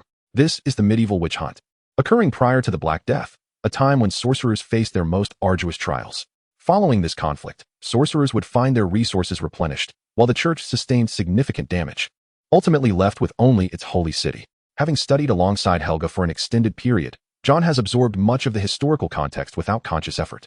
The knowledge he has retained has become second nature, naturally emerging as he recognizes the city's architecture. The church's holy city, a formidable entity that has battled against sorcerers for countless years, symbolizes the church's dominion over the West during its era of ecclesiastical power. John lowers his gaze and, though his lips move silently, he engages in the art of warm magic, listening to whispers of the wind, while he himself performs no actions. The individual he embodies within this perspective does things beyond his control. Yet, as an observer, he is not devoid of purpose. He is learning. The ancient magics Helga has imparted, including those of the church, manifest vividly upon this battlefield. Warm magic, protection spells, strangulation magic, and purification rituals. The fierce confrontations between legendary sorcerers and archbishops unfold with relentless intensity, each spell hurled at the adversary, with even the capability to inflict damage upon the opposing camp. Regrettably, he finds himself constrained. However, it seems he is not entirely powerless. Chapter 58, The Earthly Behemoth. Amidst the violent surges of energy in the cosmos, John acquires his first taste of magic he can command. The tremors of the earth intensify, yet John feels a smile upon his face, a reflection of the chaos surrounding him. Unlike the church's priests, who confine themselves within the bounds of sacred magic, sorcerers adapt more readily to tumultuous environments, exhibiting greater mobility in such conditions. From John's perspective, amidst the turmoil, he manages to infiltrate at least a dozen spells through the city's vulnerabilities until its defenses are restored. Warm magic, chaos wave. Interference magic, misdirection. Warm magic, continuous explosions. Warm magic, swamp rebirth. The methods of releasing these spells are etched into the fabric of his singular magical essence, though he struggles to retain them all. The familiar sensations remain imprinted in his memory. With the resurgence of magical energy, these spells are destined to re-enter the realm of magic. During medieval times, the British Isles served as the primary battleground for the Church's crusade against sorcerers. The number of sorcerers then far surpassed that of today, as pure-blooded sorcerers learned magic through familial lines rather than formal institutions. The establishment of 3 magical schools primarily aimed to provide a place for Muggle-born sorcerers to study magic, while also preserving the last embers of sorcerous knowledge. The world of sorcery places great emphasis on the inheritance of magic. However, due to the relentless wars and various environmental constraints, the current situation has come to pass. Beneath the clouds, John, after unleashing a series of spells that stirred chaos within the Holy City, was inevitably discovered. The bishops and priests may not venture outside the city, yet their counterattack was imminent. A voice erupted from the heart of the city, as devout followers engaged in their praises, and the great deity bestowed his grace. The holy light appeared, accompanied by an ethereal sigh, a voice from the celestial realm carried by the hymns of the faithful, descending upon John. Yet, this John was evidently no feeble character.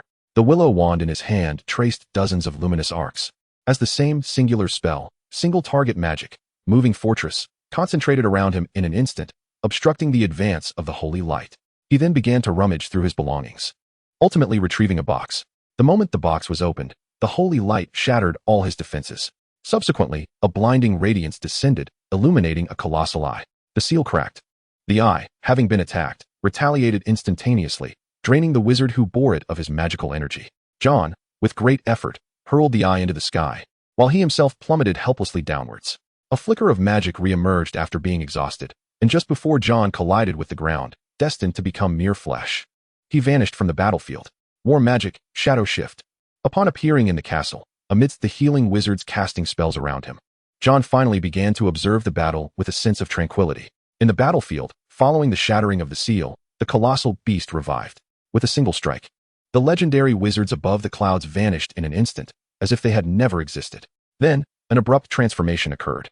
The clouds, having coalesced from the conflict, were engulfed by a mysterious wave, and the magnificent holy light flooded the heavens and the earth, causing the unsuspecting archbishops and the pope, enveloped in the holy radiance, to sense the peril behind them. The eye, now revived from its desiccation, expanded quietly to a staggering size, with the clouds morphing around it, forming a massive, indistinct beast. The newly born mist obscured its form. It soared and spiraled in the sky, carrying immense shockwaves, pressing down upon the holy city, shrouded in holy light. For a fleeting moment, John glimpsed the eye of the great serpent as it revived. A chilling despair from the apocalypse surged into his consciousness, causing his mind to unravel. It was an unviewable sight. He heard a whisper in his ear, and then he fell into unconsciousness. Helga busied herself at his side. Before her, a virtual screen materialized in midair, adorned with peculiar patterns. These designs resembled fragmented symbols passed down from antiquity, leaving John perplexed. What? This is your test result. Helga's gaze momentarily diverted from the image to John. Come take a look. You have been asleep for 3 days. You should be feeling quite refreshed now. John approached Helga's side, joining the legendary witch in examining his test image. This magical screen, a creation of Helga that intertwined magic and technology based on John's conception, proved surprisingly effective. Regrettably, this projection magic could only exist within this realm, where Helga held complete dominion, a space where thoughts could nearly manifest into reality. On the screen, countless points of light crisscrossed, and as Helga manipulated them, they ultimately interlocked to form the final version of the graphic, a peculiar, undulating curve. Helga busied herself analyzing various outcomes from the curve, while John struggled to comprehend how to interpret such a fluctuating line. If Royner were here to instruct you, it would be far more beneficial. I can only utilize magical analysis without being able to articulate it. You will learn on your own in due time. No, that is not what I wish to inquire about. I want to know what I just witnessed. That, Helga paused, is the primary reason for the potential victory in the War of Ascendancy. Helga then posed a counter-question. Do you recall what that entity resembled? It was a warlike magical artifact crafted by a coalition of sorcerers from the north, a wondrous beast birthed from the lives of hundreds of great wizards. In Norse mythology, it symbolizes the end and the apocalypse, the world-devouring serpent, Jormungandr. John exclaimed in astonishment. Could it be the world serpent, Jormungandr? Chapter 59, the first lesson. Is it true that such a mythical creature exists? John had not anticipated receiving such explosive news. However, if it were indeed real, why had nothing been documented? The question escaped his lips, and he immediately felt it to be rather foolish. How could such things possibly be recorded? Whether mythical beings truly exist remains unknown. However, through countless years of experimentation, wizards have indeed developed many magical artifacts possessing characteristics of mythical creatures. For instance, the Dramione you see, a behemoth infused with giant blood. Vampires and werewolves birthed from certain magical potions, and the war angels of the church. All of these manufactured magical entities possess, to varying degrees, traits of mythical life, with some ultimately becoming integral to the wizarding world. As for your second query, my answer is that such records would undoubtedly remain unchronicled. You have likely already observed that many magics have actively or passively faded with the passage of time. As mysticism became an emblem of failure and obsolescence, humanity, increasingly embracing science, gradually gained dominion over the world, a reality you understand better than I. Helga seemed to dismiss the matter as trivial, because it symbolizes failure. Records within the church were promptly destroyed. The magical records were systematically obliterated by legendary wizards employing their own legendary magic. All of this is a consequence of our formidable power rendering us a marginalized existence. Unlike the church, which still possesses followers in the world regardless of their proclamations, we find ourselves devoid of advantage on either side, compelled to conceal our presence. It is not a matter of voluntary disappearance, but rather a reluctant obscurity. Helga has indeed lived for many years, and her endurance is not without merit. The church's downfall stems from their excessive focus on a singular type of magic. While it is true that the essence of holy light magic is particularly exquisite and has made significant contributions across various branches, it ultimately does not claim the title of the most potent. This realization has become evident to me. John finally discovered a topic worthy of discourse: war magic, interference magic, single-target magic, and numerous other forms of magic. Was the classification of magic in that era truly this intricate? During the golden age of magic, meticulous details were of utmost importance. In my view, the present time appears excessively feeble, which is inherently detrimental. However, it is clear that the contemporary human world is quite content with this state of affairs. John remarked that he was aware not everyone was oblivious to the existence of wizards, at the very least. The governments of the Muggle world were satisfied with the current circumstances. Muggles had their limitations, and as the church's power waned, they exerted less control over wizards. Once wizards chose to act, subjugating them would be effortless. John narrowed his eyes and inquired, perhaps mutual destruction? The technology of the Muggles had indeed progressed to a certain level, boasting many formidable weapons. Who could they truly annihilate? Wizards possessed their own means of self-preservation. For instance, the Dark Lord's Horcruxes could ensure his longevity. The deployment of large-scale destructive weapons by Muggles would ultimately harm only themselves. Let us not forget that wizards are, in essence, part of humanity. Helga chuckled softly. Or do you believe that Muggles would prefer to live under the dominion of magic rather than perish alongside wizards? John fell silent. This question, devoid of folly, was evident to all. The former option was decidedly more advantageous. It allowed them to survive. He speculated that if this war were to erupt in Europe, the capitulation of France would trigger a domino effect, leading other Muggle nations to surrender in succession. Once a breach was made, the remaining nations would crumble. Enough of these futile contemplations. Let us examine your results. You mentioned this earlier. But what is your purpose for conducting this test? Oh, I forgot to mention, Helga interjected. I intend to teach you some magic. But I am uncertain of what to impart. Given that this space has been enhanced by Roina, I can provide you with simplified versions of ancient magic, thus sparing me the effort of modifying those spells for you. As events unfolded, John could only nod in agreement as Helga guided him through the space, leading him to a modest classroom. Helga, a competent tutor, possessed a teaching style that John found quite agreeable. Thus they swiftly delved into the core of their lessons. The inaugural class focused on the history of magic, particularly the origins of ancient sorcery. As the term suggests, magic is fundamentally the method by which demons wield their power. In the distant past, the first wizard to discover magic believed it to be a curse from demons. However, through relentless exploration, wizards eventually learned to master this curse, transforming it into a means of enhancing their own capabilities. Chapter 60, Return to School. But do deities truly exist? Generally speaking, even if deities were to exist, they would undoubtedly be entwined with humanity. After all, there remain countless regions on Earth that humanity has yet to explore, with the known world encompassing no more than 50% of its entirety. Hypothetically, if deities do exist, what is their purpose? What do they seek? Has the dissolution of the magical environment also claimed the lives of these deities? Do those mythological beings share a kinship with wizards? After elucidating a few points about the evolution of magic, Helga demonstrated an ancient magical technique to John. In those times, wands were not as commonplace. Only the most formidable wizards possessed them. Thus Helga executed the spell without a wand. Naturally, for the young wizards of today, wandless magic poses a considerable challenge. Should I begin my studies with war magic? John pondered, observing the magical fluctuations dissipating from Helga's hands. Would commencing with a broad-scale war spell, like listening to the wind, be overly ambitious? In truth, listening to the wind, is among the simplest of war magics. It requires mere incantation and does not even demand the sustenance of one's magical energy. The scope and duration are entirely at the caster's discretion. Do you truly find it daunting? Essentially, it functions as a controllable magical listening device. John did not perceive this spell as particularly difficult. Rather, he believed that since he was embarking on the study of war magic, beginning with listening to the wind seemed less than ideal. He held a fondness for the single-target spell, the Moving Fortress, which boasted far superior defensive capabilities than the Iron Armor spell. Helga, however, disapproved of John's defensive inclination. Despite the boy's potential for offensive action, he preferred to learn defensive magic and shun the limelight. She found herself perplexed regarding the source of his reticence. Of course, John's aspirations were thwarted. Helga intended to impart her teachings as she saw fit. Previously, she had adhered to his preferences, but now this which sought to instigate a change. A virtuous child ought not to remain perpetually ensconced behind a defensive facade. Unbeknownst to John, Helga's internal turmoil was significant. He merely perceived that he had perhaps secured a commendable role. The name Fairy Castle should not have been so easily bestowed. For even Helga was increasingly adopting the demeanor of a formidable queen, being a descendant of a legendary which may not hold much significance. But being the progeny of a queen brings forth a multitude of challenges. Upon emerging from the enchanted realm of the fairy palace, John sought out Kalidi, who had been in a slumber for 3 days.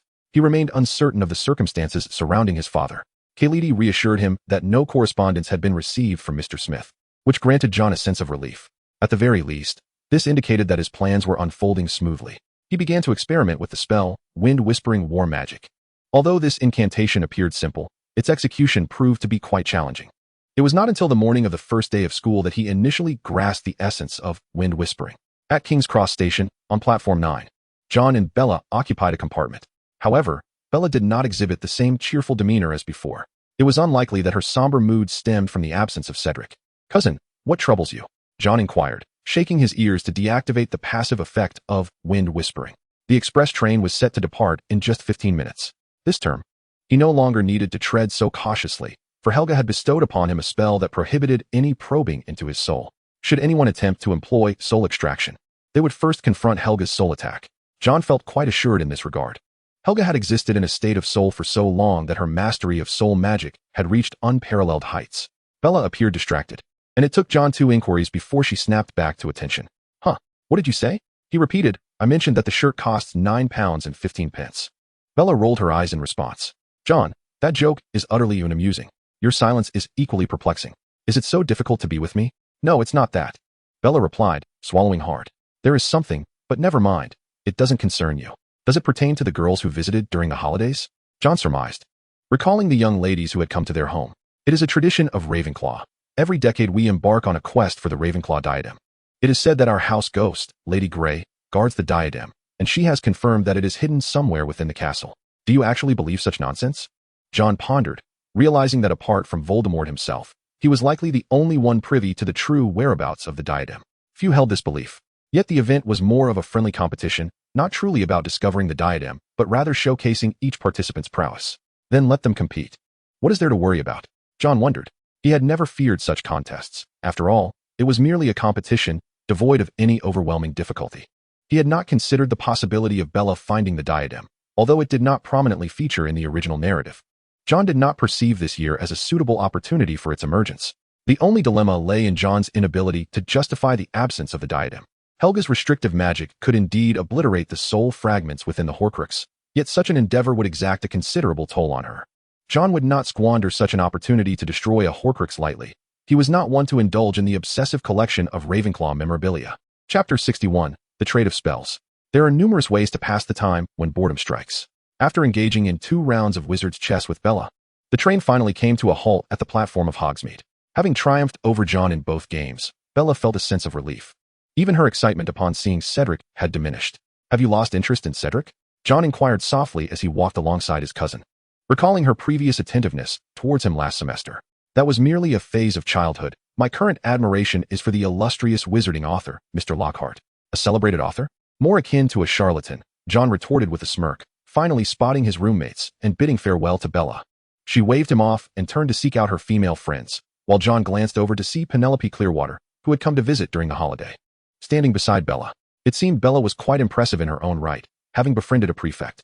His roommates awaited him in a thestral-drawn carriage, which commenced its journey as soon as he boarded. Fred and Scally were evidently eager to converse with John, chattering incessantly since his arrival. Much to the exasperation of John and Stephen. If you're truly bored, you could always write me a letter. Did I not provide you with my home phone number? John suggested. He's bored. I am clearly exhilarated, Fred replied, his face alight with longing for magic. You must understand, being unable to use magic at home nearly suffocated me. Christmas break isn't that long. You could delve into potion studies instead, John replied with a mischievous twinkle in his eye. Who would want to study potions? The mere thought of Snape's face sends me into a state of aversion, Scally interjected, striking a blow to Fred's enthusiasm. You're doomed, Stephen, you miserable wretch, Fred exclaimed, lunging at Stephen and commencing a tickle assault. The carriage soon filled with an atmosphere of joviality. Amidst their laughter, the carriage rolled through the gates of Hogwarts. Having just returned from a holiday, two older girls adorned with exquisite makeup caught Scally's eye, rendering him momentarily transfixed. Muggle girls often wear such makeup. It's nothing extraordinary, John remarked, turning his gaze away. Fred nodded in agreement. Scally laughed heartily and fled, while Fred trailed behind John, observing his cousin's bemused expression and posing a question. Are the girls at our school not attractive? Attractive? John found the question challenging to articulate. While the girls were indeed charming, he preferred the models gracing the covers of fashion magazines to these young ladies who had yet to fully blossom into their beauty. Moreover, what could be more enchanting than a girl's beauty intertwined with magic? How delightful is the single life? Upon reflecting on this notion, Flynn found a semblance of truth within it, yet having never experienced romance himself, he could not articulate precisely where that truth lay. Just as he lingered in contemplation, John had already vanished ahead. Good afternoon, Professor. Good afternoon, John. Please take a seat. The witch gestured towards the sofa. How was your Christmas holiday? Quite fulfilling. I trust you received my letter? Was it the report on the simplification of protective spells? Indeed, I have perused it, and I must say, your ideas are quite remarkable. Even Professor Flitwick holds you in high regard. Really? Then I believe our research can continue. However, what purpose does your research serve? Protective spells are rather premature for students of your age. Not so, Professor. John cleared his throat, having long pondered his justification. We often sustain injuries in class, cauldrons explode, and falls during flying lessons are commonplace. With simplified defensive spells, we might reduce the likelihood of students getting hurt. That is indeed a valid rationale. Professor Sprout appeared to have no objections from the outset. She relished students delving into the arcane arts. However, she had another matter to discuss with John. Professor Flitwick wishes to propose an agreement, inquiring whether you could share these spells with students from other houses. Share spells? John was taken aback by this turn of events, for his initial intent in promoting the club was purely for his own convenience, not to elevate Hogwarts academic standards. If you find it burdensome, I can assist you in declining Professor Flitwick's request. Professor Sprout was notably understanding, but John's concerns stemmed from a different source. Truthfully, I have no objections, but you are aware that this matter cannot rest solely on my shoulders. As the research and refinement of spells are the collective achievements of all members of the magical society, I should not unilaterally decide for my peers. Furthermore, it was initially agreed that the club was established to assist Hufflepuff in securing the House Cup, while disseminating the refined spells poses no issue. The allocation of credits for this teaching is indeed a concern. That is a valid point. How about this? I shall arrange a meeting for everyone, allowing all members to vote on the matter. That seems a prudent approach. However, Professor, I believe you should discuss additional conditions with Professor Flitwick. The refinement of spells was originally intended for our House Cup, and we must ensure that this initiative does not falter. Rest assured, I have already contemplated this. Currently, 20 refined spells have been submitted to me by the members of the Magical Society. After discussions with the headmaster, Professor Flitwick is willing to grant our house an additional 150 points, and for each subsequent refined spell, an extra 3 points will be awarded. What do you think? Chapter 62. Face challenges without fear. John found this proposal agreeable, yet he harbored doubts about Professor Flitwick's true motivations concerning the spells. In his perspective, Professor Flitwick's desire to undertake this endeavor was not a recent notion, for the students of Ravenclaw had already made significant strides in the enhancement of spells. Had he not encountered resistance within Ravenclaw, it is unlikely that he would seek external assistance. Under the collaborative efforts of John and Professor Sprout, this matter indeed faced little opposition within the Academy, as all anticipated the imminent acquisition of 150 points with great enthusiasm. After securing Professor Sprout's approval, John engaged in a private conversation with Professor Flitwick. As he suspected, the professor had contemplated the reform of the spell curriculum for quite some time. He had devised several methods regarding the curriculum change. However, due to his position as the head of the house, he could not freely disseminate the improved spells. After all, these spells represented the collective intelligence of Ravenclaw students, rather than a solitary achievement. Regarding the House Cup, the students of Ravenclaw were reluctant to share their advantages, particularly those with influence among their peers. Thus, Professor Flitwick could not unilaterally decide the matter. The enhanced spells were already circulating within Ravenclaw, and no student from any other house would willingly transform their competitive edge into a commonality. Conversely, John and the students of Hufflepuff held a different perspective. The enhancement of spells was of lesser importance to them, while the accumulation of points was paramount. 150 points could essentially determine the outcome of this year's House Cup. Therefore, this situation was indeed mutually beneficial. Professor Flitwick could freely implement his reforms, teaching the improved spells to students in their third year and above, while Hufflepuff would gain points and potentially the House Cup. There was another reason for their agreement. Professor Sprout was also aware of the situation, the plump which was in favor of John's ideas, and hoped he could effectively guide the Hufflepuff students towards greater confidence. However, this task seemed rather daunting. Professor, you shouldn't place too much faith in me. I'm merely a first-year student, he remarked. Professor Sprout smiled slyly. An exceptional wizard is not constrained by age. I have high hopes for you. But I have little faith in myself. What is the matter? Didn't you see? Stephen said while completing his assignments. Our house has gained 150 points. We are now in first place. The swift actions of Professor Flitwick were indeed a fortunate development, which is why everyone was so jubilant. Stephen began to speak less frequently, his hands moving more rapidly. Isn't this assignment for Transfiguration due next week? Why the rush? Because I have Quidditch practice. Aren't first years prohibited from joining the team? What have you done? John could easily surmise that Stephen had certainly done something.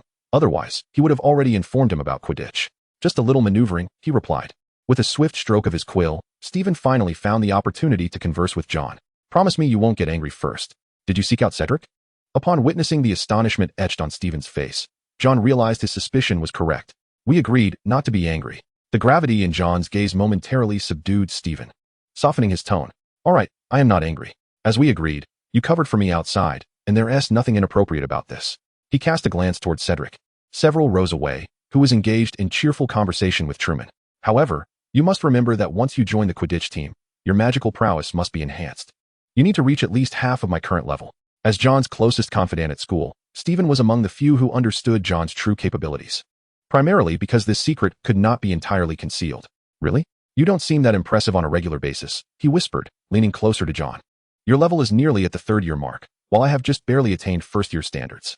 Therefore, I will arrange special training for you. Ignoring Stephen's muted lament, John settled into his seat to begin his homework. Today marked the third day of the new term, coinciding with his agreement with Helga.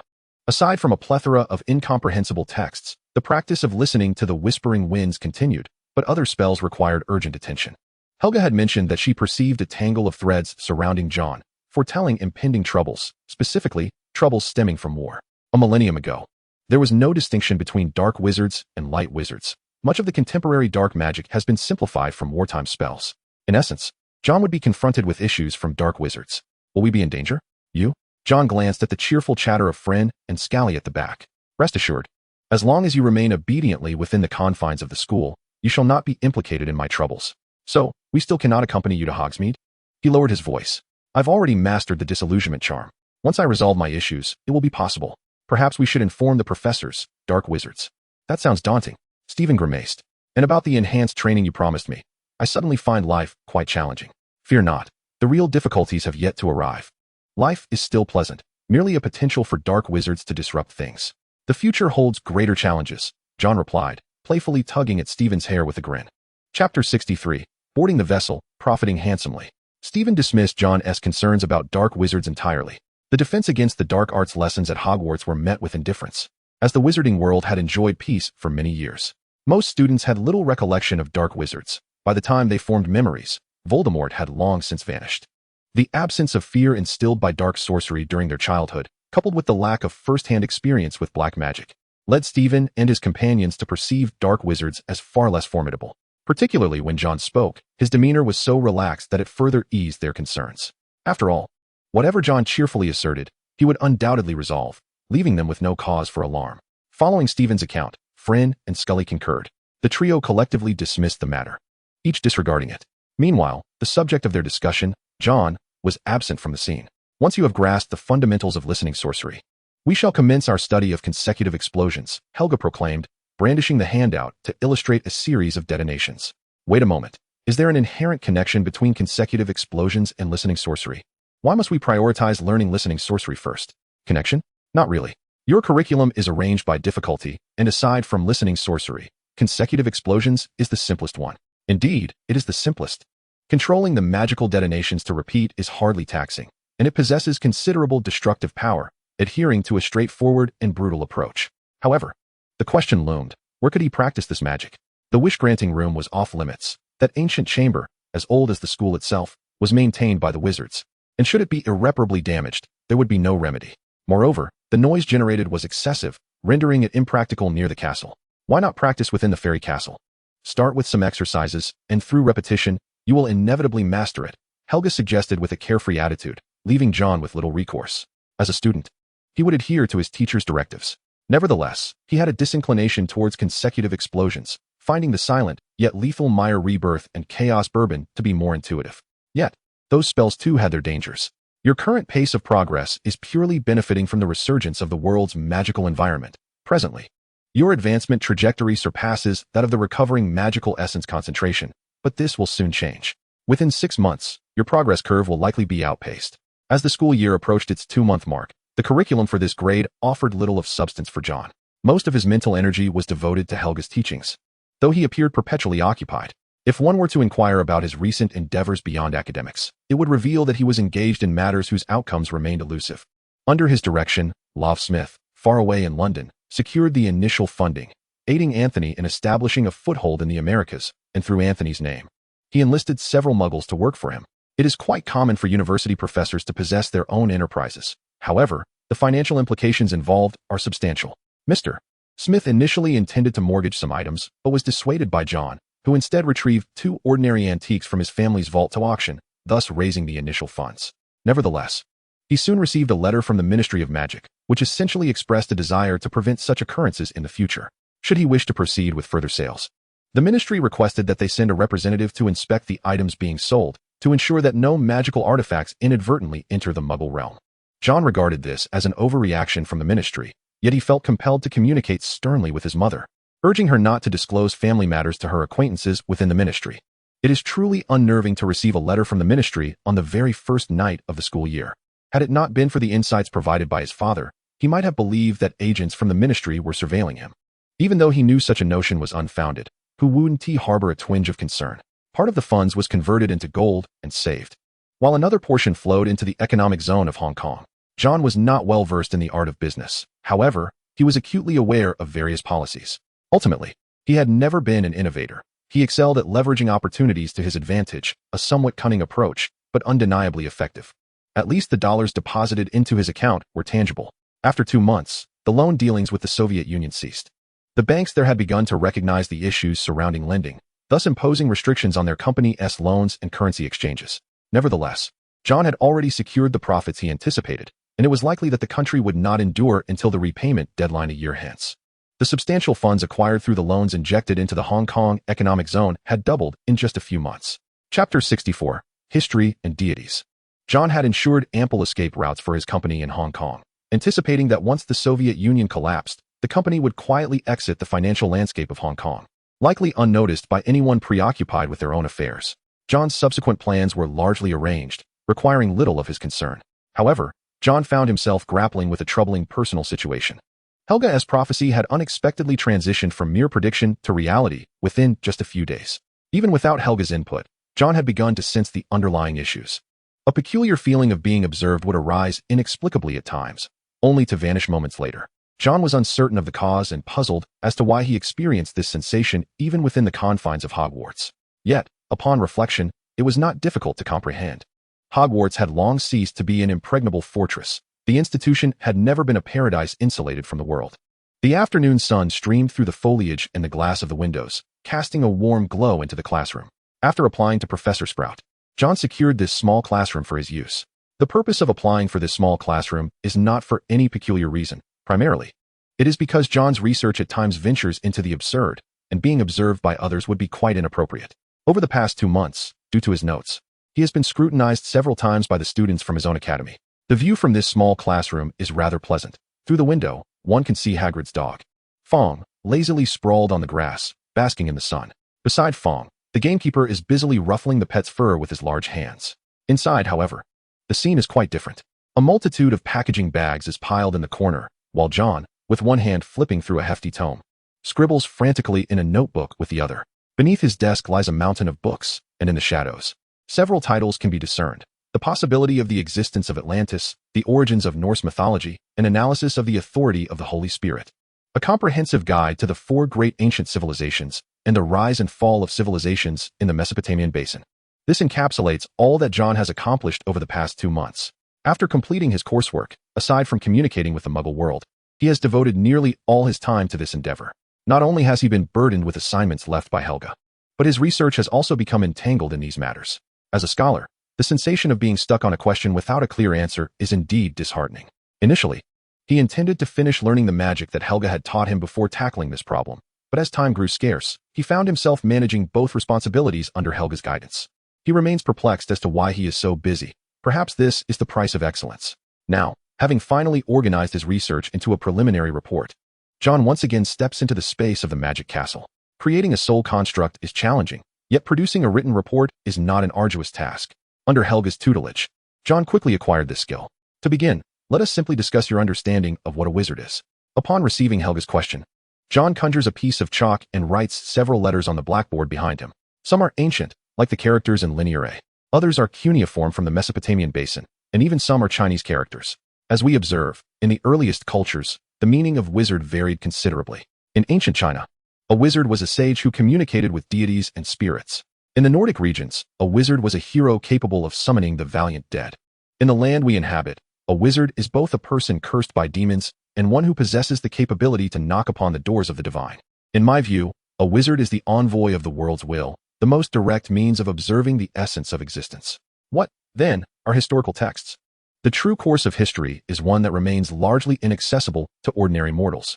Throughout this journey, the chroniclers of history were primarily those who, apart from the wizards who participated in specific historical events, were ordinary individuals authorized to engage with the affairs of these wizards. In other words, the wizards, often preoccupied with their pursuit of greater power, frequently lacked the time to document these occurrences. Yet, at times, they felt compelled to showcase their might, leading to a history embellished with exaggerations. Unlike in the present, when the power of wizards has waned, and history has become a subject of dedicated study. As a byproduct of the wizard's glorification, the historical narratives are far from complete. However, as the old adage goes, the greatest understanding of a person often comes from their adversaries. Thus, John expended considerable resources to extract what was deemed mere scrap paper from the current ecclesiastical authority, records of the Inquisition against heresy. Even in printed form, these documents amounted to over 500 pages of large-format paper. Within this content, aside from the ecclesiastical embellishments, John discovered a wealth of valuable information. Eons ago, when magic flourished and the power of wizards was vast and organized, the institution we now recognize as the Church was merely a magical faction. The founder of this faction, a wizard bearing the name of the Holy Spirit, chose the path of divinity over the pursuit of magic, gathering followers and enticing newly awakened wizards to abandon various magical practices in favor of the light magic within his framework. This decision sparked dissatisfaction among other factions. In the Church's secret texts, this discontent was depicted as the encroachment of dark gods upon sovereign authority or the divine compassion exhibited by the Creator towards humanity, none of which were flattering portrayals. John sketched a vast web of relationships on the blackboard, presenting his thoughts to Helga in hopes of achieving greater clarity. In truth, he had prepared much more. However, those concepts were still merely a rudimentary framework, lacking the extensive elaboration that the internal materials from the Church provided. Yet, Helga did not proceed as John had envisioned. Wait a moment, John, I have a question. Adjusting her gold-rimmed glasses, although she did not require them for sight, their presence lent her an air of scholarly sophistication. She inquired softly, do you think this founder ultimately succeeded in becoming a deity? Chapter 65, The Hidden Crisis. Helga's question was, as always, incisive and to the point. John's research indeed found itself ensnared by this very query. It is true that every civilization or sect possesses its own cultural identity, and similarly, these civilizations have their own deities. The emergence of deities must be rooted in a rationale. If they indeed exist within this world, there must be reasons for their recognition by humanity. When deities manifest before humanity, they inevitably provoke a series of consequences, which may not always be favorable. Similarly, when an individual ascends to divinity, the effects are analogous. Among the myriad of myths and legends, the transformation of a mortal into a deity is the most prevalent form of deification. This phenomenon primarily arises from a religious necessity. Only when divine entities are imbued with human qualities can mortals glimpse the divine within themselves. Deities, or legendary wizards, have long become symbols within the realm of magic. where the pursuit of individual power prevails. Throughout the ages, countless wizards have endeavored to attain the status of legendary sorcerers, and long before that, they aspired to become deities. Despite the seemingly elusive nature of such aspirations, however, the acquisition of formidable strength invariably begets power, wealth, renown, and all that follows. In a world that prioritizes individual prowess over collective strength, such phenomena have become the norm. The indelible marks left by deities have left an overwhelmingly profound impression on their seekers, embodying the power to upend human understanding. Yet, the existence of deities remains unproven. Nature serves as the foundation for both humanity and wizards. The wondrous phenomena observed in this world may not necessarily stem from divine beings, as nature itself possesses immense power to create the miracles perceived by humankind. In the course of extensive exploration over the ages, wizards have indeed classified their own powers, moving beyond the simplistic distinctions of adulthood and childhood, legendary and non-legendary wizards. Wait, I still do not comprehend. According to your theory, someone of my caliber can become an instructor. Does this not imply that Hogwarts continues to educate its students according to the original principles? He has consistently held himself to the standards of a magical institution. I have never claimed that Hogwarts has abandoned these principles. Rather, with the passage of time, these principles have evolved. Helga gently remarked, as you can see, John, the times have changed. The entire wizarding world has long experienced a schism. Having resided in the castle for so many years, I have a clear understanding of this. The world is in flux, and naturally, wizards are evolving as well. It has been many years since anyone has attained the sage level. Even Dumbledore ascended directly from the scholar level to that of a legendary wizard. And though he did not resort to any shortcuts, he nevertheless skipped over the sage level. This is precisely why I previously mentioned to you that he lacks the opportunity to advance further towards the realm once held by Rowena. John fell silent.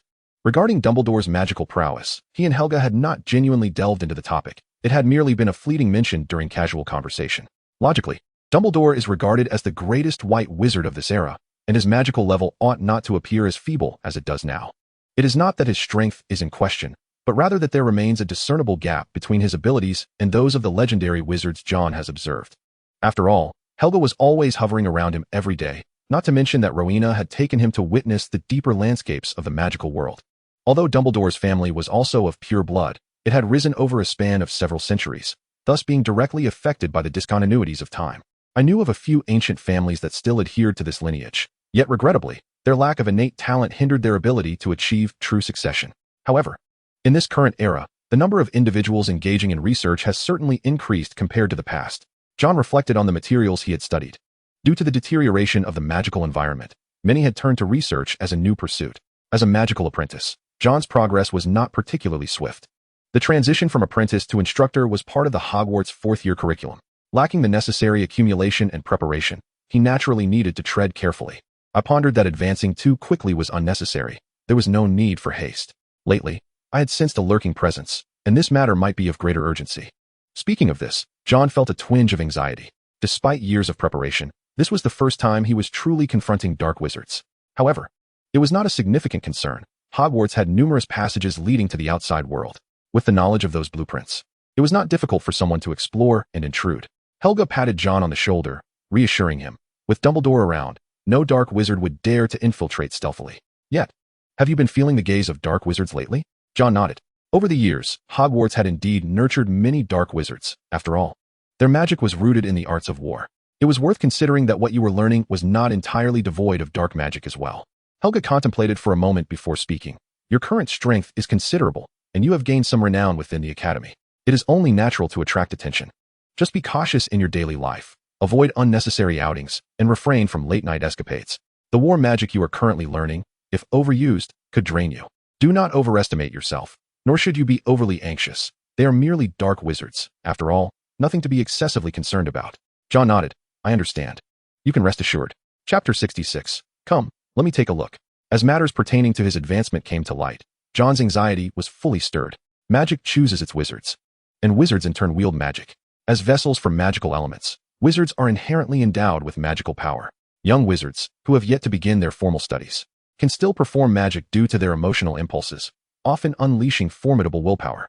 This allows them to channel the magical energy residing within themselves and resonate with the magical elements around them, enabling them to cast spells without incantations.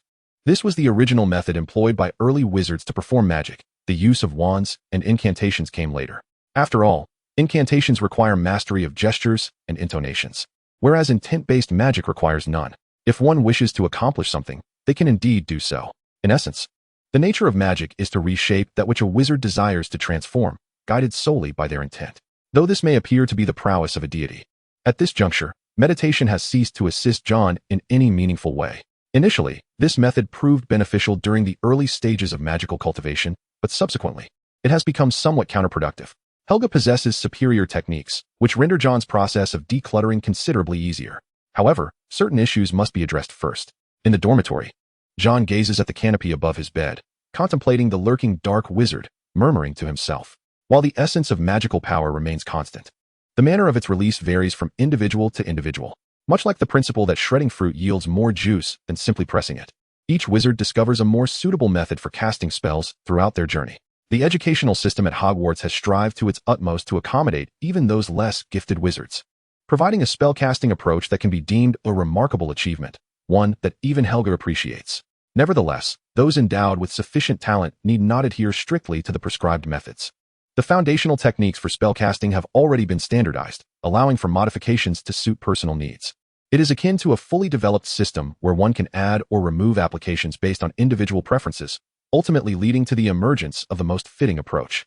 This represents a clever yet unavoidable choice in a world where the magical environment is waning. Yet, John possesses a unique advantage. He is under the tutelage of Helga Hufflepuff, and he has garnered considerable experience in his own studies. Practicing in a manner that is most suitable for him will naturally render him more formidable than those standardized wizards produced by the Academy. The distinction between a sculptor and an ordinary craftsman, even if the latter is skilled, is profound.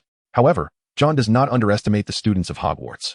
Despite being part of this factory-like institution for wizardry, many young wizards benefit from Hogwarts traditions and achieve commendable results within the broader magical society. His reflections stem primarily from his uncertainty regarding the intentions of the dark wizards lurking in the shadows. Are they merely intent on causing destruction? Or do they harbor ulterior motives? John is not overly concerned. While he had previously speculated that dark wizards might appear near Hogwarts, this was contingent upon Dumbledore's absence from the school. This semester, with Dumbledore frequently present, the audacity of these dark wizards to show themselves is indeed surprising to John. His concern does not lie in the disruption caused by dark wizards, but rather in the fear that they are probing for weaknesses. At this time, Quirrell should have already departed the Albanian forest with Voldemort. Where, then, is Voldemort now? After all, Dumbledore is no mere fragment of a soul. Vanquishing Voldemort is hardly a challenge for him. Unless, of course, Quirrell was initially a pawn in Dumbledore's grand scheme, or perhaps a crucial element of his plan. However, such a perspective casts Dumbledore in a rather calculating light, a notion that John hesitates to entertain regarding this legendary wizard. It is only natural for individuals to harbor selfish motives, yet even the most formidable of wizards cannot foresee every twist of fate, not even the exceptionally gifted seer, Magus. If a dark wizard were to scout the path, as Helga suggested, it would be prudent to avoid him if possible. But if avoidance proves impossible, surely one could flee? After engaging in conversation with Professor Sprout for quite some time and becoming somewhat familiar with Professor Flitwick, John figured that the purpose was to secure an ally in times of peril, ensuring he could withstand until help arrived. Perhaps it was time to venture outside? Casting aside Helga's admonition against nocturnal explorations of the castle, John acted on impulse, rising from his bed, donning his snug magical cloak, unfastening his ring, and drawing forth his wand. This attire not only provided warmth, but also facilitated movement and escape, offering a sense of security. What could possibly serve as a better defense than taking the initiative? With a slight smile and narrowed eyes, John cast a disillusionment charm upon himself. Let me behold the true nature of this dark wizard. Chapter 67. The mantis stalks the cicada, while the yellow bird is caught by the weasel. The moment John stepped outside, he began to regret his decision.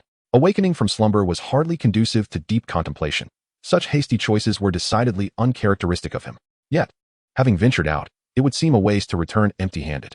Strolling through the castle, the early summer night carried a chill, especially at the stroke of midnight, as the winds gusted through the corridors, creating a cacophony.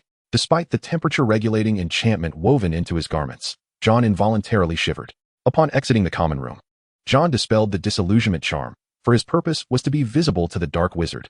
Cloaking himself would merely reveal his hidden cards. The true question was, when would the dark wizard finally lay eyes upon him? John was confident that, due to his private classroom, the lurking dark wizards had certainly taken note of him. However, he could not ascertain whether they viewed him as a target or merely a consequence of that classroom's existence. After all, a student granted a dedicated classroom was far from ordinary. Thus, with a map in one hand and his wand in the other, John meandered leisurely through the castle. In the darkness, the entire school had succumbed to an eerie silence. As John traversed the corridors, he felt the cold wind brushing past his ears, yet outside, the breeze had stilled. A sudden sense of oppression enveloped John's heart. He donned his glasses, feeling the surge of magic. In an instant, the world illuminated before him. The whispers of the wind faded away. Those sounds, reminiscent of the breeze, were intermingled with other tones, and as the frigid air filled his lungs, John discerned the melodies that resonated, a symphony of sorts. The mellifluous tones of the cello or violin wafted through the air, ethereal and surreal, reminiscent of auditory hallucinations. It is as though the music has been summoned by a resurrection stone, with the spirits of the departed whispering softly beside John. While the melody resonates as a requiem from the heavens, peering through his lenses, John begins to discern the source of the melody. In the world revealed by his glasses, everything is imbued with vibrant hues. Amidst a crystalline expanse of blue, clusters of colorful lights flicker throughout the school, while a distinct black line stretches from afar, cleaving the azure landscape. Clearly, this black line represents the magic of a dark wizard. Yet, what form of magic manifests as sound, taking on a tangible guise as a line? To John's knowledge, the manifestation of contract magic in the deeper realms of sorcery typically appears as two lines, visible only when the contract is enacted. A single line of magic must indicate some specialized, directional spell. John strains to contemplate the nature of this magic, but to no avail. No mention of it exists in the original text, nor has Helga ever spoken of it, and it is unreferenced in any tomes he has perused. Besides, he has scarcely ventured into the forbidden section.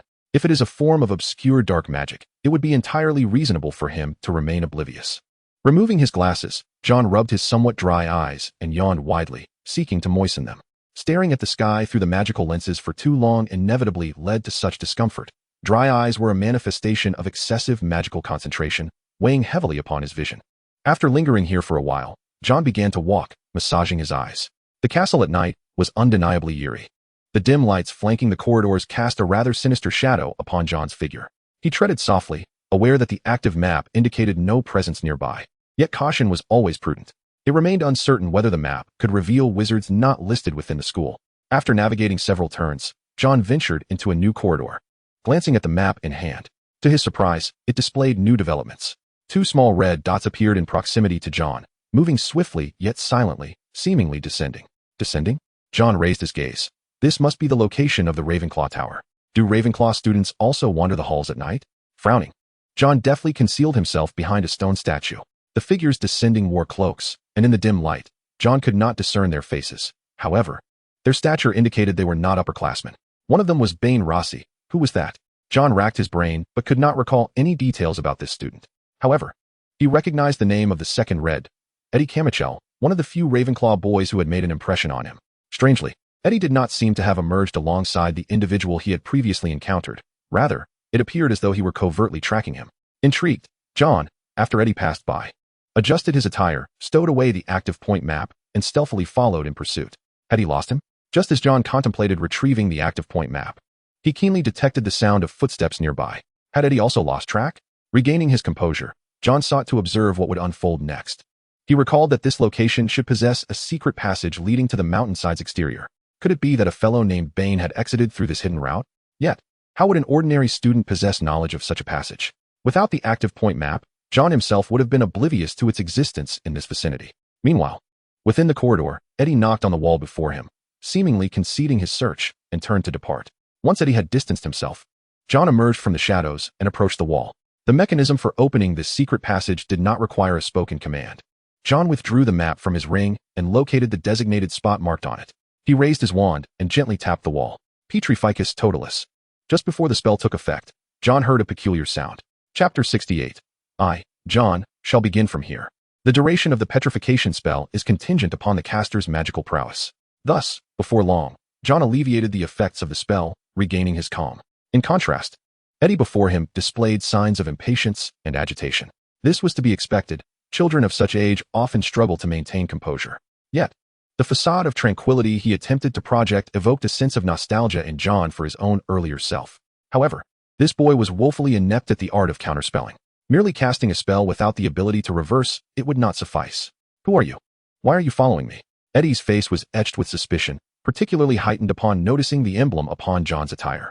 Ever since the Hufflepuff Magical Research Society had contributed the enhanced spell to Professor Flitwick, the overall academic points of the other three houses had been entirely surpassed by Hufflepuff. Gryffindor, a house already notorious for its mischievous antics leading to point deductions, was an obvious casualty. The Slytherin students, who traditionally looked down upon Hufflepuff, had even engaged in several confrontations, resulting in further point losses imposed by Professor Sprout. Ravenclaw found themselves particularly discontented, as the points in question could have been awarded to their house, only to be snatched away by Hufflepuff, leading to a diminished perception of them. Even the girls who typically clustered around Cedric seemed to have vanished without a trace. John, too, was not faring well. The day after the incident, Bella surmised that the so-called Magical Research Society was a mess concocted by John. The blame rested squarely on John for not being meticulous enough in concealing his actions before Bella. Moreover, Bella had somehow learned that John had visited Professor Flitwick's office one afternoon, leading to a stern reprimand from her cousin. However, Eddie remained blissfully unaware of this situation. Bella was not foolish enough to divulge matters concerning John, believing that they should be resolved within the family. Was it truly necessary for him to be so suspicious simply due to the added points? Was it warranted for him to wear such a grim expression over this? Eddie Carmichael, a first-year student from Ravenclaw, had been feeling quite unsettled lately. His roommate, Bane Rossi, had been exhibiting increasingly erratic behavior, often transforming into a different person mid-conversation, his demeanor darkening unexpectedly. Additionally, Bane had developed a peculiar habit of nocturnal wandering.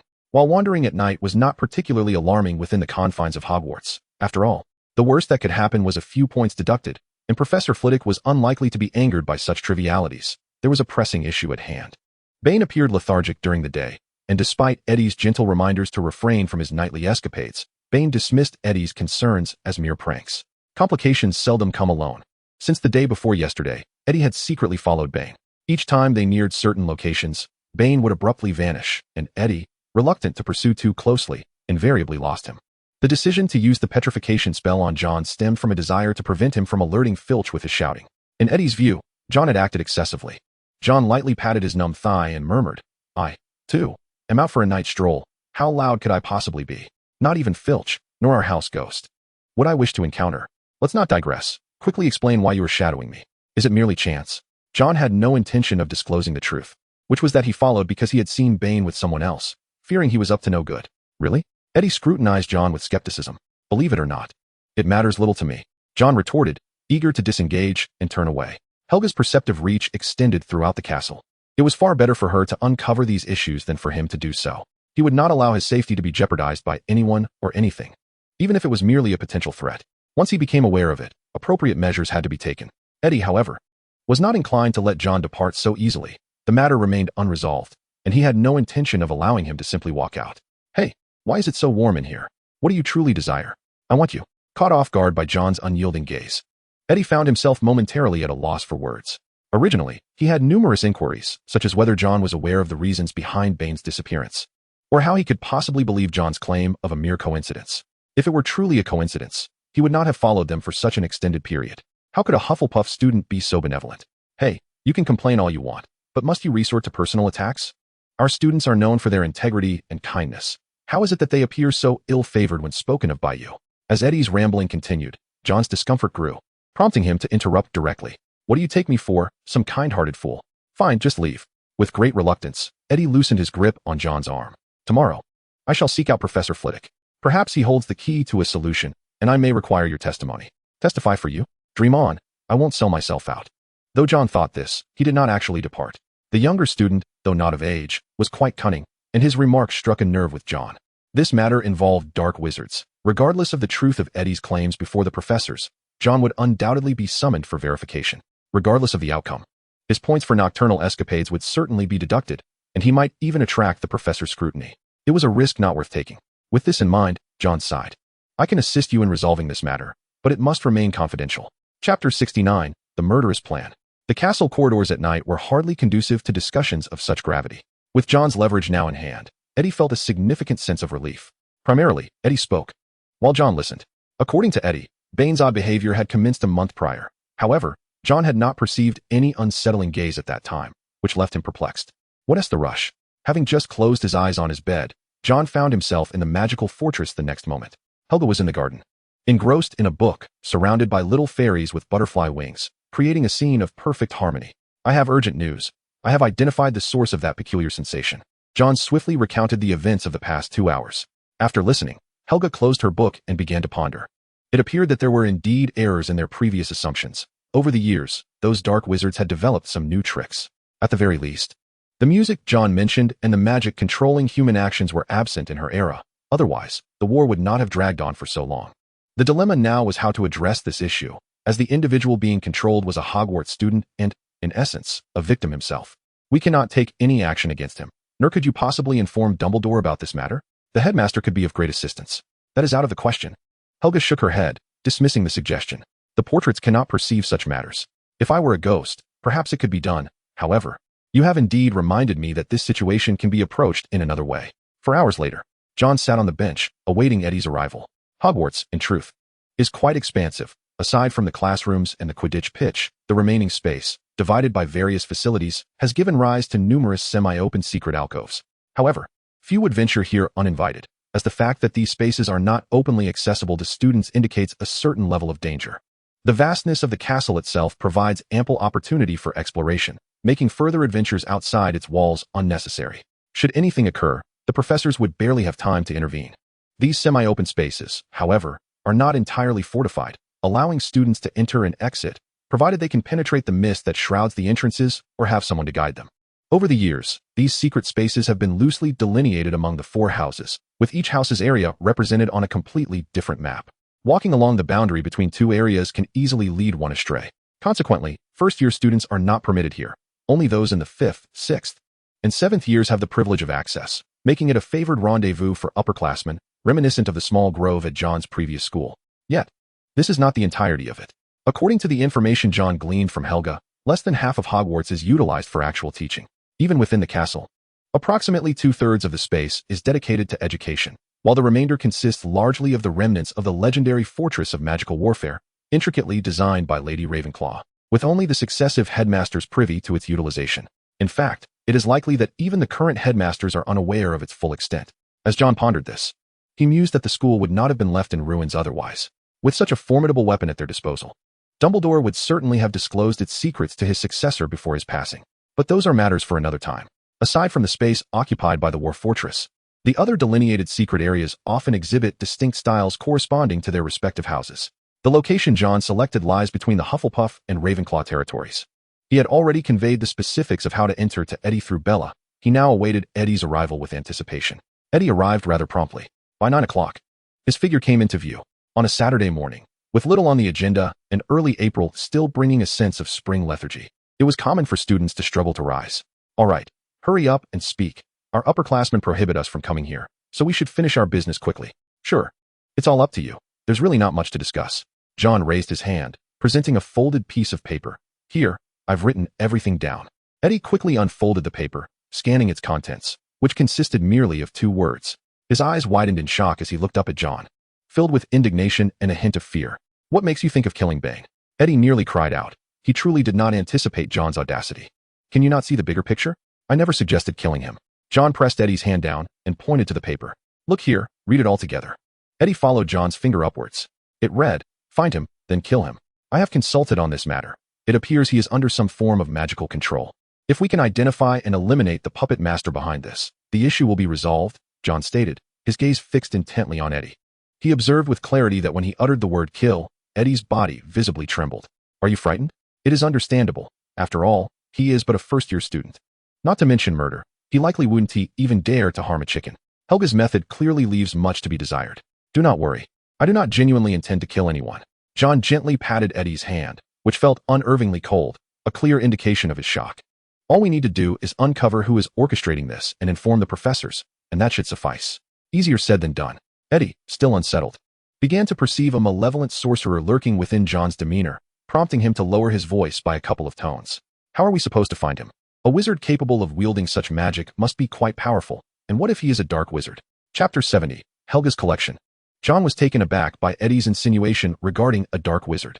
Consequently, his interest in the young boy deepened significantly. Why does his gaze seem so peculiar?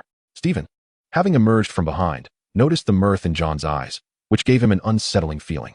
He had always known Ravenclaw individuals to be intelligent, yet he never anticipated such sharpness. He considered that this person was worth befriending, perhaps proving beneficial in the future. John turned to face Stephen. who had been preoccupied earlier that morning. He had assumed Stephen was training and had not noticed his presence until now. However, explaining the situation would take time. So he allowed Stephen to remain. I still don't quite understand. Who are you intending to kill? Stephen was solely interested in his own inquiries, seemingly indifferent to John's social ambitions. Regardless of John's friendships, he would ultimately reveal everything to him, would he not? There is no intention to kill anyone. It was merely meant to frighten him. As John observed Eddie's retreating figure, he pulled Stephen along, explaining the circumstances. It happened like this. While I was out last night, I encountered. So you mean to eliminate the one controlling Bane? But where do we even begin to search for this person? Stephen did not question the authenticity of John's words. Unlike Eddie, he understood John's steady nature. If John claimed he could accomplish something, he undoubtedly could. Finding this wizard is not particularly difficult. I have my methods. The real challenge lies in ensuring this matter remains undisclosed, especially from the faculty. Otherwise, I might find myself entangled before I even uncover the truth. Hogwarts is certainly not a place governed by sentiment. Even if one were to reveal their lineage, the outcome would likely be far from favorable. It is best to maintain confidentiality, as few are privy to this matter. As long as he can draw Eddie into his camp, there will be no cause for concern regarding future developments. Allow me to take charge of this. I shall reach out to him and ensure your requests are fulfilled, Stephen stated earnestly. He genuinely wished to assist John, especially since John had been of immense help to him in recent times. Without John, he would not have gained entry into the Quidditch team. John, however, hesitated. It was not that he was unwilling to entrust this to you, but do you not have training to attend? First-year students are not permitted to participate in matches. My early inclusion merely allows me to train alongside everyone. If something arises, it is perfectly acceptable to abstain. This was the truth. Although he had joined a year early, he was still relatively free and not obligated to train. To be candid, Hufflepuff lacked many things, but not personnel. Having identified a new objective, Stephen departed, leaving John alone in the dormitory. Recently, both Flynn and Scully had been acting rather peculiarly, engaged in some mysterious endeavor. Yet John found no inclination to meddle in their affairs. As long as his magical studies remained on track, he had no other demands. Reflecting on this, he mused that he resembled a father. As long as the child excelled academically, anything else was permissible. Indeed, being a father seemed rather simple and monotonous. The plan regarding murder was not conceived by John himself. Yet, finding a wizard who could keep a secret was no simple task. John had even contemplated involving his grandmother, but ultimately dismissed the idea. While she was aware of many of his secrets, the matter concerning Helga was far too significant, not comparable to the trivial secrets he held. His mother and aunt's fondness for socializing made it clear that his grandmother was not particularly adept at maintaining confidentiality. Were it not for the dwindling interactions among the elder wizards of his grandmother's generation, John surmised that the Young family estate would likely be abuzz nearly every day of the year. In an era when computers had yet to become ubiquitous, the magical community lacked comprehensive records of significant events. John's recent recollection of this matter stemmed from Helga once again broaching the subject. This time, however, her demeanor was notably more aggressive. Previously, she had sought to inquire, but now she intended to seize the dark wizard, quite literally, to extract his soul. John did not perceive any issues with Helga's intentions. He saw nothing amiss in her plan. After all, she was one of the founders of Hogwarts, and the number of wizards she had dispatched was surely considerable. As the most enduring of the four founders, John was confident that Helga possessed the means to extract the dark wizard's soul, just as he had once been drawn into the portrait space by Helga. He believed that if she wished to transport another's soul into the enchanted fortress, she would undoubtedly find a way to achieve it. John sat at his desk, pencil in hand, sketching the magical array that Helga had imprinted in his mind onto a blank sheet of paper. However, this so-called magical array bore little resemblance to any true magical formation. It could easily be mistaken for a child's doodle, albeit one imbued with an extraordinary power that no mere child's scribbling could possess. As he merely outlined the contours of the array, a wave of dizziness washed over him, leaving him feeling quite unwell. It was as if some force had coalesced into a vortex, threatening to draw his mental energy into its depths, a most unpleasant sensation. Did Helga truly possess such a formidable artifact? The treasured magic of a legendary which surely contained enough substance for him to study for an extended period. The very notion piqued his interest for further investigation. Upon completing the final stroke of the outline, John carefully folded the paper and placed it into his ring. Task accomplished. Chapter 71, Edmund. The task that Helga had entrusted to John was deceptively simple. He was to render the magical array, requiring nothing but ordinary paper and minimal magical energy. Merely a rough outline would suffice, as long as he felt its efficacy. Subsequently, he would need to find an opportunity to approach the dark wizard and activate the array in his proximity. Moreover, it required a drop of John's blood, imbuing the array with a distinctly dark magical essence. Yet, John remained unconcerned with the dichotomy of black and white magic. The magic itself bore no inherent flaw. Rather, it was the wielder who posed the problem. The long-standing principle of magic schools to dissuade students from exploring dark magic, while it may have diminished the number of dark wizards, did little to thwart those determined to pursue such knowledge. The restricted section of Hogwarts, for instance, was frequently visited by eager students, unable to deter those who truly sought to delve into its texts, merely obstructing those who had little interest to begin with. John had not perused the restricted section. The magic he had learned from Helga was rooted in an era prior to the division of magical practices. Indeed, it was not an exaggeration to label it ancient magic. Now, he awaited favorable news from Stephen. In the quaint village of Hogsmeade, the afternoon sun cast its glow upon a narrow, vacant street. At the end of this thoroughfare, a modest gray building lurked in an unremarkable corner. Peering through its entrance revealed sparse movement within, save for a lone clerk, dressed in a shopkeeper's attire, struggling to keep his eyes open at the counter. Behind the counter, however, lay a different scene. In the not overly spacious area, two hearths flickered, and from time to time, cloaked wizards emerged from one fireplace only to depart through another. Their comings and goings silent and unobtrusive. A solemn atmosphere permeated the air, with the lone visible attendant maintaining a grave demeanor as he recorded the requests of the wandering wizards. Perhaps this is the only peculiar establishment in the entire village of Hogsmeade, resembling a shop hidden within an alley of iniquity. It is named the Messenger, a venture initiated by a mysterious archmage, where wizards can trade information. Remarkably, among the wizards residing in the United Kingdom, only a select few are even aware of this shop's existence. Naturally, such an establishment is deemed unlawful. However, that is a concern for the Ministry of Magic. The wizards who frequent this place are acutely aware that it is a matter for the influential to manage. The mere existence of this shop suggests a compelling reason for its continuance. Indeed, that reason is quite substantial. Should a sufficiently powerful wizard lend an ear in the upper chamber, they might discern the faint sounds of conversation emanating from the basement below. While the discourse is undoubtedly in English, it carries an incongruous American accent. Within the basement lies a sitting room, clad in a deep blue magical robe. A witch gazes at the blonde youth, who has just awakened, and pushes a cup of tea toward him. You must leave. What? The youth, still enveloped in the remnants of slumber, shakes off his drowsiness and focuses on the witch across from him. Kelly, are you jesting? Our plan is only days away from fruition. A letter just received from the association dictates an immediate cessation of the plan, with subsequent tasks assigned to another. The witch, referred to as Kelly, raises her wand, and a parchment gracefully drifts down before the blonde youth. What danger could there possibly be? Edmund inquires dismissively, examining the letter that bears his mentor's handwriting. Yet, he has no intention of complying with the directive. This is absurd. I have brought matters to their penultimate stage. How could I possibly withdraw now? Besides, without me, who in Britain could infiltrate Hogwarts? It is not that I underestimate the local dark wizards, but even the Dark Lord himself dares not set foot in Britain without relying on our assistance from America to recuperate. What confidence do these native dark wizards possess to supplant me? Furthermore, the prophecies from my mentor are accurate only 2 out of 10 times. The esoteric magical discipline Edmund has been studying has merely 2 surviving manuscripts within the entire American Dark Arts Association. Should anything untoward occur, he would be ill-equipped to bear the wrath of the seer. For now, he can only hope that Mr. Byers, the Golden Goblin, arrives in time.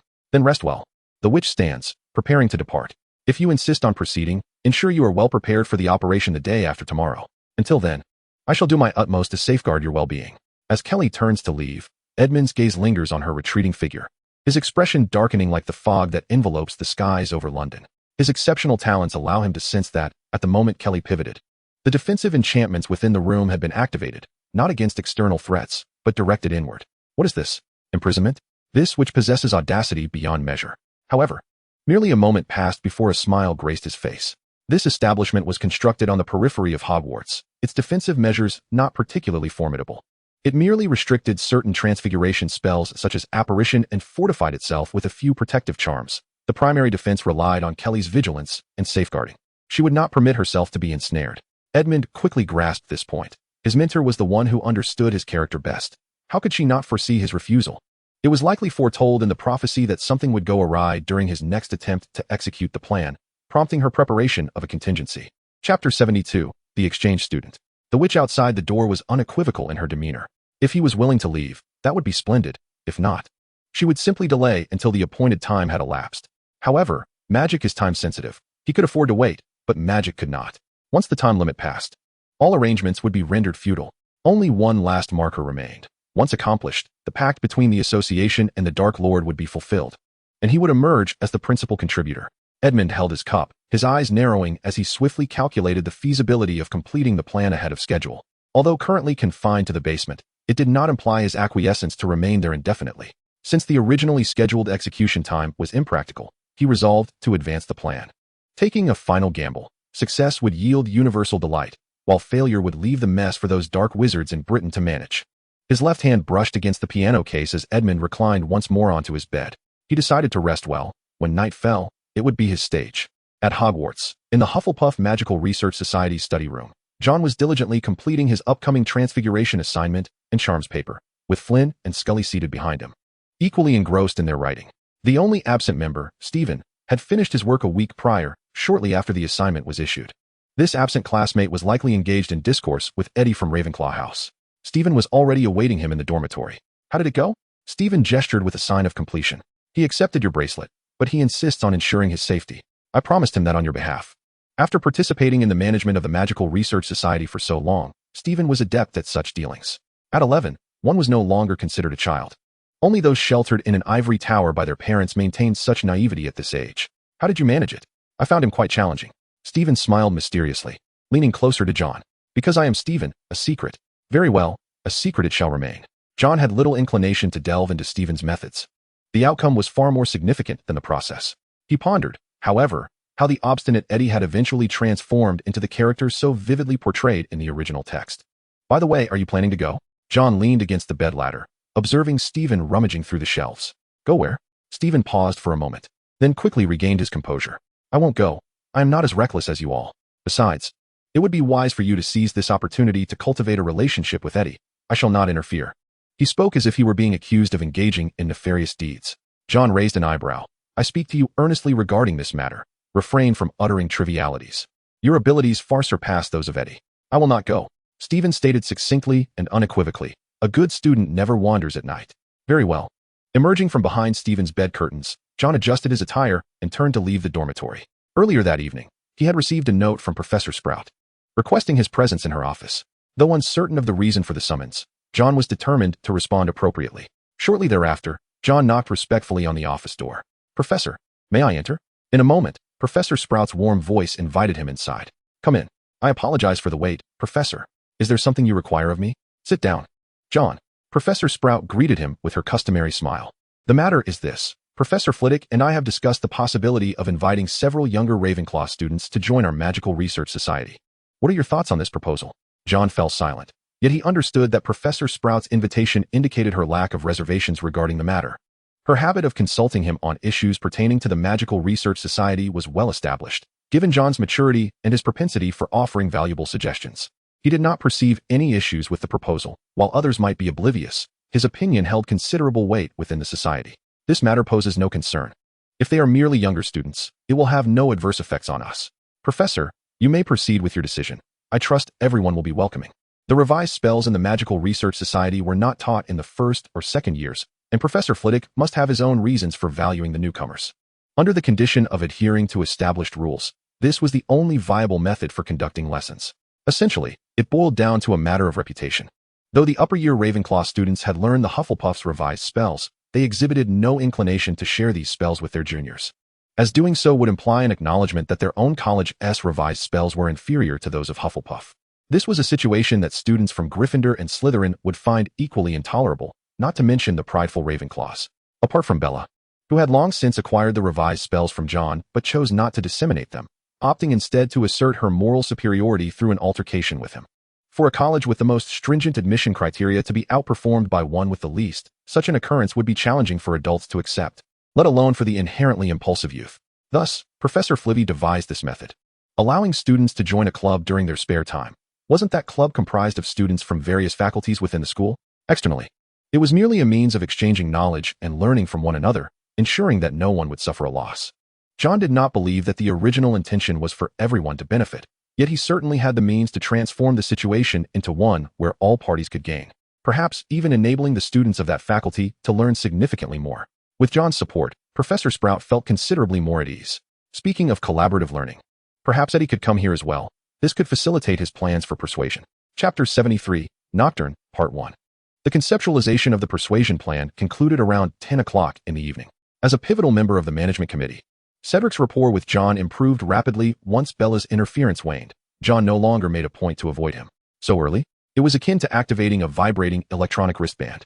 Eddie's use of this indicated that Bane had commenced his actions. However, why so early? John glanced at his watch. It was just past 10 o'clock, precisely when Felch typically began his rounds. Nevertheless, he needed to venture out, casting a disillusionment charm upon himself. John removed his outer robe and took off his house emblem before turning to exit the dormitory. The enchanted map revealed that Felch and his cat were currently patrolling the 4th floor, while Eddie and Bane had just descended from the Ravenclaw Tower and were preparing to head to the secret corridor on the 5th floor near the staircase. A few pebbles flew through the air. With a flick of his wand, he summoned several pebbles to clatter against the corridor on the 1st floor. Watching as Felch and Madame Loris descended the staircase from the other side on the map, John turned and dashed toward the stairs. Listening Wind's speech activated. He was uncertain which unfortunate souls were out for a nocturnal adventure at this hour, but should Felch apprehend them, it would not concern him. After a swift descent up the stairs, upon reaching the 5th floor, and just as he dispelled the disillusionment charm, John arrived breathlessly beside Eddie. Just in time to see Bane activate the mechanism to open the secret passage. "Why are you out of breath?" Eddie inquired softly, turning to observe the panting John in the dim light. "It's nothing. I just encountered Felch." John casually fabricated a harmless lie, taking a deep breath to calm his racing heart. "Shall we follow now?" "Wait a moment." John had already made a decision in his heart. Bane's voice was gradually fading from the sounds carried by the wind. "Let us go." The two quietly slipped from the shadows, bending low as they entered the corridor. John extended his wand and gently tapped the mechanism's button. It retracted automatically, and the wall before them parted to reveal a passageway taller than both of them. While the mechanism could indeed be activated by hand, this method was inscribed on the map, and John preferred to follow its guidance. "Follow me." He glanced back at Eddie. "Stay close. We're going to find Bane." Eddie nodded, trailing closely behind John as they ventured into the darkness of the secret passage. Behind them, the entrance to the passage closed silently. The darkness enveloped them like an unending tide, with only the faint glow emanating from the tip of John's wand illuminating their faces. "Do not fear. It is merely darkness," John reassured. Eddie's lips twitched, uncertain of what to say, and he quickened his pace to stay close to his beloved John. Although the silence in the dark was profound, he felt an unsettling presence following him, accompanied by an indistinct sound that grew clearer the further they advanced. Akin to someone softly weeping, yet upon closer attention, it remained elusive. Having grown up listening to legends, he now felt as though he were surrounded by dementors. The chill creeping into his bones, he feared that if he relaxed even slightly, those entities would leap forth to consume his very soul. After what felt like an interminable trek, a glimmer of light finally appeared at the end of the long passage. Although the moonlight was dim, it was a welcome reprieve from the oppressive darkness within. In that icy gloom, he felt as if his heart might cease its beating. "We have arrived," came a voice with an American accent. John, having been raised in England and traveled extensively, had encountered classmates from various regions of the British Isles at Hogwarts, and his previous experiences with language and television had afforded him a degree of familiarity with different accents. The dark wizard outside made no effort to conceal his origins. And for John, who had grown up with British English, this accent was a clear indication of the visitor's provenance. Beyond the passage lay a copse of trees. The moonlight filtered through the leaves, creating a scattered illumination. As John and Eddie approached, they concealed themselves behind a large tree. Not far off, Bane stood with his head bowed before a wizard cloaked in black, listening intently to the latter's commands. John gestured for Eddie to remain hidden and follow the plan while he quietly circled around the tree, casting a disillusionment charm upon himself. Edmund's night was far from pleasant. After exerting considerable effort, he had finally deceived the witch Kelly who was guarding him, escaping with the music box from the basement.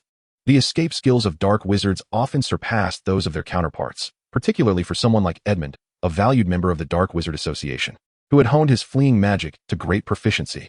Alas, he lamented the loss of a precious magical artifact. The thought of the antique he had used weighed heavily on his heart.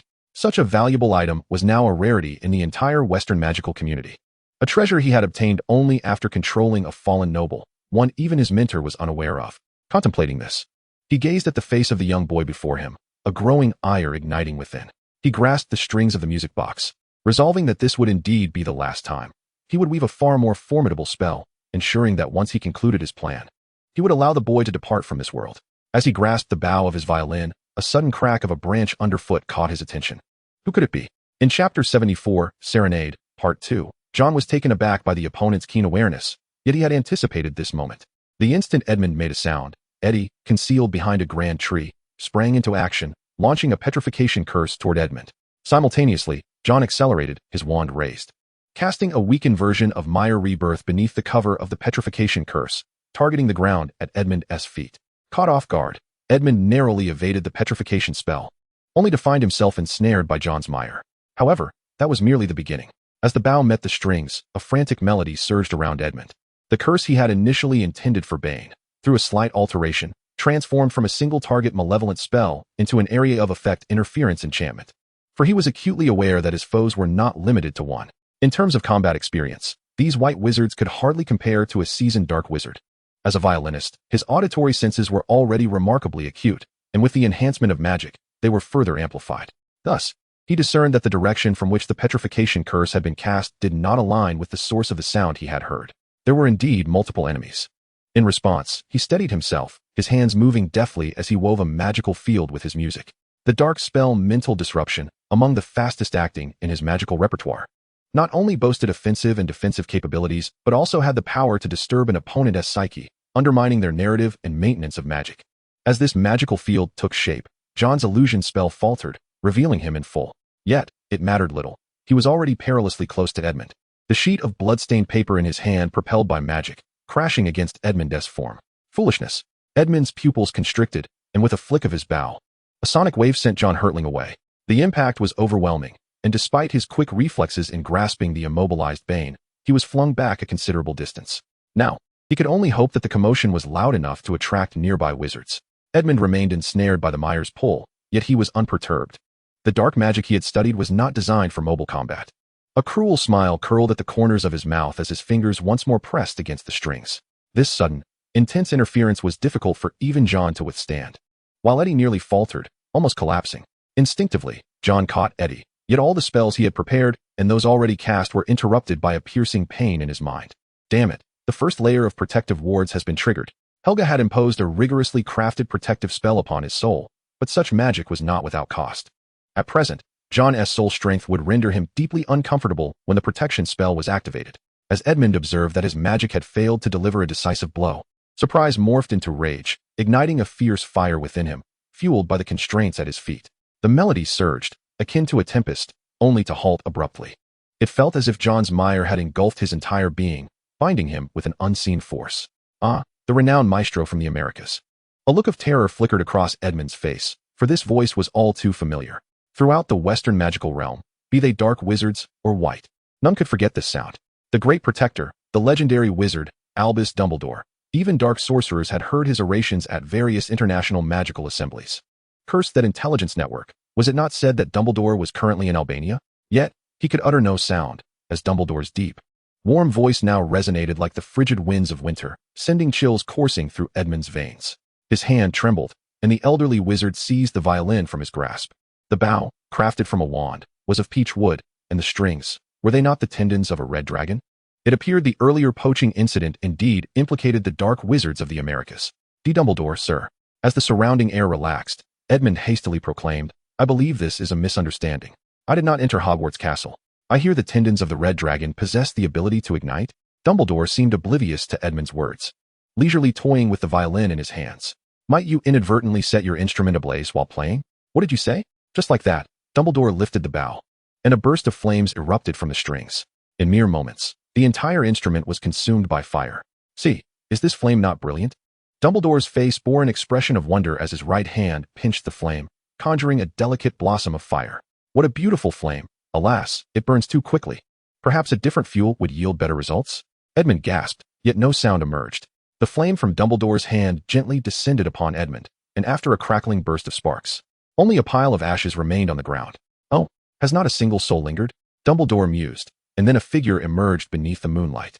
Severus Snape approached, presenting a scroll of parchment to Dumbledore. The identity of that individual was evident. Chapter 75, The Concert.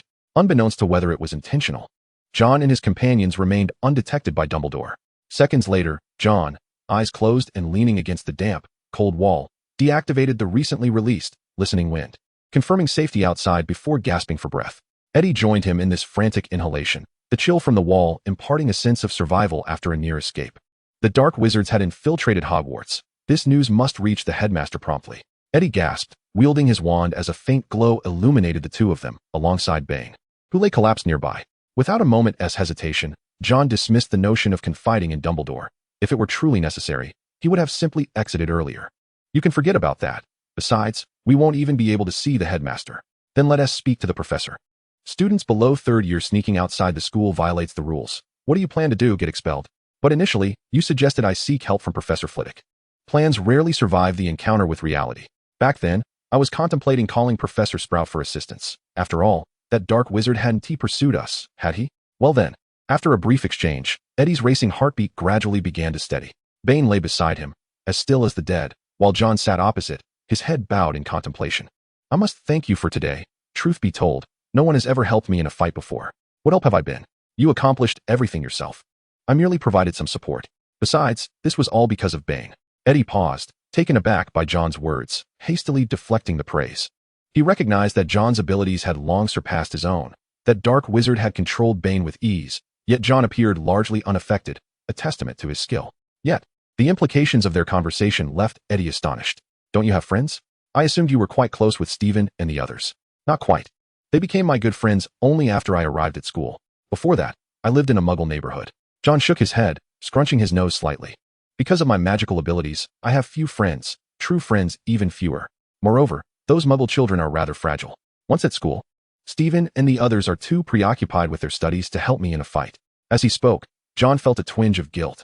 If the three in the dormitory heard this, they would surely pin him down and tease him. Primarily, I learned early on not to stir up trouble. And there hasn't been much need for fighting. Is Bane an important friend to you? Absolutely. He was the first person to speak to me after the term began. He is kind and cheerful, though not particularly strong academically. Otherwise, he wouldn't have caught the attention of that dark wizard. After escorting Eddie, who supported Bane, to the base of Ravenclaw Tower, John watched the two figures ascend the staircase before he vanished abruptly into the darkness. With frequent practice of the disillusionment charm, even the casting of spells had become fluid. As his taut nerves relaxed, John's mind began to drift, and before long, he succumbed to sleep once more. 6 days later, another Saturday arrived. The affair with the dark wizard remained known to no one, and Bane returned to normal the following day. As if he had never been afflicted by dark magic, John, too, experienced a week of tranquility. Stephen and the others rose early that morning, yet John lingered in bed, a state they had long since grown accustomed to, so they left without further ado. At this moment, John was naturally fast asleep in his bed, yet his spirit found itself within Helga's enchanted fortress. A simulated, searing sunlight poured down from an unknown source, scorching John's skin with an unbearable intensity that felt strikingly real. It seemed that with the overall magical environment of the world experiencing an increase in magical density, Helga's powers had also been significantly restored. Unlike previous instances, John did not appear directly before Helga. Instead, he emerged from a portal in the void and stepped onto a colossal floating island, which existed in a peculiar state. Thus, guided by the recollections imprinted in his mind, John made his way to an ancient architectural marvel. Standing in the square, he observed the garden sprites flitting about in the garden and suddenly noticed details he had previously overlooked. This world was increasingly resembling reality. John had encountered various theories regarding dimensional spaces, yet he had yet to delve into the principles that allowed such spaces to genuinely exist. A cool breeze wafted from within the door, accompanied by Helga's voice. Don't just stand there foolishly, come inside. In the darkness, Helga's voice resonated with an eerie emptiness. The moment to witness miracles has arrived. John squeezed through the narrow opening of the door. For some inexplicable reason, he found himself unable to push the door open. The hall was shrouded in darkness, with all the windows covered by heavy curtains. Familiar melodies filled the air. Having been influenced by his father from a young age, John had developed a certain appreciation for classical music. After listening for a while, he recognized the origin of the piece. It was beautiful, pure, simple, and noble, with a clear and profound melody, sincere and devout. This was a religious composition, originating from the early years of this century, which Helga should not have known. Therefore, it must be connected to the dark wizard who had met his demise at Dumbledore's hands. Chapter 76, The Puppet. Today, Helga donned a light green magical robe, appearing considerably younger and more refreshed. In Helga's presence, John spoke candidly, though it was clear that Helga could understand without his words. Among those John knew, Helga exhibited the highest acceptance of science, and with the enhancement of the surrounding space, she had already created technological marvels that transcended the current era. The use of quotation marks was deliberate, for beneath the facade of these technological products lay the wondrous core of magic. John had always believed that human creativity manifests in external products, while the imaginative ideas of scientists in the Muggle world remained constrained by technological levels and economic conditions, existing only in theory. However, in Helga's domain, Every concept could potentially materialize into reality. For instance, that virtual light screen, cloaked in a veneer of technology, concealed the magical essence at its core. Upon reaching the realm of Helga, along with the enchantments of an entire space, the authority of the creator has been rightfully seized by Helga, allowing her to exercise her will with unparalleled freedom. John, naturally envious of this power, understands that progress must be made step by step, just as one consumes a meal bite by bite. Thus, the journey of magical cultivation requires patience. Your current progress is commendable. At your age, I lacked the formidable magical prowess that you possess. With a gentle smile, Helga transformed the tome in her hands into a wisp of smoke, then conjured a stream of white fluid from the void. Today, I summoned you because I discovered some intriguing treasures within the soul of that dark sorcerer that I wish to share with you. Oh, what novel curiosities do you deem worthy? Helga smiled faintly. Let us explore together. John accepted the fluid and lifted the luminous screen prepared by Helga, pressing the fluid against its surface. This feature was inspired by the meditation basin in the headmaster's office. John was unaware of how Helga had created it. His role was merely to provide ideas. After a moment of analysis, lines of text began to materialize on the screen, conveying the essence of the memories contained within in the form of written words and archival cards. Helga's voice resonated in tandem with John's perusal of the materials, akin to that of a narrator. Long ago, when the division between the white and black sorcerers was not so stark, the differentiation among sorcerers was based on their respective factions. The conflicts between these factions were far more brutal than the current battles between white and black sorcerers. You are aware of this. I previously touched upon the founding of the Holy See and its ascension to divinity. To this day, no definitive conclusion has been reached regarding that event, yet it is undeniable that the Holy See was the most formidable magical faction at the time. Although other sorcerous sects, under the pressure of the Holy See, were compelled to unite and construct the magical life Emer, their grievances did not cease with this alliance. Decades after the victory of the sorcerers in the War of Resistance, the Western magical realm once again descended into centuries of turmoil due to the overt and covert strife among factions. Ultimately, the factions crumbled, and the majority of sorcerers yearned for a stable existence, leading the more belligerent sorcerers to embrace the identity of black sorcerers. The existence of black sorcerers is an integral part of magic. They too preserve a degree of magical heritage. As previously mentioned, the current magical system is fundamentally derived from and simplified from the warfare magics of yore. Thus, the aggressive black sorcerers possess an even more comprehensive lineage of ancient magic. After decades of development, a faction of black sorcerers, rejuvenated in the Americas, restored elements of warfare magic. Yet the constraints of the magical environment limited the release of excessively powerful spells. Consequently, they simplified their practices, resulting in the magical system utilized by the black sorcerers that John now observes, voice magic puppetry. This form of magic, rooted in the ancient arts, falls under the category of mental manipulation and is not particularly rare. The sorcerer casts this spell by implanting a seed of mental suggestion within the consciousness of the subject. This seed, under continual stimulation, takes root and flourishes within the subject's mind, gradually erasing their own will, transforming them into a lifeless puppet, obediently following the sorcerer's every command, akin to a marionette on strings. However, due to the contemporary challenges faced by sorcerers in mastering their mental state, the innovator of this magic has opted to wield sound as a medium for its enactment. Thus, the term musician mage was born, representing a profession within the dark wizarding community of the Americas. Profession? Why is it termed a profession? John couldn't help but voice his thoughts, as the concept of the marionette spell filled him with a profound astonishment. He had never encountered such a peculiar and powerful form of magic in the original texts. Yet, what astonished him even more was the revelation that it constituted an entire magical system. Had the dark wizards of America begun to cultivate this particular breed of sorcerers? John envisioned a scene where, during Voldemort's assault on Hogwarts, a dozen dark wizards played violins and cellos outside the castle, luring students to betray their own, thereby dismantling Hogwarts' defenses and granting entry to Voldemort and his legion. Helga's voice interrupted John's wandering thoughts. What peculiar notions are you entertaining? Chapter 77. Youth, stepping cautiously into darkness. In nothing. Please, continue. Helga shook her head, dismissing John's confusion, and proceeded with her explanation. The training of dark wizards in America primarily amalgamates the methodologies of the church and the sorcerers. Given that innate sorcerers are inherently identifiable by various magical academies, they seldom pursue the training of young sorcerers of this age. Rather, they cultivate their own. Helga's explanation was somewhat convoluted, yet John grasped its essence. He had often observed this scenario in his previous life, whether in novels or television series. Intelligence operatives occasionally found it challenging to sway adversarial factions, leading them to cultivate their own agents from the outset to infiltrate enemy ranks. The same applies in the West. Dark wizards lack the certainty to coerce a mature sorcerer who has undergone formal training, but they can forge their own sorcerers. Upon hearing this, John understood. Yet he was engulfed by a sense of disillusionment. Could sorcerers truly be manufactured? Wasn't this a profound violation of his established worldview? Such a worldview is meant to be shattered, is it not? Helga interjected with an aside. The world you comprehend from one individual's perspective can never encapsulate its entirety. Just as I, who have nearly become a creator within this realm, cannot account for every eventuality. Helgadon paused momentarily before continuing. You must understand that in our vast world, there exists an abundance of unknowns. Even the divine dare not claim omniscience in this realm. Even if they possess such all-encompassing knowledge, they cannot articulate it in its entirety. There are always truths overlooked by the gods, blooming in the shadows where their gaze does not reach. John etched these words deep within his heart and replied with a lowered head, I understand, Ancestor Helgadon. Let us return to the matter at hand. Is this plan regarding the bloodline origins the new training method for the black sorcerers of the Americas you mentioned? Indeed, Helgadon affirmed. While perusing the memories of a black sorcerer named Edmund, I encountered numerous harrowing experiences, though many were fragmented due to their lesser significance.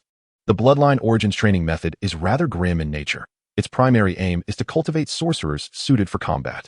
The cost and time required to guide a seasoned sorcerer into corruption are exorbitantly high, and regardless of whether the price is deemed worthy. The black sorcerers ultimately find it unworthy. Historically, as one of the progenitors of this method, the church initially employed it to train soldiers. The number of sorcerers is, after all, quite scant, while the church's crusades are extensive and frequent, making it impossible to deploy all sorcerers onto the battlefield. Ordinary soldiers wielding cold steel cannot withstand the onslaught of sorcery. Thus, the church was in dire need of soldiers capable of countering sorcerers. They need not possess the formidable magical prowess of true sorcerers. Rather, they were required to learn a specially designed form of magic, with the primary objective not to kill, but to survive and assist.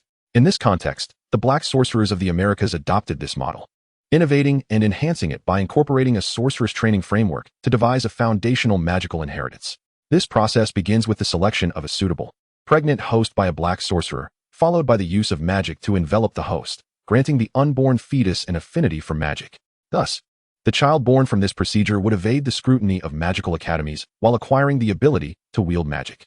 The sole drawback is the substantial mortality rate associated with this method, with a dismal success rate of merely a few percent. Many hosts and fetuses perish. Yet, do those black sorcerers truly care about the lives lost? John let out a cold laugh, choosing to remain silent thereafter. One cannot entirely condemn the pursuit of power. The issue lies with the sorcerers who wield such might. However, if one's ideology were sound, who would choose the path of a black sorcerer? Helgadon sensed a shift in John's emotions but remained unaware of the source of this sentiment or its sudden emergence. Yet, she comprehended the essence of the matter and had no intention of attempting to console John. There was simply no need. Having lived for so many years, she understands that certain matters cannot be influenced by external forces. Rather, those who harbor doubts must come to comprehend them on their own. Regarding the Dark Wizard, you ought to ponder carefully. The Dark Wizard Association in the Americas will not let this matter rest easily. Speaking of this, I have yet to express my gratitude. John blinked, gathering his emotions, and set the light screen aside. Helga waved her hand dismissively, stating that it was not her merit. Though she remained puzzled as to why Dumbledore had not discovered him, perhaps he had his own plans. After a moment of hesitation, she finally uttered a warning. You must exercise caution at school. It may not be as secure as it appears. Yes, I understand. I will be more vigilant, John replied, his eyes darting thoughtfully as he mentally rang an alarm for himself before inquiring. So, Helga, does our lesson conclude here today? Ah, John, Helga called, prompting him to halt. As long as you wish, I will wholeheartedly support your research and studies. Perhaps this will help you avoid the myriad troubles that lie ahead.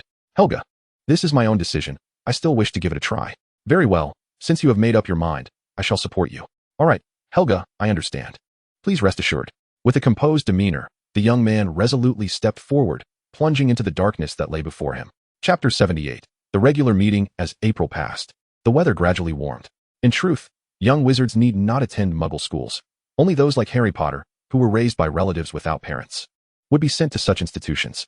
For John, the notion of studying abroad was merely an excuse concocted by his mother for the sake of travel, essentially a reason to enjoy leisure.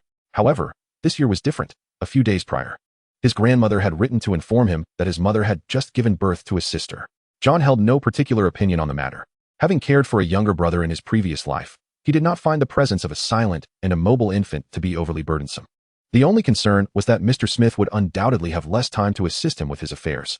John had already contemplated this. Throughout the lengthy trials, Anthony had proven to be a reliable ally, if not particularly loyal, at least a keeper of secrets. Most of John's matters pertained to the wizarding world. Thus, he was not overly concerned about secrets being exposed.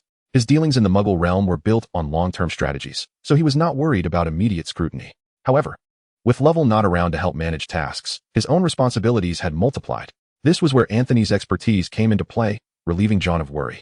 He merely needed to review the profit reports each month. After all, his knowledge of significant Western affairs was rather limited, at most. He could discern which industries were poised for success or which company stocks might rise in value, but such insights were not of immediate utility. The economy in the UK has begun to show signs of decline. Under John's guidance, Anthony paid off the loans in the UK and subsequently invested all his funds into the financial markets of the Americas. With ample time at his disposal, he expressed no urgency in saving the money, remarking that saved funds equate to losses. John, assured by Anthony's handling of these trivial matters, felt at ease. At his tender age, he harbored little interest in finances. Suddenly lost in thought, John was roused by Professor Flivy, leaving him momentarily bewildered. Who am I? Where am I? What was I called for? Fortunately, Stephen, ever the reliable friend, swiftly produced a small note with questions and placed it on John's desk. John took his seat and discreetly tapped Stephen's hand in gratitude. Such minor gestures went unnoticed, and they waited patiently for class to conclude. Afterward, John and his 3 roommates set off for the common study room of the Magical Research Society. Since the arrival of exchange students from Ravenclaw, their appearances in the common study room had dwindled, prompting the group to relocate their usual gatherings to the small classroom John had applied for. Aside from the occasional complaints from Scally and Friend about John's insistence on organizing and reviewing the cumbersome tomes, nothing else of note transpired. This was unavoidable, as neither of them shared Stephen's passion for study. To improve their grades, they resorted to enforced measures. After all, it would be rather dull to be the only one daydreaming while everyone else was engrossed in their studies. Due to the temporary suspension of Quidditch team training, Stephen's progress in magical studies had accelerated, and he often assisted John by assigning additional homework to Friend and Scally. The duo, who were less adept and thus subject to oversight, seemed to derive some enjoyment from the arrangement. Their visit to the common study room of the Research Society was prompted by the collective reporting day for society members, held in the middle of each month. After months of consolidation, the society had established a meticulous points system, spearheaded by 7th-year student Ed and 6th-year student Sophia. This system allocated points based on contributions and individual capabilities, with monthly evaluations to adjust scores according to contributions to the society, thereby preventing individuals from merely reaping benefits without contributing. While this system was not entirely flawless, the fact that a group of students could implement it to this extent was commendable. Currently, John and Stephen were ranked as Level 4 members, while Friend and Scally held Level 5 status. Most first-year students and those in their 2nd and 3rd years were similarly classified as Level 5 members. The higher the rank, the closer one sat to the podium during meetings. Consequently, most students capped at Level 3, with a few excelling to Level 2. While Level 1 members comprised the management of the Research Society and the prospective leaders of the next cohort. The exchange students from Ravenclaw have been members of the society for a month now, and they stand out among the freshmen of their house. Their enthusiastic participation has enabled them to secure the 3rd-to-last seat among the 5th-level members, a commendable achievement indeed. The evaluators of the society, comprised of upperclassmen from the 2nd level, are tasked with reviewing the papers submitted by the lower-tier students. These students, who embody the Hufflepuff tradition of integrity, do not intentionally hinder the papers of Ravenclaw students. However, after reviewing countless imaginative submissions from their own house, they have developed their own criteria for evaluation. Thus, for these Ravenclaw students to surpass so many 5th-level members with accumulated points speaks volumes of their capabilities. The only disappointment for John is that Eddie is not among these Ravenclaw students. Perhaps it is due to Bane's influence or some other reason. In any case, Eddie has not succeeded in joining the Hufflepuff Magical Studies Society, which complicates John's efforts to strengthen their bond. Nevertheless, John remains unperturbed, knowing that they will have ample opportunity to connect in the future. As the members settled in, most 2nd-level members were preoccupied with their own pursuits, with many conducting personal research in the Hufflepuff section outside the castle, thereby absent from the meeting. It was then that the society's secretary, Sophia, took the stage to announce the results of the point evaluations and to extend a warm welcome to the newly joined Ravenclaw students. After her announcement, the tardy Professor Sprout entered the study room. Chapter 79, The Unremarkable Hufflepuff. As the society began to run smoothly, Professor Sprout made fewer appearances at the Magical Studies Society. This was entirely reasonable, as not everything required her attention, and as the head of the house, her daily responsibilities were numerous. Attending the monthly meetings was already a testament to her diligence. However, today's meeting, aside from welcoming new members, was rather uneventful, prompting the witch to offer a few brief remarks before departing from the study room. As she left, she cast a subtle glance at John, though he remained oblivious to it. In the afternoon, at 3:30, beneath the scorching sun, the Whomping Willow stood quietly like a docile cat. A slender figure cloaked in robes stood silently in the shade of the tree, seemingly awaiting someone. In the distance, the school bustled with students coming and going. Amidst the throng, a plump witch exited the castle and silently approached the scene. No one noticed her. Hufflepuff students brushed past her without acknowledging her presence. She appeared as an ordinary female student, yet even the bright sunlight above seemed to overlook her existence, as if an unseen umbrella shielded her from the sun's rays. However, Snape noticed her arrival. "Pomona, you've come. Severus, has Albus not yet arrived?" Snape shook his head. "The headmaster has pressing matters today. Filius's results have been entrusted to me. How is everything on your end?" "Nothing amiss. The child is as usual, without any abnormalities." "What did Filius say?" "Similar to your situation. Only that student named Bane shows some peculiarities, but those are steadily dissipating." "What do you think?" "Not particularly reassuring. The interactions between American dark wizards and their British counterparts have been scant.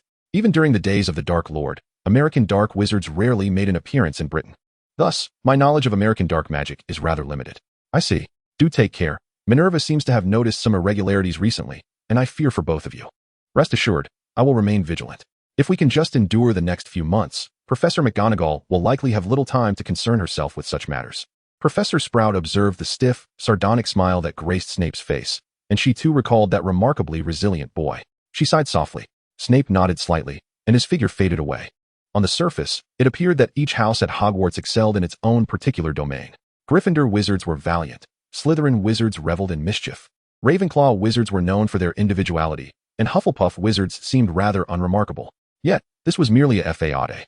Gryffindors, while courageous, were not foolish. Slytherins placed great importance on noble etiquette. Ravenclaws, though unconventional, were not eccentric. They simply looked down upon the dim-witted. As for the Hufflepuff students, they indeed seemed quite ordinary. Even when Hufflepuff ranked first, its young wizards still appeared unexceptional among their peers from other houses. Despite the support from clubs and upperclassmen, their proficiency remained firmly at the average level of the entire school. The only distinction from previous years was the increased number of top students in each grade. However, this did little to alter the overall situation. John was quite content with the current state of affairs. The innate abilities of Hufflepuff students were inherently inferior to those of the other three houses, unless a freshman was particularly well suited for Hufflepuff. The Sorting Hat typically did not place relatively exceptional students in this house. John was unclear about the reasoning behind this. But the ancient magical artifact must have had sufficient justification for its actions.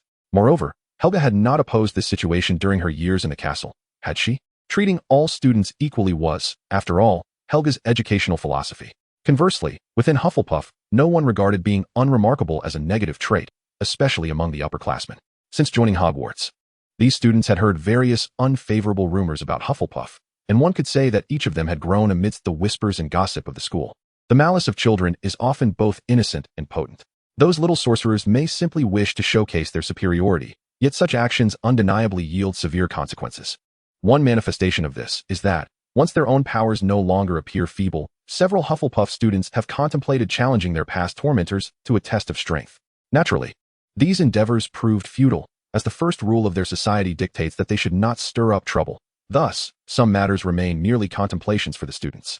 By the way, do you not intend to intervene in this matter? After the meeting concluded, in a private classroom, Stephen and John stood by the window, each holding a cup of tea. Intervene? Why would I? John sipped his tea and spoke slowly. Aren't our seniors all accustomed to this way of life? There is an ancient Eastern proverb, return like for like. Moreover, the students are not behaving excessively. If they were, the Ravenclaw students would have already confronted them. That was the result of the warning issued by Senior Sophia in secret. Speaking of which, she asked me to inquire if you have any methods to accelerate the learning progress of the younger students. No, one cannot hasten the process of learning, even you. Were you not molded by my various methods since the very beginning of school? Stephen replied. Enough of this. Relax, things must be approached gradually. What is wrong with being ordinary for now? At least the Dark Wizards have not considered our academy in their selections, have they? John smiled, inadvertently glancing out the window. Wait, why is Professor Sprout on the playground? Chapter 8. Unsure of what title to choose, I might as well solicit a vote. Stephen did not linger too long with John, as he understood that John had his own matters to attend to, and his presence would not be of assistance. As one of the few students aware of the recent Dark Wizard incursion, Stephen had been studying diligently, which also affected Florine and Scally negatively. The pressure on the two of them was already considerable, and within the dormitory, Stephen bore the heaviest burden. Were it not for John occasionally providing them with leniency behind Stephen's back, they would have been overwhelmed by his expectations long ago. However, John had his own objectives. The dynamic of the stern and lenient approach, a traditional art of Chinese families, was something the two, raised under the joyful education of the West, could not comprehend. Furthermore, the pressure had its merits. Not long ago, Florin and Scally both elevated their magical prowess to the standards of second-year students, successfully entering the ranks of the top first-year scholars, which granted them a degree of recognition within the organization, thus shedding their previous identities as John's inconspicuous roommates. Within the confines of Hogwarts, apparition and disillusionment were prohibited, and even the war magic's transfiguration could not be employed. This restriction was inscribed within the castle's defensive enchantments. Yet it was not entirely impossible to find exemptions. As one of the current actual administrators of the school, each dean of the colleges and the headmaster himself can disregard this restriction and manipulate the timing of its activation within the school grounds. However, barring exceptional circumstances, the administrators are reluctant to exercise this privilege. For once it is invoked, other administrators will inevitably become aware of it. Moreover, within the school's unspoken rules, there are no significant matters that warrant the casual use of such exemptions. The rationale is straightforward. Once the exemption is utilized, a portion of the school's defensive mechanisms will be activated in tandem, and the maintenance and subsequent organization of these facilities can be quite troublesome. After all, these protective measures include, but are not limited to, the stone sentinels within the castle. John is acutely aware of this, as Helga has imparted such knowledge to him during his foundational course tutoring at the magical castle. This foundational tutoring occurs prior to the instruction of magical courses and extends over a considerable duration, during which Helga nearly elucidated all the restrictions present within the castle. Although he ultimately retained little of it, the sole piece of information he possesses is that Helga has granted him a rather convenient backdoor. As a descendant of the founders, he is entitled to an exemption for the use of magic within Hogwarts Castle, with the highest degree of exemption granted to the heirs of Slytherin, followed by Hufflepuff, Ravenclaw, and finally Gryffindor. This is, after all, the property of the Slytherin family. However, as time has progressed, only one descendant of the founders remains within the entire school, namely John himself. Ravenclaw has no descendants, while Slytherin does, though currently, only Voldemort exists in a half-alive state. Gryffindor, too, has virtually no apparent descendants. However, the criteria for determining the heir of Gryffindor is rather peculiar, relying on a sword for judgment. Hence, there is a reason for the minimal degree of exemption afforded to Gryffindor heirs. As for discord, that notion is largely unfounded. The sole rift among the four founders arose from the magical disagreements between Rowena Ravenclaw and Salazar Slytherin. Godric Gryffindor and Helga Hufflepuff, both possessing amiable natures, were able to mediate the situation. Helga took it upon herself to persuade Rowena, while Godric endeavored to convince Salazar. Naturally, the outcome was predictable. Ultimately, Salazar's departure from Hogwarts Castle was primarily due to the abundance of his family's assets, whereas Rowena relinquished all her possessions upon arriving at the castle. In summary, this tale resembles a legendary narrative of a wealthy wizard and a destitute maiden. Nonetheless, in essence, it is rather mundane, and John merely regards these trivial anecdotes as gossip for amusement, with no intention of pursuing anything further. It is akin to those readers from a past life who, despite immersing themselves daily in novels, are unwilling to cast even a single free recommendation vote, constantly promising to do so next time, merely seeking enjoyment. However, the authors, akin to code writers, have no recourse, for the audience is indeed the deity. Occasionally, a few tickets remain unsold, much to the delight of those who toil away at their screens late into the night. Regrettably, for John, moments of happiness often seem scarce. Having lived 2 lifetimes and experienced both the East and the West, he has encountered worlds brimming with advanced technology and potent magic. In his previous existence, he was not born into wealth. Yet, in this life, his family circumstances are quite favorable, and his lineage is illustrious. He possesses considerable wealth, having never even counted the dollars in his bank account, not to mention the treasures from the vault of Gringotts, which include antiques and assets inherited from his late grandfather, brought forth from his mother, the affluent Mrs. Smith. In essence, John is quite affluent. Fortunately, the study of magic is an endless pursuit. John jotted down a question in his notebook regarding Professor Sprout's sudden appearance on the playground, intending to inquire about it with Helga next time. If it wasn't a mere apparition, it must have been a formidable spell. John is deeply intrigued by this magic. However, those matters can wait. Closing his notebook, John rested his eyes momentarily before tending to his affairs in the Muggle world. Mr. Smith has been preoccupied lately, juggling between work and caring for his newborn daughter, lavishing far more affection upon her than he did with his son, especially now that the elder boy has reached a level of maturity. The absence of communication tools is quite bothersome. Reflecting on this, John continued to write, urging Anthony to keep an eye on a company he could not recall the name of, as it was the only information that came to mind. As he descended to the first floor, he spotted a young girl leisurely standing by the staircase, clearly waiting for him. Chapter 81. Hello, it's been a while. John approached the girl somewhat awkwardly. Shall we go grab a meal together? The girl leaned in slightly, squinting her eyes with a smile. What are you so nervous about? I won T-Bite. Has your competition concluded? What brings you here all of a sudden? John stepped back, evading Bella's intense gaze. Let us discuss matters over dinner. Bella indeed had no pressing issues. As in countless years past, their quest for the lost crown had ended in failure. However, Bella's team had likely achieved a commendable honor this time. Just days prior, when John encountered Penelope, he noted the smile adorning the future head of Ravenclaw. Moreover, with the finals approaching, students had ample time aside from their revision. I find it hard to believe your words. Every year during finals, Ravenclaw students study as if possessed, occupying a significant portion of the library. John absent-mindedly chewed on a pie. Although the food at Hogwarts is undoubtedly delicious, the variety remains limited. After prolonged consumption, it loses its novelty, unlike the house elf at home, who could conjure an array of culinary delights. However, it is still adequate for satiating hunger. The library has been entirely monopolized by our college, primarily because you do not utilize it. I have heard that your college has been granted a spacious classroom by Professor Sprout, which has made our college envious. Unfortunately, Professor Flitwick believes we have no need to learn in such a manner, thus we are relegated to the library. Speaking of which, do you not possess an abundance of notes left by upperclassmen? Is there no shared wisdom regarding examination experiences? Does this not concern you? You should abandon that notion. Ever since you last entered our lounge, all the books and notes therein have been safeguarded by protective charms cast by the seniors. How stingy. John scoffed. He was not failing any exams, and besides, you are my cousin. If you choose not to assist, could you not speak with a touch more warmth? Bella, well versed in the intricacies of the situation, shot John a glare and remarked, this is all you're doing. John was left speechless. What could he say? What was this? John touched the package, unable to discern what was contained within. Bella placed the item down and departed, leaving John in a state of confusion. After such a long wait, it seemed that Penelope had prepared this gift for quite some time. Oh well, it is merely a gift. John casually tucked the package into his cloak, disregarding the faint sound emanating from within. Dumbledore is currently absent from Hogwarts. Our sources indicate he has journeyed to Nicodemus's residence, Hogsmeade, a quaint gift shop. In the basement, the witch Kelly regarded the gloomy-faced wizard before her and could not help but recall the distant Americas and the infamous dark wizard seer within the hidden dark arts society. Although the Americas had not endured the oppressive reign of the Dark Lord, Kelly vividly remembered the formidable presence of that seer. Now, standing before her was Byers Slane, who had begun to exude a semblance of that seer's intimidation. So what shall we do? She inquired. Let us wait. This time, Edmund's demise at Dumbledore's hands is of his own making. Even a teacher must swallow such a blunder.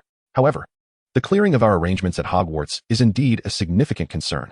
That Dark Lord is notoriously capricious. Should this transaction falter, he will undoubtedly not relinquish this opportunity lightly. The esteemed seer would not allow him to extort excessively, would he? Even the Dark Lord is but a lingering shadow of a soul now. Upon finishing her statement, Kelly sensed Byers's icy gaze and sheepishly fell silent.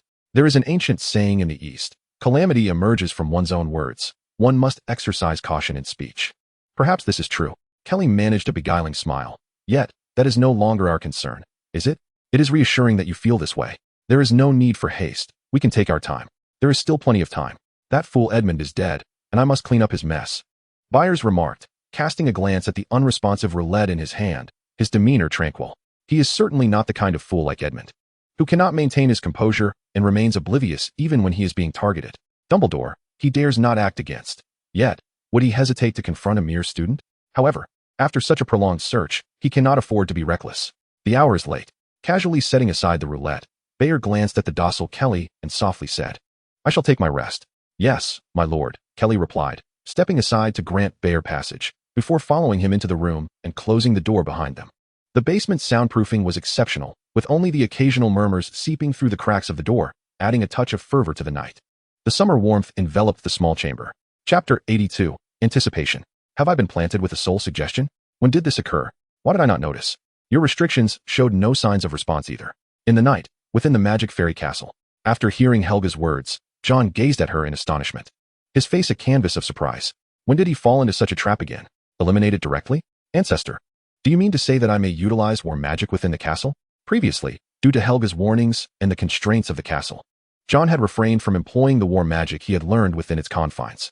The only exception was the Listening Wind spell, a relatively simple passive magic that required little commotion when cast, yet its efficacy was correspondingly limited. Powerful wizards typically possess an intuition that aligns with their strength.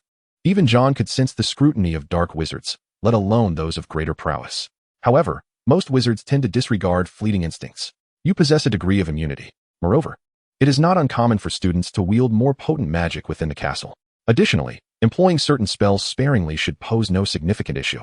And since you have already been subjected to a suggestion, it merely indicates that they have discovered your presence. Evasion alone is futile.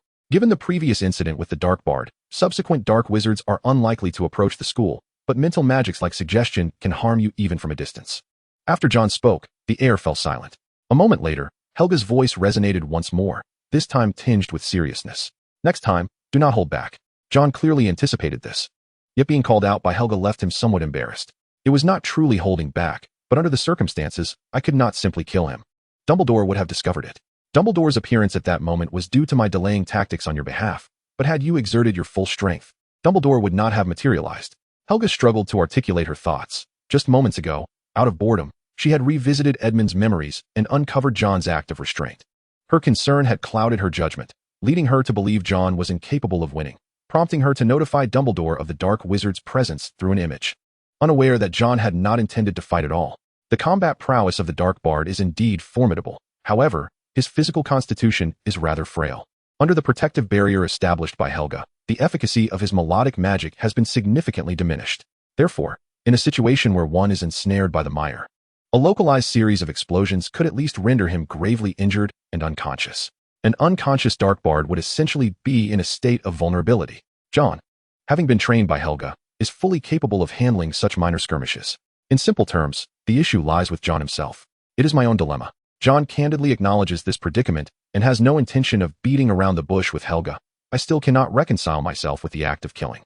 Alas, Helga's sigh resonates clearly within the vast hall. With his head bowed, John maintains a respectful demeanor, yet his expression remains resolute. He does not wish to take a life, not due to societal norms, but simply because he is not psychologically prepared for it. Ancestor, I understand that for you, taking a life is not a daunting task. However, for me, truly ending another's life remains a considerable challenge. I do not imply that killing holds great significance. Rather, I speak of the state of one's heart. The legendary which rises, taking John's hand as they step forward, and in the blink of an eye, they find themselves at the edge of the floating island of the magic fairy castle. Your heart lacks the requisite determination, the necessary ruthlessness. Helga conjures a stone in her palm and casts it into the dark void, where it swiftly transforms into a cloud of dust. In the pursuit of magical studies, the greatest fear is a wavering heart. Without steadfastness, one may shatter into oblivion along the treacherous path ahead. John, astonished, inquires, my desire to pursue magic is indeed unwavering. Is it not? Is it? Helga adjusts her expression and solemnly replies, a resolute will, yet still insufficient. John, you have grown up in the world of muggles. Unlike those children from wizarding families, who only know the singular expectation of exceptional magic. In your world, many matters seem less significant, yet you must engage with them, creating a conflict with your choices. I do not assert that you cannot embrace a more inclusive outlook. However, John, wizards are not as extraordinary as muggles often perceive, nor are they as powerful. Thus, in the past, the protagonists of the world were not wizards, and even now, they remain so. The term wizard is merely a label, akin to being your parent's child or my descendant, just a designation. In the broader expanse of existence, wizards remain a part of humanity. There exists no person entirely untainted. Many dark wizards have perished at Dumbledore's hands. Whether to kill or spare a life is merely a choice. Nonetheless, any choice is preferable to that of mercy and softness, particularly when confronting an adversary. For mercy shown to an enemy equates to a dereliction of responsibility towards oneself. To become your enemy signifies that they do not require your so-called compassion. John remains silent, rendered speechless. Consider this carefully, regardless of the circumstances. You may soon encounter numerous dangers. I hope you can overcome the barriers within your heart. John, I reiterate, I support all your decisions in pursuit of your ideals. But I do not wish for you to remain forever trapped here, as I have been. I understand, and I shall strive diligently. By the way, The youth lifted his gaze toward the witch, expecting further discourse. Congratulations on your promotion to instructor. John exhaled in relief, a smile blossoming upon his face. Thank you. Chapter 83, Death and Rebirth. John felt himself plummeting into darkness. This was a typical reaction to departing from the fairy castle. In the obscurity, John drifted aimlessly, akin to a silent water lily adrift in a current, his soul flowing with the tides. However, today's drift seemed to extend longer than usual. No. John endeavored to consolidate his consciousness, but to no avail. What is this sensation? Suddenly, Helga's words surged forth in John's mind. An implication. It is an implication. A form of dark magic that manipulates the human psyche. Thus, he found himself ensnared outside his own body. An inexplicable cadence beckoned him, drawing him deeper into the abyss, where countless indistinct shadows emerged from the depths, chanting melodies that lured John toward an inevitable end. Yet John understood that this end equated to death. I'm sorry. I have not yet lived enough. John's voice was but a whisper as he relinquished his struggle for consciousness, intentionally encouraging it to dissipate. 3, 2, 1. The enchantment triggered. Helga's protective measures, residing within John's soul, activated upon sensing the dissolution of his awareness, commencing the gathering of his essence. In that fleeting moment, time appeared to suspend. The distant shadows and the choral voices froze in place. It seemed as though a fissure had been cleaved in the void, and a honey badger, illuminated by a violet glimmer, leapt forth, scattering the specters of darkness before seizing John by the collar and ascending. In the next instant, he was propelled through the rift, enveloped by external radiance. Then, the cerulean ocean engulfed him. The honey badger persistently guided him upward along the path from which he had just descended. Surrounded by a rich liquid of magical essence, John could sense the immense energy contained within these fluids without needing to scrutinize them closely. Endless. His sight and soul felt ensnared, as if a slender thread struggled to move a colossal boulder. The concentration of magic here was so profound that even John's current capabilities faltered in its presence. This is the world's depths, the confluence of magical energy, the realm of soul creation and dissolution, the very foundation upon which deities exist in this world, once unveiled to Royner Ravenclaw, now reappeared before John's eyes. Moments later, John was pulled forth by the honey badger, breaking through the ocean's surface. What a troublesome young man he is. A slender silhouette emerged upon the surface of the sea, gently treading upon the waves as she advanced, creating ripples that spread outward. Behind her, the purple hem of her gown swayed gracefully with the undulating water, remaining untouched by its moisture.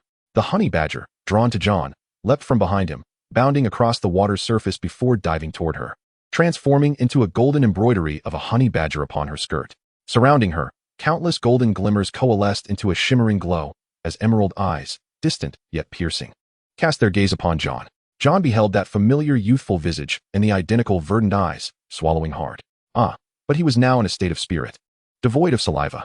Come along, little one, she said, lifting her skirt with one hand, resembling a girl who had inadvertently wandered into a banquet. Her smile both mischievous and resigned. John opened his eyes to find himself in a familiar garden, the unyielding sunlight of the magic fairy castle filtering through the treetops above. He sat upon a swing in the garden, while fairies flitted about beneath the shade, the air infused with the fragrance of flowers. Fragrance? How could the magic fairy castle possess such a scent? John felt a twinge of surprise, since this was not a tangible realm. Everything in the castle merely existed in a semblance, visible and touchable, yet devoid of scent. However, today, the air was graced with floral notes. Did you notice? Quite unexpected, isn't it? Not entirely. The changes in the magic fairy castle have been ongoing. I simply had not observed them before. John gazed at Helga, who had just returned from the brink of death, and surprisingly, he felt relatively at ease. He had nearly forgotten that he was once a person who had faced death. I had been preoccupied with trivial matters, leaving no time for observation, but those concerns should be coming to an end now.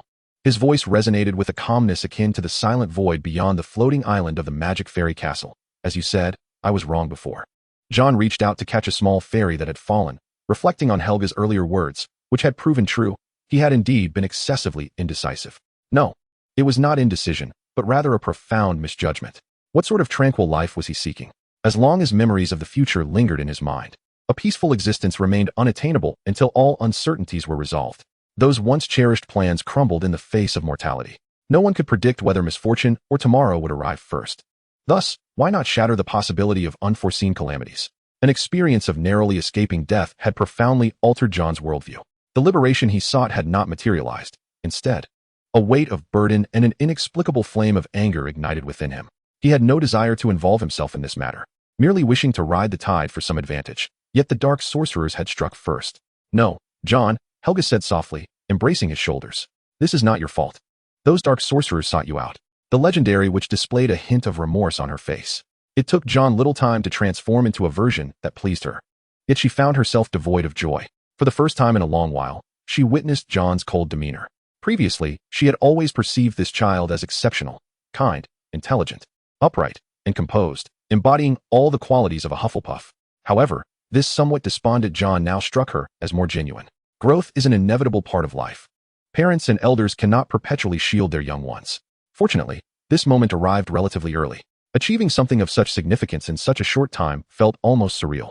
Even to Helga. I am fine now, ancestor. Chapter 84. Meeting Professor Dumbledore, Part 1. There were many inquiries John did not pose to Helga, such as the transformations within the magical castle, the profound darkness, and the azure ocean he had glimpsed in the depths of the world. The realm of magic is perpetually filled with ineffable wonders, and even without asking, John could surmise the nature of that place. It represented the very roots of the world's mysteries, the deep azure sea chronicled in Rowena's notes, a domain accessible only to legendary wizards. Thanks to Helga, this young sorcerer had the fortune to glimpse the azure depths. Truly, Helga, the most adept at living, must have begun to comprehend the essence of life long ago. John couldn't help but marvel, and in the next moment, he felt the sensation of falling cease. The sound of his own languid breaths filled his ears as he closed his eyes and took a deep breath, quietly activating, listening to the wind. He sought to identify the magical object nearby, eager to discover what could impose such a powerful suggestion upon him, one that nearly led him away from this beautiful world. With all his might, the scope of listening to the wind expanded to encompass the entire first-year boys' dormitory and common room. Any magical artifact capable of enhancing suggestions after he fell asleep would undoubtedly be within close proximity. Then, he heard an unusual sound, the ticking of a clock. John was no stranger to this sound, as the watch on his wrist emitted a similar tick. However, this sound did not originate from his watch. Listening to the wind automatically muted the sounds produced by the spell-casting wizard, and besides him, there were few students carrying timepieces. Wristwatches are a product of the Muggle world. While wizards typically use pocket watches, which are also products of alchemy, hence ordinary students are not permitted to wear them. Wait a moment. An alchemical item? John abruptly sat up in bed, simultaneously deactivating, listening to the wind. He leaped from his bed and rummaged through his storage locker, retrieving the gift he had carelessly tossed inside that afternoon. He felt for a small knife atop his desk to cut through the wrapping, revealing a modest wooden box within. The box appeared quite ordinary. Upon opening it, he found a layer of silk cloth inside, with spongy padding on either side. It must be some form of a precious gift. As John listened, he discovered it was a pocket watch. The silver-gray timepiece appeared somewhat antiquated, with the gold plating on its chain dulled by time. Within the casing, an intricate engraving of a black raven was etched. In the stillness of the morning, the raven inexplicably instilled a sense of unease in John, causing him to instinctively hold his breath. The hands of the watch moved steadily, perfectly synchronized with the time displayed on John's own wristwatch. However, unlike typical timepieces, this watch lacked any buttons for adjustment. Much like all alchemical artifacts, it was inscribed with a magical matrix capable of maintaining precise time through arcane power. Such a finely crafted alchemical item was considered a luxury in the wizarding world, and in the realm of muggles, its worth would undoubtedly rival that of any popular antique pocket watch. Moreover, this particular watch was imbued with profound dark magic. Holding the timepiece by its dark golden chain, John squinted at the raven engraved on the dial. Ravens are often symbols of death, and the fact that this item found its way into the school hinted at a connection to the American dark wizards aligned with Edmund. Was it intended as a means of revenge against Edmund? Those dark wizards who dared not confront Dumbledore would find it easier to deal with a few students. It seemed likely that the black wizard underestimated John, believing that since he and Eddie Bane were not from the same house, he could use such a precious alchemical artifact against him. Yet, had it not been for Helga's presence, John might have truly fallen victim today. Contemplating this, a glint of coldness flickered in John's eyes. If one seeks to take my life, they must first prove their capability. Helga had mentioned that objects capable of storing magic often exert some degree of influence over their owners, and if damaged, they could even affect the owner's soul. If it could inflict soul damage, it would indeed be an intriguing gift for John. However, for that dark wizard, it might not be so fortunate. Yet, it seemed he was unable to destroy this object. Who could he turn to for assistance? Professor Sprout appeared to lack expertise in dark magic, and John was not familiar with the instructor of the dark arts defense class. Dumbledore could perhaps introduce him to Sprout, but Snape was best avoided. Dumbledore was the preferable option. After all, the worst that could happen would be a slight revelation of his hidden cards. Speaking of which, the identity of being a descendant of Hufflepuff seemed no longer necessary to conceal. While there was no need to boast about it, informing Dumbledore should pose no issue.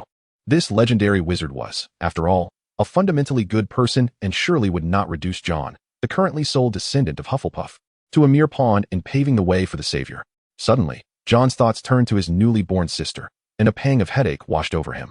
He had always said that having a second child was ill-advised, and it seemed he was proven right.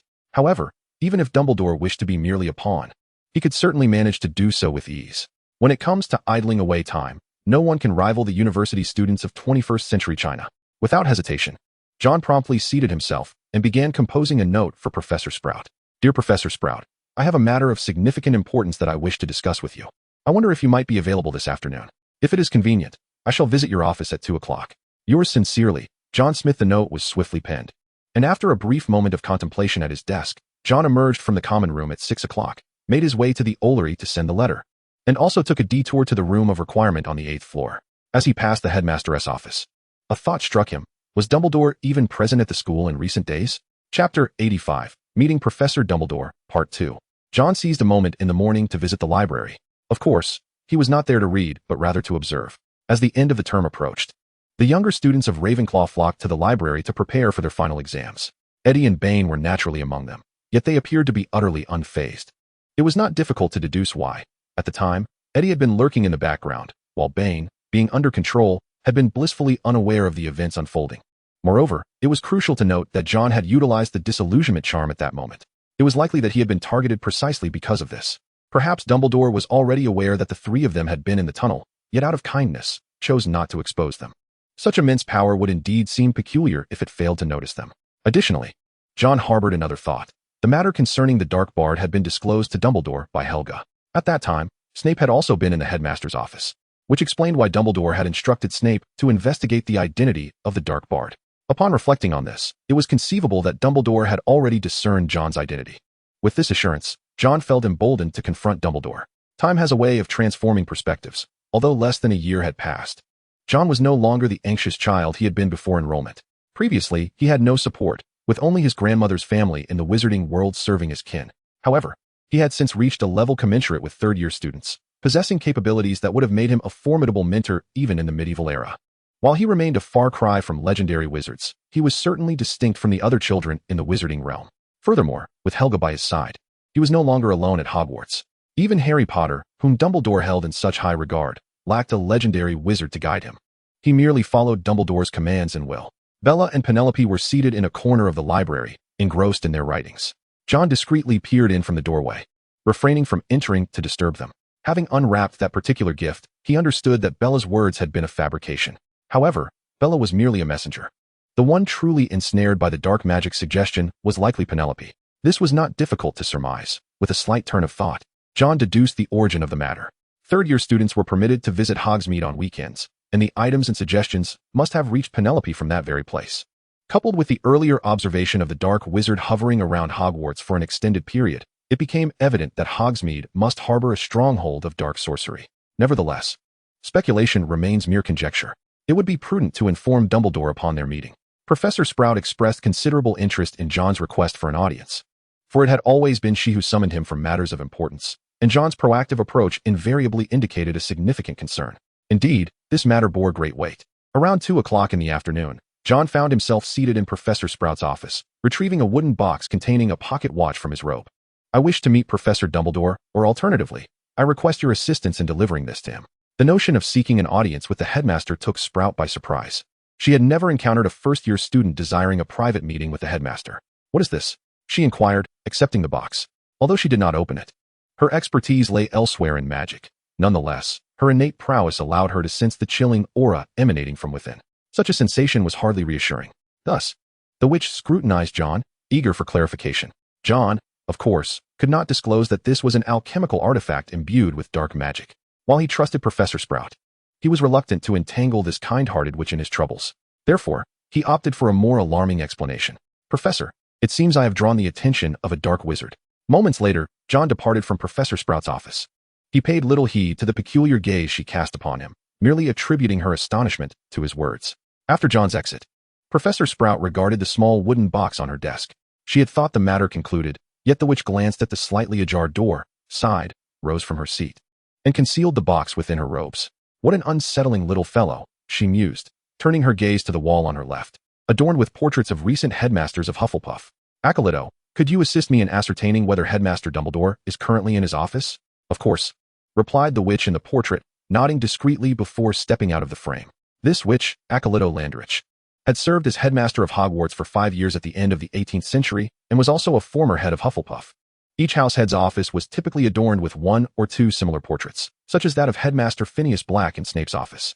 These portraits served as a means of normal communication between the house heads and the headmaster, provided there were no extraordinary circumstances at play. Pomona, the headmaster has informed me that you may proceed now. He has some time available. The password is lemon drops. Thank you, Akali. Sprout turned and exited, making her way upstairs. The guardian statue at the headmaster's office posed no challenge for the witch. Upon uttering the password, it shifted aside to grant her passage. Oh, good afternoon, Pomona, Dumbledore greeted as he savored a cup of honey tea. Noticing Professor Sprout's tense demeanor as she entered, he inquired, "Is there something amiss? You appear quite flustered." "Indeed, Albus," Professor Sprout replied, taking a moment to steady her breath after her ascent. She placed the box she had been holding onto Dumbledore's desk. "John Smith just came to see me and handed me this. He mentioned that a dark wizard is watching him." Dumbledore opened the box, nodded thoughtfully. "A commendable alchemical item. How did this come into your possession?" "I did not inquire further, but John expressed a desire to meet with you. What do you think?" "Certainly. Have him come by at 7 this evening." Chapter 86, A Meeting with Professor Dumbledore, Part 2. Events unfolded precisely as John had anticipated. After receiving Professor Sprout's notification, John penned a note for the professor and continued dining with Stephen. Visiting the headmaster's office is a rare experience. You ought to cherish it, Stephen teased. His eyebrows raised as he watched John send the completed note with an owl. "Would you like to take this experience for yourself?" John promptly shoved a piece of apple pie towards Stephen's mouth. "Finish your meal. I still need to contemplate how to discuss this matter with the headmaster." "Just speak the truth. What could be so difficult? You cannot possibly lie before Dumbledore." "Of course, it is not about lying, but rather about how much truth to reveal." John understood that this visit was to seek protection. He had no intention of becoming a target for dark wizards from America. At school, those dark wizards dared not approach. But once he returned home for the holidays, evading them would be considerably more challenging. John was not willing to entrust his life to their whims. Seeking Dumbledore's protection felt much safer. After all, Dumbledore preferred to take the initiative rather than remain on the defensive. At 7 o'clock, John arrived punctually on the 8th floor. After gazing at the headmaster's office door countless times, the moment had finally come for him to enter and directly confront Dumbledore, stirring a flutter of excitement within him. After several deep breaths, John felt his heartbeat steady and approached the guardian statue. Password: lemon drops. The guardian statue lazily shifted aside, allowing John to pass. As he ascended the steps past the doorway, he reached for the knocker, but the door swung open before he could knock. Dumbledore, seated behind his desk, smiled warmly at John, adjusting the collar of his shirt with one hand. "Come in, Mr. Smith." John blinked, then stepped into the headmaster's office. The walls on either side were adorned with portraits of the former headmasters of Hogwarts. The images of Godric and Helga hung at the entrance, while the portraits of the founders of Ravenclaw and Slytherin were conspicuously absent. As Helga had mentioned, Salazar took everything with him, and apart from the room of requirement, Rowena left scarcely anything behind. John hardly recognized any of the other headmasters, aside from two he had seen in Professor Sprout's and Professor Flitwick's offices. The rest were unfamiliar to him. Even with their names and brief descriptions displayed, John could not identify these figures. "Good evening, Professor Dumbledore. You may call me John," he said as the door behind him closed automatically. He approached Dumbledore, offering a slight bow. "Good evening, John. What would you like to eat?" "Lemonade would be lovely. Thank you." With a clap of his hands, Dumbledore summoned a glass of lemonade before John, accompanied by a selection of snacks. "I've heard you've encountered a bit of trouble." Dumbledore placed a box containing a pocket watch on the table. "What transpired?" "I trust you wouldn't mind sharing the details." John, naturally, would not refuse. The situation had escalated to a point where continued concealment served no purpose. Thus, he embellished the tale of the dark musician slightly, hastening the timeline just a touch, succinctly recounting events from the discovery of Bane to the demise of the dark musician. Dumbledore displayed remarkable gentlemanly composure in the presence of his student.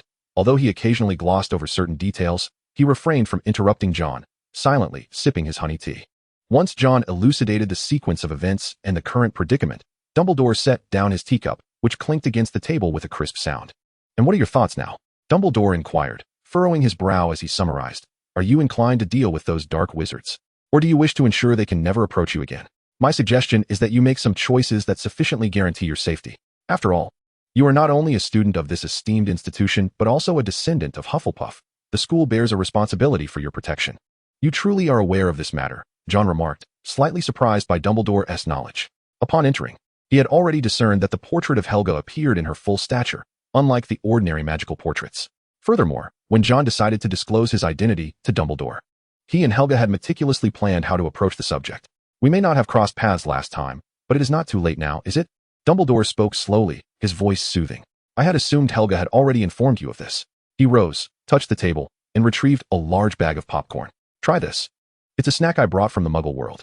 I believe you will enjoy it. Oh, thank you. I see. Dumbledore harbored no suspicions. For Helga's portrait had previously conveyed these matters to him, and their accounts aligned seamlessly. However, it would be most beneficial if you, dear headmaster, could expunge those dark wizards. Especially with the holidays fast approaching, being targeted by them would undoubtedly prove troublesome. Moreover, I prefer that my identity remains undisclosed. To speak candidly, I simply wish to be an ordinary student. This is quite natural. It is rare for contemporary students to possess your disinterest in superficial acclaim, an attitude I greatly admire. And I hope you will continue to uphold it. Indeed, I eagerly anticipate your correspondence.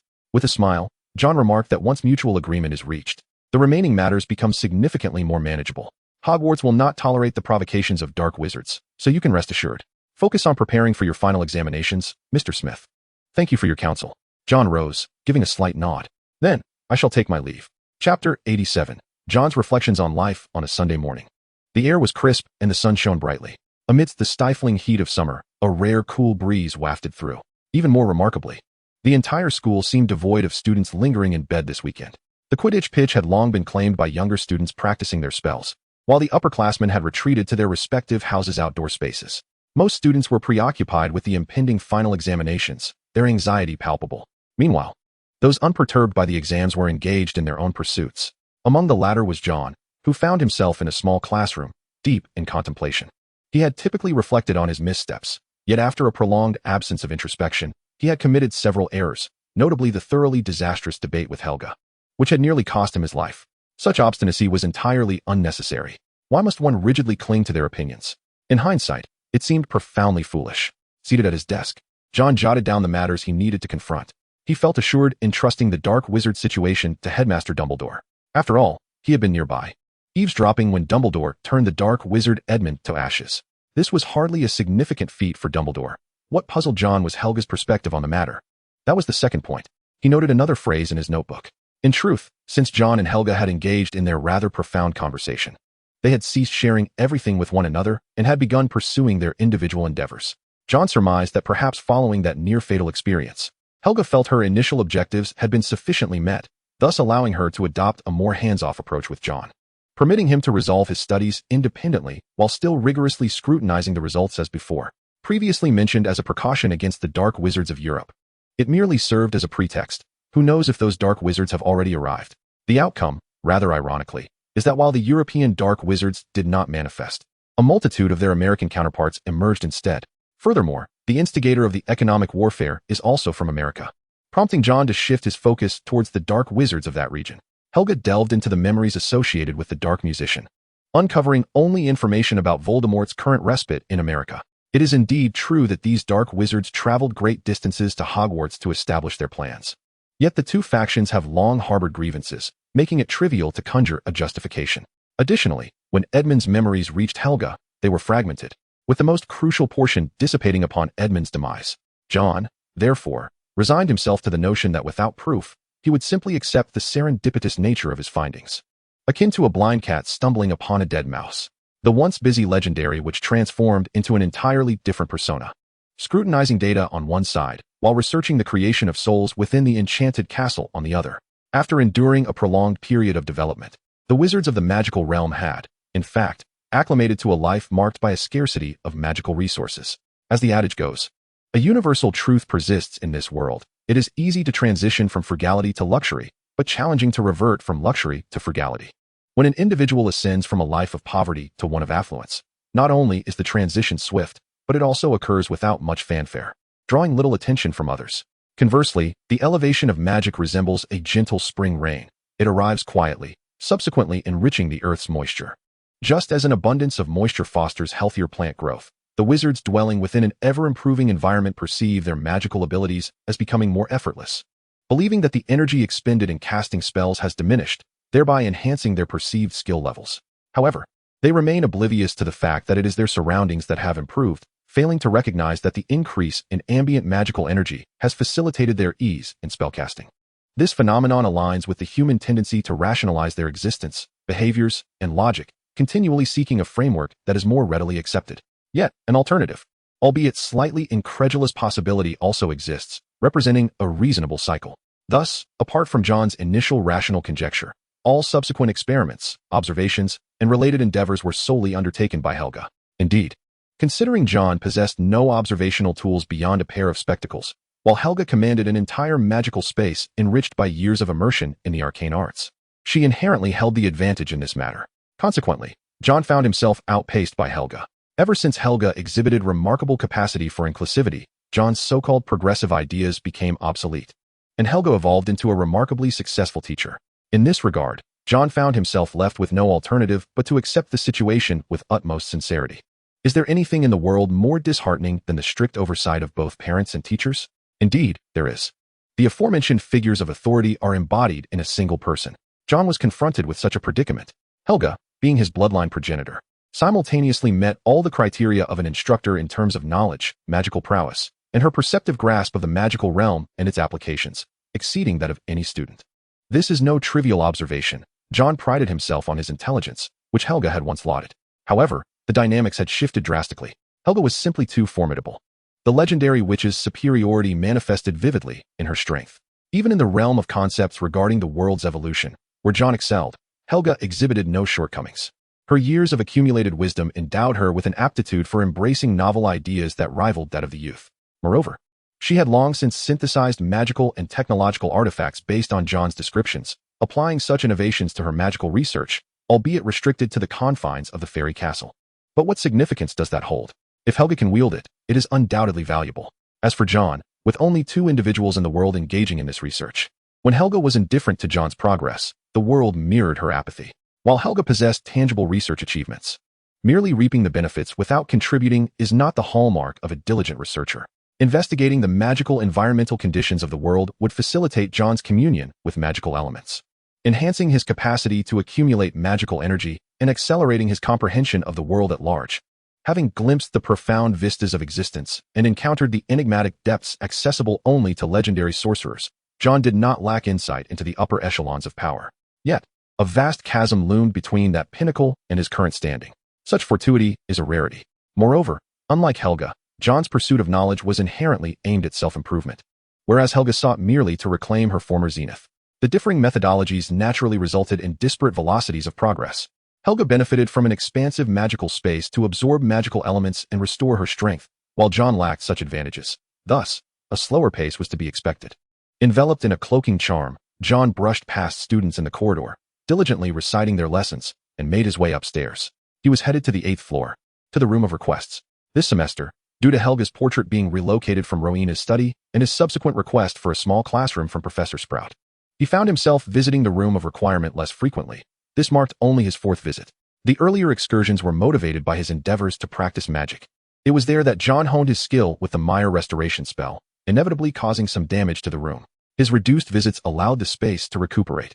With his wand pressed against the wall, he uttered the incantation, synchronizing the closure of listening wind words. In the next moment, John entered Rowena's study, the undulating patterns on the outer wall vanishing. I seek a place to conceal something. A fissure opened in the wall, revealing a corridor behind it. John donned his Ravenclaw enchanted glasses and stepped inside. The passage was not particularly long, and upon exiting, John arrived in a spacious hallway. It was extensive, illuminated by an enigmatic light filtering in from an unknown source. Could this be an independent space akin to the enchanted castle? John pondered, considering the possibility, yet recognized that such musings were not pertinent at the moment. Regardless of whether it was an independent realm, he could not take anything with him. After traversing the corridor for a while, John finally spotted the familiar doorway. Beyond it lay an empty, expansive hall, adorned with several candles that had burned for an indeterminate time, casting a warm glow upon the walls. Strangely, the place was impeccably clean. As if someone had diligently maintained it over the years, there was scarcely any dust on the floor. Oddly enough, the piles of books were quite dusty. The atmosphere lacked that stale scent of ancient tomes. Instead, it was filled with an array of old volumes left behind by previous scholars, densely scattered throughout the hall. Where's the mirror? In a familiar corner, John noted the absence of the enchanted mirror, likely removed by someone. The only individual who might know of this place was probably Dumbledore. However, the esteemed headmaster seldom frequented it. Approaching the book piles, John observed that these volumes were haphazardly stacked, arranged primarily by the time they were placed there. Some were relatively modern, having been printed within the last few decades, their covers embossed with golden patterns. Others, however, were evidently relics from several centuries past, their ancient papyrus encased in worn sheepskin, exuding a faint, ominous scent of bloodshed. John felt that this was the true refuge of Hogwarts, a sanctuary for Western wizarding civilization, preserving the embers of history and culture. Those who could discover this place, apart from rare exceptions like John himself, were typically individuals of genuine talent and fortune, often destined to become the protagonists of their eras.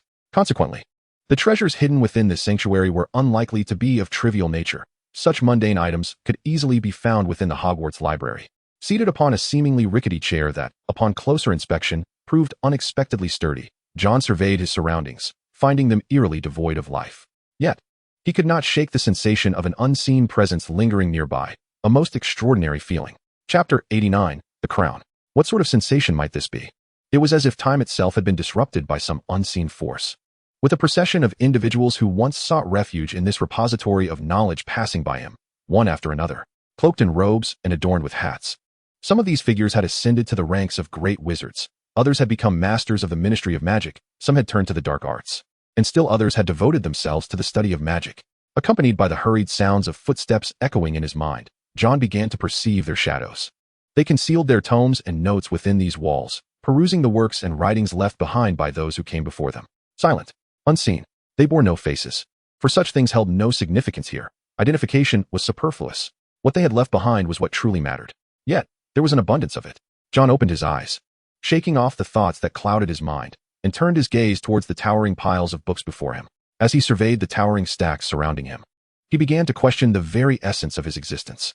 The sheer volume of books was daunting, but the true challenge lay in discerning which of these tomes contained the knowledge he sought. His back would surely protest otherwise. Moreover, without guidance, extracting useful information from this sea of literature would prove no simple task. He felt the need for a librarian to assist him. Truly, I am a little genius who knows how to create trouble for myself. John bit his lower lip and commenced his task. After all, while he may lack many things, time was certainly in abundance, and procrastination was not a wise choice. First, he would categorize. Books from the past 2 centuries could largely be disregarded, as could texts of magic, given Helga's presence to provide him with sufficient instruction in that realm. Thus, he would focus primarily on the wizarding notes predating the Middle Ages. This was a time when Hogwarts personnel was most intricately woven. A complex array of individuals signified a wealth of information to be gleaned. The records of Relanchi's clandestine operations? John stared in disbelief at the words inscribed in the notes, his face adorned with a multitude of question marks. Who was Relanchi? What investigation was this? Indeed, the records of the Holy See contain mention of this individual, Relanchi Caternasli Riri, who assumed the role of the Holy See's tribunal governor in 1297, advocated for a serious approach towards wizards, adhering to the principle of punishing even the innocent. During his tenure, the Holy See instigated the Third and Fourth Wizarding Extermination Wars, rendering him a dire threat to all wizards. Ultimately, following the failure of the Fourth War, he met his demise at the hands of the legendary witch, Clarice Iridi, who shattered his bones, leading to his starvation in prison. Frankly, John felt a sense of satisfaction upon witnessing such an end. It is not that he harbors a dark psyche, but rather an innate aversion to individuals like Relanchi, stemming from the very depths of his soul. What a farcical notion of a radiant protector. Such zealots are nothing more than terrifying demons who revel in aggression. John approached the notes with a critical mindset, for they were replete with information about Relanchi, the investigator of wizards, who had meticulously scrutinized every private endeavor of this individual.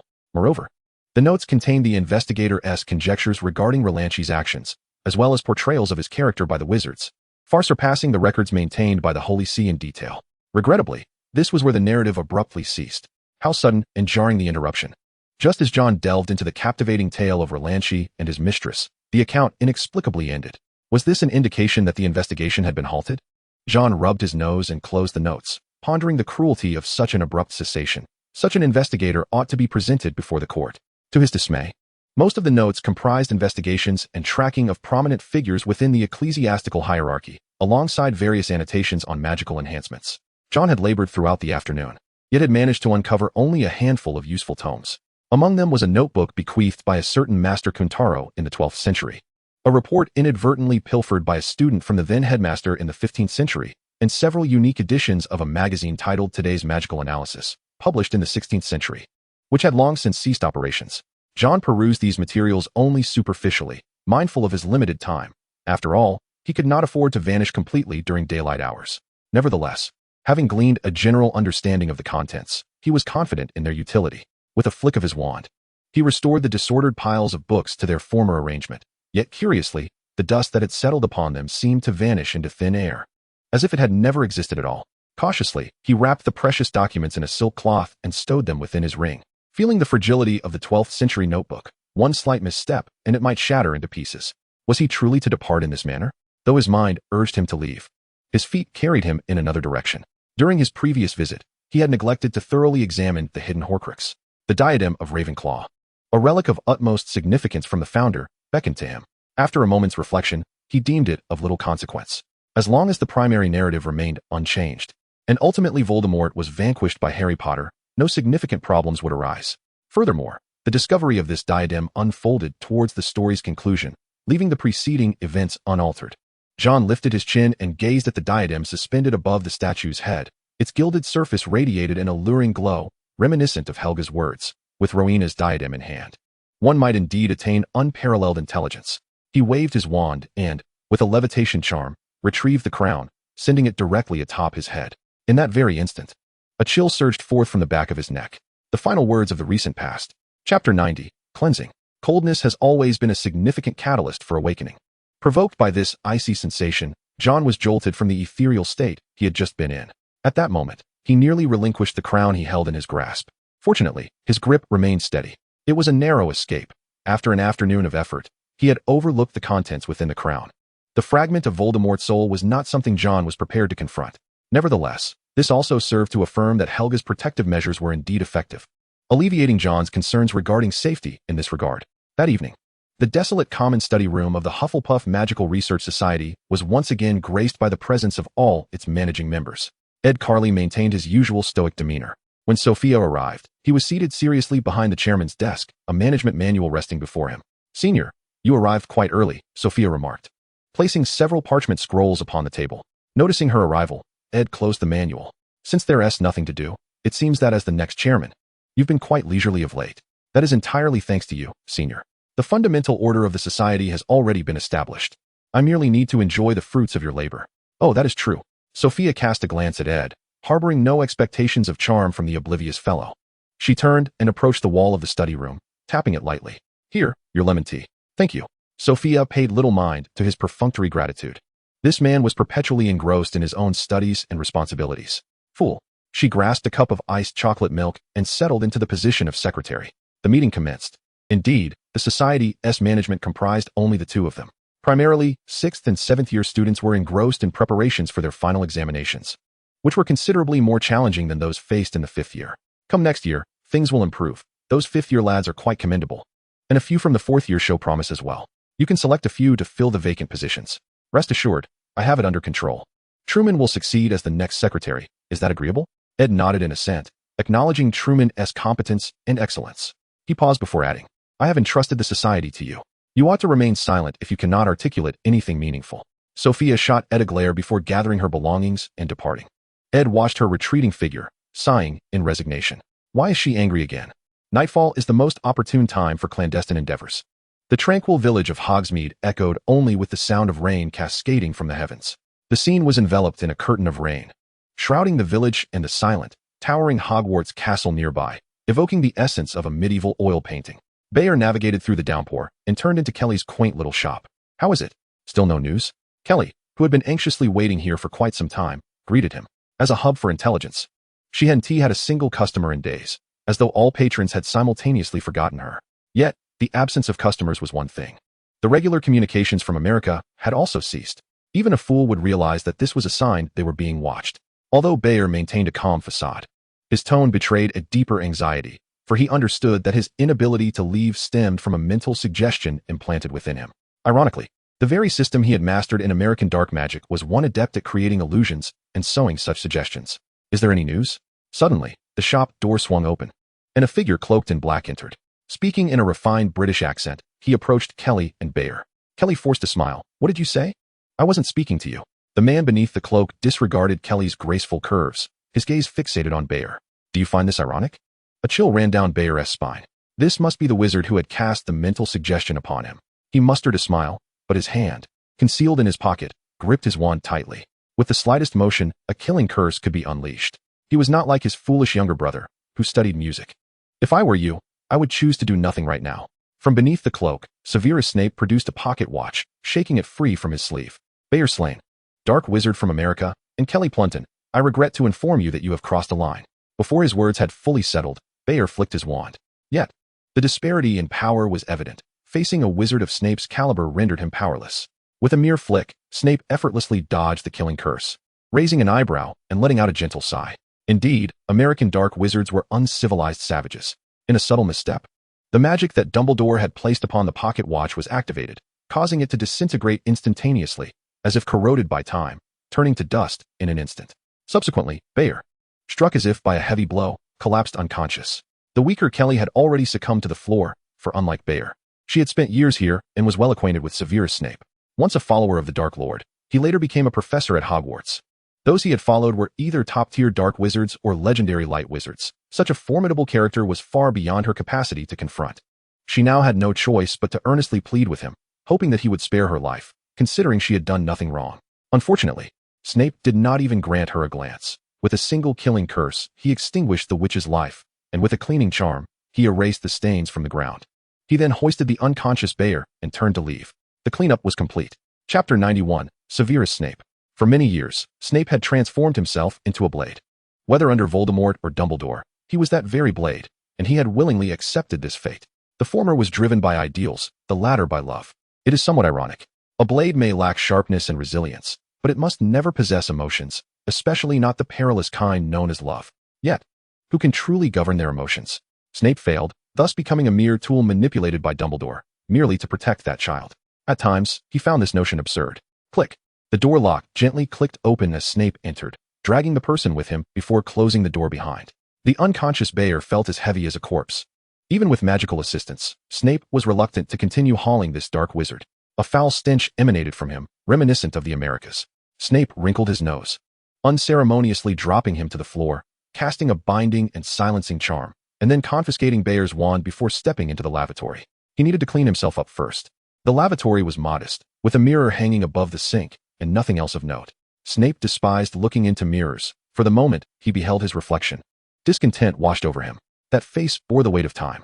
After splashing water on his face, Snape stared at the visage in the mirror, so utterly transformed from the one he once knew, and shook his head. When had he become this way? He could no longer recall the reasons for his metamorphosis.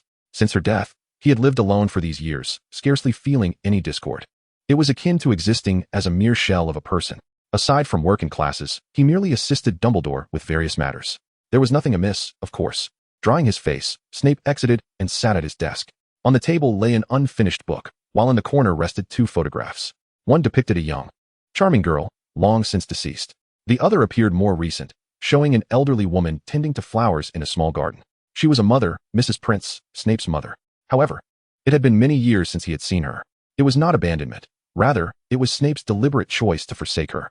After leaving his father and becoming a child of a single-parent household, he had almost willingly abandoned his mother. Why? In the fervent days of his youth, he engaged in actions that he would later come to regret, perhaps due to his impoverished circumstances or perhaps as a reaction to his mother's perceived weakness. Over the years, he had certainly harbored regrets, yet he had long abandoned the notion of disturbing his mother's life.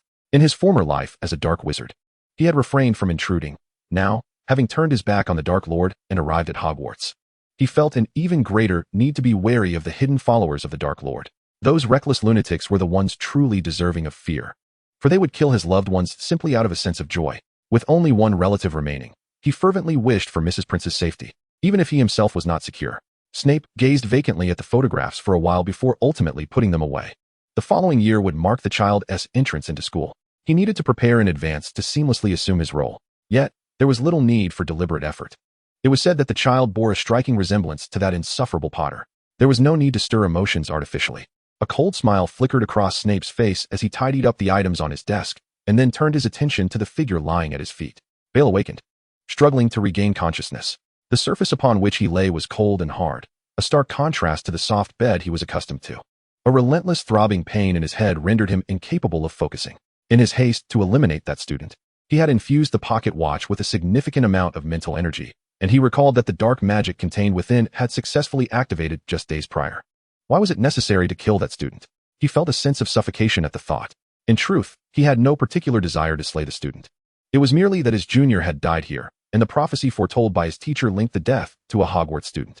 Thus, he had exerted great effort to uncover who had disrupted the entire plan. After all, was it worth all this trouble over a deceased student? Who informed him that the student was dead? Snape slightly eased the torment he inflicted upon Bale, allowing him to hear his words clearly. Moreover, is Hogwarts a place where you American dark wizards can run amok at will? The ignorance of this dark wizard amused Snape, though he did not express his amusement outwardly. Instead, he intensified Bale's suffering. Apart from his expertise in potion-making, Snape excelled in such matters. Bale was once again engulfed by the sudden onslaught of pain. Unfortunately, the one who could have answered all his questions, Kelly, was already dead, and Snape harbored no desire to provide explanations. He simply wished to extract the necessary information and send him away. He had no interest in Dumbledore's motives for wanting someone alive. It was of no concern to him.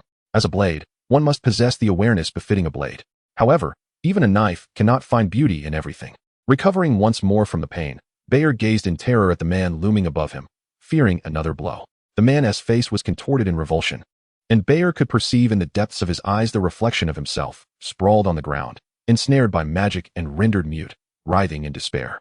The man's voice was as cold as ice. Let us proceed. I shall take you to meet Dumbledore. Then, he was lifted once more. Chapter 92, The Arranged John. Bayer finally encountered the murderer of his apprentice, the most formidable figure in the Western magical realm, the legendary White Wizard, Albus Dumbledore. Yet, he found himself paralyzed by fear, utterly incapable of action. Severus Snape had tormented him sufficiently. Facing Dumbledore again would be akin to a death sentence. Dumbledore, recognizing Bayer's state, deemed him of no further use and simply rendered him unconscious, setting him aside. What now? Dumbledore inquired, adjusting his glasses as he regarded Snape. Snape produced 2 sheets of neatly stacked parchment, adorned with elegant handwriting, which he had composed while questioning. Everything is here. Oh, and this is for you. Snape handed back a magical artifact previously bestowed upon him by Dumbledore, a resplendent gem. This gem had served as a device to monitor Bayer's thoughts, though its name remained unknown to him. Moreover, its use was rather cumbersome, requiring the target's soul to be wounded, and the user's magical power to surpass that of the target. Snape preferred direct inquiries over such convoluted methods. Dumbledore accepted the gem and parchment, casually pressing the gem into a hollow on a stone basin, before examining Snape's recorded notes. I suspect the Black Wizard Association in America will struggle to respond now. You shall deliver these to the Ministry of Magic. Let the Department of International Magical Cooperation handle the ensuing disputes regarding these rights and exchanges. And what of this individual? Dumbledore glanced at Bayer on the floor, feeling a twinge of frustration. In his mind, it would be simpler to eliminate the Black Wizard outright, as it posed no significant dilemma. However, Helga hoped he would entrust this matter to John. Even though Helga currently existed only as a portrait, as a founder of the school, she deserved that respect, much more than Godric, who frequently neglected his presence in the school as portraits. After all, it was not an insurmountable task. Drain his magical essence, then send him to John. To John? John Smith? Snape furrowed his brow, recalling the unremarkable Hufflepuff student, though now he deserved a new title. After all, he was now a true descendant of Hufflepuff. What a wondrous reality it is. Very well, I understand. However, might it be too late this evening? Indeed, it is already 10:30. Dumbledore glanced at the clock, then drew his wand, confining Bale within the detention room on the 8th floor. Let us keep you in there for now. Perhaps tomorrow you can enjoy some tea with John. Very well. Leave it to me. Snape accepted the task and departed from the headmaster's office, pausing only to greet Helga in the portrait above. Snape wishes to invite me for tea? In the magical castle, John stared in astonishment at Helga across from him. Why would he want to have tea with me? I haven't done anything wrong lately. Yet, he quickly realized that even if he had committed some significant act recently, it should not be Snape seeking him out. What are you thinking? Helga regarded John, who appeared to be facing an imminent threat, with confusion. Isn't tea merely a cup of tea? What is the fuss about? Is it truly just tea? John eyed Helga suspiciously, also recognizing that his reaction was somewhat excessive, as having tea in Britain is hardly a sensitive matter. But this is Snape we're talking about. Any student across the school would react similarly to this news. I specifically requested a favor from Dumbledore, hoping to allow you to handle the matter concerning that dark wizard who nearly killed you. Helga spoke calmly, having anticipated John's reaction. Indeed, it was as she expected. You seem rather averse to Snape. Has he done something to you previously? Oh, not particularly. It's just that very few students are unafraid of him. Of course, it's because you previously let that dark wizard go. Helga was tenacious in fostering John's mental resilience.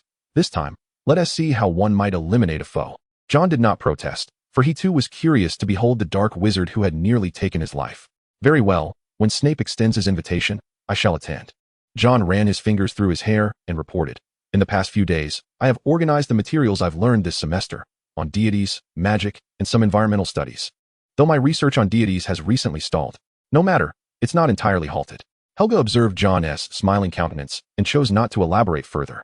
John's research was his own endeavor. She merely needed to guide him in the right direction and assist him in overcoming challenges.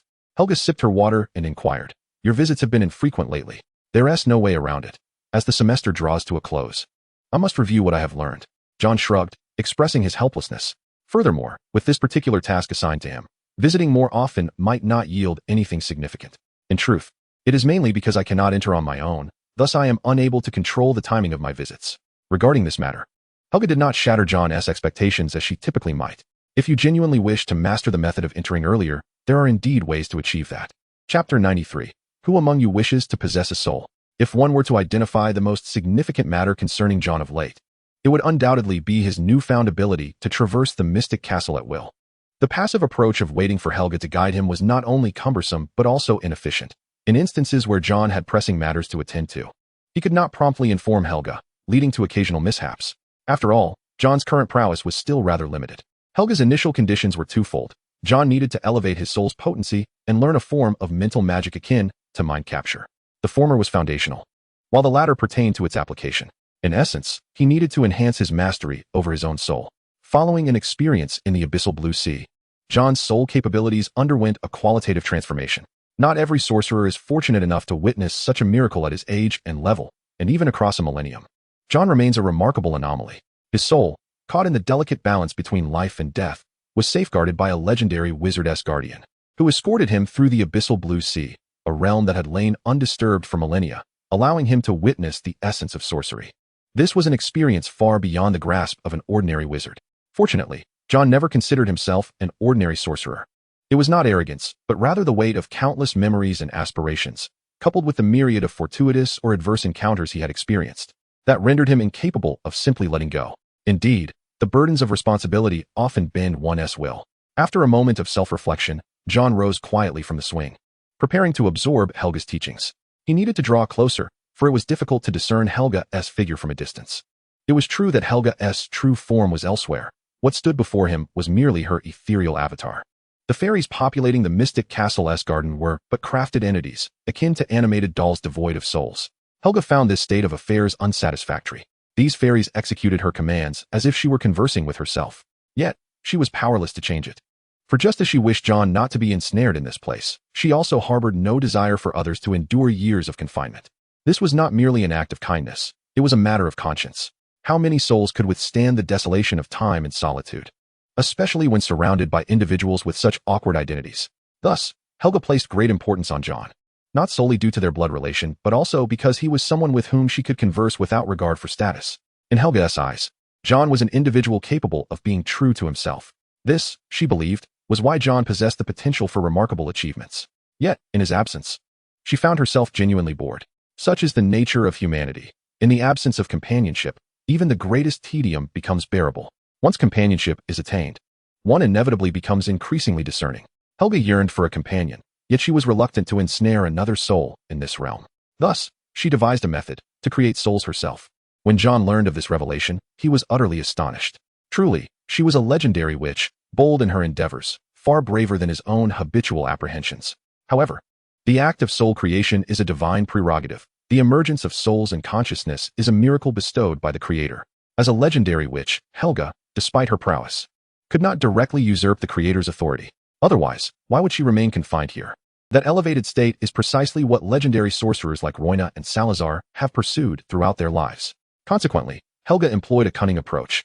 Throughout the ages, sorcerers, in their quest for greater power, gradually conceived the notion of immortality. The longer one lives, the more likely one is to attain formidable strength. Conversely, with newfound power comes the desire for extended life. This unbreakable cycle ensnares those who fall into it, making escape a formidable challenge. Thus, sorcerers sought various means of achieving immortality.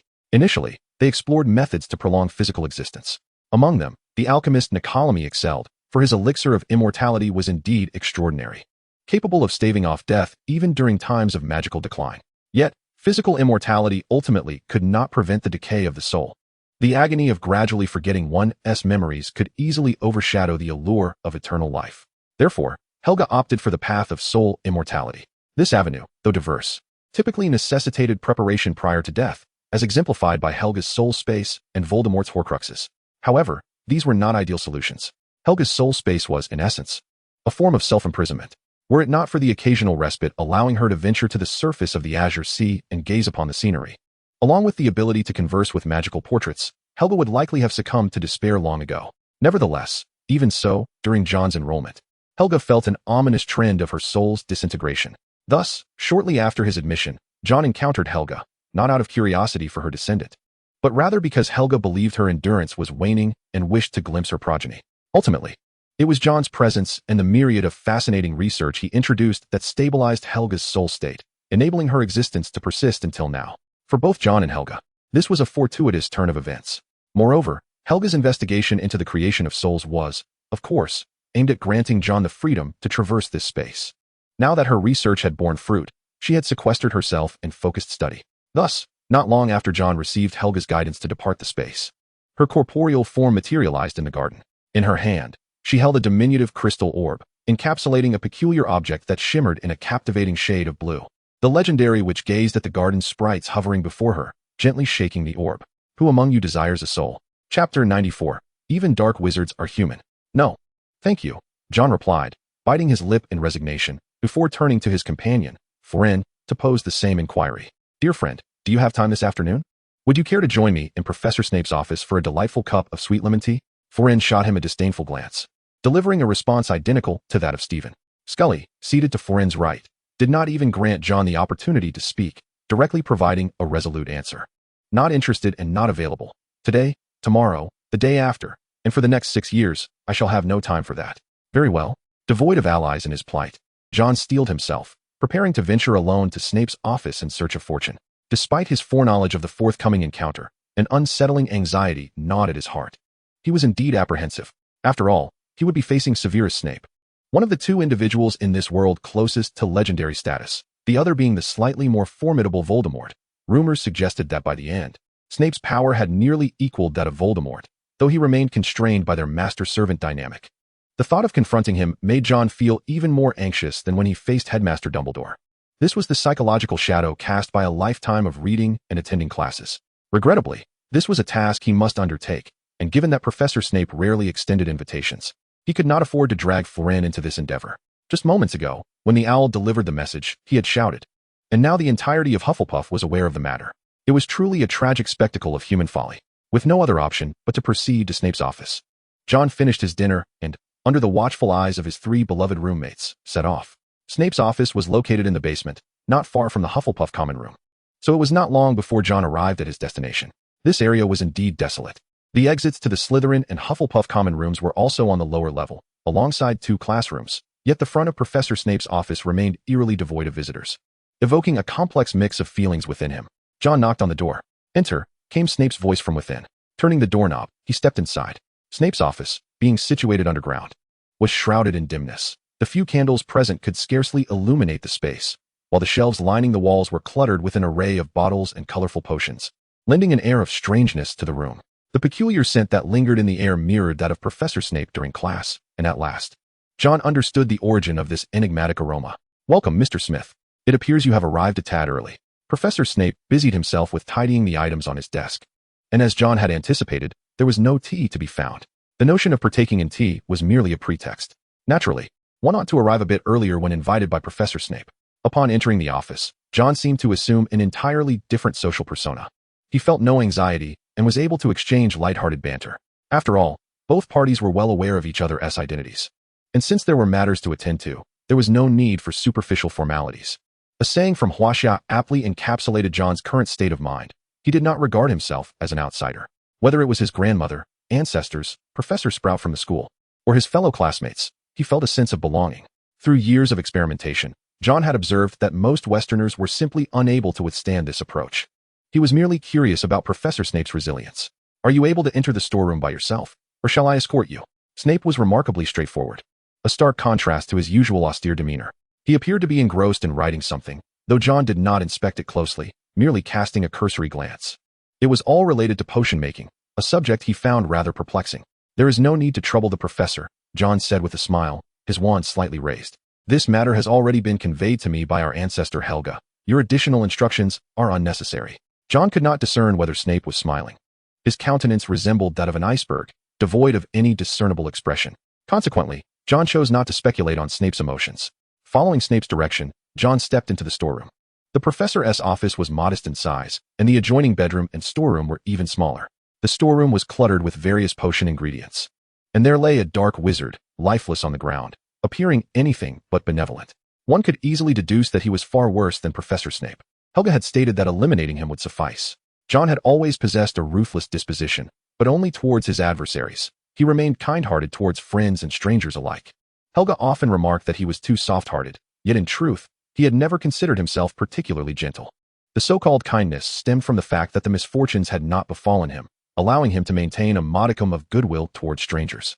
The encounter with the dark minstrel had been an exception. John had reasoned that the enemy had not truly wronged him, merely wishing to keep him there. Thus he deemed it unnecessary to take such severe measures against a life. However, in this instance, facing a person who had nearly taken his own life, John would not entertain the notion of mercy. This was the realm of reality. Whether others perceived him as brutal or benevolent was inconsequential. His priority was to safeguard himself. Just then, John poked his head out from the storeroom, gazing at Snape's silhouette before the desk. "Professor, would it be permissible for me to create a bit of chaos in the storeroom?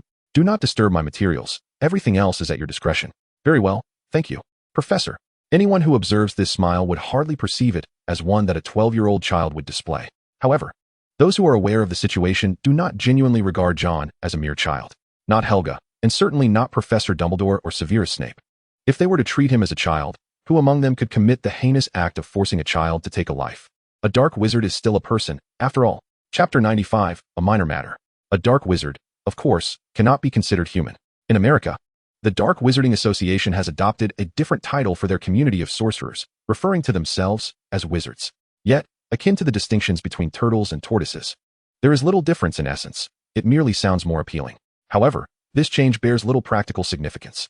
The headquarters of the Dark Wizarding Association is situated in a town perpetually shrouded in mist. Ignorant muggles might perceive this as a mere geographical phenomenon. Yet to a wizard's eye, it is unmistakably a gathering place for their kind. Under the influence of the muggle-repelling charm, the town is predominantly frequented by the vast majority of dark wizards in America, who, in contrast to their ordinary counterparts, are fewer in number and maintain closer connections with one another. In the dead of night, the clock tower of the small town stands silent. As the evening fog descends, silhouettes become indistinguishable. The moonlight is veiled by the mist, and the town begins to slumber.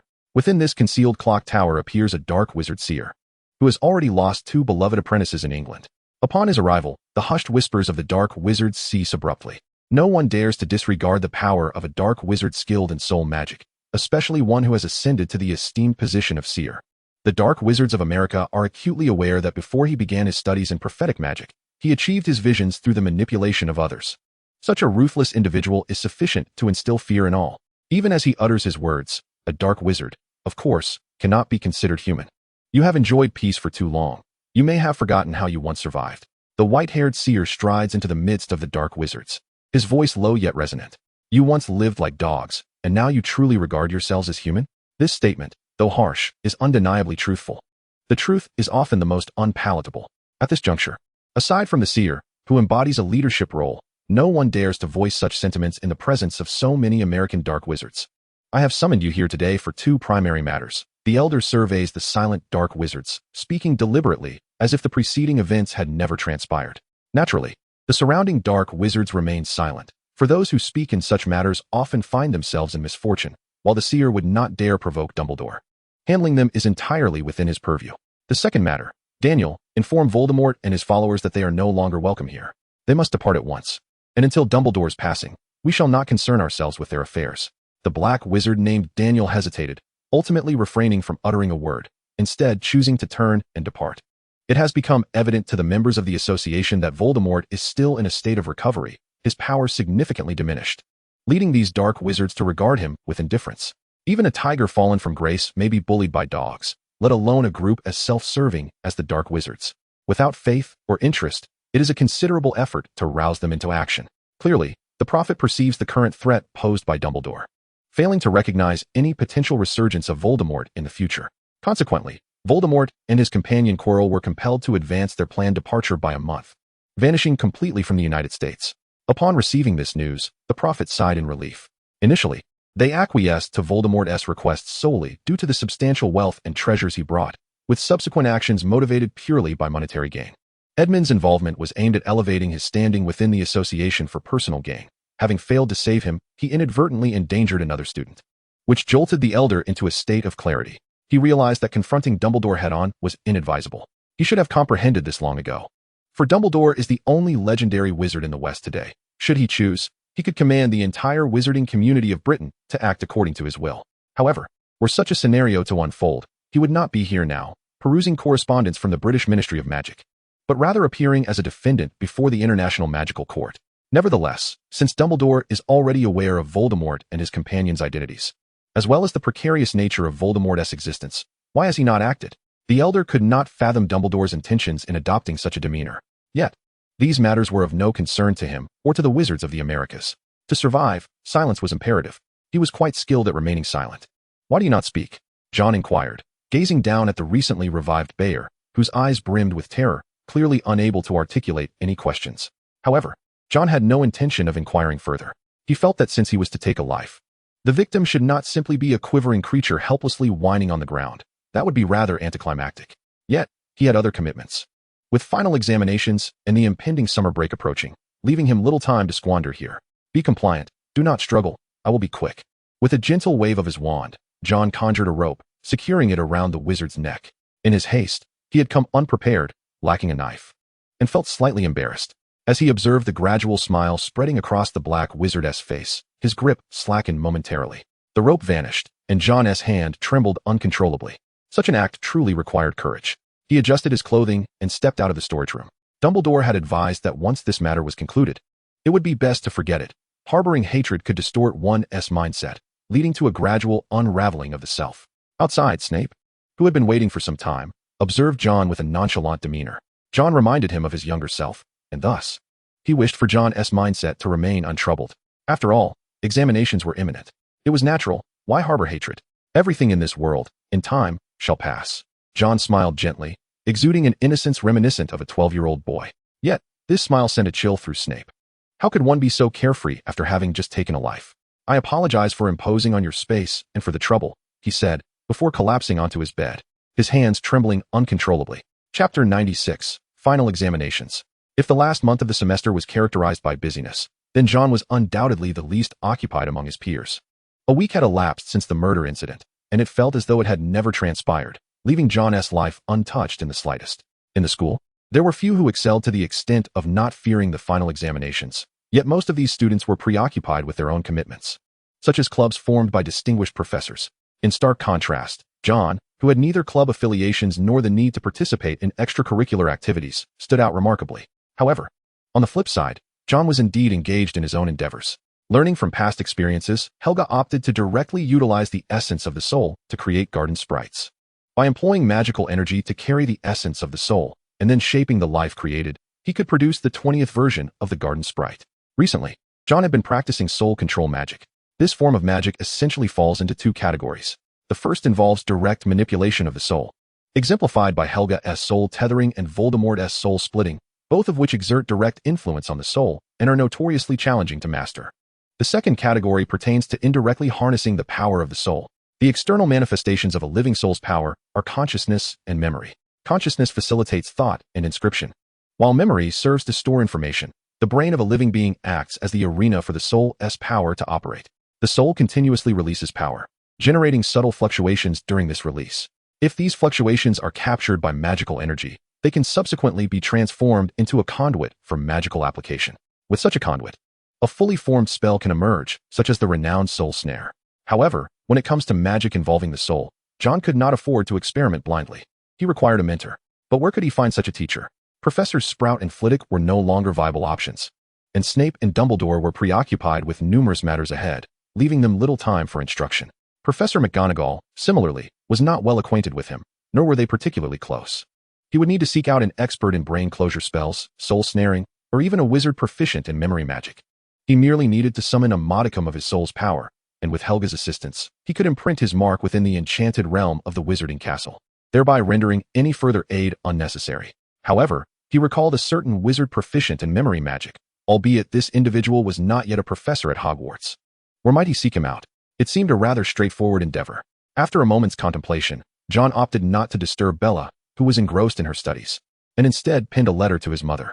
In this world, regardless of the time, locating a notable figure is seldom a daunting task, as long as one can find their admirers. Unfortunately, within his own household, there resided two fervent fans. Indeed, he intended to seek out Gilderoy Lockhart to serve as his mentor in memory magic. Lockhart was, after all, merely a man driven by vanity and a penchant for wealth. John was not lacking in monetary resources, and he could certainly provide the fame Lockhart craved. Although John was not the boy who lived, he knew that being a true descendant of Hufflepuff would afford him a reputation not far removed from that of the famed boy. Just days prior, Helga had mentioned that the stone monument, which recorded the names of each year's new students in the hidden chambers of Hogwarts, had transformed John's name into John Smith of Hufflepuff. A name is merely a moniker, devoid of intrinsic significance. Yet, this alteration did not occur lightly. It signified a mutual acknowledgement between John and Helga that he was indeed a member of the Hufflepuff lineage, worthy of upholding the family's honor, rather than merely a disorganized descendant of a diluted bloodline. Had Helga long since passed, such a revelation would not be remarkable. However, with Helga very much alive, John understood the weight of her regard for him. Thus, John felt quite confident in enticing Lockhart onto his proverbial ship. As for the prospect of Lockhart eventually teaching at Hogwarts, John believed that such an arrangement would be orchestrated by Dumbledore, leaving him unconcerned. The position of defense against the dark arts professor could be filled by others besides Lockhart. Yet John found himself at a loss for a trustworthy and capable wizard in the immediate term. He resolved to assess the situation further. Taking a deep breath, John closed the window in the corner of the 8th floor and turned to descend the stairs. This evening, Stephen had arranged to study with him, primarily to provide last-minute tutoring for Flynn and Scully in their dormitory. Having entered school a year early, John could only rely on his abilities to predict exam questions. Unable to gain any advantage in this regard, highlighting key points was not his forte. He excelled at mastering all material and responding to whatever questions the professor posed during examinations. Nevertheless, the skill of cramming had been honed from his previous university days and felt familiar now. For the sake of these two hard-won friends, John had truly invested a great deal. As the days grew busier, time seemed to slip away swiftly, and before long, the final examinations loomed ever closer. On a Monday at the end of June, John arose early. He splashed his face with water and turned to join the throng of students heading out. Today, an air of silence enveloped everyone. As John exited the common room, he noticed several students wearing particularly heavy expressions. The atmosphere was palpably intense, heightening John's own sense of anxiety. At last, the end of his first year at Hogwarts had arrived, and the finals were upon them. Chapter 97. Before the holidays. The final examinations at Hogwarts encompassed both theoretical and practical assessments. The theoretical subjects, including transfiguration, potions, and charms, required only written responses, while the practical examinations involved defense against the dark arts and the application of spells. John felt confident about these assessments. His performance was satisfactory. Albeit intentionally modest, he merely aimed to secure a position just behind Stephen. Although he ultimately achieved an excellent result, it lacked the same level of distinction. This year's first-year students from Hufflepuff had overall performed remarkably well, a success attributed by Professor Sprout to the efforts of the Magical Research Society, which had indeed contributed significantly to the academic atmosphere within the house. The importance of a conducive learning environment cannot be overstated. If they could maintain such standards, the subsequent years would likely see them avoid the bottom ranks. After all, Gryffindor consistently claimed the top spot, rendering the pursuit of first place rather meaningless. Once the exams concluded, John, accompanied by Stephen, Flynn, and Scully, made his way to their small classroom, disregarding any calls for his attention from others. With the holiday break approaching, he needed to tidy up the classroom before departing from the school. Yet, with 2 days still remaining until their departure, why rush to clean? There was no urgency today, nor tomorrow. They would leave soon enough. Stephen, choosing to ignore Scully's protests, slung the last small package onto his back, signaling that they could leave. Scully, however, feigned an air of burden, clearly unwilling to depart. Having completed their exams, the pair finally felt able to breathe a sigh of relief. John glanced at Scully, who was being dragged away by Flynn, chuckling softly. He waved his wand to conjure a flame, incinerating the final stack of discarded books. This practice, learned from the time Dumbledore had vanquished Edmund, was both swift and visually striking. A beautiful spark erupted from the fire pit, while Stephen stood beside John, calm and composed. After all, considering how little they applied themselves to their studies, how could they have achieved such commendable results without a little prodding? Indeed, it is all thanks to Professor Stanson, John remarked, but before he could finish his thought, the books in the pit were completely consumed, leaving the space immaculate. He pondered for a moment, ultimately deeming the topic exceedingly tedious, and thus opted for a different excuse. I have a new sister at home, and now no one oversees me. My mother is residing at my grandmother's while caring for the child, leaving me in solitude, feeling quite empty and bored. He dismissed the thought. Although he was quite unaccustomed to John's rather cheeky tone, he did not decline John's invitation, as it bore considerable weight. Both he and John were mature individuals who never closed off their options. That works. John mused that this arrangement was indeed quite favorable. Given the convenience of transportation in the magical realm, the Flu network would scarcely take a few minutes. Then await my message. I may need to seek out a suitable candidate for a teacher first. Once I have found one, I shall send you a letter. How does that sound? Agreed. But where will you search for this teacher? Do take care. Rest assured, I shall have protection. John locked the small classroom door, parting ways with Stephen as he made his way to Professor Sprout's office. At that moment, Professor Sprout had already reviewed the students' grades. She smiled and commended John briefly before allowing him to leave. As John departed, he cast a glance at a corner of the office where an unpacked suitcase lay, evidently prepared for the professor's upcoming vacation. Indeed, the professors at the school had their leisure pursuits. Well then, have a pleasant holiday, Professor. John bowed slightly, speaking earnestly. Of course, and you as well. Enjoy your break. They exchanged farewells, and only then did John exit the office. From this moment forth, the holiday had officially commenced. The third-year examinations concluded that evening, and John awaited his cousin Bella in the dining hall as she arrived for dinner. What do you need me for? I have good news. I wanted to see if you would be interested. Bella shot John a disapproving look, scoffing. You never summon me for anything good, so spill it. What is going on? John was somewhat aware of Bella's substantial grievances against him. Yet, he had made every effort to extend goodwill. Could it truly be his fault that the Ravenclaw little sprouts were ungrateful?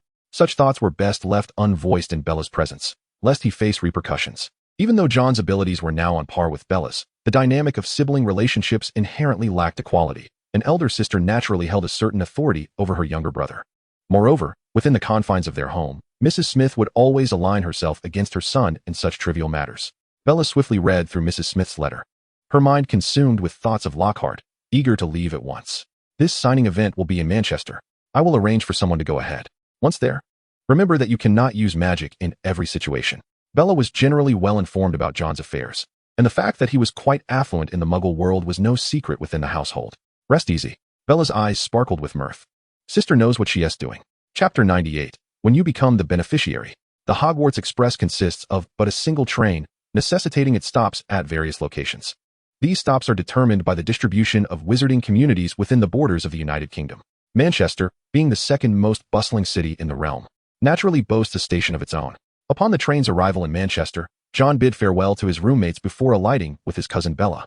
After months of tumultuous travel across the globe, Anthony had made significant strides in his adaptability, handling such minor matters with remarkable ease. Moreover, after a prolonged period of remote guidance, he was once again in the presence of this young mastermind, which stirred a sense of excitement within him. Who could have fathomed that this was the design of a child? Now, Anthony could also glimpse into the future. The currency of the Soviet Union had depreciated repeatedly. Within mere months, their loans at the Soviet bank had diminished by several folds, leaving the future value an uncertain figure. However, this was certainly not a trivial loss. While the value there had plummeted dramatically, their profits here had multiplied significantly, yielding tangible dollars in hand. To be captivated by such circumstances happening to oneself was, to Anthony, almost surreal. Yet, having heard countless tales of prodigious individuals rising to prominence, he found it difficult to be incredulous when faced with a true genius. Instead, he resolved to seize this opportunity to amass wealth for himself. In a capitalist society, the paramount measure is wealth, and John had firmly ensnared Anthony's heart, primarily due to the considerable profits he had garnered from the outset. John may not have placed complete trust in Anthony, but the latter was resolutely determined to follow him. The recruitment firm had removed his profile from their talent pool, thus Anthony approached each of John's directives with utmost diligence. It was not merely the wealth he had already accrued that motivated him, but rather his belief that John would generate even greater fortunes in the future.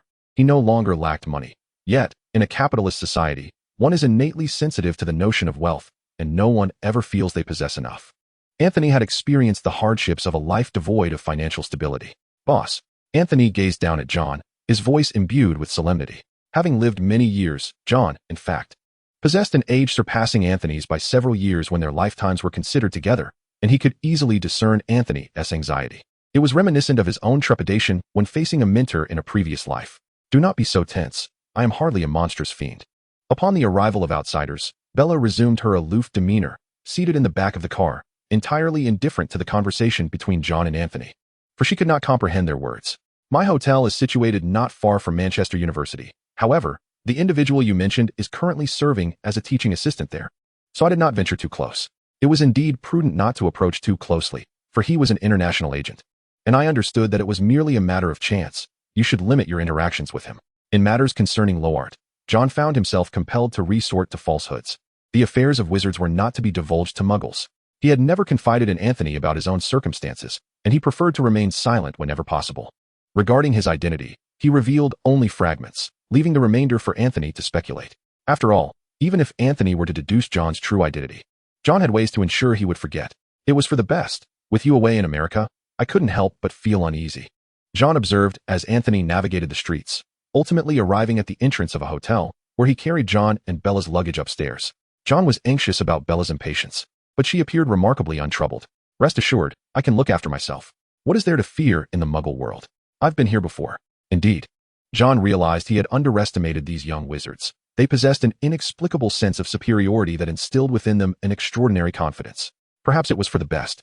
Bella and John's accommodations were separate, with Anthony's room conveniently adjacent to John's.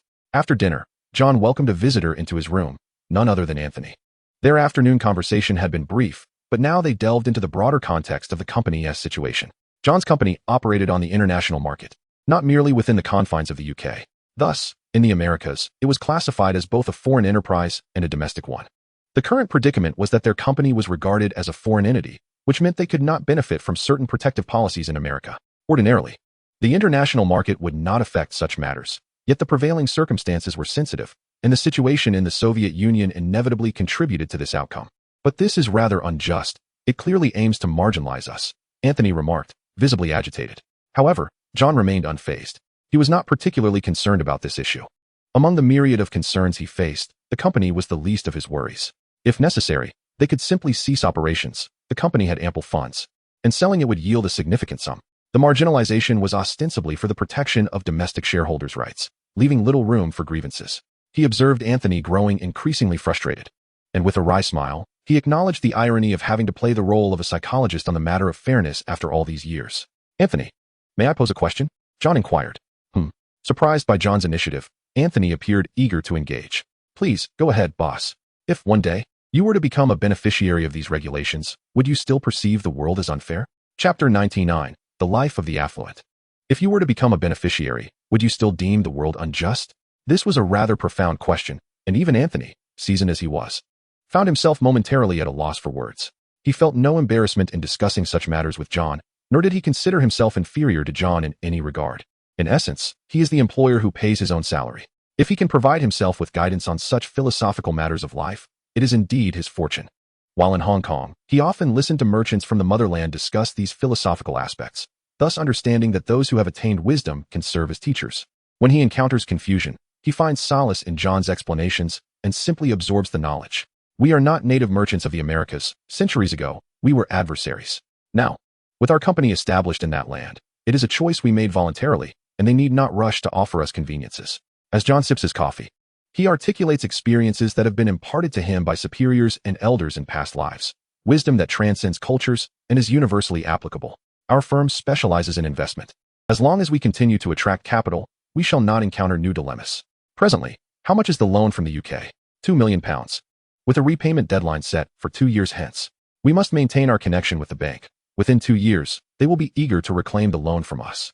In the event that the bank does not demand repayment at that time, John will capitalize on the economic collapse in the UK to return the loan. To put it plainly, John would not take out this loan were it not for the potential profit. Regarding credit issues, as long as John navigates the situation without significant problems, there is no cause for concern. Did you witness how Howard operated during your time with the headhunters? Anthony shook his head. The essence of a headhunter's role is to act as an intermediary. Their clients seek talent, and you, the talent, seek employment. In comparison, our investment firm also serves as an intermediary, albeit in the financial realm, connecting those in need of funds with the means to generate profit, thereby ensuring our own gains. Thus, you need not concern yourself with extraneous matters. Simply secure our chosen vessel tightly to our grand ship. What transpires for them in the future is of no consequence to us. John observed Anthony's expression, a mix of comprehension and confusion, and rephrased his inquiry. After withdrawing your information from Howard, did he reach out to you? Anthony paused, quickly shaking his head. No, he did not. This underscores the point. While intermediaries have a duty to protect the information of their talent and clients, one must not harbor resentment towards a client simply because they have taken an interest in another candidate, nor should one develop disdain for the entire environment. John took another sip of coffee, aware that Anthony's previous exalted status in Hong Kong contributed to his sense of disillusionment. We are investors, wagering on whether this commodity can secure its place in the market. In principle, no individual or commodity can perpetually generate value for us.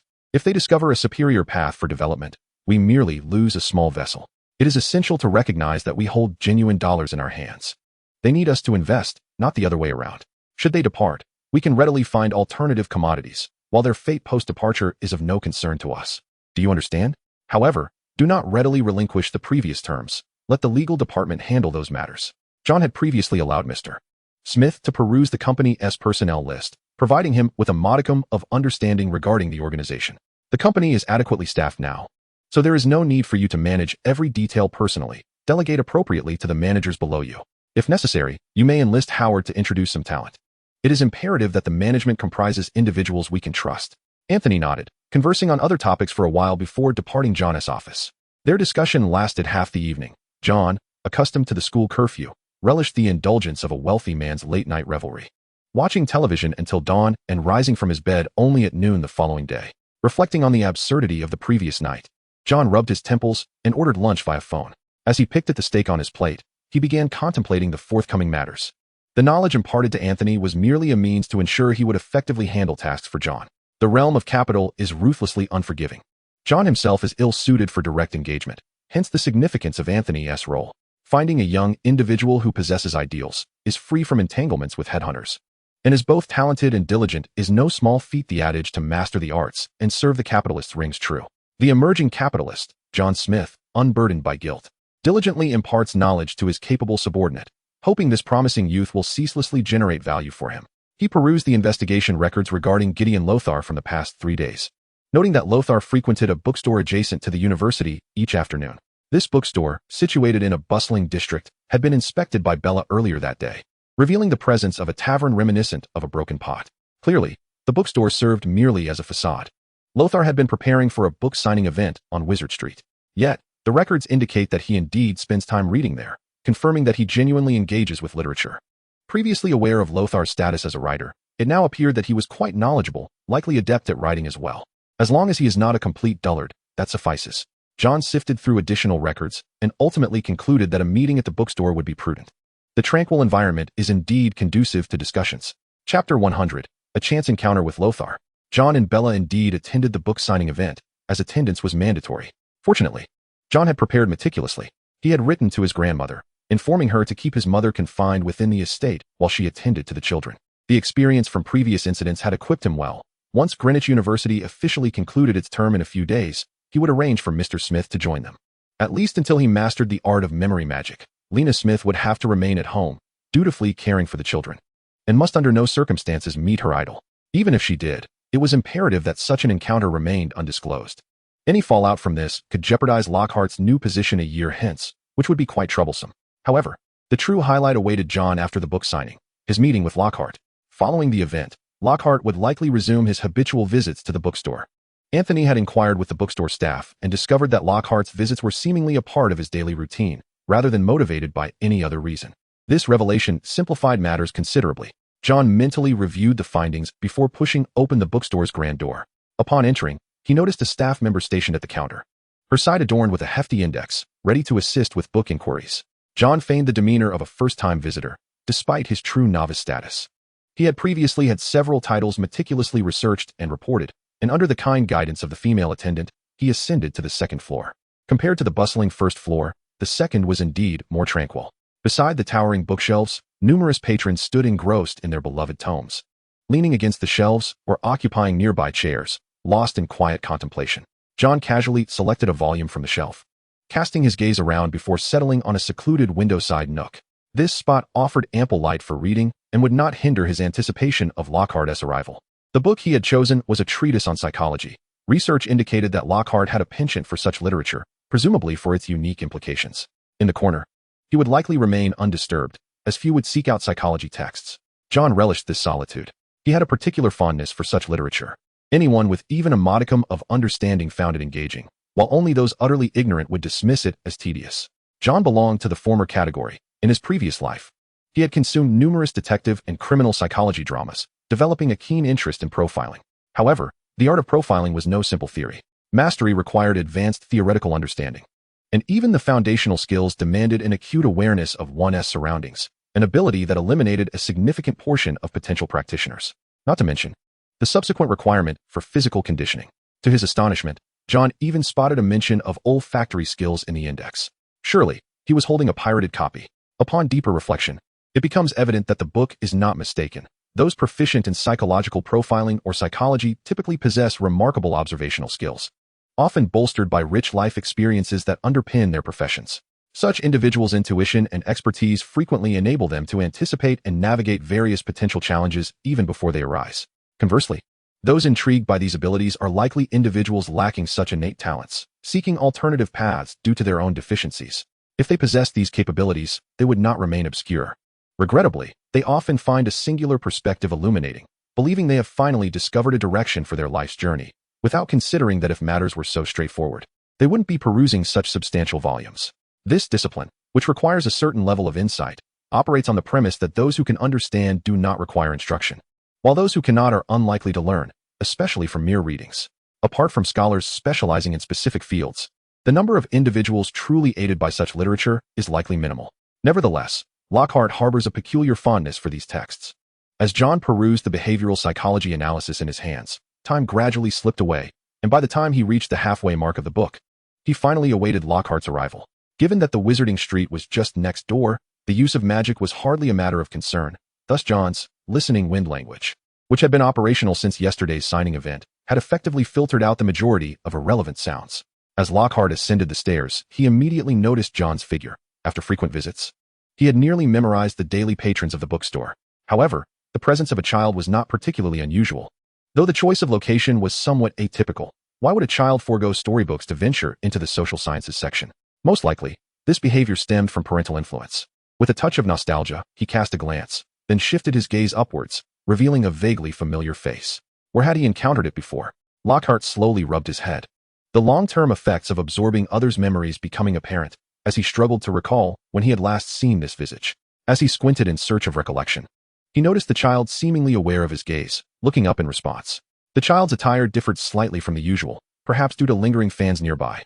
He had chosen a more casual ensemble, complete with sunglasses. Ultimately, the child's singular utterance unmasked his identity. Chapter 101. The Man, Lockhart. Mr. Lockhart enjoys visiting this bookstore as well. How could he be recognized, even in such a casual guise? Lockhart swiftly turned his head, scanning the surroundings, and observed that indeed few had taken note of them in this nearly empty bookstore. He adjusted his sunglasses and instinctively wiped his collar, attempting to straighten his bow tie, only to realize he was not wearing one. Embarrassed, he wiped his hands instead and hurriedly approached John, surveying him for a moment before lowering his voice to inquire, "Who might you be?" As he noticed Lockhart approaching with a furrowed brow and a wary demeanor, John pondered briefly, set his book aside, and donned a disarming smile. "Me? I am undoubtedly your admirer." Lockhart sat down opposite John, his brows slightly knitted. "Do not jest, you hardly resemble a fan." After all, he had hosted book signings and had encountered numerous enthusiastic female fans. Although this was his first encounter with a male admirer in private, he could empathize. Even the most composed fans would at least express their excitement upon meeting their idol, if not display a modicum of nervousness as a sign of respect. Where would he find friends? Lockhart mused. For someone like him, having too many acquaintances was perilous. What then? Care to take a guess? John felt somewhat helpless. Generally, wizards adept in memory magic possessed exceptional recall. Moreover, they had met just the day prior. John was quite certain they had exchanged glances. Yet he had no intention of elaborating. He had stated the facts, and if Lockhart chose not to believe him, what more could he do? Not only could he sense the magical traces emanating from the young man before him, but he also felt assured that the lad had no reason to deceive him. After all, John was merely an author and bore no animosities. Who would bother to ambush him? Furthermore, they were surrounded by muggles. Who would dare to act violently in such company? However, Lockhart pressed his lips together. "You must first tell me how you recognized me." John cast a glance at him and responded, by breath comparison. "What?" Upon hearing this answer, Lockhart was struck with a headache anew. Already suffering from lingering after effects, He knew that uncontrolled emotions could easily lead to a surge of magical energy. He glanced at the books strewn across John's table. Noticing one that he had not yet finished reading, Lockhart felt that standing would make him dizzy, so he remained seated and deftly pulled the book towards him. I'm sorry, but I still cannot recall where I have encountered you. By breath comparison, you say? Indeed, a person possesses a unique aura, varying in the weight of footsteps, the scent of clothing, the rhythm of breath, and even the fragrances emitted by hair and skin, all of which can assist in identifying an individual. John tilted his head, smiling calmly as he spoke. This is a magical application I devised myself. It involves comparing the auras of wizards to ascertain their identities. Is that merely a minor technique? Lockhart smiled outwardly, yet felt a wave of astonishment within. What was the state of Hogwarts now? It seemed that even first or second year students could independently explore magical applications. You are from Ravenclaw? John shook his head. Hufflepuff. Another surprise. Never had it crossed his mind why the usually unremarkable Hufflepuff had managed to refine spells.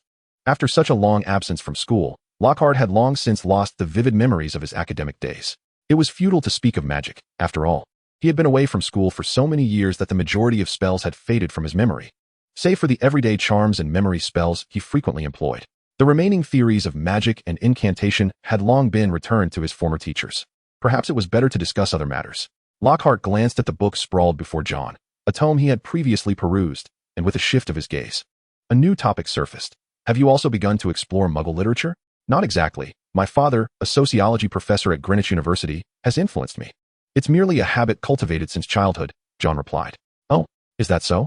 Lockhart's feigned enthusiasm for such interests bubbled up within him, and his penchant for imparting wisdom, typically reserved for charming ladies, emerged instinctively in the presence of a child. John, amused, willingly engaged, and soon the two wizards found themselves delving into the study of Muggle knowledge. Upon realizing that John was not merely a child with a passing curiosity, but one with a substantial foundation, Lockhart felt as though he had discovered a kindred spirit, eager to forge a friendship across generations. He had truly never encountered such a remarkable young wizard. However, while Lockhart was elated, John began to feel a sense of dread. This was not his purpose. He had come in search of a teacher, not a companion. Mr. Lockhart, I merely attended your book signing and intended to browse at this bookstore. I harbor no other intentions, John stated, exasperated. How could a celebrated wizard lack any semblance of restraint? In his past life, celebrities would always maintain an air of aloofness. Regardless of how fervently their fans might adore them, they would sit in vehicles, feigning indifference, perhaps genuinely unconcerned about their admirers. Yet they would at least pretend to care about their image. Was it truly wise for an adult wizard to be so naively open? Furthermore, he genuinely believed that such knowledge was merely a pastime without any practical significance. The so-called behavioral analysis could only be applied if there were behaviors to analyze. Within the social milieu of wizards, what actions were there to scrutinize? Wizards relied on apparition to traverse distances. Lockhart, listening intently from across the table, raised an eyebrow. Young man, I find your attitude quite unsatisfactory. John had not anticipated that his offhand remark would open the floodgates of Lockhart's discourse. Yet, since the serious discussion had yet to commence, he had no choice but to endure Lockhart's lecture. Muggle studies do possess their merits. Take this behavioral analysis, for instance. It teaches us that even a subconscious gesture can be employed to discern another's identity. Lockhart held the book aloft and continued, facial expressions can reveal emotions, and the actions of one's body along with daily habits can unveil a wealth of additional information. Lort certainly does not specialize in these matters. His knowledge stems entirely from their practical applications. Muggles possess considerable experience in this regard, whereas wizards lack such diverse leisure pursuits. With no films or television, the medieval operas and dramas remain the predominant forms of entertainment within the wizarding community. Criminal activities do not necessitate the involvement of detectives, as the Ministry of Magic surveillance system is remarkably efficient. A few aurors can apprehend the culprits and dispatch them to Azkaban with ease. Lord is an astute individual who, after graduating from a magical school, wandered through various countries, gaining exposure to the rich tapestry of Muggle customs. He later embarked on his own career, but initially encountered several challenges, as wizards were reluctant to place their trust in him. Without that trust, his aspirations proved difficult to realize. Thus, he began to delve into the realm of writing, during which he encountered psychological literature from the Muggle world, specifically focusing on criminal psychology. Two types of individuals left a profound impression on him: specialized investigators and con artists. Interestingly, Lord has had encounters with both. In England, there exists a clandestine department known as Zero, which operates under the auspices of the Ministry of Magic. This department parallels the Ministry's Muggle Affairs Division, addressing matters pertaining to the magical world. Established by a consortium of British universities, its members consist primarily of those who are inquisitive about the wizarding realm. selected through a rigorous process from various university societies, and subsequently trained. Furthermore, substantial funding is provided, and the British Defense Department prioritizes the recruitment of these individuals. Lord had once witnessed a con artist while accompanying a member of Zero during an operation. Thus, the ability to see through deception enables one to embody it, a reciprocal relationship. John nodded in agreement, smiling as he noted a saying from the Muggle world: "The best con artists are the finest actors." He recognized that his words were devoid of fault. This compliment would undoubtedly flatter Lord while ensuring his comfort. Indeed, Lord appeared quite pleased with John's perceptive response. "Have you heard of Frank? I hold him in high regard." "Frank who? The leader of some con artist syndicate?" Lord, noticing John's bewilderment, promptly elaborated. "Frank, full name Frank William Abagnale. He is a legendary figure, having been sought by multiple countries for his fraudulent activities decades ago. Before turning 21, he assumed no fewer than 8 different identities and professions, from a pilot to a pediatrician and even a lawyer, without ever being exposed. It is said that he could gain the trust of professionals while lying, convincing them that he was indeed one of their peers. Presently, he serves as a security consultant in the United States. Nothing was particularly surprising. John observed Lockhart with amusement while quietly listening. "If your performance is convincing enough, people can believe almost anything," Frank had said. John silently absorbed Lockhart's lengthy, speech-like monologue, and soon recalled who Lockhart was referencing. Frank might not be a household name. Yet when it comes to a renowned film, John was well acquainted. The American movie Catch Me If You Can, released in 2002, was indeed a sensational success, especially with its star, Leonardo DiCaprio, who enjoyed considerable popularity across China. Naturally, John was no exception. He had watched the film numerous times and retained a general understanding of its plot. However, Lockhart's single remark had unearthed his memories of the film from the depths of obscurity. Yet, even the most astute individuals can make rather elementary mistakes. Both Frank and Lockhart would inevitably face consequences. At this moment, if John could not fathom why Dumbledore had summoned Lockhart to Hogwarts to teach, it would suggest a defect in his reasoning. This was clearly a case of Dumbledore having leverage over him, forcing him into a predicament. Nevertheless, John intended to employ this very strategy. While others might lack leverage, he possessed it. Lockhart's vulnerabilities resided within John's mind, and the pertinent evidence lay within the dialogue exchanged between the two. "Mr. Lockhart, is it accurate to say that this is how your books were written?" It was indeed a clever tactic, though John pondered whether Ms. Skeeter from the Daily Prophet would find your legendary experiences intriguing. John closed the book, continuing to smile innocently. "What I refer to is, of course, your genuine experiences, rather than what is penned in your writings. Such matters hinge on being caught off guard. Threats are most effective when Lockhart is least prepared." As anticipated, upon hearing John's words, the smile that had graced Lockhart's face abruptly froze, gradually shattering into a visage that appeared increasingly menacing. Chapter 103. Opportunities should not be missed. John witnessed the flicker of murderous intent cross Lockhart's face, only for it to recede, revealing once more the veneer of gentlemanly pretense. "What are you talking about? I have no such truths or fabrications." Lockhart composed himself, aspiring to dismiss the child before him. After all, a student being harmed would attract the attention of the Ministry of Magic. "There's no need to be anxious. I harbor no ill intentions." In contrast, John remained remarkably composed, entirely unconcerned that Lockhart might take action against him. With Helga's protection, he felt neither fear of death nor apprehension about anyone attempting to alter his memories. This was a Muggle gathering area, where the use of magic posed significant risks. Thus, John believed a calm dialogue would be prudent, much like their previous exchange. With the upper hand firmly in his grasp, John felt remarkably at ease. "Having just listened to your extensive discourse, I find you to be an exceptionally intelligent individual, and I relish conversing with astute minds." Lockhart gazed at the youth before him, who exhibited a maturity beyond his years, gradually loosening his grip on his wand. As he had mentioned, he possessed a remarkable talent for discerning the subtleties of human expression.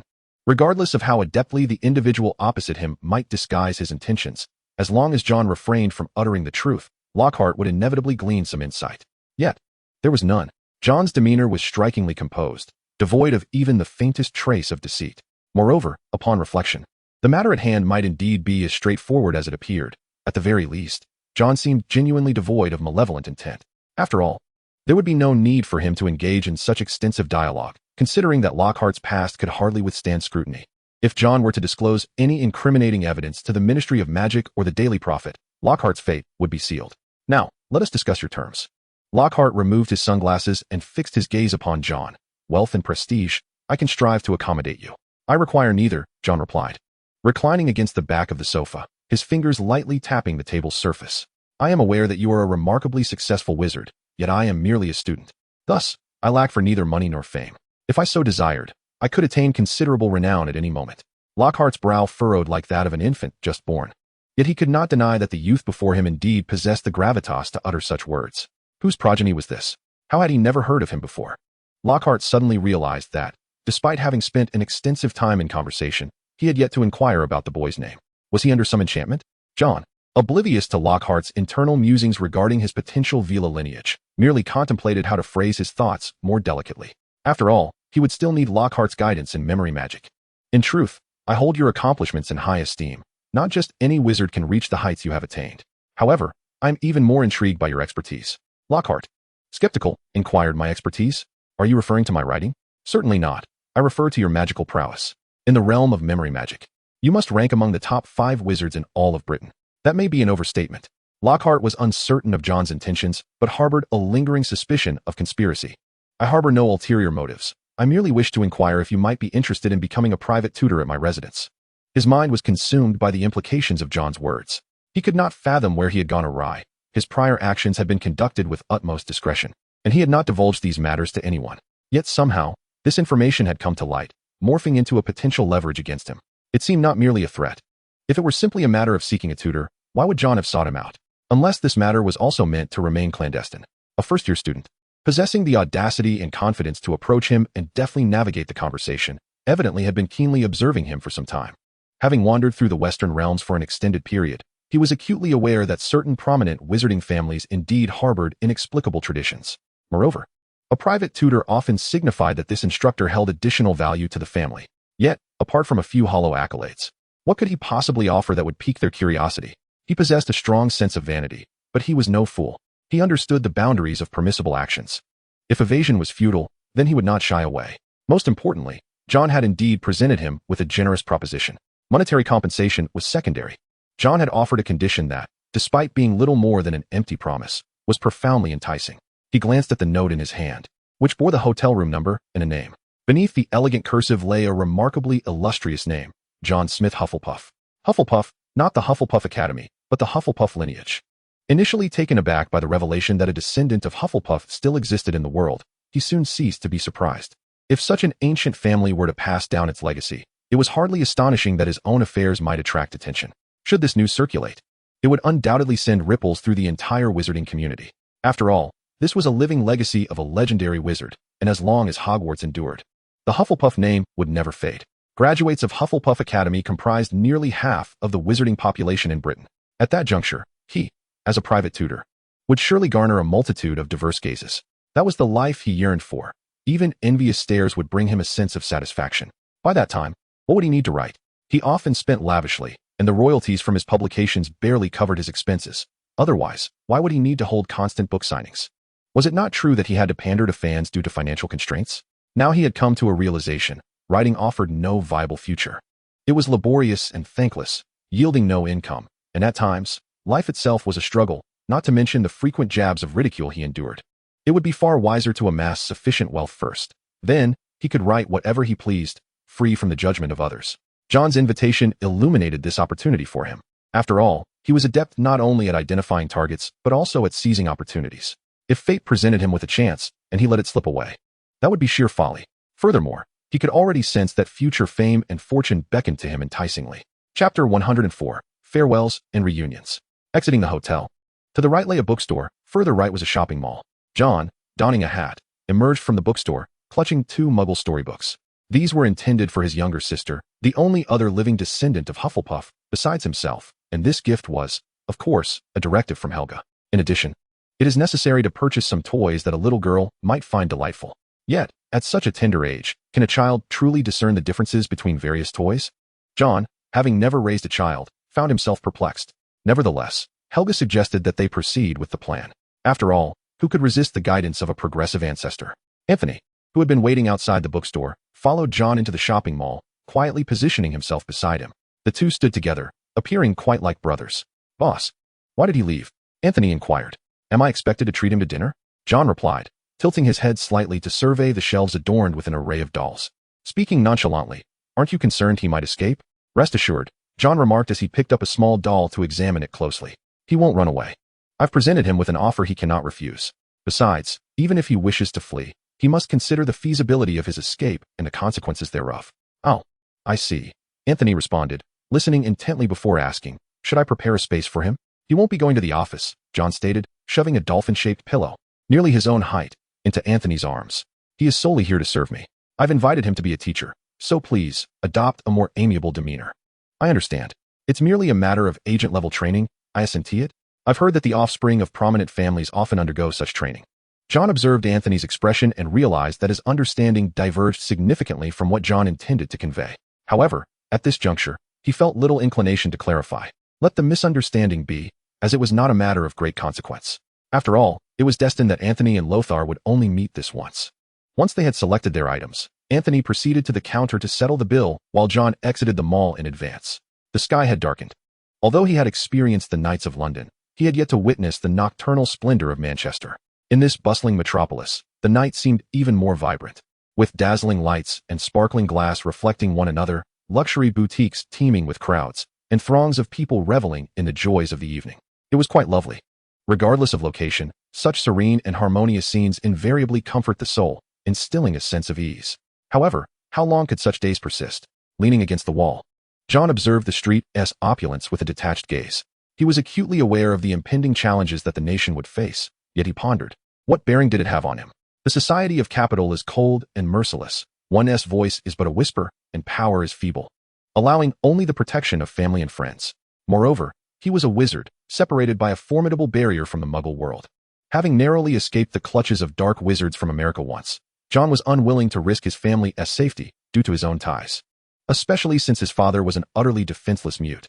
This was an undeniable reality. As long as Lovell Smith remained within the Muggle society, John could not retract the guardianship he had established for his father. Who can fathom the sinister deeds that those malevolent sorcerers are capable of? After all, aside from his memory charms, Lockhart possesses a variety of other talents.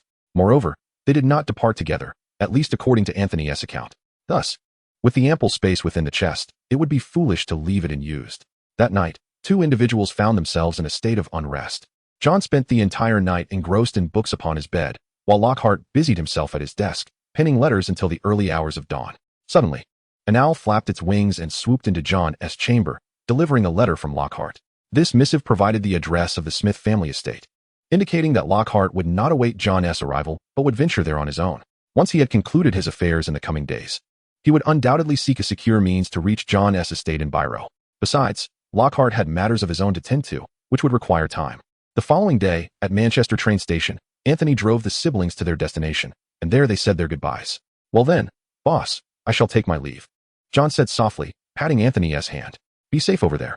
Anthony reassured him. Do not worry, I shall call you upon my arrival. It was difficult for Anthony to part ways once again after a brief return home, yet such is the nature of work. John watched as Anthony's figure faded into the vehicle, then turned to follow Bella into the station. Life is perpetually a series of fleeting reunions, and there is no need to mourn a temporary separation. Sister, let us be off as well. Notification of train delay from Manchester to London. Chapter 105. Special Investigator John and Bella boarded an antique tourist train, complete with a black locomotive. The carriages were adorned with exquisite decor, evoking a sense of having stepped into the world of murder on the Orient Express. The entire train was infused with a nostalgic charm of a bygone era, making it an impeccable choice for leisure travel. In the waiting room, Bella sampled a small cake, casting a disdainful glance at John, who was perusing a travel brochure. You've been here before. What is the point of looking? John, of course, was well aware of his previous visits. He often accompanied his parents on such short excursions during his youth. These leisurely train rides, while not swift, allowed for scenic views along the route. The only drawback was the slow pace, as a 2-hour journey could easily double in duration, and waiting for the train could be quite dull, indeed, exceedingly dull. Glancing at his watch, John noted that the scheduled departure time had long passed. Who would have imagined this train could be delayed? He mused. Isn't it rather commonplace for trains to run late? Not every train operates like the school express. As Bella munched on a delicate pastry, she calmly remarked, it is merely a delay. Perhaps the train is undergoing repairs due to some mechanical fault or an unfortunate incident. In this vast world, unforeseen events are bound to occur. This sentiment rang familiar to John. He rubbed his temples, closed the travel brochure in his hands, and replied nonchalantly, to be honest, could you perhaps refrain from indulging in so many of Lockhart's writings? At the very least, limit yourself to those adventurous quotes that seem to thrive on chaos. Bella scoffed at his suggestion. As the son of a certain patron, John, armed with a client voucher sent by his mother, accompanied Bella in the opulent waiting lounge, where an almost deserted atmosphere prevailed, complemented by an abundance of snacks and beverages. Surprisingly, there were even plates of pasta available. The travel train itself boasted no luxury compartments. Once seated, it wasn't long before a fellow passenger took a seat across from them, a young woman. The train was stocked with pre-prepared fruits and drinks, with each table accommodating portions for 6. Naturally, most travelers would not partake in such offerings. Even as the train commenced its journey, John's carriage was far from full, with only a few scattered individuals occupying the seats around them. John and Bella found themselves in the company of the most passengers. The woman opposite them appeared to be in her 20s, and since their tickets were assigned, John had no choice but to remain seated there with Bella, as any attempt to relocate would be conspicuously rude. Yet, the silence was palpably awkward. With this stranger present, John felt compelled to forego conversation with Bella, especially since the woman seemed to scrutinize them. Could they have encountered a nefarious character? John gently nudged Bella, signaling her to remain vigilant. Just as the woman across spoke softly, "John Smith?" John's head snapped up, meeting the gaze of the blonde woman's sapphire blue eyes. They exchanged glances for a moment, but he could not place her. "Excuse me, may I ask who you are?" Bella inquired, sensing her brother's confusion and instinctively taking on the role of the protective sister. Yet, the blonde woman's eyes exuded a gentle warmth, reminiscent of sapphires, making it difficult for Bella to associate her with any wrongdoing. "You needn't be alarmed. I am not here to cause harm." With a slight nod, she presented herself with the poise of a well-trained lady, offering a soft smile. "Hello, I am Bella, John's cousin, and this is my aunt, Lynn Smith. Greetings, I am Joanne." The blonde woman extended her hand, and Bella reciprocated the gesture before they both released their grip. In unison, they sipped their milk tea. Indeed, the atmosphere was awkward. Despite being strangers, they were compelled to feign familiarity, a rather arduous endeavor. Fortunately, John soon recalled exactly who the person before him was. However, the only question that lingered was whether this Miss Joanne had encountered them by mere chance, or if their meeting had been orchestrated in advance. For John distinctly remembered that she had handed something to his mother at that time. But was she a colleague? John did not believe so. He was well aware of his family's affairs, and his mother's social engagements were confined solely within the Ministry of Magic, devoid of any professional endeavors in the Muggle world. If she were indeed a colleague, it would have to be within the ministry. Yet, it was abundantly clear that as John removed his ring and donned his glasses, there was not a trace of magical aura surrounding this woman named Joanne. "I do remember you, but I do not recall you being a colleague of my mother. She seldom attends the office, and I am unaware of her colleagues." "Not a colleague in the traditional sense, but rather someone who has worked alongside her," Joanne clarified. "As you can see, I am not quite one of your kind." Joanne rummaged through her small bag and produced a clip, retrieving a card from the few contained within, and extended it towards John. He accepted the card, flipping it over curiously before softly reading its contents aloud. "Zero Special Investigator?" Chapter 106, Joanne Catherine Rowling. This was not the first time John had heard of the organization known as Zero. Just recently, he had learned from Gilderoy Lockhart about this special department of the Muggle government responsible for overseeing magical affairs, affiliated with a highly secretive agency. It was quite a surprise to encounter it here. "However, I am no longer employed by Zero.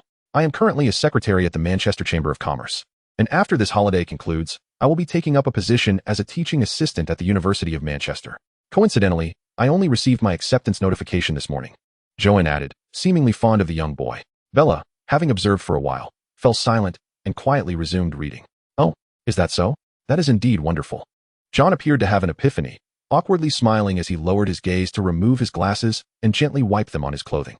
If memory served him correctly, it was precisely last night that Lockhart had resigned from his position as a teaching assistant. This could hardly be a coincidence. The University of Manchester was not lacking in teaching assistants, and it could simply mean that with one resigning, they sought a suitable replacement. If it was merely a coincidence, one could only remark on the whims of fate. "But when you departed, did you not undergo the memory erasure?" he inquired, quite surprised that she would recognize him.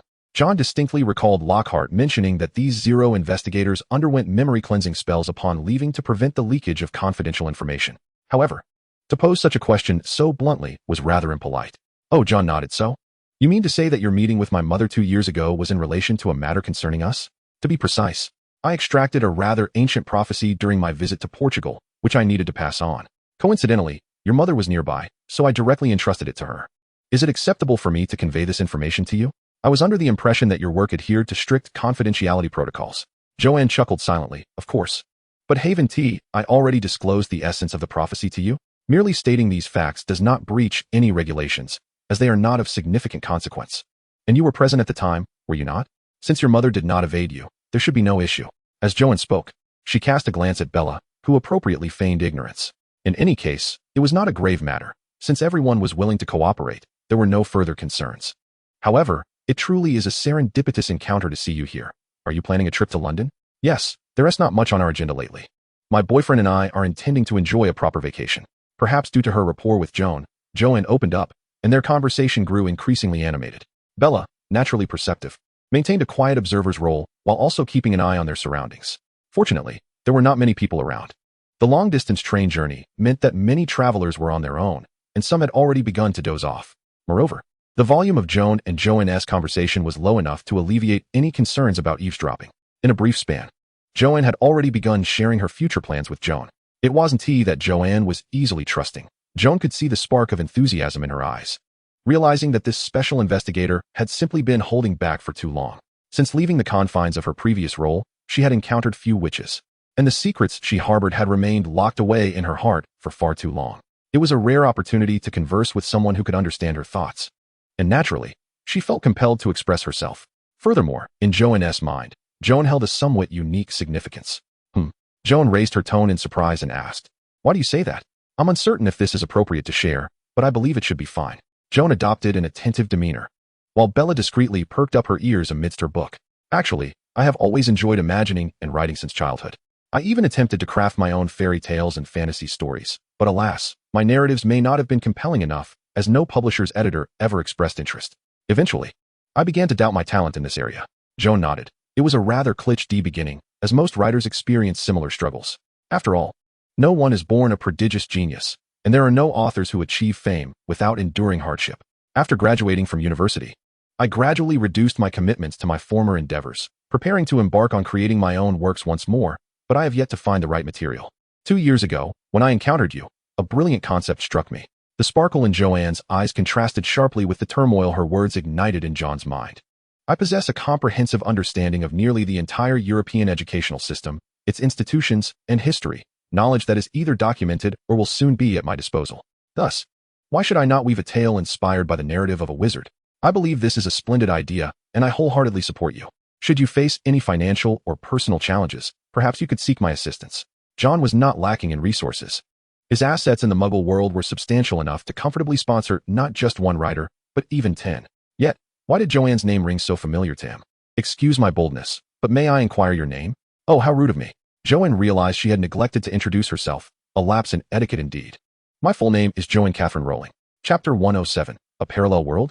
Ever since entering Hogwarts, John's worldview had been in a state of disintegration. However, this was not unusual. One must continually endure the collapse and reconstruction of their perspective to mature. Yet, not everyone can withstand such profound upheaval. Rowling herself, the original author of Harry Potter, stood vividly before John. A namesake?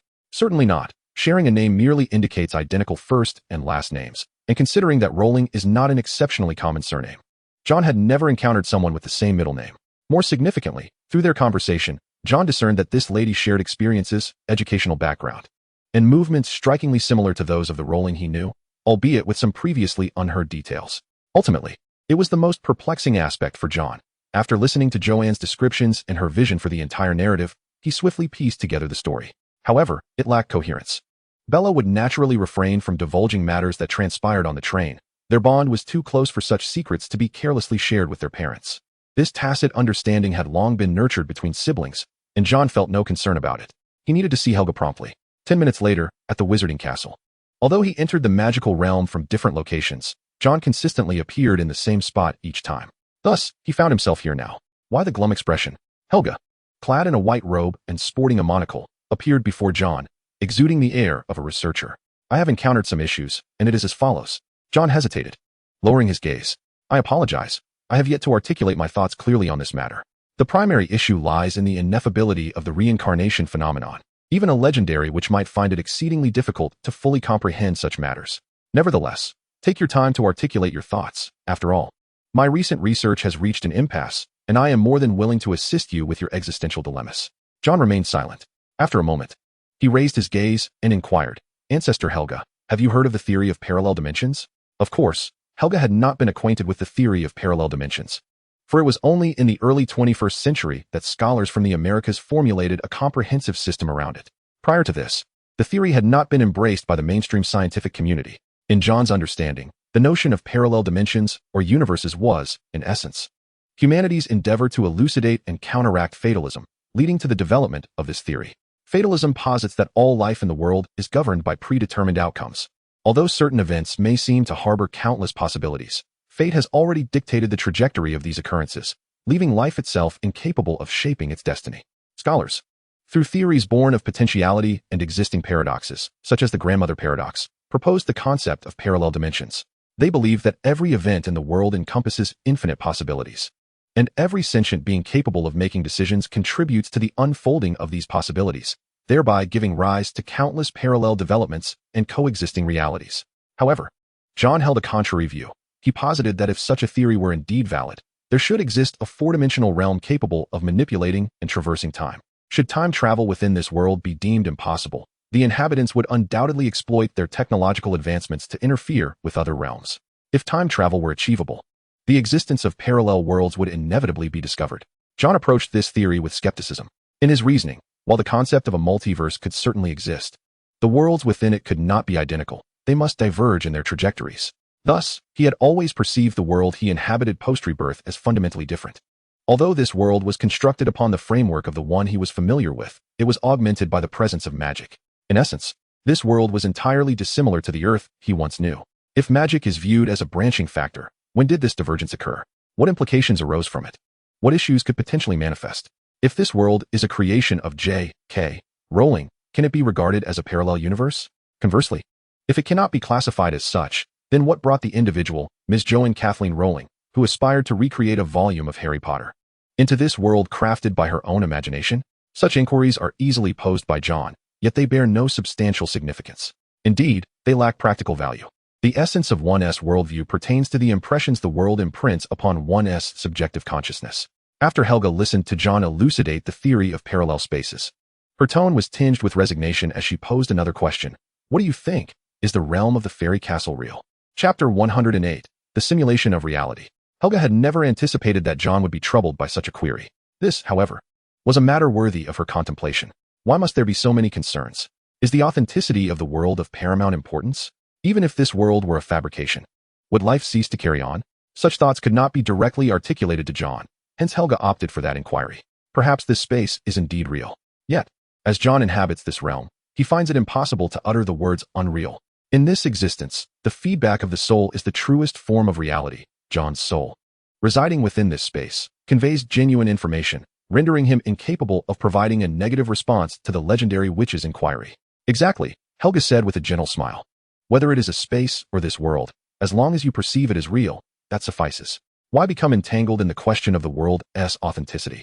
Such matters are trivial. What truly matters is your perspective. What we deem real is merely the manner in which this world delivers information to you and how you choose to process it. As long as you believe in its reality, then these experiences hold meaning, and your existence in this place is worthy of your struggle. The witch paused before continuing.